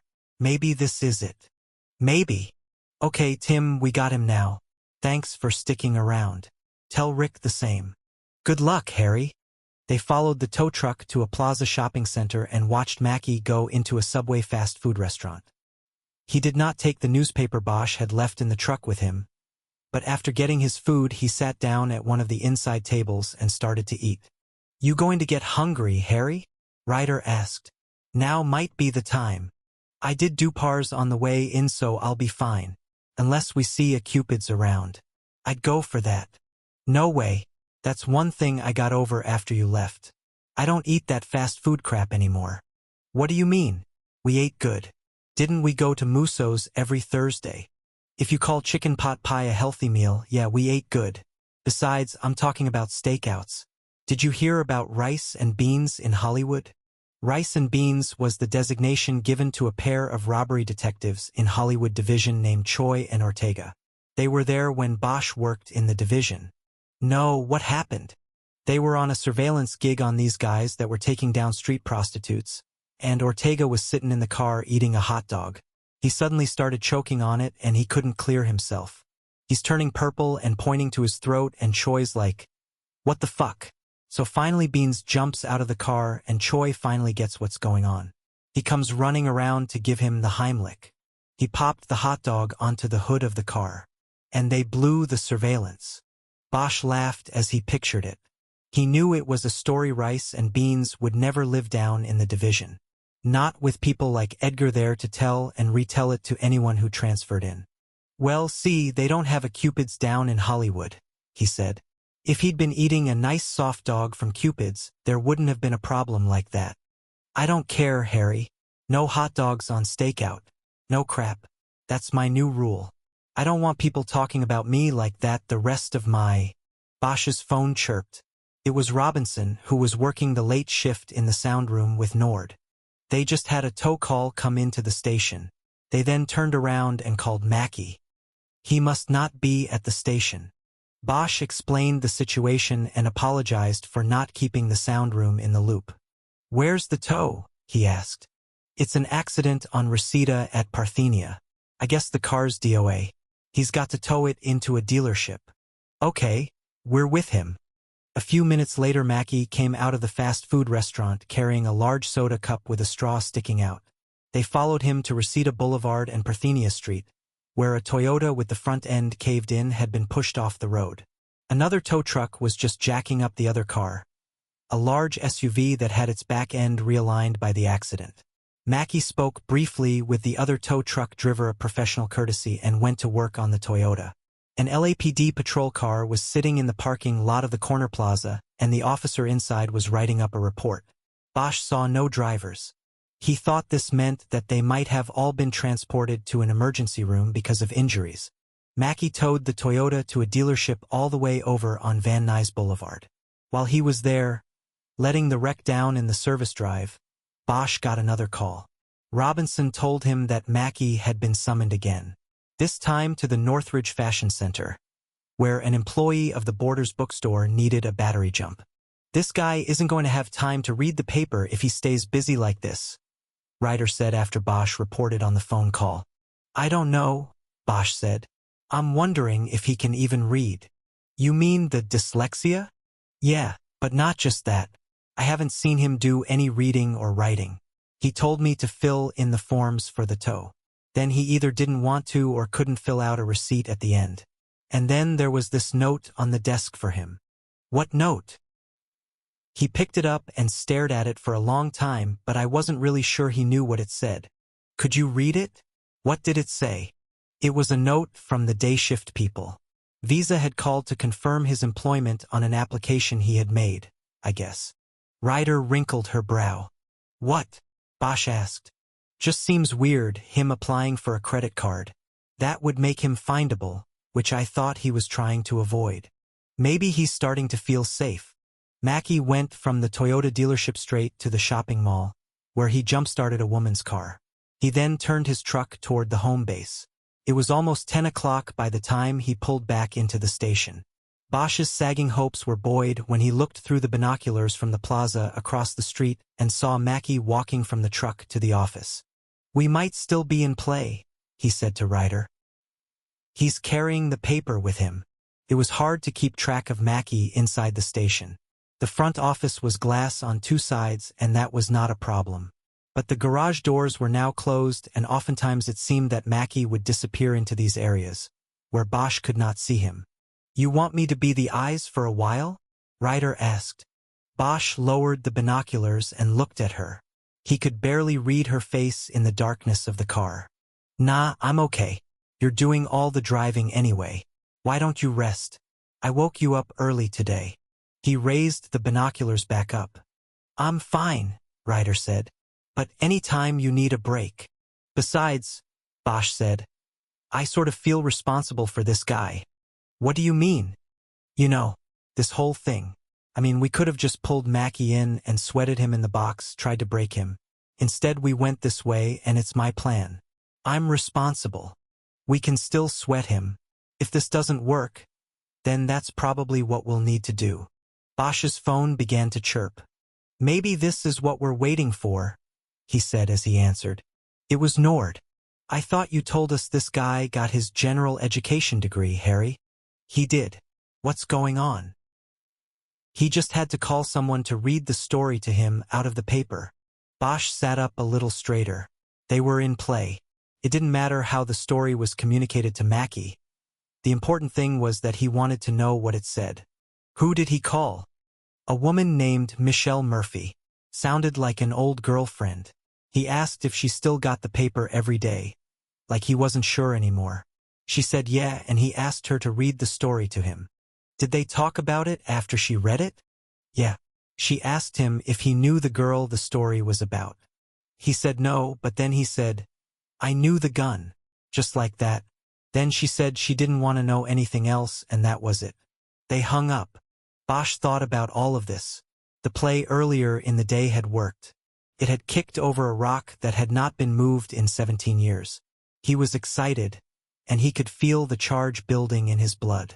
Can you pipe the recording over the line to us here? He asked. I want to hear it.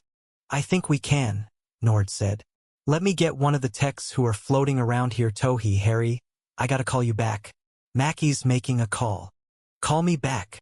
Bosch quickly closed the phone so Nord could get back to her monitor. He excitedly recounted for Ryder the report on Mackie's phone call to Michelle Murphy. He could tell Ryder caught the charge as well. We might be in business, Harry. Bosch was looking through the binoculars at Mackie. He was sitting behind the desk in the office and talking on his cell phone. Come on, Mackie, Bosch whispered. Spill it. Tell us the story. But then Mackie closed the phone. Bosch knew the call was too short. 10 seconds later Nord called Bosch back. He just called Billy Blitzkrieg. What did he say?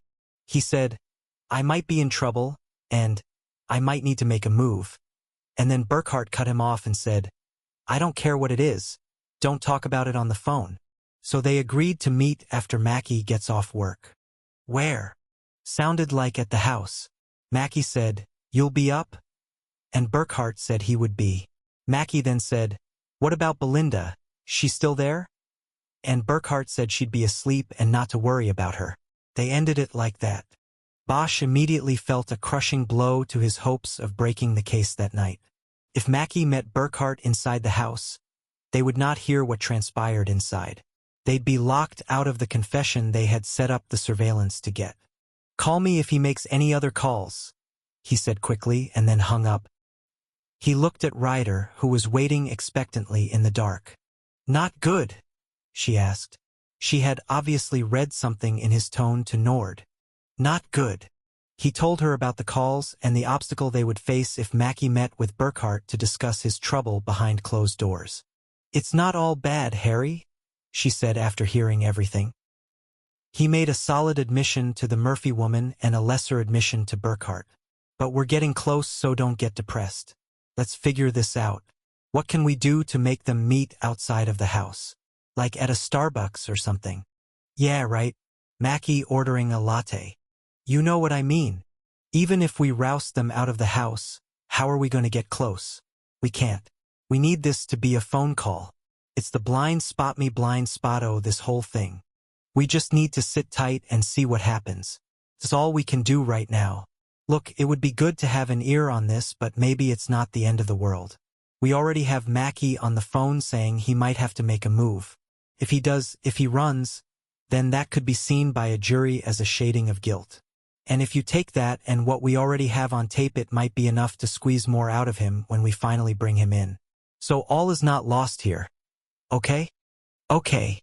You want me to call it in to Abel? He'd want to know. Yeah. Fine, call it in. There's nothing to call in. But go ahead. Just cool down, Harry.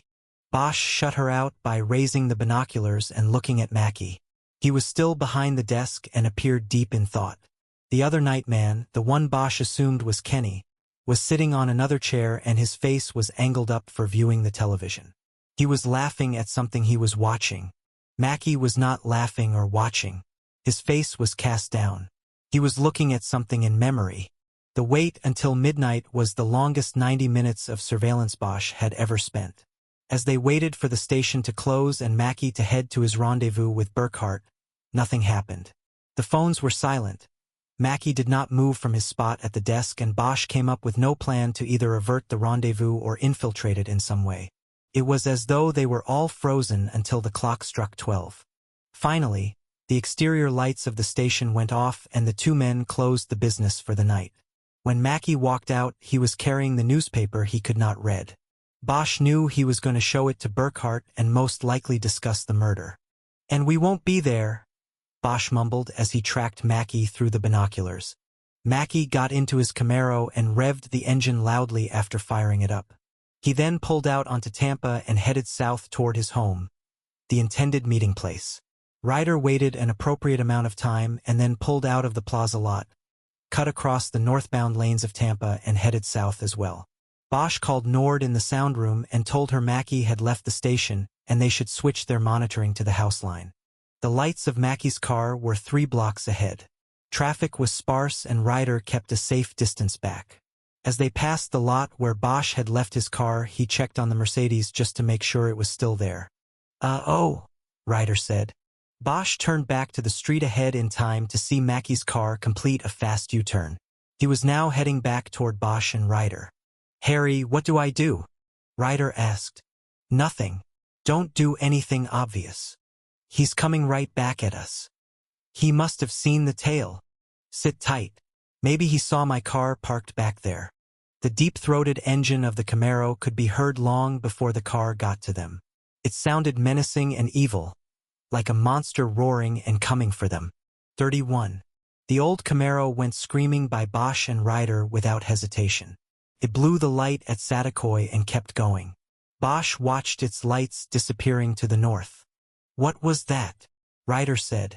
You think he knows there's a tail? I don't. Bosch's cell phone sounded and he quickly answered it. It was Robinson. He just got called back by the AAA answering service. He seemed pretty upset, but they have to take it, I guess. What do you mean he's got a tow? Yeah, it was AAA dispatch.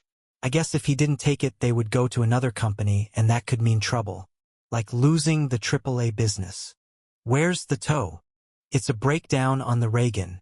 On the westbound side near the Tampa Avenue overpass. So it's close. He said he was on the way. Okay, we got him. Bosch closed the phone and told Ryder to turn around, that their cover was still intact, that Mackie was simply hurrying back to get the tow truck.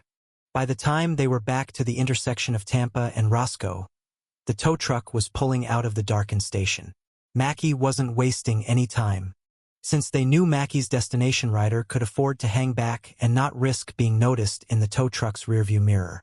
They headed north on Tampa toward the freeway.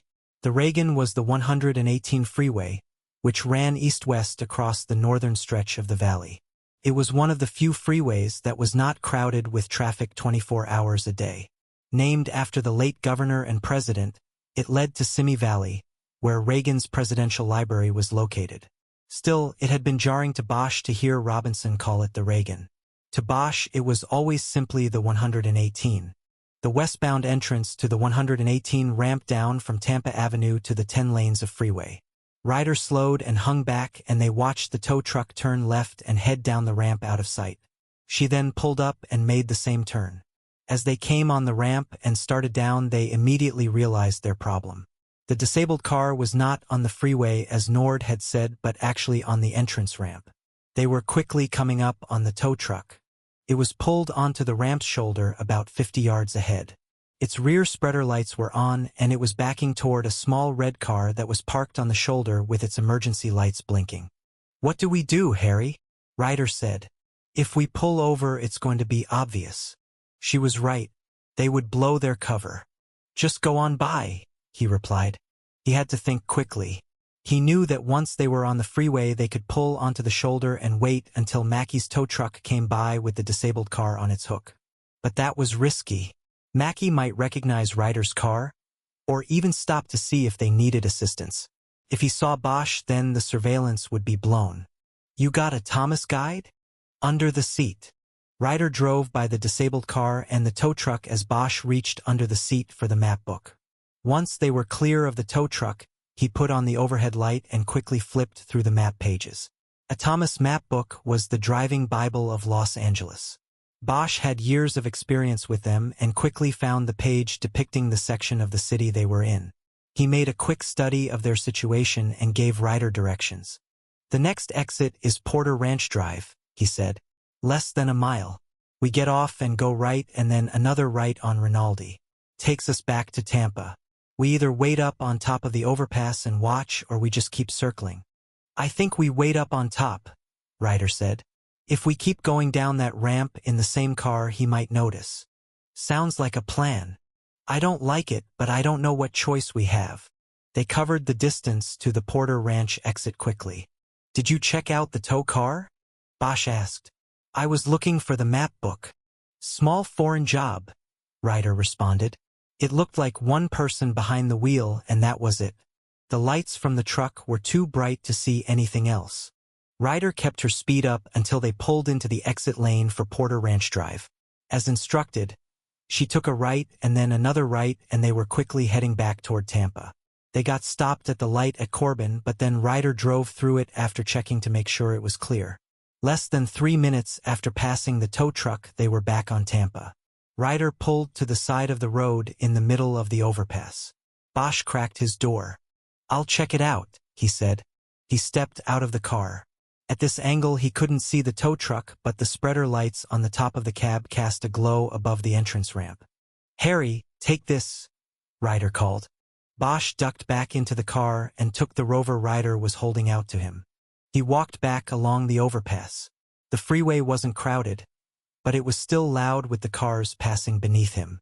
When he got to the top of the ramp and looked down, it took him a few moments to adjust his vision because the lights from the back of the tow truck were still slashing through the darkness. But soon he realized that the blinking lights of the disabled car were not there. He looked closer and saw that the car was no longer on the shoulder. His eyes traveled down the ramp to the freeway, and he saw the red taillights of dozens of cars moving westbound into the distance. He looked back at the tow truck. Everything was still. There was no sign of Mackie. Bosch raised the radio to his mouth and keyed the mic. Kiz? Yeah, Harry? You better get over here. Bosch started walking down the ramp. As he did so, he drew his weapon and carried it down by his side. In 30 seconds, lights flashed behind him and Ryder pulled her car onto the shoulder. She got out with a flashlight and they continued down the ramp. What's going on? She asked. I don't know.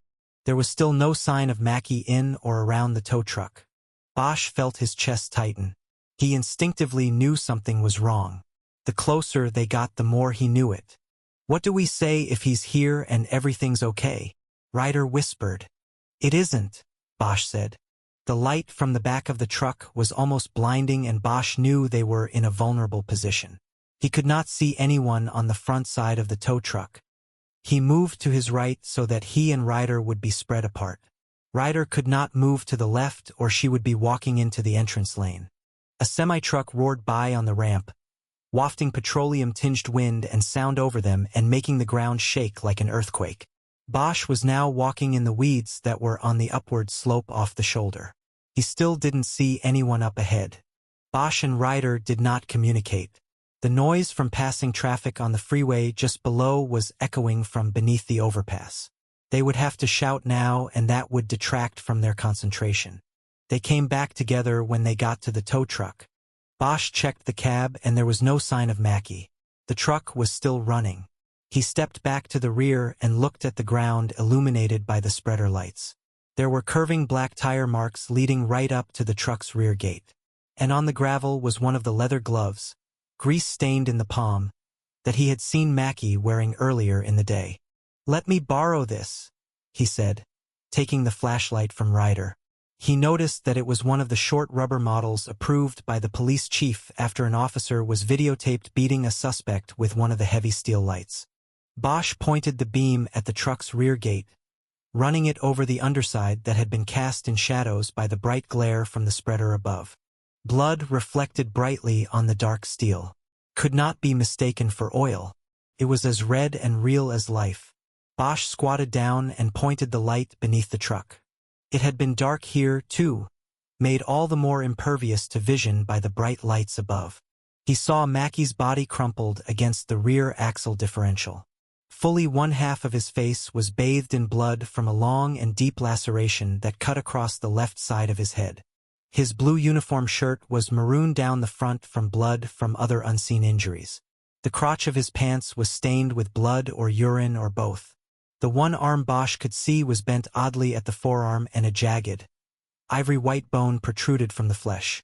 The arm was cradled against Mackie's chest, which heaved with non-rhythmic gasps. He was still alive. "Oh God!"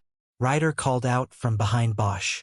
"Get an ambulance," Bosch ordered as he started to crawl under the truck. Hearing Ryder's feet crunch on the gravel as she ran back to her car and the radio, Bosch moved as close to Mackie as he could get. He knew he might be destroying a crime scene, but he had to get close. "Ro, can you hear me? Ro, who did this? What happened?" Mackie seemed to stir at the sound of his name. His mouth started moving, and that was when Bosch could tell his jaw was broken or dislocated. Its movements were uncoordinated. It was like Mackie was trying it out for the first time. "Take your time, Ro. Tell me who did this. Did you see him?" Mackie whispered something, but a car speeding by on the entrance ramp drowned it out. "Tell me again, Ro. Say it again." Bosch pushed forward and leaned his head down by Mackie's mouth. What he heard was half gasp, half whisper. "Swarth." He pulled back and looked at Mackie. He put the light into his face, hoping it might rouse him. He saw that the bone structure around Mackie's left eye was also crushed and hemorrhaging. He wasn't going to make it. "Ro, if you have something to say it now. Did you kill Rebecca Verloren? Were you there that night?" Bosch leaned forward. If Mackie said anything, it was drowned in the noise of another car going by. When Bosch pulled back to look at him again, he appeared to be dead. Bosch pushed 2 fingers into the bloodied side of Mackie's neck and could not find a pulse. "Ro? Roland? Are you still with me?" "The one undamaged eye was open but at half-mast." Bosch moved the light in close and saw no pupil movement. He was gone. Bosch carefully crawled out from beneath the truck. Ryder was standing there, her arms folded tightly in front of her. "Ambulance on the way," she said. "Going off." He handed her back her flashlight. "Harry, if you think he's dead, the paramedics should confirm it. Don't worry, he's dead. They'll just get under there and ruin our crime scene. Call them off." "Did he say anything?" "It sounded like he said Chatsworth. That was it. Anything else I couldn't hear." She seemed to be pacing now in a small track, nervously moving back and forth. "Oh God," she said. "I think I'm going to be sick." "Then move back over there, away from the scene." She walked off behind her car. Bosch felt sick to his stomach as well, but he knew he could keep it in. It wasn't seeing Mackie's torn and broken body that was causing the bile to rise in his throat. Bosch, like Ryder, had seen far worse. It was the circumstances that were sickening. Instinctively, he knew that this was no accident. This had been an assassination, and it was he who had put it all into motion. He was sick because he had just gotten Roland Mackie killed, and with the death he might have lost the last, best link to Rebecca Verloren's killer. Part 3. Darkness Waits. 32. The Tampa Avenue entrance ramp to the Ronald Reagan Freeway was closed and traffic was routed down Rinaldi to the Porter Ranch Drive entrance. The entire freeway ramp was choked with official police vehicles. The LAPD's Scientific Investigation Division, California Highway Patrol, and the Medical Examiner's Office were all represented, along with members of the Open Unsolved Unit. Abel Pratt had made calls and had greased the takeover of the case by the unit. Because the murder of Roland Mackie had taken place on a state freeway entrance, the case technically belonged to the jurisdiction of the CHP. But the agency was more than happy to hand it off, especially since the death was seen as part of an ongoing LAPD investigation. In other words, the LAPD was going to be allowed to clean up its own mess. The commander of the local CHP barracks did offer the use of his squad's best accident expert, and Pratt took him up on that. Added to this, Pratt had assembled some of the best forensics people the department could muster, all in the middle of the night. Bosch and Ryder spent much of the time during the crime scene investigation sitting in the back of Pratt's car, where they were interviewed at length by Pratt and then by Tim Marcia and Rick Jackson, who were called in from home to head up the investigation into Mackie's death. Since Bosch and Ryder were part of some events and witnesses to others, it was determined that they would not investigate the case as leads. This was a technical formality. It was clear that Bosch and Ryder would be continuing to pursue the Verloren case, and in doing so they would obviously be pursuing Roland Mackie's killer. At about 3 a.m., the forensics investigators gathered with the homicide detectives to go over what they knew so far. Mackie's body had just been removed from beneath the truck and the scene had been thoroughly photographed, videoed, and sketched. It was now considered an open scene and everyone could walk freely about. Pratt asked the CHP investigator, a tall man named David Almond, to go first. Almond used a laser pointer to delineate the tire marks on the roadway and the gravel that he believed were involved in the incident with Mackie. He also pointed to the back of the tow truck, where chalk circles had been drawn around several scratches, dents and breaks in the heavy steel gate. He said he concluded the same thing Bosch and Ryder had concluded within seconds of finding Mackie. He was murdered. The tire markings tell us that the victim pulled the tow truck onto the shoulder about 30 yards west of this point, Almond said. This was likely to avoid the disabled vehicle already on the shoulder. The tow truck was then back down the shoulder to this position here. The driver put the transmission in park and set the parking brake before exiting the truck. If he was in a hurry, as some of the ancillary information indicates, he may have gone right to the tail here to lower the towing assembly. This is where he got it. The disabled car was obviously not disabled. The driver floored the accelerator and it lurched forward, striking the tow truck driver and pinning him against the back of the truck and the tow assembly.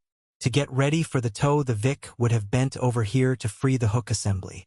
He was likely doing this when he was struck, and this would explain the head injuries. He went face first into the assembly. There's blood on the tow arm. Almond ran the red eye of his laser over the tow truck's hook assembly to illustrate. The car then backed up, he continued, and that's where you get the striated markings on the asphalt here. He then moved forward for another strike. The victim was probably already fatally injured from the first impact. But he wasn't dead yet. It is likely he fell to the ground after the first impact and with his last strength crawled under the truck to avoid the second impact. Either way, the vehicle did strike the tow truck a second time. And of course, the victim succumbed to his injuries while beneath the truck. Almond paused there for questions, but he was met only with grim silence. Bosch could think of nothing to ask. Unchecked, Almond finished up his report by pointing to 2 tire lines made in the gravel and asphalt. You've got a wheelbase on the striking vehicle that is not very wide, he said. That will cut it down some. It's probably going to be a little foreign job. I took measurements, and as soon as I consult my manufacturer's catalogs, I will be able to come up with a list of cars those treads could have come from. I'll let you know. When no one said anything, Almond used his laser to circle a small oil spot on the asphalt. Additionally, the striking vehicle was leaking oil. Not a big deal, but if it becomes important for a prosecutor to be able to say how long the killer sat here and waited for the victim, then we can time the leak once the vehicle is recovered and come up with a rough estimate of how long it would have taken to make this little spot here. Pratt nodded. Good to know, he said. Pratt thanked Almond and asked the assistant medical examiner, Ravi Patel, to report on his preliminary examination of the body. Patel began by listing the numerous broken bones and injuries that were obvious from external examination of the body.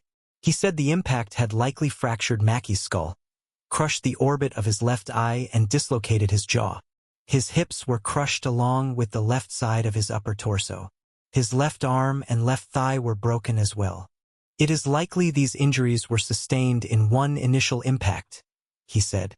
The victim was likely standing and the impact came from the right rear side. Would he have been able to crawl under the truck? Rick Jackson asked. It is possible, Patel answered. We have seen the instinct for survival allow people to do amazing things. I won't know until I open him up, but what we often see in cases like this is that the compression perforates the lungs. The lungs fill with blood. This takes time. He could have crawled to what he thought was safety, and then drowned on the side of the freeway, Bosch thought. Next to report was the lead SID investigator, who happened to be Ravi Patel's brother, Raj. Bosch knew them both from previous cases and knew they were both among the best. Raj Patel gave the basics of the crime scene investigation and reported that Mackie's efforts to save his life by crawling under the truck could ultimately allow the investigators to catch his killer. The second impact on the truck was without the body as a buffer, you see. It was metal on metal. We have both metal and paint transference, and we have collected several samples. If you find the vehicle that did this, we can match it with 100% accuracy. That was one piece of light in all the darkness, Bosch thought. After Patel finished his report, the crime scene began to break up. with the investigators heading out to follow various assignments Pratt wanted completed before the entire unit was to meet at the Pacific Dining car at 9 a.m. to discuss the case. Marcia and Jackson were assigned to search Mackey's home. This would entail rousting a judge from sleep and getting a search warrant signed, because Mackey shared the home with William Burkhart and Burkhart was a possible suspect in the killing. The home with Burkhart, presumed to be in it, was under surveillance at the time Mackey was cut down on the freeway. Nevertheless, Burkhart could have directed someone else to carry out the killing and was viewed as a suspect until cleared of involvement. One of the first calls Bosch and Ryder had made after finding Mackey beneath the tow truck was to Kehoe and Bradshaw, the two RHD detectives watching the home on Mariano Street. They immediately went to the house and took Burkhart and a woman identified as Belinda Messier into custody. They were now waiting to be interviewed at Parker Center, and Bosch and Ryder drew that assignment from Pratt. But as they turned to walk up the slope of the freeway exit to Ryder's car, Pratt asked them to hold up. He then huddled with them and spoke so no one else remaining at the scene could hear. "I guess I don't have to tell you two that we're going to get some heat on this," he said. "We know," Ryder said. "I don't know what form the review will take, but I think you can count on a review," Pratt said. "We'll be ready," Ryder said. "You might want to talk about that on the way downtown," Pratt suggested. "Make sure everybody's on the same page." Bosch knew Pratt was telling them to get their story straight so that it could be presented in unison and in the light that served them best, even if they were interviewed separately. "We'll be all right," Ryder said. Pratt glanced at Bosch and then looked away, back at the tow truck. "I know," Bosch said. "I'm a boot. If somebody takes a fall for this, it will be me. That's okay. The whole thing was my idea." "Harry," Ryder said. "That's not." "It was my plan," Bosch said, cutting her off. "I'm the one." "Well, you might not have to be the one," Pratt said. "The sooner we get this thing put together, the better off we'll be. Success makes a lot of bad shit go away. So let's close this fucker by breakfast." "You got it, boss," Ryder said.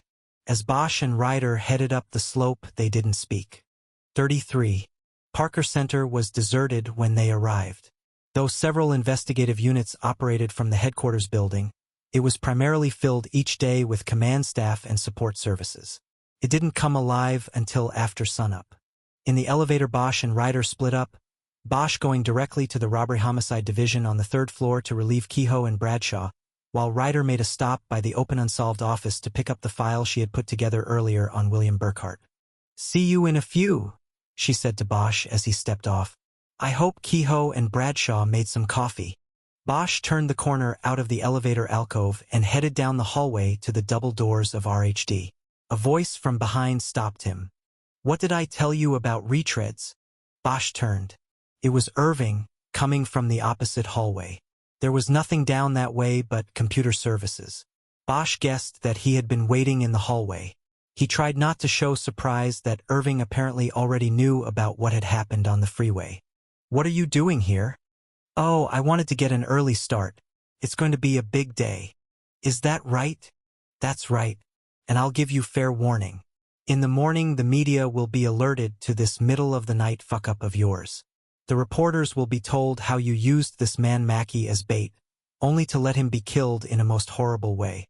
They will ask questions about how a retired detective could have been allowed back into the department to do this. But don't worry.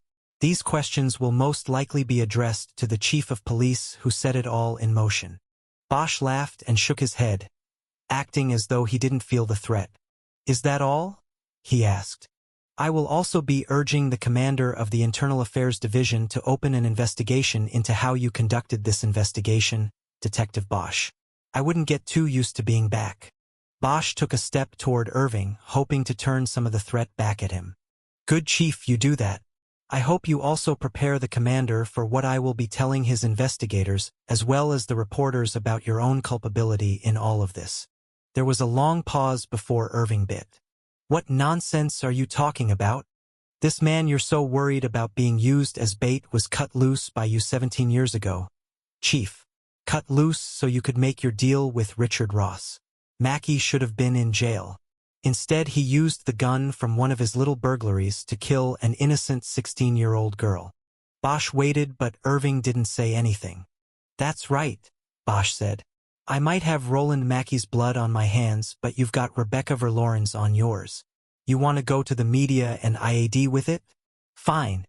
Take your best shot and we'll see how it all comes out. A pinched look formed in Irving's eyes. He took a step toward Bosch until their faces were only inches apart. You are wrong, Bosch. All of those kids back then, they were cleared of involvement in Verloren. Yeah, how? Who cleared them? Green and Garcia sure didn't. They were pushed away from them by you. Just like the girl's father. You and one of your dogs scared him away from it, too. Bosch pointed a finger at his chest.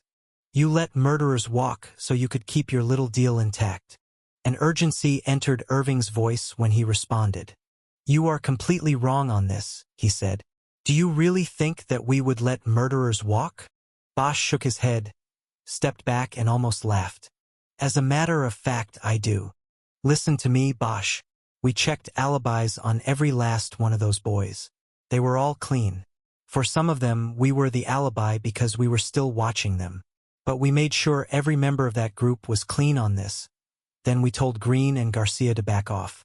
The father was told, too. But he wouldn't stand down. So you pushed him down, right, Chief? Pushed him into a hole. Things had to be done. The city was very tense back then. We couldn't have her father running around saying things that weren't true. Don't give me that good of the community bullshit, Chief. You had your deal, that's all you cared about. You had Ross and IAD in your pocket and you wanted to keep it that way. Only you were dead wrong. The DNA proves it. Mackey was good for Verloren and your investigation was for shit. No, wait just a minute. It only proves one thing. That he had the gun. I read the story you planted in the paper today, too.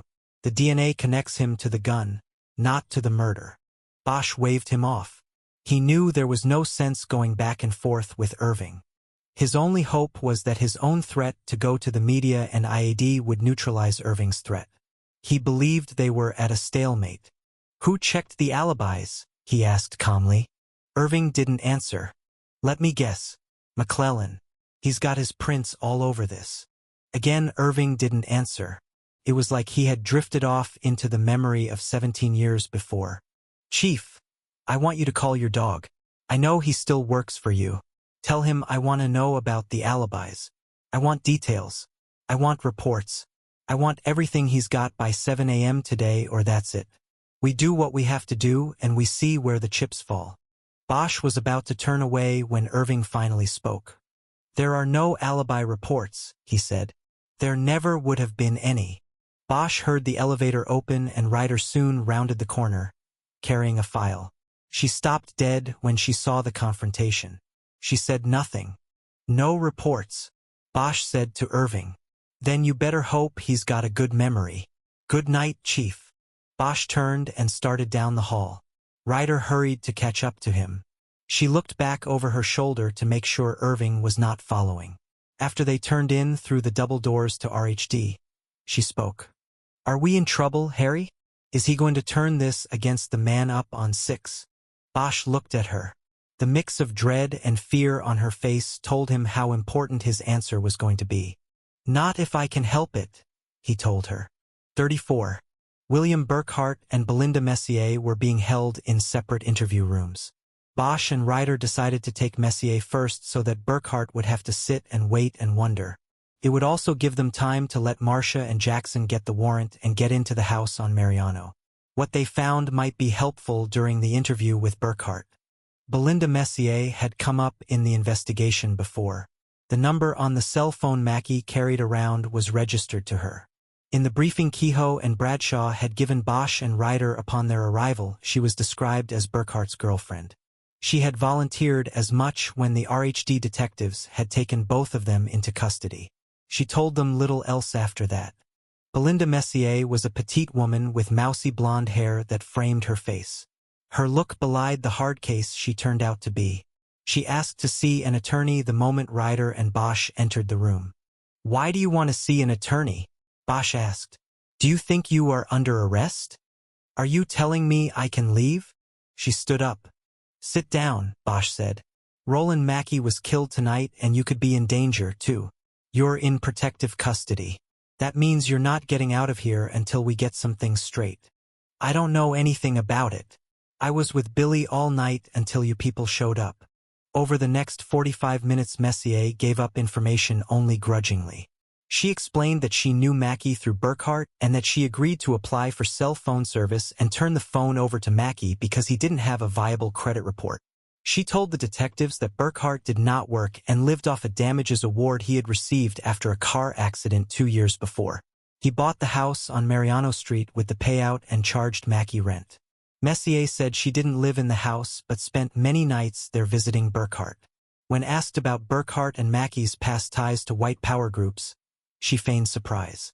When asked about the tiny swastika tattooed on the webbing between her right thumb and forefinger, she said she thought it was a Navajo good luck symbol. "Do you know who killed Roland Mackie?" Bosch asked after the long preamble of questions. "No," she said. "He was a real nice guy. That's all I know." "What did your boyfriend say after Mackie called him?" "Nothing. He just told me he was going to stay up and talk to Roe about something when he came home. He said they might go out for some privacy. That's all." "Yeah, that's what he said." They went at her several times and from several different angles, with Bosch and Ryder trading the lead back and forth, but the interview produced nothing of real value to the investigation. Burkhart was next, but before going into the interview Bosch called Marcia and Jackson for an update. "You guys in the house yet?" Bosch asked Marcia. "Yeah, we're in. We haven't found anything yet." "What about a cell phone?" "No cell phone so far." "Do you think Burkhart could have slipped out on Kehoe and Bradshaw?" "Anything's possible, but I doubt it. They weren't sleeping." They were silent a moment as they thought about things, and then Marcia spoke. "How long was it between the time Mackie got it and you called Kehoe and Bradshaw and told them to take Burkhart in?" Bosch reviewed his actions on the freeway before answering. "It was pretty quick," he finally said. 10 minutes max." "Then there you go," Marcia said. "Getting from the 118 in Porter Ranch all the way to Mariano Street in Woodland Hills in 10 minutes max? And without being seen by our guys? No way. It wasn't him. Kehoe and Bradshaw are his alibi. And no cell phone in the house. They all already knew that the landline in the house was not used to make a call because it would have registered on the monitoring equipment at ListenTech." "Nope," Marcia said. "No cell phone and no call on the landline. I don't think this is our guy." Bosch wasn't ready to agree yet. He thanked him and hung up, then gave the bad news to Ryder. "So what do we do with him?" she asked. "Well, he might not be our guy on Mackie, but Mackie called him after the story was read to him. I still like him for Verloren. But that doesn't make sense. Whoever hit Mackie had to have been his partner on Verloren unless you're saying what happened on the on-ramp is just coincidental to all of this." Bosch shook his head. "No, I'm not saying that. We're just missing something. Burkhart had to have gotten a message out of that house." "You mean like dial a hitman or something?" "It's not working for me, Harry." Now Bosch nodded. He knew she was right. It wasn't coming together. "All right. Then let's just go in there and see what he has to say for himself." Ryder agreed, and they spent a few minutes working out an interview strategy before going back into the hallway behind the squad room and entering the interview room where Burkhart waited. The room was stuffy with Burkhart's body odor, and Bosch left the door open. Burkhart had his head down on his folded arms. When he didn't rouse from his feigned sleep, Bosch kicked the leg of his chair, and that brought his head up. "Rise and shine, Billy Blitzkrieg," Bosch said. Burkhart had scraggly dark hair that flopped around a face of pasty white skin. He looked like he didn't go out much except at night. "I want a lawyer," Burkhart said. "We all do. But let's start with first things first. My name is Bosch and this is Ryder. You are William Burkhart and you are under arrest for suspicion of murder." Ryder started to read him his rights, but he cut her off. "Are you crazy? I never left my house. My girlfriend was there the whole time." Bosch held a finger to his lips. "Let her finish, Billy, and then you can lie to us as much as you like." Ryder finished reading the rights off the back of one of her business cards. Then Bosch took back over. "Now, you were saying?" "I'm saying you are fucked. I was home the whole time and I have a witness who can prove it. Besides, Roe was my friend. Why would I kill him? This is just a fucking joke." So why don't you go ahead and get me my lawyer now so he can laugh your asses out of here? You finished, Bill? 'Cause I have some news for you. We're not talking about Roland Mackey. We're taking you back 17 years to Rebecca Verloren. You remember her? You and Mackey? The girl you took up into the hills? That's who we're talking about here. Burkhart showed nothing. Bosch had been hoping for a tell, some sort of sign that he was on the right track. I don't know what you're talking about, Burkhart said, his face a stone. We've got you on tape. Mackey called last night. It's over, Burkhart. 17 years is a long run. But it's over. You got shit.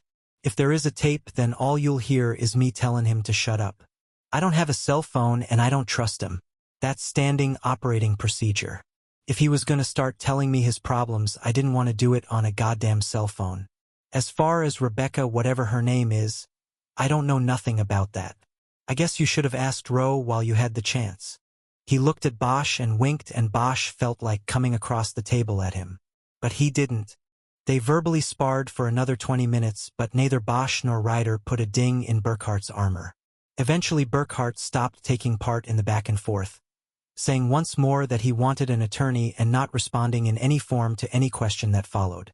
Ryder and Bosch left the room to discuss their options, which they agreed were minimal. They had thrown a bluff at Burkhart. He had called them on it, and they either had to book him and get him his lawyer or kick him loose. We don't have it, Harry, Ryder said. We shouldn't kid ourselves. I say we kick him. Bosch nodded. He knew it was true. They didn't have a case now, and for that matter they might never have one.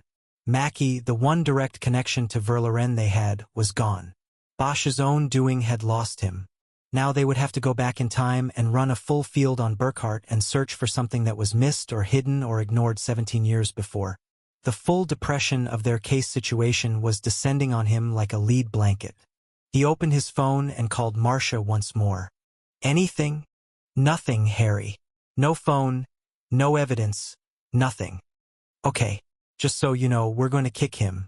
He might show up there in a little while. Great. He won't like what he finds here. Good. Bosch closed the phone and looked at Ryder. Her eyes told the story. Disaster. He knew he had let her down. For the first time he thought maybe Irving had been right, maybe he shouldn't have come back. I'll go tell him he's a free man, he said. After he walked away, Ryder called after him. Harry, I don't blame you. He looked back at her. I went along every step of the way. It was a good plan. He nodded. Thanks, Kiz. 35. Bosch went home to take a shower, get fresh clothes, and maybe close his eyes for a while before heading back downtown for the unit meeting. Once again he drove through a city that was just waking for the day. And once more it came up ugly in his eyes, all sharp edges and harsh glare. Everything seemed ugly to him now. Bosch didn't look forward to the unit meeting. He knew all eyes would be on him. Everybody in Open Unsolved understood that their actions would now be analyzed and second-guessed following Mackey's death. They also understood that if they were looking for a reason for the potential threat to their careers, they didn't have to look far. Bosch threw his keys on the kitchen counter and checked the phone. No messages.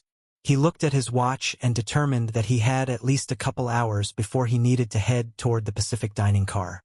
Checking the time reminded him of the ultimatum he had given Irving during their confrontation in the hallway outside RHD.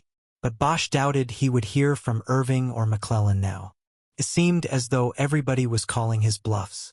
He knew sleeping for a couple hours wasn't really an option, not with everything that weighed on him. He had carried the murder book and the accumulated files into the house. He decided he would work on them. He knew that when all else went wrong, there was always the murder book. He had to keep his eyes on the prize, the case.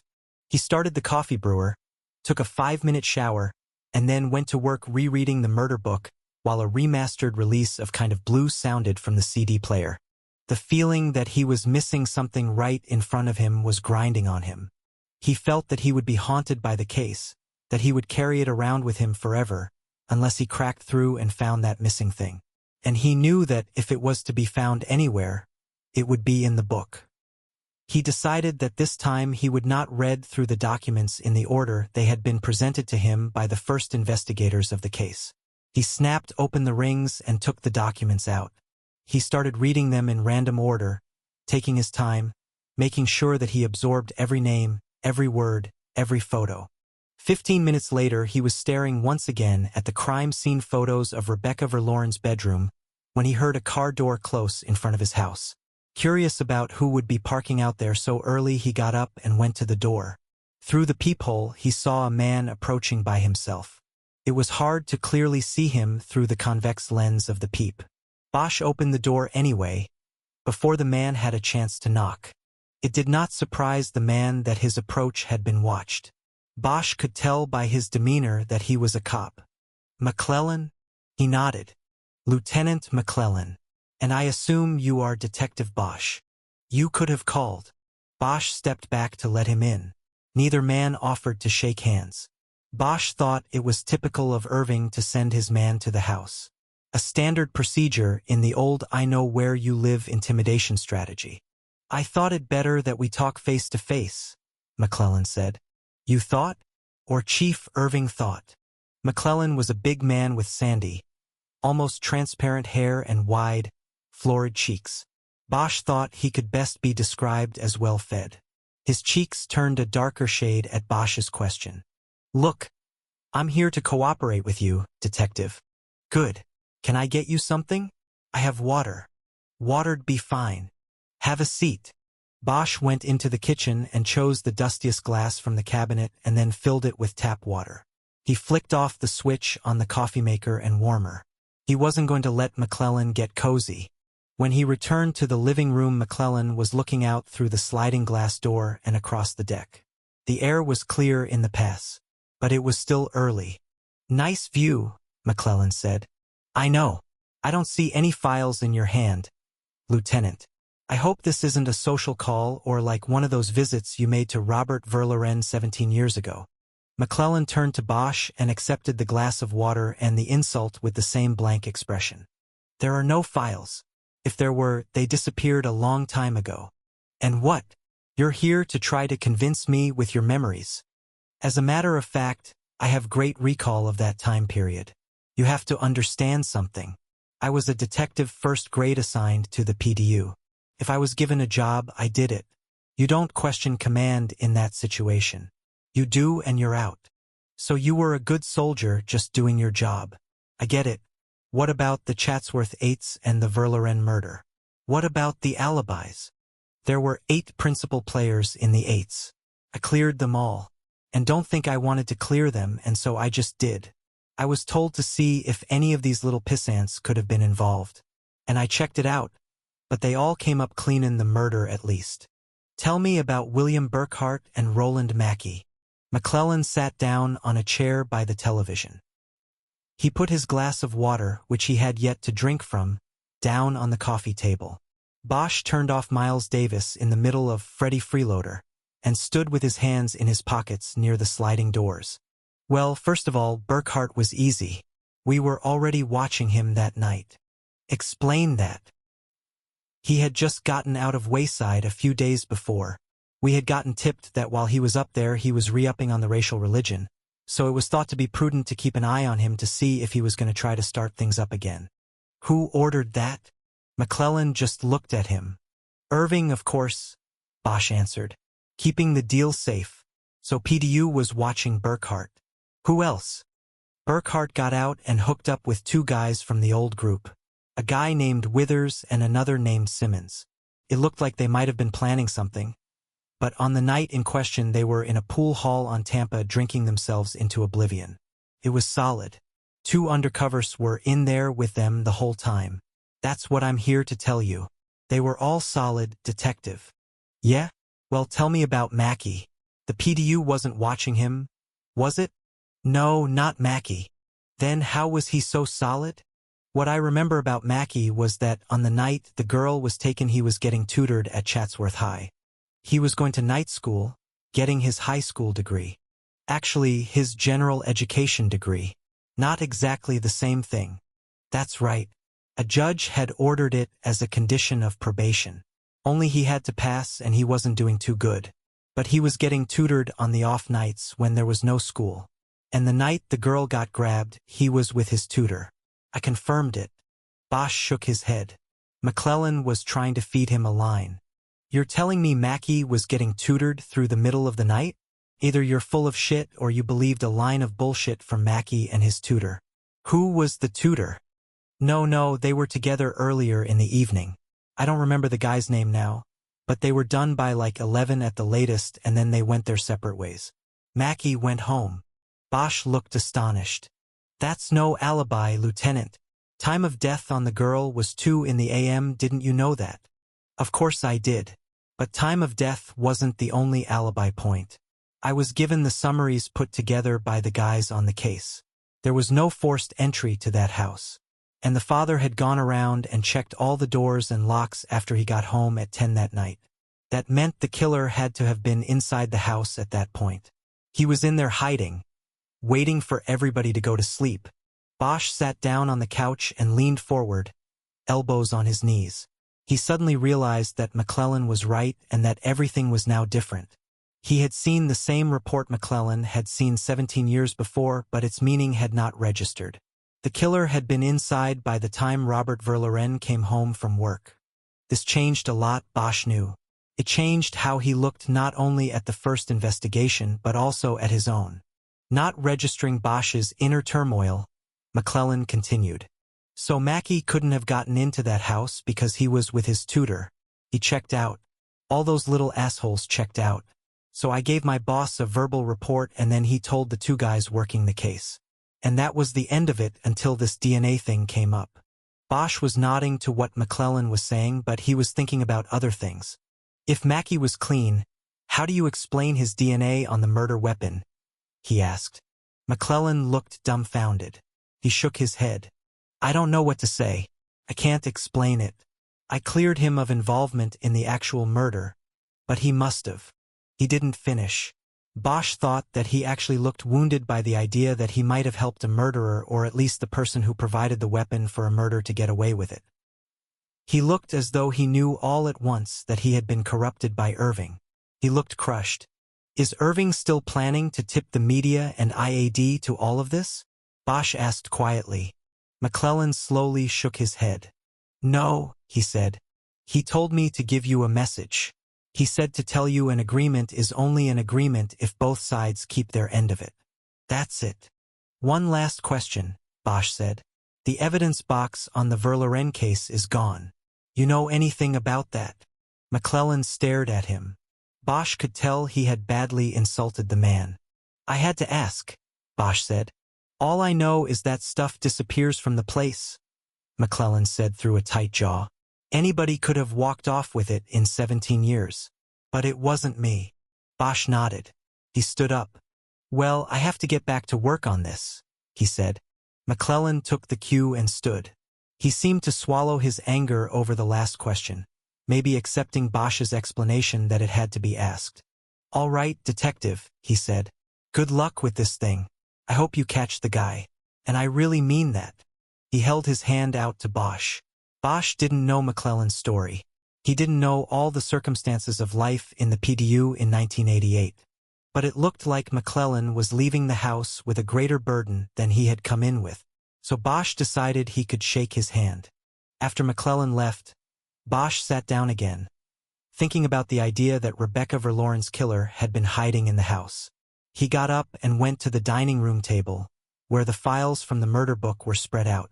The photos from the dead girl's room were at center in the spread. He looked through the reports until he found the SID report on latent fingerprint analysis. The report was several pages long and contained the analysis of several fingerprints lifted from surfaces in the Verloren household. The main summary concluded that no print lifted from the house was an unknown. Therefore, it was likely the suspect or suspects wore gloves, or simply avoided touching surfaces likely to retain prints. The summary said that all latent fingerprints lifted from the house were matched to samples from members of the Verloren family or people who had an appropriate reason to have been in the house and touching the surfaces where the prints were found. This time Bosch read the report differently and in its entirety. This time he was no longer interested in the analysis. He wanted to know where the SID techs had looked for prints. The report was dated a day after the discovery of Rebecca's body. It detailed a routine search for fingerprints in the household. All topical surfaces were examined. All doorknobs and locks. All windowsills and frames. Every place it was logical to think that the killer/kidnapper might have touched a surface during the crime. While several prints on windowsills and latches were recovered and matched to Robert Verloren, the report stated that no usable prints at all were recovered from doorknobs in the house. It noted that this was not unusual because of the smudging that routinely occurred when knobs were turned. It was in what was not included in the report that Bosch saw the crack through which a killer might have escaped. The SID team had gone into the house a day after the victim's body was discovered. This would have been after the case had been misread twice, first as a missing persons case and second as a suicide. Added to this, when a murder investigation was finally mounted, the Layton's team was sent in blind. There was no understanding of the case at that point. The idea that the killer might have hidden in the garage or somewhere else in the house for several hours had not been formulated yet. The search for fingerprints and other evidence, such as hairs and fibers, never went beyond the obvious, beyond the surface. Bosch knew it was too late now. Too many years had passed. A cat roamed the house, and who knows what objects from yard sales had come in and gone out of the house where a killer had hidden and waited. Then his eyes fell to the spread of photos on the table, and he realized something. Rebecca's bedroom was the one place that had not been contaminated over time. It was like a museum with its artwork encased and almost hermetically sealed. Bosch spread all the crime scene photos of the bedroom in front of him. There had been something gnawing at him about these photos since the first time he had seen them. He still couldn't get to it, but now he felt urgent about it. He studied the shots of the bureau and the bed table and then the open closet. Last he studied the bed. He thought of the photo that had run in the newspaper and took the second copy of the paper out of the file containing all reports and documents accumulated during the reinvestigation of the case. He unfolded the paper and studied Emmy Ward's photo and then compared it to the photographs of 17 years before. The room seemed exactly the same, as if untouched by the grief emanating from it like heat from an oven. Then Bosch noticed a small difference. In the Daily News shot, the bed had been carefully straightened and smoothed by Muriel before the photograph was taken. In the older SID shots, the bed was made, but the ruffle fluffed outward along one side of the bed and inward along the foot. Bosch's eyes moved back and forth from one photo to the other. He felt something breaking loose inside. He felt a little charge drop into his blood. This was what had bothered him. It was the something that was not right. In and out, he said to himself. It was possible, he knew, that the ruffle had been pushed inward at the bottom of the bed by someone crawling underneath it. That would make it likely that the outward fluffing of the ruffle at the side of the bed would have occurred when that same person slid or crawled out. After everyone was asleep, Bosch got up and started pacing as he worked it through again. In the photo taken after the abduction and murder, the bed clearly showed the possibility of entrance and exit. Rebecca's killer could have been waiting right below her as she fell asleep. In and out, Bosch said again. He worked it further. He knew that no readable fingerprints had been recovered at the house, but only obvious surfaces had been checked. This did not necessarily mean the killer had worn gloves. It only meant he was smart enough not to touch obvious places with his bare hands, or smudge the prints when he needed to. Even if gloves had been worn during the entry to the house, might not the killer have removed them while waiting possibly for hours under the bed? It was worth a shot. Bosch went to the kitchen and called SID and asked for Raj Patel. Raj, what are you doing? I am cataloging the evidence we gathered last night on the freeway. I need your best Layton's man to meet me back up there in Chatsworth. Now? Right now, Raj. I might not even have a job later. We have to do this now. What is it we are to do? I want to lift a bed and look underneath it. It's important, Raj. If we find something, it will lead us to the killer. There was a short silence, and then Patel replied. I am my best Layton's man, Harry. Give me the address. Thanks, Raj. He gave Patel the address and then hung up the phone. He drummed his fingers on the counter, wondering if he should call his rider. She had been so distressed and discouraged as they had walked out of Parker Center that she said all she wanted to do was go home to sleep. Should he wake her for the second day in a row? He knew that wasn't really the question. The question was whether he should wait to see if there was anything beneath the bed before telling her and getting her hopes up. He decided to hold off on the call until there was something solid to tell her. Instead, he picked up the phone and woke up Muriel Verloren. He told her he was on his way. 36. Bosch got to the squad meeting at the Pacific Dining car late because of traffic coming in from the valley. Everyone was in a private area in the back of the restaurant. Most of them already had plates of food in front of them.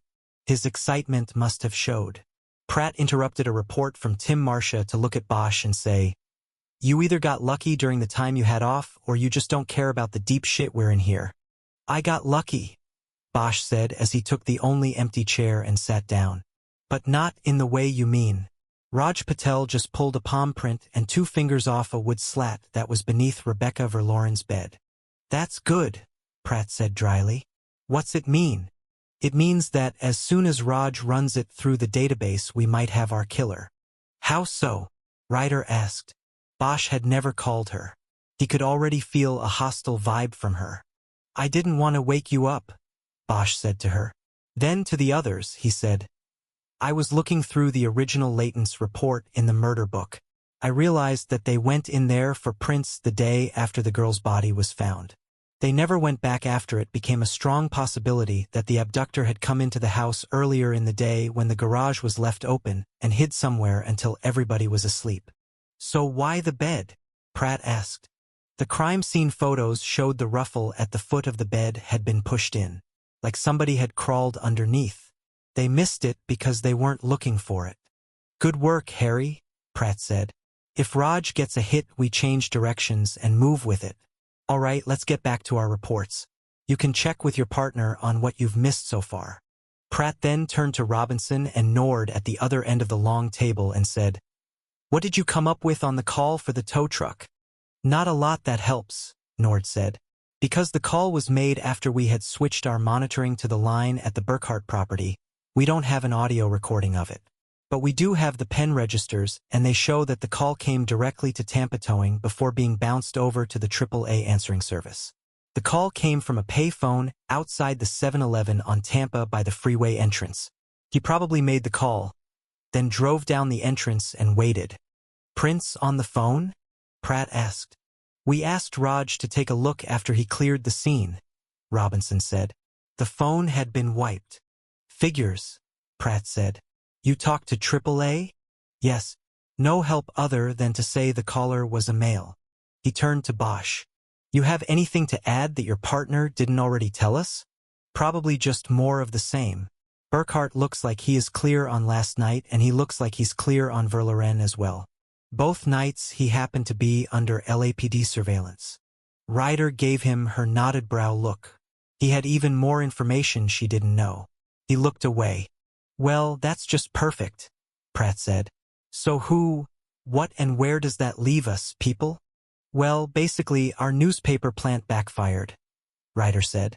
"It may have worked in terms of getting Mackie to want to talk about Verloren, but he never got the chance. Somebody else saw the story." "That somebody being the actual killer," Pratt said. "Exactly," Ryder said. "The person Mackie helped and or gave the gun to 17 years ago. That person also saw the story and knew it wasn't his blood on the gun, so that meant it had to be Mackie's. He knew Mackie was the link to him, so Mackie had to go." "So how did he set it up?" Pratt asked. "He was either smart enough to figure the story was a plant and we were watching Mackie, or he just figured the best way to get to Mackie was the way he did it. Get him out there alone. Like I said, he was smart. He picked a time and place that would result in Mackie being alone and vulnerable. On that entrance ramp you are up above the freeway. Even with the tow truck's lights on, nobody would see up there. It was also a good spot in case Mackie had a tail," Nord added.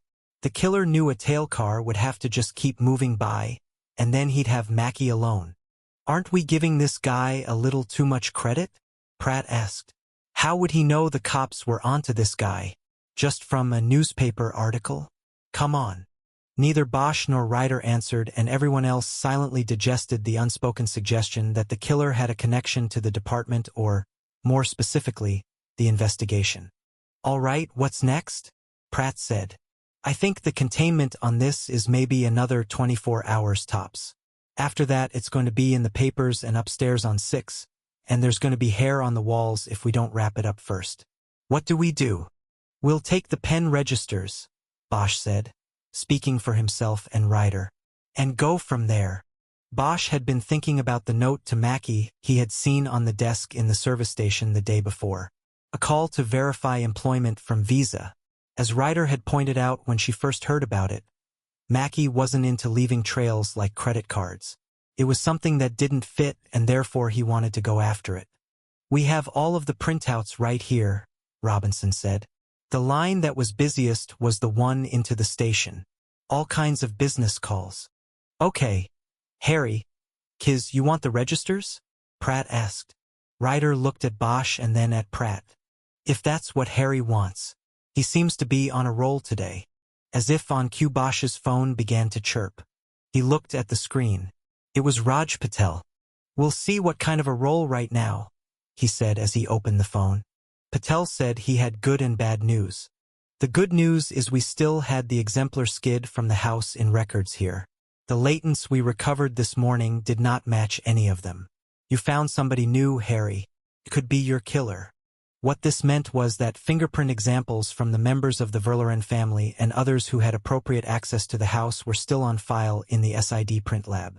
None of those examples matched the fingerprints and palm print recovered that morning from beneath Rebecca Verloren's bed. Of course, fingerprints could not be dated, and it was possible that the prints discovered that morning had been left by whoever had installed the bed. But it seemed unlikely. The prints were taken off the underside of the wooden slat. Whoever had left them had most likely been under the bed. And the bad news? Bosch asked. I just ran them through the California system. No matches. What about the FBI? That's next, but that won't be so fast. They have to process it. I will send it through with an expedite request, but you know how that goes. I do, Raj. Let me know when you know, and thanks for the effort. Bosch closed the phone. He felt a steep letdown and his face showed it. He could already tell the others knew the score before he delivered the news. No match on the DOJ database, he said. He'll try the Bureau's base, but that will take a while. Shit, said Renner. Speaking of Raj Patel, Pratt said. His brother scheduled the autopsy for 2 o'clock today. I want one team there. Who wants to take it? Renner weakly raised his hand. He and Robledo would take it. It was an easy assignment if you didn't mind the visuals. The meeting soon broke up after Pratt assigned Robinson and Nord the service station and the interviews of the people Mackie worked with there. Marcia and Jackson would work on pulling reports together and into a murder book. They were still the lead investigators and would coordinate things from room 503.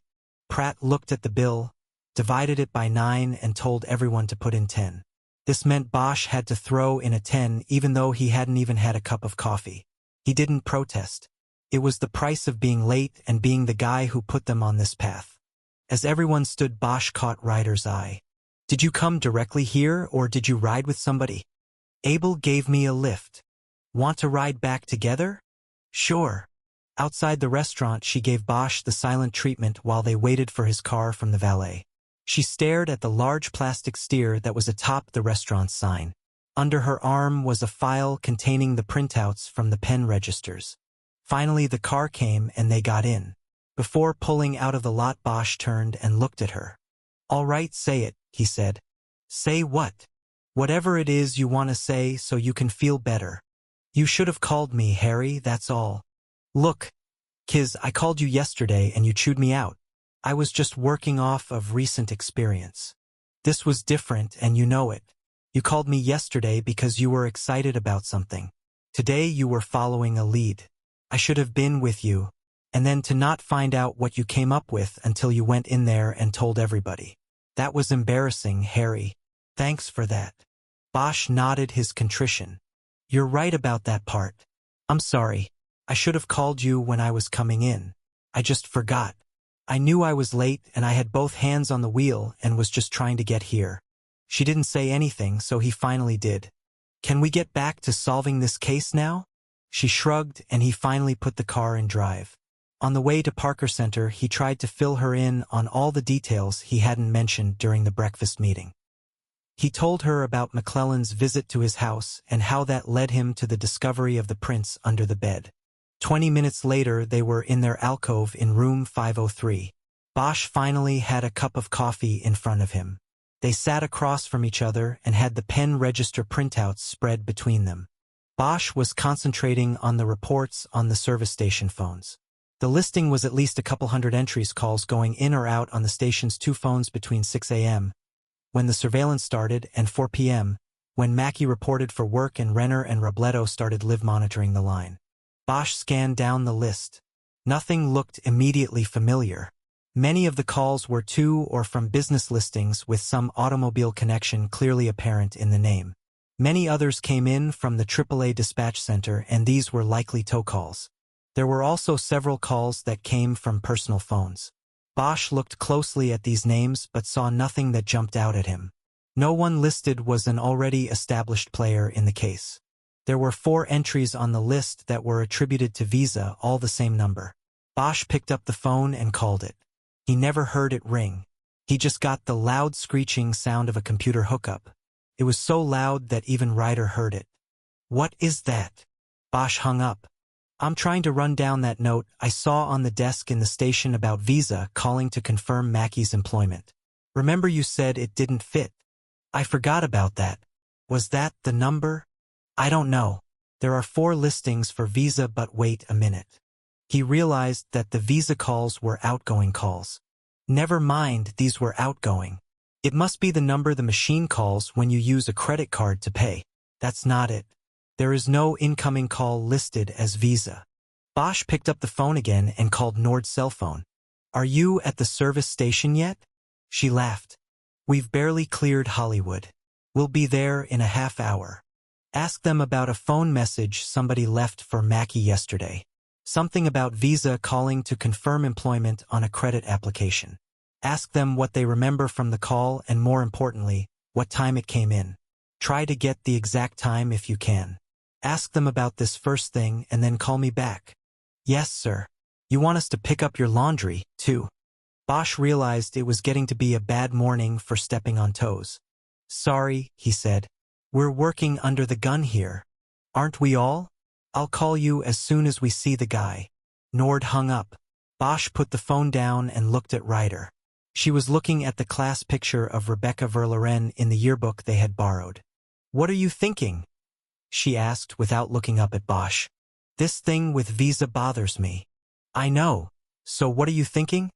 "Well, say you're the killer and you got the gun you did it with from Mackey. You're completely giving up on Burkhart? You sure liked him last night. Let's just say the facts are persuading me. For now, okay. Okay, go on.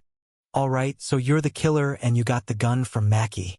He's the one person in the world who can put the thing on you. But 17 years go by and nothing ever happens and you feel safe and maybe you even lose track of Mackey. Okay. And then yesterday you pick up the paper and you see the picture of Rebecca and you read the story and it says they've got DNA.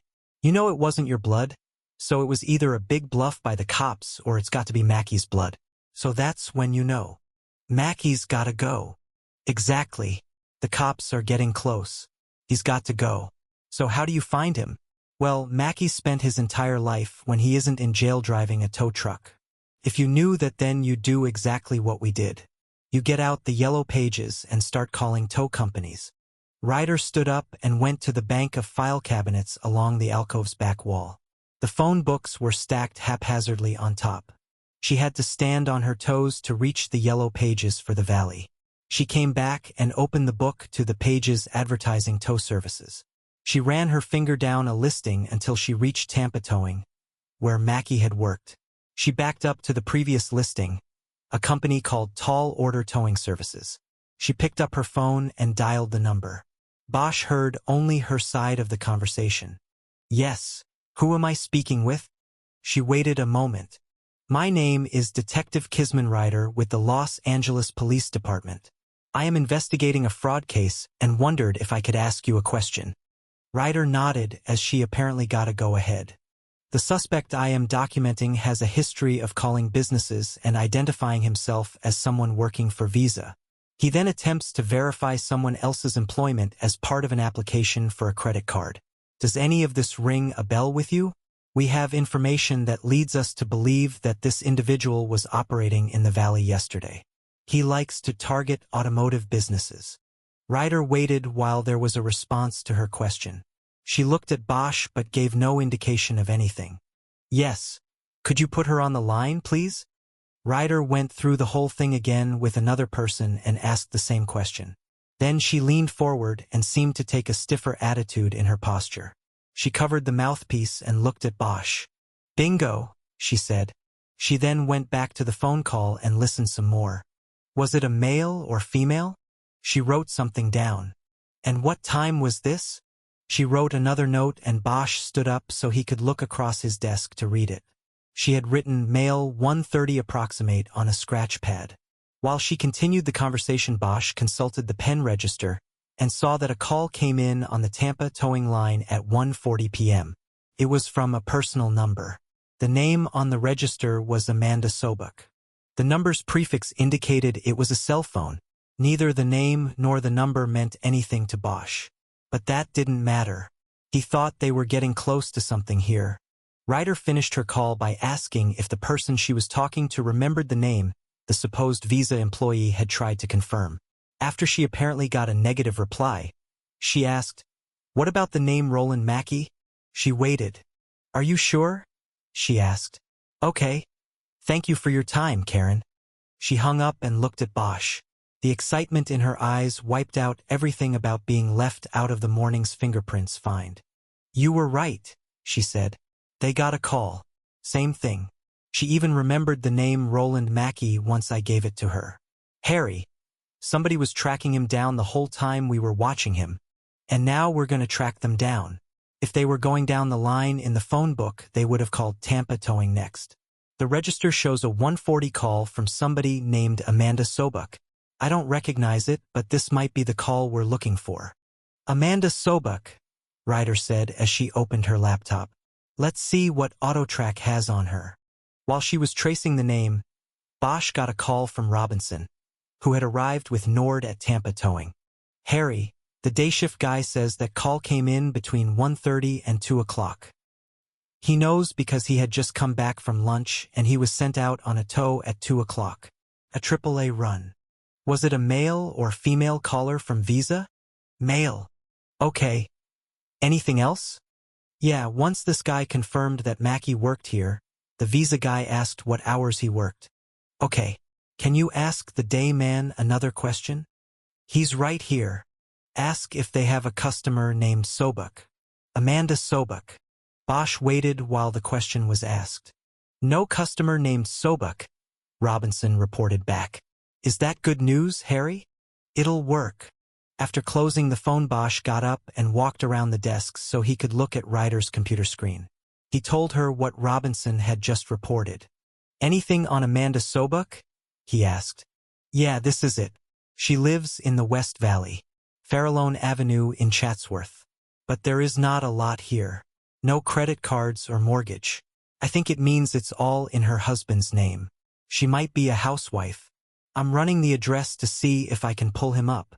Bosch opened the yearbook to Rebecca Verloren's class.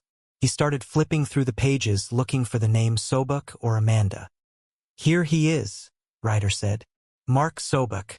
Everything's basically in his name and it looks like a lot. 4 cars, 2 houses, lots of credit cards." "There was nobody named Sobuk in her class," Bosch said. "But there were 2 girls named Amanda. Amanda Reynolds and Amanda Reardon. Think she is one of them?" Ryder shook her head. "I don't think so. The age is off. This says Amanda Sobuk is 41. That would make her 8 years older than Rebecca. Something doesn't fit. Think we should just call her." Bosch closed the yearbook with a bang. Ryder jumped in her seat. "No," he said. "Let's just go." "Where?" "To see her." "Yeah. Time to get off your ass and knock on doors." He looked down at Ryder and could tell she wasn't amused. "I don't mean your ass specifically. It's a figure of speech. Let's just go." She started getting up. You are awfully flippant for somebody who might not have a job at the end of the day. It's the only way to be, Kiz. Darkness waits, but it comes no matter what you do. He led the way out of the office. 37.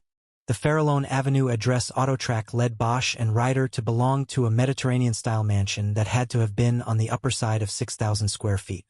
It had a separate garage with 4 dark-stained wooden doors and windows from a guest suite above. The detectives had to view all of this through a wrought iron gate while waiting for someone to answer the intercom. Finally, a voice came from the small square box on a pole next to Bosch's open window. Yes. Who is it? It was a woman. She sounded young. Amanda Sobuk? Bosch asked in reply. No, this is her assistant. Who are you two? Bosch looked again at the box and saw the camera lens. They were being watched as well as listened to. He pulled out his badge and held it a foot from the lens. Police, he said. We need to talk to Amanda or Mark Sobuk. About what?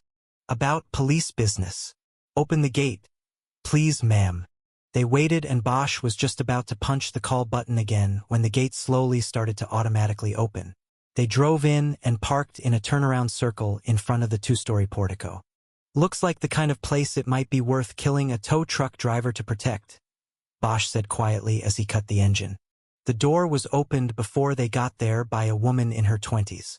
She was wearing a skirt and a white blouse. The assistant. And you are? Bosch asked. Melody Lane. I work for Mrs. Sobuk. Is she here? Ryder asked.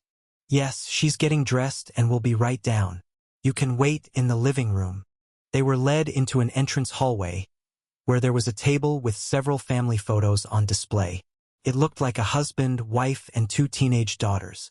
They followed Melody into a sumptuous living room with large windows looking out on Santa Susana State Park and Oat Mountain beyond. Bosch checked his watch. It was almost noon. Melody noticed. She wasn't sleeping. She worked out earlier and was taking a shower. She should be down. She didn't need to finish. An attractive woman in white slacks and blouse left open over a pink chiffon shirt came hurrying into the room. What is it? Is something wrong? Are my girls all right? Are you Amanda Sobuk? Bosch asked. Of course I am. What is wrong? Why are you here? Bosch pointed to the grouping of couch and chairs in the center of the room. Why don't we sit down here, Mrs. Sobuk? Just tell me if something is wrong. The panic on her face looked real to Bosch. He started to think they may have made a wrong turn somewhere. Nothing is wrong, he said. This is not about your daughters. Your daughters are fine. Is it Mark? No, Mrs. Sobuk. As far as we know, he is fine too. Let's sit down over here. She finally relented and walked quickly to the big chair to the right of the couch. Bosch moved around a glass coffee table and sat on the couch. Ryder took one of the remaining chairs. Bosch identified himself and Ryder and showed his badge again. He noticed that the glass on the table was spotless. We are conducting an investigation that I can't tell you about. I need to ask you some questions about your cell phone. My cell phone? You scared me to death over my cell phone. It's actually a very serious investigation, Mrs. Sobuk. Do you have your cell phone with you? It's in my purse. Do you need to see it? No, not yet. Can you tell me when you used it yesterday? Sobuk shook her head like it was an inane question. I don't know. In the morning I called Melody from the gym. I can't remember when else. I went to the store and called my daughters to see if they were on their way home after school. I can't remember anything else. I was home almost all day except for the gym. When I'm home, I don't use my cell. I use the regular phone. Bosch's misgivings were multiplying. Somewhere they had made a wrong move. Could someone else have used the phone? Ryder asked. My daughters have their own. So does Melody. I don't understand this. Bosch pulled the page from the pen register out of his coat pocket. Out loud he read the number of the phone that had called Tampa Towing. Is that your number? He asked. No, it's my daughter's. It's Caitlin's. Bosch leaned forward. This changed things further. Your daughter's? Where was she yesterday? I already told you. She was in school. And she didn't use her phone until after. Because it's not allowed at school. What school does she go to? Ryder asked. Hillside Prep. It's over in Porter Ranch. Bosch leaned back and looked at Ryder. Something had just come full circle. He wasn't sure what it was, but it felt important. Amanda Sobek read the looks on their faces. "What is it?" she asked. "Is something wrong at the school?" "Not as far as we know, ma'am," Bosch answered. "What grade is your daughter in?" "She is a sophomore." "Does she have a teacher named Bailey Sable?" Ryder asked. Sobek nodded. "She has her for homeroom and English." "Is there any reason why Mrs. Sable might have borrowed your daughter's phone yesterday?" Ryder asked. Sobek shrugged. "Not that I can think of. You have to understand how strange this is. All these questions. Was her phone used to make a threat or something? Is this some kind of terrorist thing?" "No, ma'am," Bosch said. "But it is a serious matter. We are going to have to go to the school now and talk to your daughter. We would appreciate it if you came with us and were there when we spoke to her." "Does she need a lawyer?" "I don't think so, ma'am." Bosch stood up. "Shall we go? Can Melody come too? I want Melody to go with me. Tell you what, have Melody meet us there. That way she can drive you back if we need to go somewhere else." 38. On the drive over to Hillside Prep, the car was silent. Bosch wanted to talk to Ryder to dope out this latest twist, but he didn't want to do it in front of Amanda Sobek. So they were silent until their passenger asked if she could call her husband, and Bosch said that was fine. But she couldn't reach him and left a message in a near-hysterical voice, telling him to call her as soon as he could. When they got to the school, it was lunchtime. As they walked down the main hallway to the office, they could hear the near-riotous collision of voices from the cafeteria. Mrs. Atkins was behind the counter in the office. She looked a little confused when she saw Amanda Sobek in the company of the detectives. Bosch asked to see Principal Stoddard. "Mr. Stoddard took lunch off campus today," Mrs. Atkins said. "Is there something I can help with?" "Yes, we'd like to see Caitlin Sobek. Mrs. Sobek here will be with us when we talk to her." "Right now?" "Yes, Mrs. Atkins, right now. I would appreciate it if you or another school employee could go and get her. It might be better if the other kids didn't see her being accompanied by the police." "I could go get her," Amanda offered. "No," Bosch said quickly. "We want to see her at the same time as you." It was a polite way of saying that he didn't want her to ask her daughter about the cell phone before the police did. "I'll just go to the cafeteria and find her," Mrs. Atkins said. "You can use the principal's meeting room for your talk."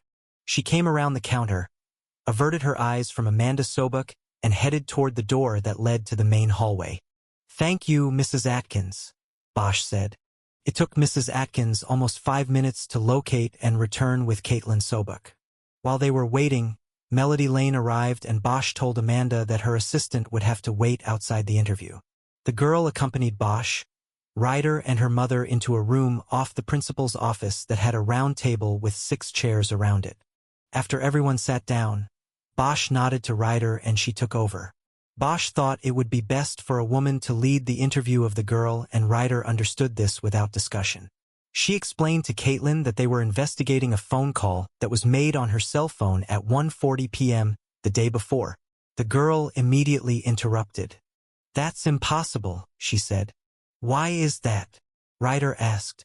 "We had an electronic trap on the line that was called. It showed the call came from your phone. I was in school yesterday.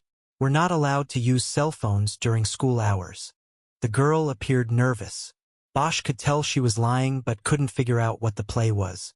He wondered if she was lying because her mother was in the room. "Where is your phone right now?" Ryder asked. "In my backpack in my locker. And it's turned off." "Is that where it was yesterday at 1:40? "Aha." She looked away from Ryder as she lied. She was easy to read, and Bosch knew Ryder was getting the same thing he was getting. "Caitlin, this is a very serious investigation," Ryder said in a soothing tone. "If you are lying to us, you could find yourself in a lot of trouble." "Caitlin, don't lie," Amanda Sobek said forcefully.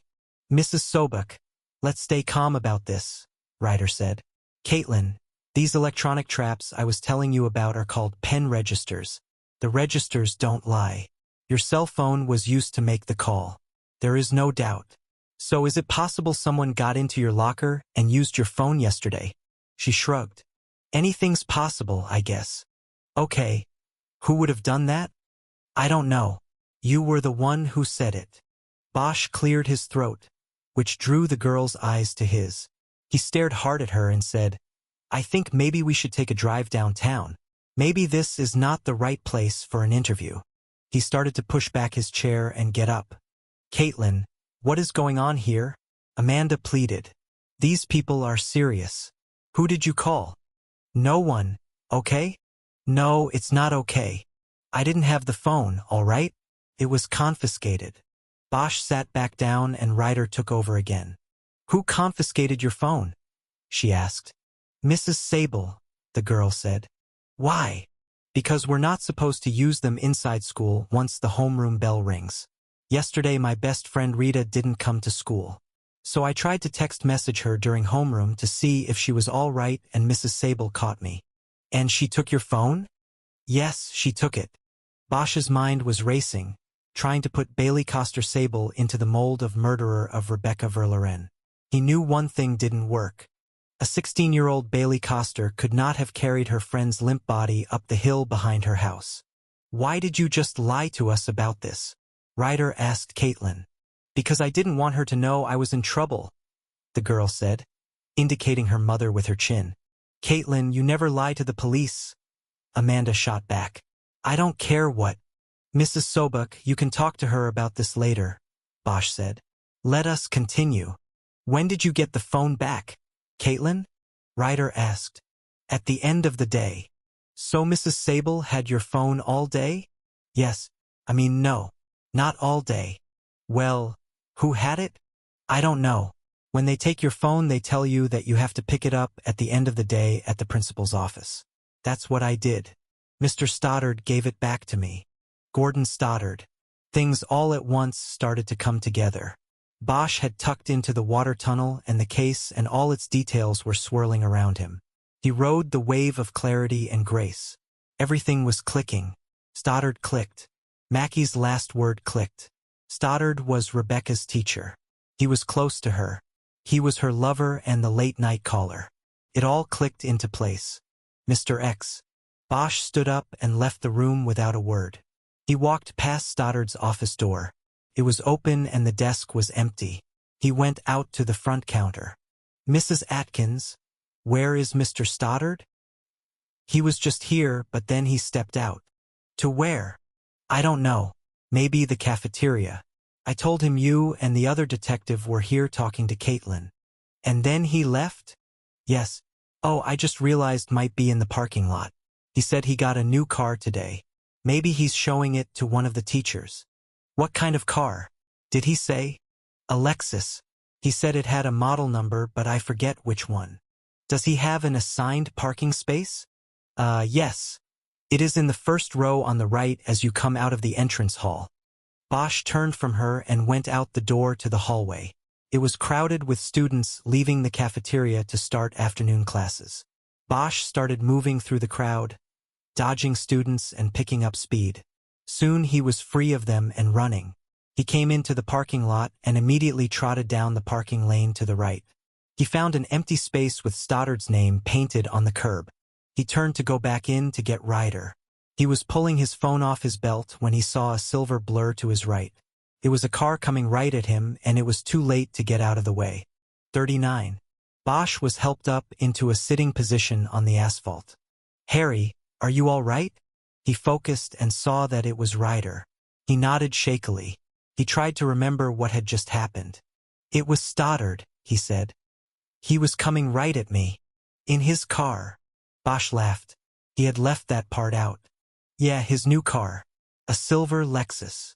Bosch started to get up. Ryder put a hand on his shoulder to hold him down. Just wait a minute. Are you sure you're all right? Does anything hurt? Just my head. It was coming back to him now. I banged it when I landed, he said. I jumped out of the way. I saw his eyes. You know? The rage. Let me see your eyes. He looked up at her and she held his chin while she checked his pupils. You look all right, she said. Okay. Then, I'll sit here for a second while you go back in and get Stoddard's home address from Mrs. Atkins. Ryder nodded. All right, you wait here. Hurry. We have to find him. She ran back into the school. Bosch reached up and felt the bump on the back of his head. He replayed the clearing memory. He had seen Stoddard's face behind the windshield. It was angry, contorted. But then he had yanked the wheel to the left as Bosch jumped the other way. Bosch reached for his phone so he could call in a wanted bulletin for Stoddard. It wasn't on his belt. He looked around and saw the phone on the asphalt near the rear tire of a BMW. He crawled over and grabbed it, then stood up. Bosch was hit with mild vertigo and had to lean on the car. Suddenly an electronic voice said, "Please step away from the car."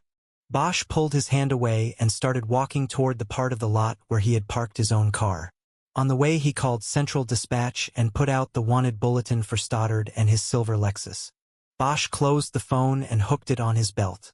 He got to his car, started it and pulled up to the entrance so they would be ready to go as soon as Ryder came out with the address. After what seemed like an interminable wait, Ryder finally emerged and trotted to the car. But she came to his side, opened his door and waved him out. "It's not far," she announced. "It's a house on Chase off of Winnetka. But you're not driving." "I am." Bosch knew that arguing would waste time. He got out and moved as quickly as his balance allowed around the front of the car and got in on the passenger side. Ryder hit the gas and they moved out of the parking lot. As Ryder made her way on surface streets toward Stoddard's home, Bosch called for backup from Devonshire Division Patrol and then called Abel Pratt to quickly fill him in on the morning's revelations. "Where do you think he's going?" Pratt asked. "No idea. We're on the way to his house." "Is he suicidal?" "No idea."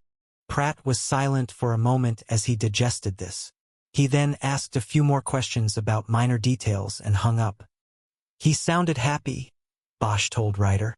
"Says if we get this guy it'll help turn a lemon into lemonade." "Good," Ryder replied. "We can pull prints from Stoddard's office or home and match them to the print from underneath the bed. Then it's a done deal whether he's in the wind or not. Don't worry, we'll get him." "Harry, what are you thinking? Stoddard and Mackie did this together?" "I don't know, but I remember that photo of Stoddard from the yearbook. He looked pretty lean. He might have been able to carry her up the hill by himself. We'll never know unless we find him and ask him." Ryder nodded. "The key question," she then said, "is how Stoddard connected with Mackie. The gun. I know that. That's obvious. I mean, how did he know Mackie back then? Where is the intersection, and how did he know him well enough to get the gun from him?"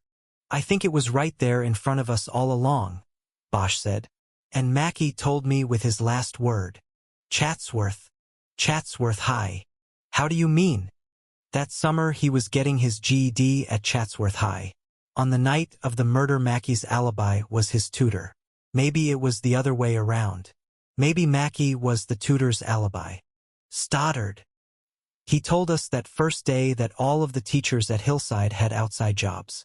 Maybe Stoddard was working as a tutor. Maybe he was Mackie's tutor. That's a lot of maybes, Harry.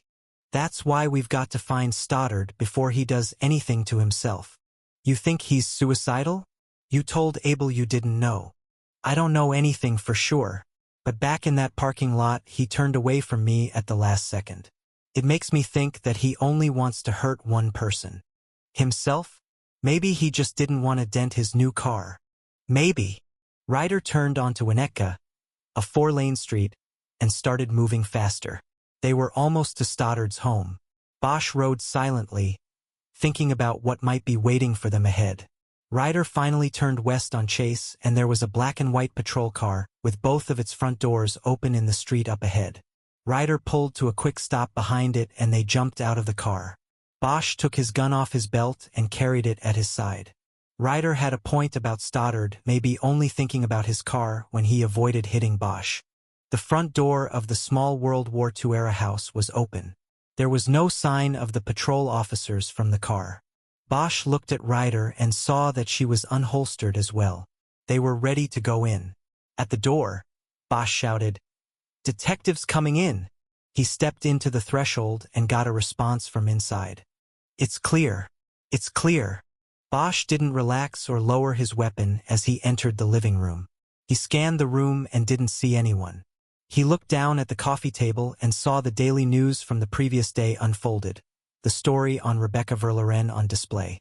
Patrol coming out! A voice called from a hallway to the right. Soon 2 patrol officers stepped out of the hallway into the living room. They carried their weapons at their sides. Now Bosch relaxed and lowered his own. "All clear," said the patrolman with the P2 stripes on his uniform. "We found the door open and came in. There's something you ought to see back here in the bedroom." The patrolman led the way and Bosch and Ryder followed. They went down a short hallway that passed the open doors to a bathroom and a small bedroom that was used as a home office. They entered a bedroom and the P2 pointed to an oblong wooden box that was open on the bed. The box had a foam lining with a cutout in the shape of a long-barreled revolver. The cutout was empty and the gun was gone. There was a small rectangular cutout in the foam for a box of bullets. It was empty too, but the box was nearby on the bed. "Is there someone he's going after?" the P2 asked. Bosch didn't look up from the gun box. "Probably just himself," he said. "Either of you guys have gloves?" "Mine are in the car." "Right here," the P2 said. He pulled a pair of latex gloves out of a small compartment on his equipment belt. He handed them to Bosch, who snapped them on and then picked up the bullet box. Bosch opened it and slid out a plastic tray in which the bullets were stored. There was only one bullet missing. Bosch was staring at the space left by the missing bullet and thinking about things when Ryder tapped him on the elbow. He looked at her and then followed her gaze to the table on the other side of the bed. There was a framed photo of Rebecca Verloren. It was a shot of her standing in a green field with the Eiffel Tower behind her. She was wearing a black beret and she was smiling in an unforced way. Bosch thought the look in her eyes was sincere and showed love for the person she was looking at. "He wasn't in any of the pictures in the yearbook because he was the one behind the camera," Bosch said. Ryder nodded. "She too was in the water tunnel." "That's where it started," she said. "That's where she fell in love with him. My true love." They stared in somber silence for a few moments until the P2 spoke. "Detectives, can we clear?" "No," Bosch said. "We need you to stay here and secure the house until SID gets here. And be ready in case he comes back." "You're leaving?" the P2 asked.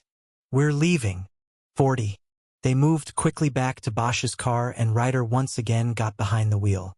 "Where to?" she said as she turned the ignition. "The Verloren house," Bosch said. "And let's hurry." "What are you thinking?" "I've been thinking about the picture they ran in the paper, with Muriel sitting on the bed. It showed how the room was still the same, you know?" Ryder thought for a moment and then nodded. "Yeah." Ryder understood.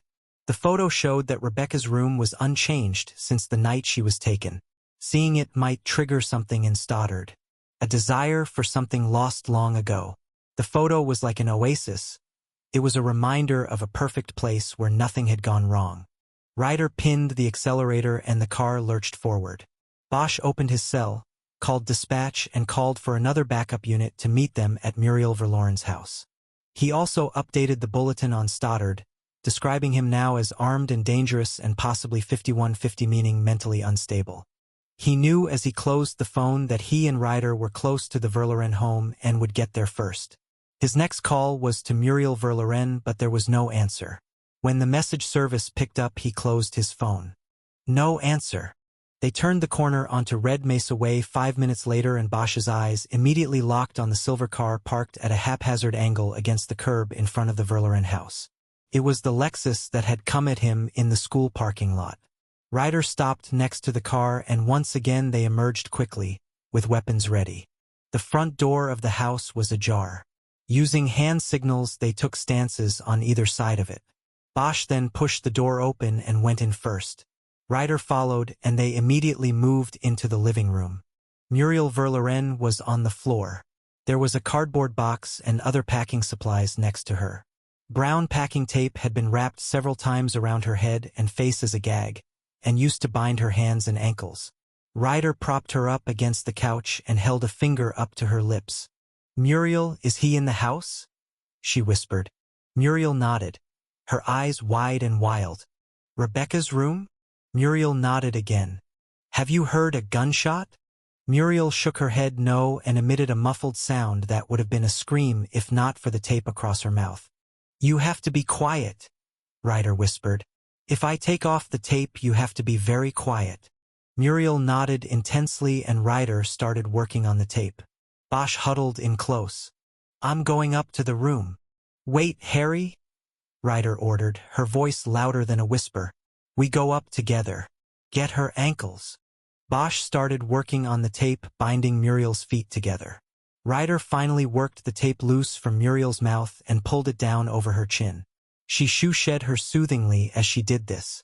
It's Becky's teacher, Muriel whispered, her voice intense but not loud. He's got a gun. Ryder started working on her wrists. Okay, she said. We're going to deal with it. What is he doing? Muriel asked. Is he the one? Yes, he's the one. Muriel Verloren let out a long, loud, and anguished sigh. Her hands and feet were now loose and they helped her up to her feet. We're going up there, Ryder told her. We need you to get out of the house. They started ushering her toward the entrance hallway. I can't leave. He's in her room. I can't. You have to leave, Muriel, Bosch whispered harshly. It's not safe here. Go to a neighbor's house. I don't know my neighbors. Muriel, you have to get out, Ryder said. Go down the street. More police are on the way. Wave them down and tell them we're inside already. They pushed her through the open front door and then closed it behind her. Don't let him ruin her room, they heard her plead from the other side. It's all I have left. Bosch and Ryder made their way to the back hallway and went up the stairway as quietly as they could. They took positions on either side of the door to Rebecca's bedroom. Bosch looked across at Ryder. They both knew there was little time. When backup units arrived, the situation would change. It was a classic suicide by police setup.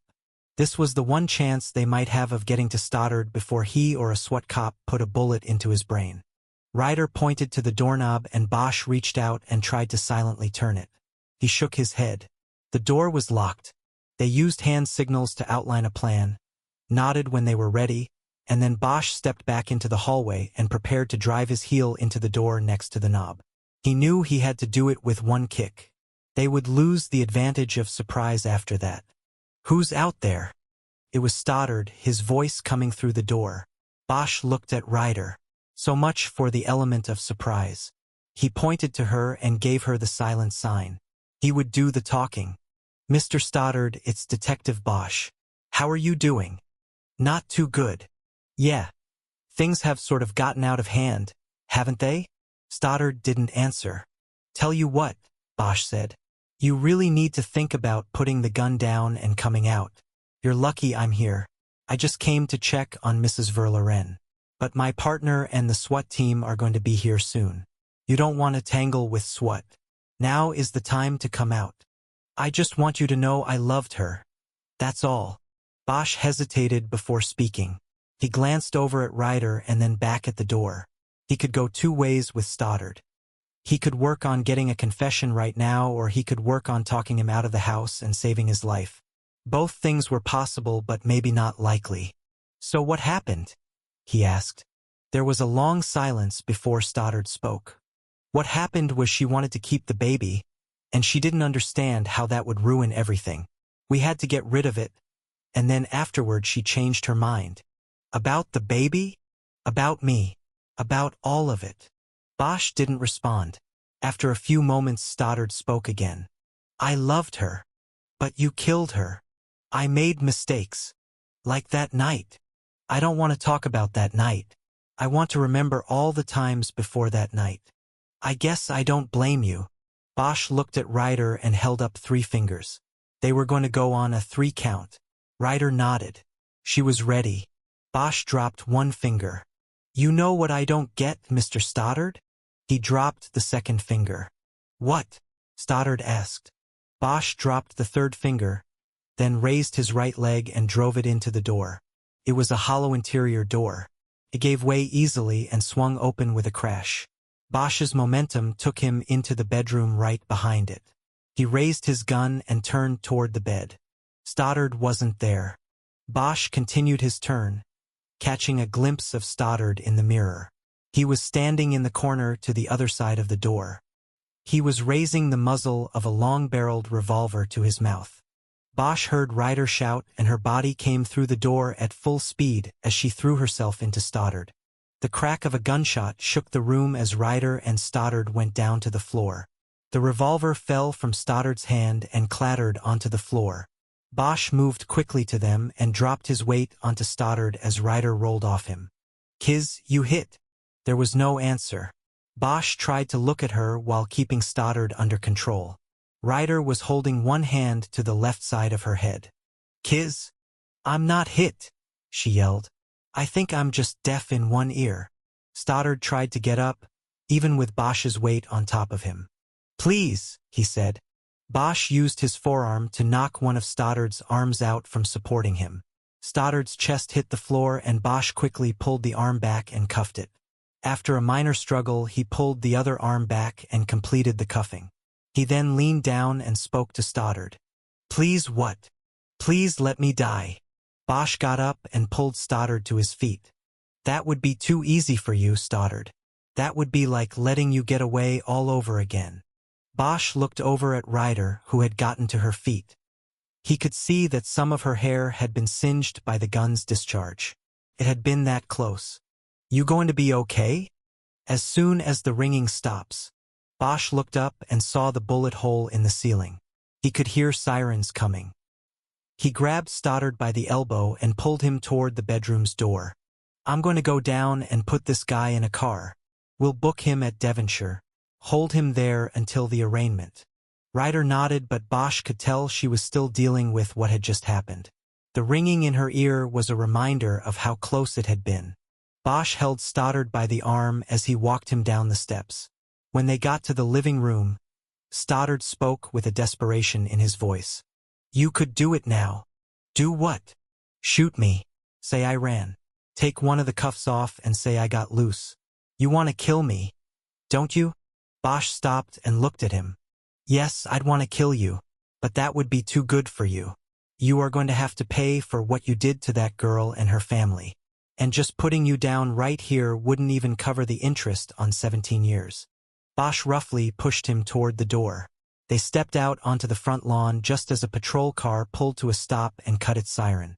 Bosch could tell by the streamlined light bar across the roof that it was one of the new cars he had heard about, with state-of-the-art equipment.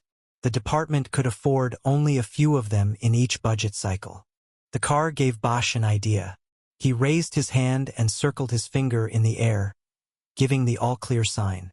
As he walked Stoddard toward the car, he saw Muriel Verloren walking down the middle of the street to her house. She was staring at Stoddard. Her mouth was wide open as if in a silent scream of horror. She started running toward them. 41. Bosch rode in the back seat of the patrol car with Stoddard on the way to Devonshire Division. Ryder was left behind at the Verloren house to calm Muriel and to be checked out herself by paramedics. When they gave her the okay, she would drive Bosch's car to the station. The trip to the division would only take 10 minutes. Bosch knew he had to quickly take a shot at getting Stoddard talking. The first thing he did was read the school principal his rights. Stoddard had made some admissions while holed up in Rebecca Verloren's bedroom, but whether they could be used in court was open to question because they had not been recorded, and he had not been forewarned about his rights, which included remaining silent. After reading the Miranda warning off a business card he had borrowed earlier from Ryder, Bosch simply asked, "Now, do you want to talk to me?" Stoddard was leaning forward because his hands were still cuffed behind his back. His chin was almost down to his chest. "What is there to say?" he asked. "I don't know.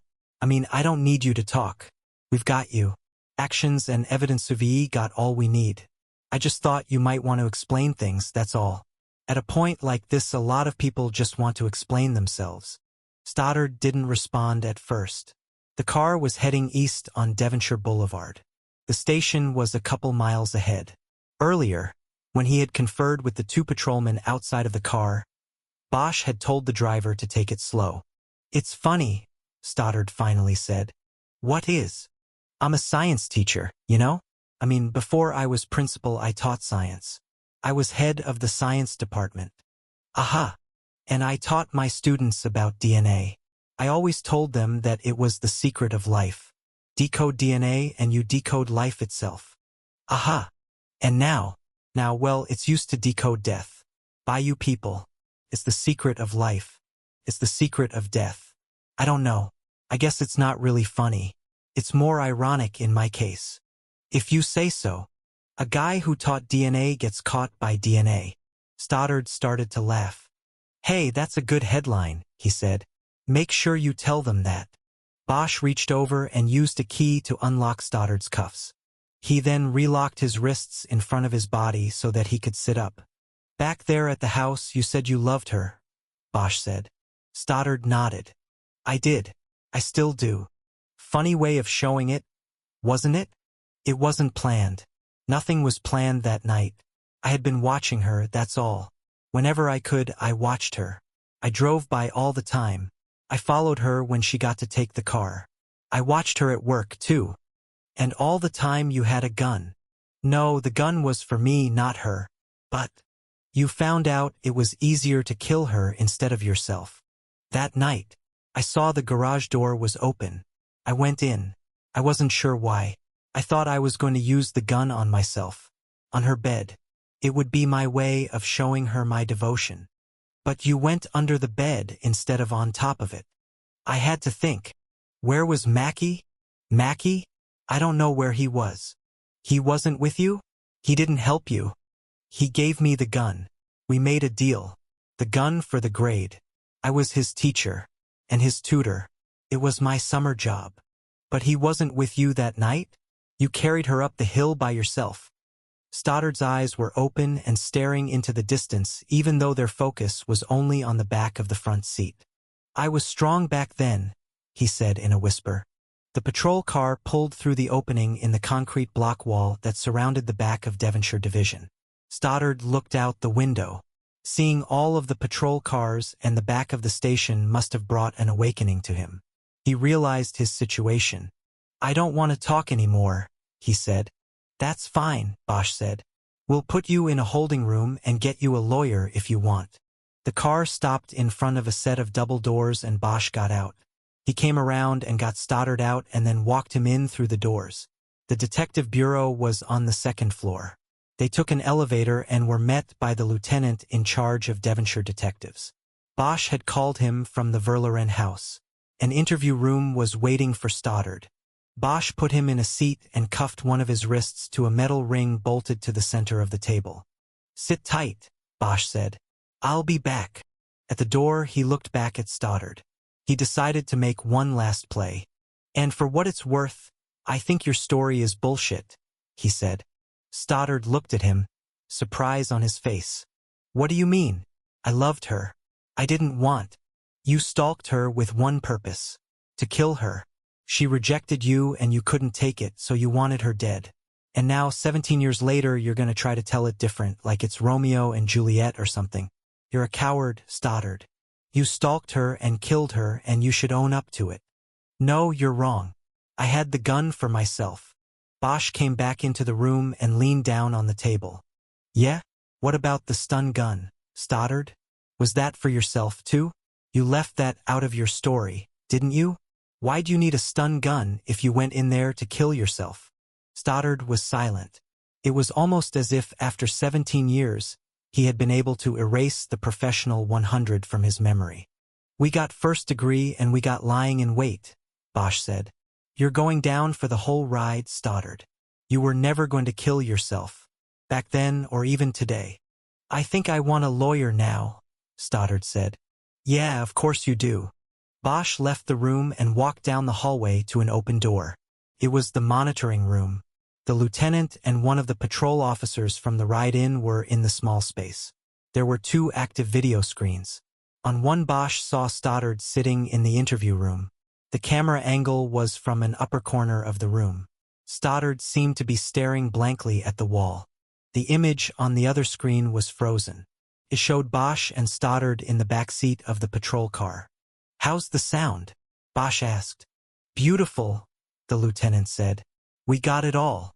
Taking off the cuffs was a nice touch. Brought his face up into the camera. The lieutenant hit a switch and the picture started moving. Bosch could hear Stoddard's voice clearly. He nodded. The patrol car had been equipped with a dashboard camera used for filming traffic stops and prisoner transports. For the ride-in with Stoddard, the car's interior microphone was turned on and the exterior was cut off. It had worked perfectly. Stoddard's admissions in the back seat would help seal the case. Bosch felt no worries from that direction at all. He thanked the lieutenant and the patrolman and asked if he could borrow a desk to make some calls. Bosch called Abel Pratt to update him and to assure him that Ryder was shaken up but otherwise okay. He told Pratt that he needed to get SID teams to both Stoddard's and Muriel Verloren's homes to process crime scenes. He said a search warrant should be applied for and approved before the SID team entered Stoddard's house. He said that Stoddard was about to be booked and his fingerprints taken. The prints would need to be compared to those found on the slat from beneath Rebecca Verloren's bed. He finished by telling Pratt about the video taken during the ride to the station and the admission Stoddard had made. "It's all solid and it's on tape," Bosch said. "It all came after Miranda." "Good going, Harry," Pratt said.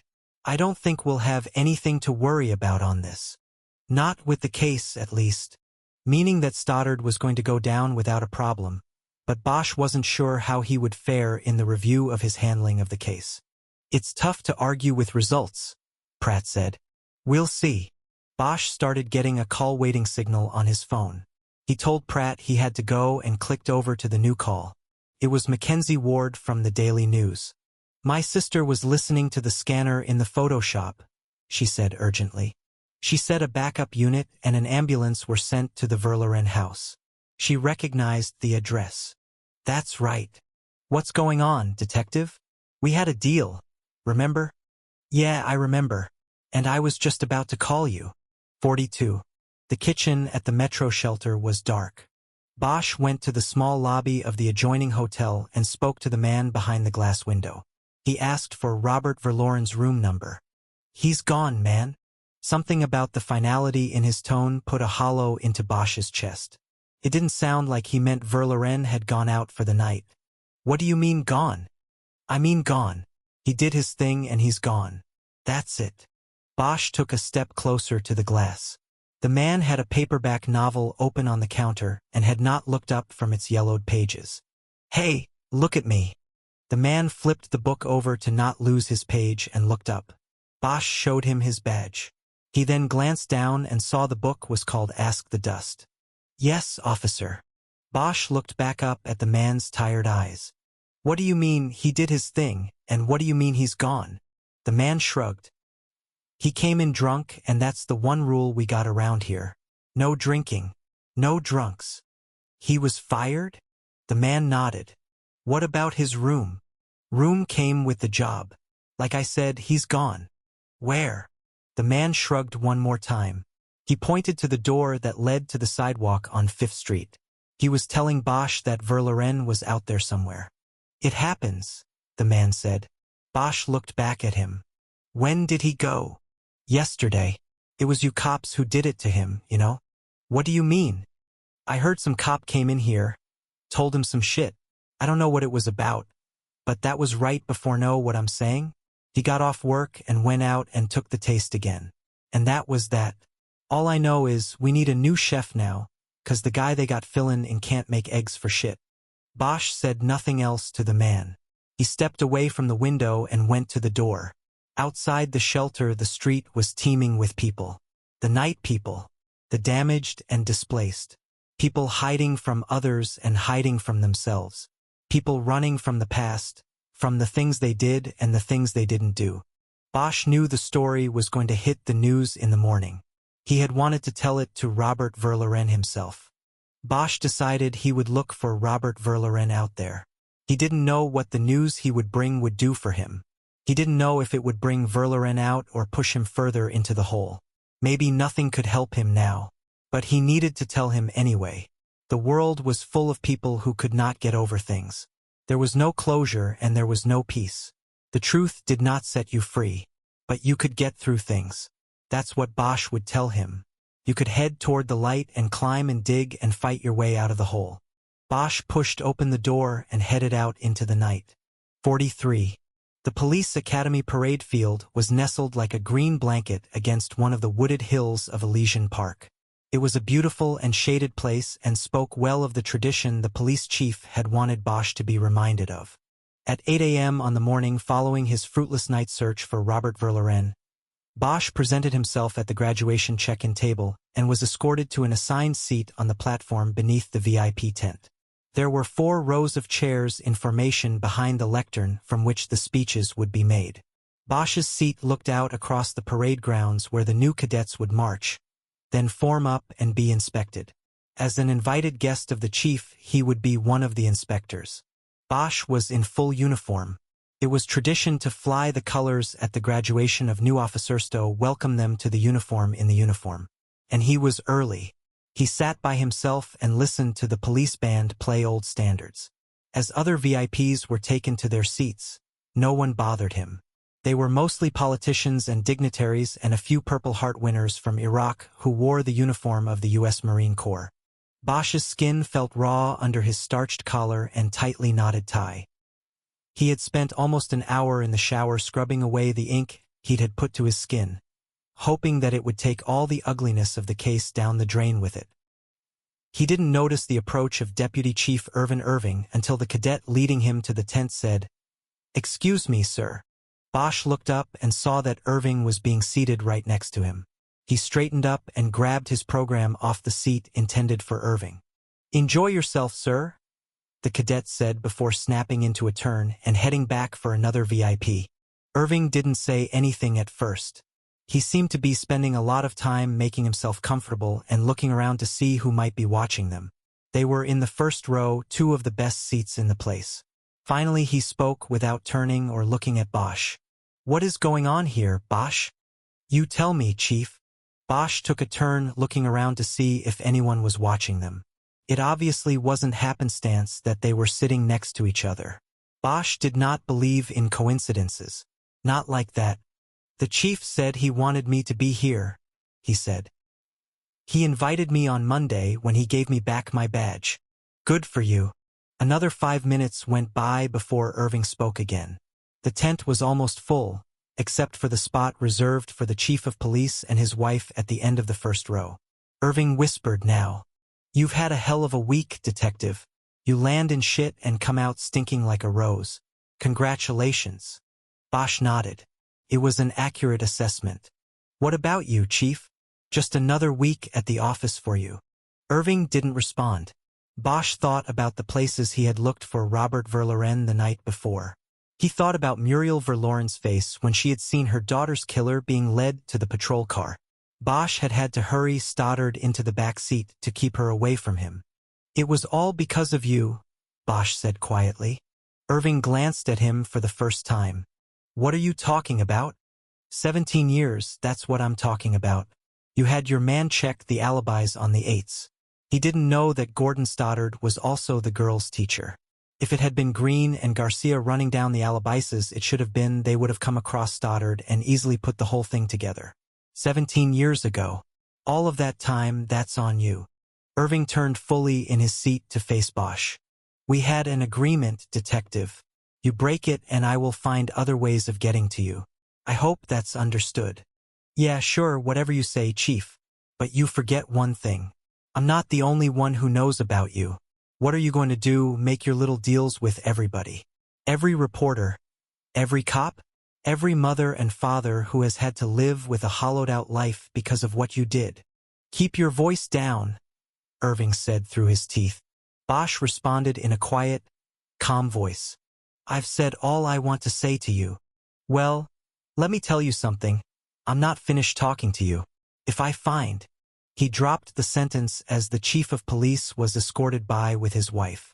Irving straightened himself in his seat as the music swelled and the show began. 24 cadets with shining new badges on their uniform chests marched into the parade grounds and took their positions in front of the VIP tent. There were too many preliminary speeches. Then the inspection of the new officers took too long. But finally the program reached the main event, the traditional remarks of the chief of police. The man who had taken Bosch back into the department was relaxed and poised at the lectern. He spoke of rebuilding the police department from the inside out and starting with the 24 new officers standing before him. He said he was talking about rebuilding both the image and the practice of the department. He said many of the things he had said to Bosch on Monday morning. He urged the new officers never to break the law to enforce the law, to do their job constitutionally and compassionately at all times.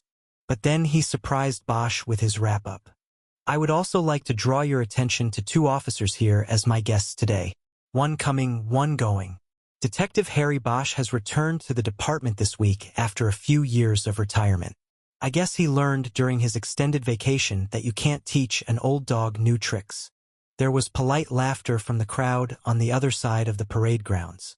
This was where the families and friends of the cadets sat. The chief continued. So he came back to the LAPD family, and already he has performed admirably. He has put himself in harm's way for the good of the community. Yesterday he and his partner cleared a 17-year-old murder that had been sticking like a thorn into the side of this community. We welcome Detective Bosch back to the fold. There was a smattering of applause from the crowd. Bosch felt his face go hot. He looked down at his hands. I would also like to thank Deputy Chief Irvin S. Irving for being here today, the chief continued. Chief Irving has served in this department for nearly 45 years. There is no current officer who has served longer. His decision to retire today and make this graduation his final action while wearing the badge is a fitting end to his tour of duty. We thank him for such service to this department and this city. The applause for Irving was much louder and sustained. People started to stand in honor of the man who had served the department and city so long. Bosch turned slightly to his right so that he could see Irving's face, and he knew the moment he saw the deputy chief's eyes that he had not seen it coming. He had been sandbagged. Soon everyone was standing and clapping, and Bosch felt compelled to do the same for a man he despised. He knew exactly who had engineered Irving's fall. If Irving protested or tried in some way to recover his position, he would face an internal case built by Kisman Ryder. There would be no doubt who would lose that one. No doubt at all. What Bosch didn't know was when it had been planned. Bosch thought about Ryder sitting on the desk in 503, waiting for him with coffee, black just like he liked it. Had she already known then what case the cold hit had come from and where it would lead?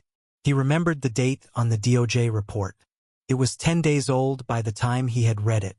What happened during those 10 days? What was planned for his arrival? Bosch didn't know, and he was not sure he even cared. Department politics were played on the 6th floor. Bosch worked out of 503, and that's where he would make his stand. No question. After the chief finished his remarks, he stepped away from the microphone. He gave each cadet, one by one, a certificate of completion of academy training, and posed for a photo shaking hands with the recipient. It was all very fast and clean and choreographed perfectly. 3 police helicopters flew over the parade grounds in formation, and the cadets ended the ceremony by hurling their hats into the air. Bosch remembered the time more than 30 years before when he had thrown his hat into the air. He smiled at the memory. No one from his class was left. They were dead or retired or washed out. He knew it was up to him to carry the banner and tradition, to fight the good fight. As the ceremony ended and the crowds rushed to the field to congratulate the new officers, Bosch watched Irving stand up and start walking directly across the parade grounds to the exit area. He stopped for no one, not even those who extended hands of congratulations and thanks to him. "Detective, you've had a busy week." Bosch turned. It was the chief of police. He nodded. He didn't know what to say. "Thank you for being here," the chief said. "How is Detective Ryder?" "She took the day off. She had a close one yesterday." "So I heard. Will either of you be attending the press conference today?" "Well, she's off and I was thinking of skipping it, if that's all right." "We'll handle it. I see you already gave the story to the Daily News. Now everyone else is clamoring for it. We have to put on the Dog and Pony show. I owed the reporter from the news that one." "Yes, I understand. When the dust settles, will I still have a job, Chief?" "Of course, Detective Bosch. As in any investigation, choices must be made. Tough choices. You made the best decisions you could make. There will be a review, but I don't think you will have a problem. Bosch nodded. He almost said thank you but decided against it. He just looked at the man. Is there something else you wanted to ask me, detective? Bosch nodded again. I was just sort of wondering, he said. About what? The case started with a letter from the DOJ, and that letter was old by the time it got to me. I'm wondering why it was held for me. I guess what I'm saying is, I'm wondering about what you knew and when you knew it. Does any of that matter now? Bosch poked his chin in the direction Irving had taken. Maybe, he said. I don't know. But he won't just walk away. He'll go to the media. Or to the lawyers. He knows that if he does it will be a mistake. That there will be consequences for him. He's not a stupid man. Bosch just nodded. The chief studied him a moment before speaking again. You still seem troubled, detective. Remember what I told you Monday? I told you I carefully reviewed your case and career before deciding whether to welcome you back. Bosch just looked at him. I meant that, the chief said. I studied you and I think I know something about you. You are on this earth for one thing, Detective Bosch. And you now have the opportunity to do that, to continue to carry out your mission.